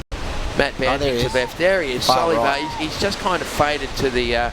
It looks like he's going to get one here, though. Here's one coming straight this is going to have a nice little tapered wall on it. If depends on the priority sequence. No, that one didn't really eventuate.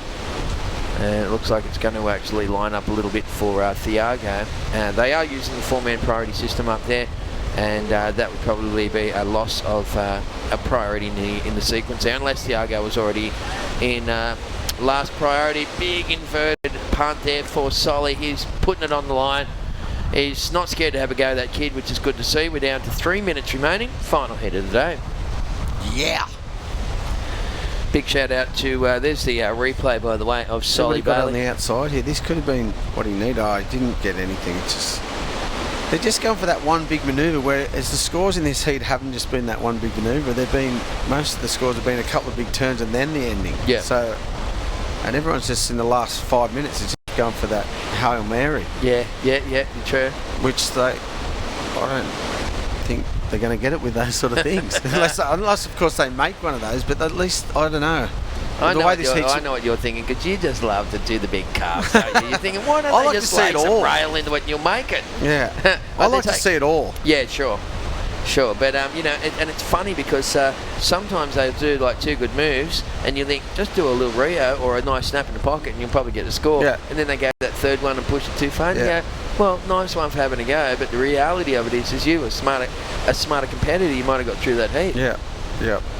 Or just going for not waiting for a good wave. They're going for a wave they're only going to get one manoeuvre on and not make it. So why not try and wait for a better shape wave and get a few in anyway? I think after this contest, Matthew Hoy, you should get into the surf coaching business. No chance.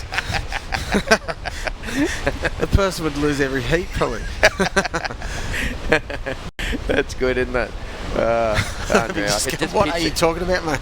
I can just picture the logo now. It'd be sort of like no, I'm not going to go there. Don't worry about it. A stubby hole. Yeah, an empty one. With spilt. Maybe smashed. As we see Orange Ola Ellagram giving it a bit of a bash. We saw a left then by Solly Bailey to do a couple of backhand snaps. I'm sure Solly from that long. Here's the replay here. I know it's back. Sorry about that. The heat leader. Yeah, well, Thiago, there he is, just smashing away, throwing buckets on those turns. Haven't seen too many lefts lately. The northeaster kind of makes those lefts real trashy and flat, and they're hard to find a good one. That's probably the first one we've seen properly ridden for 2 or 3 morning. heats. Yeah, even since this morning. Yeah, that's right. So Solly Bailey in 4th place, 7.57 to go through this heat. We're inside the final minute. Ola Ellagram needing a 6.24 for the Hawaiian. There he is on screen at the moment. Probably a little less than 40 seconds to go. There was a wave in there. Thanks to Newcastle. Now here's the replay of Ola Ellagram. Let's see what he did on this wave. I think it's just a layback snap. There we go. Another one manoeuvre wave. Well, it's not going to cut it for Ola.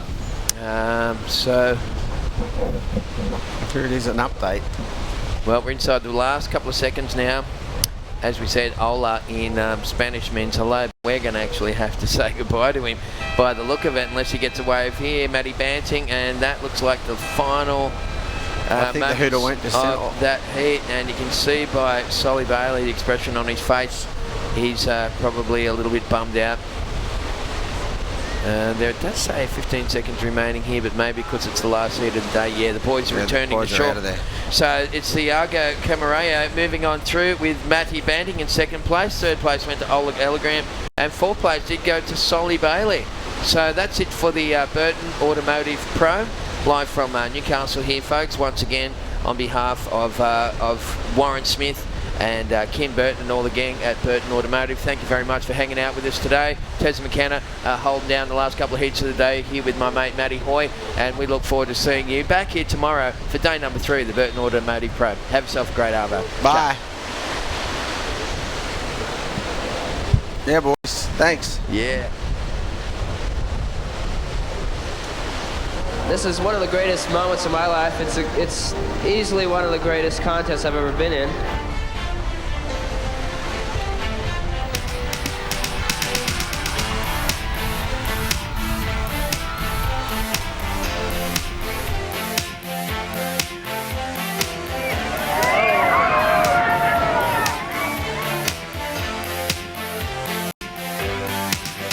BHP Steel International goes to Damien Hardman.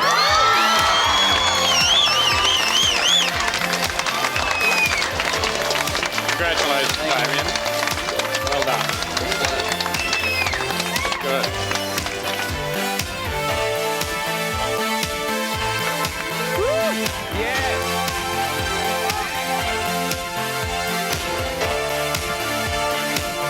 I'm just the happiest person in the world at this stage.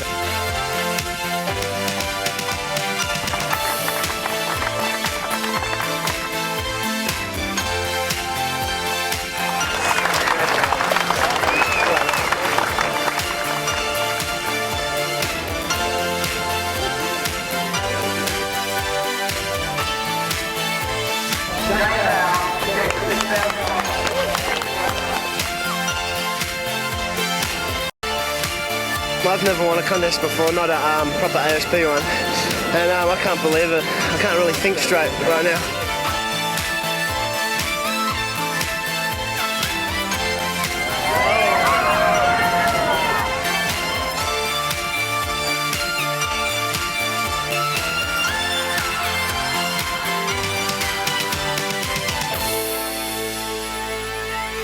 A staggering 12 years ago, this man won Surfest, and he's done it again in 1998. Mark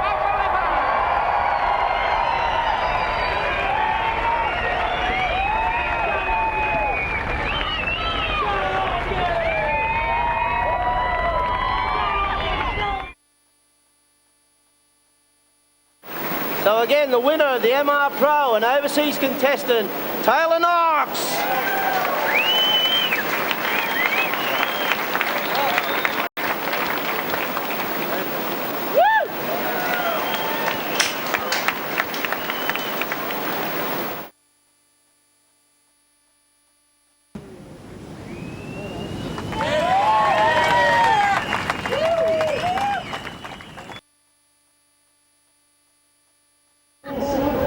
And that means that the man in black from Port Macquarie, the goofy footer, Mick Campbell.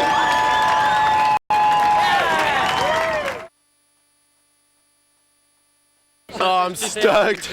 Yeah, I'm just so stoked. He hails from the Tweed. He won it in 2000. The 2002 champion, Michael Fanning.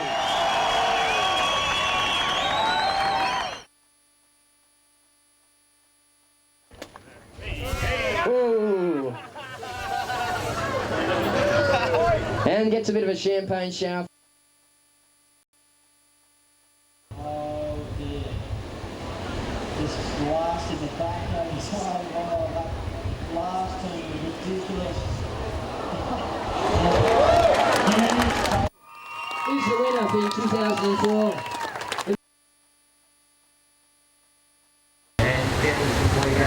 Officially Burton Automotive.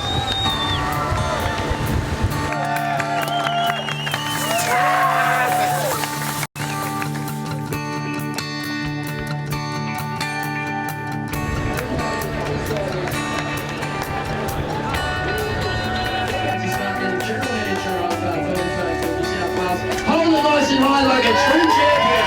And there he is, ladies and gentlemen. First place.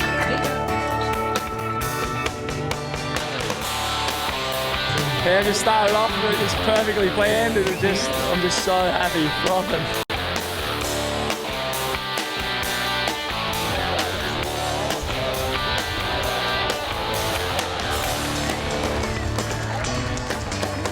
That's the best feelings, you know, like awesome to me, like first time coming to Newcastle, then I win the first event, so yeah, definitely we will come back next year.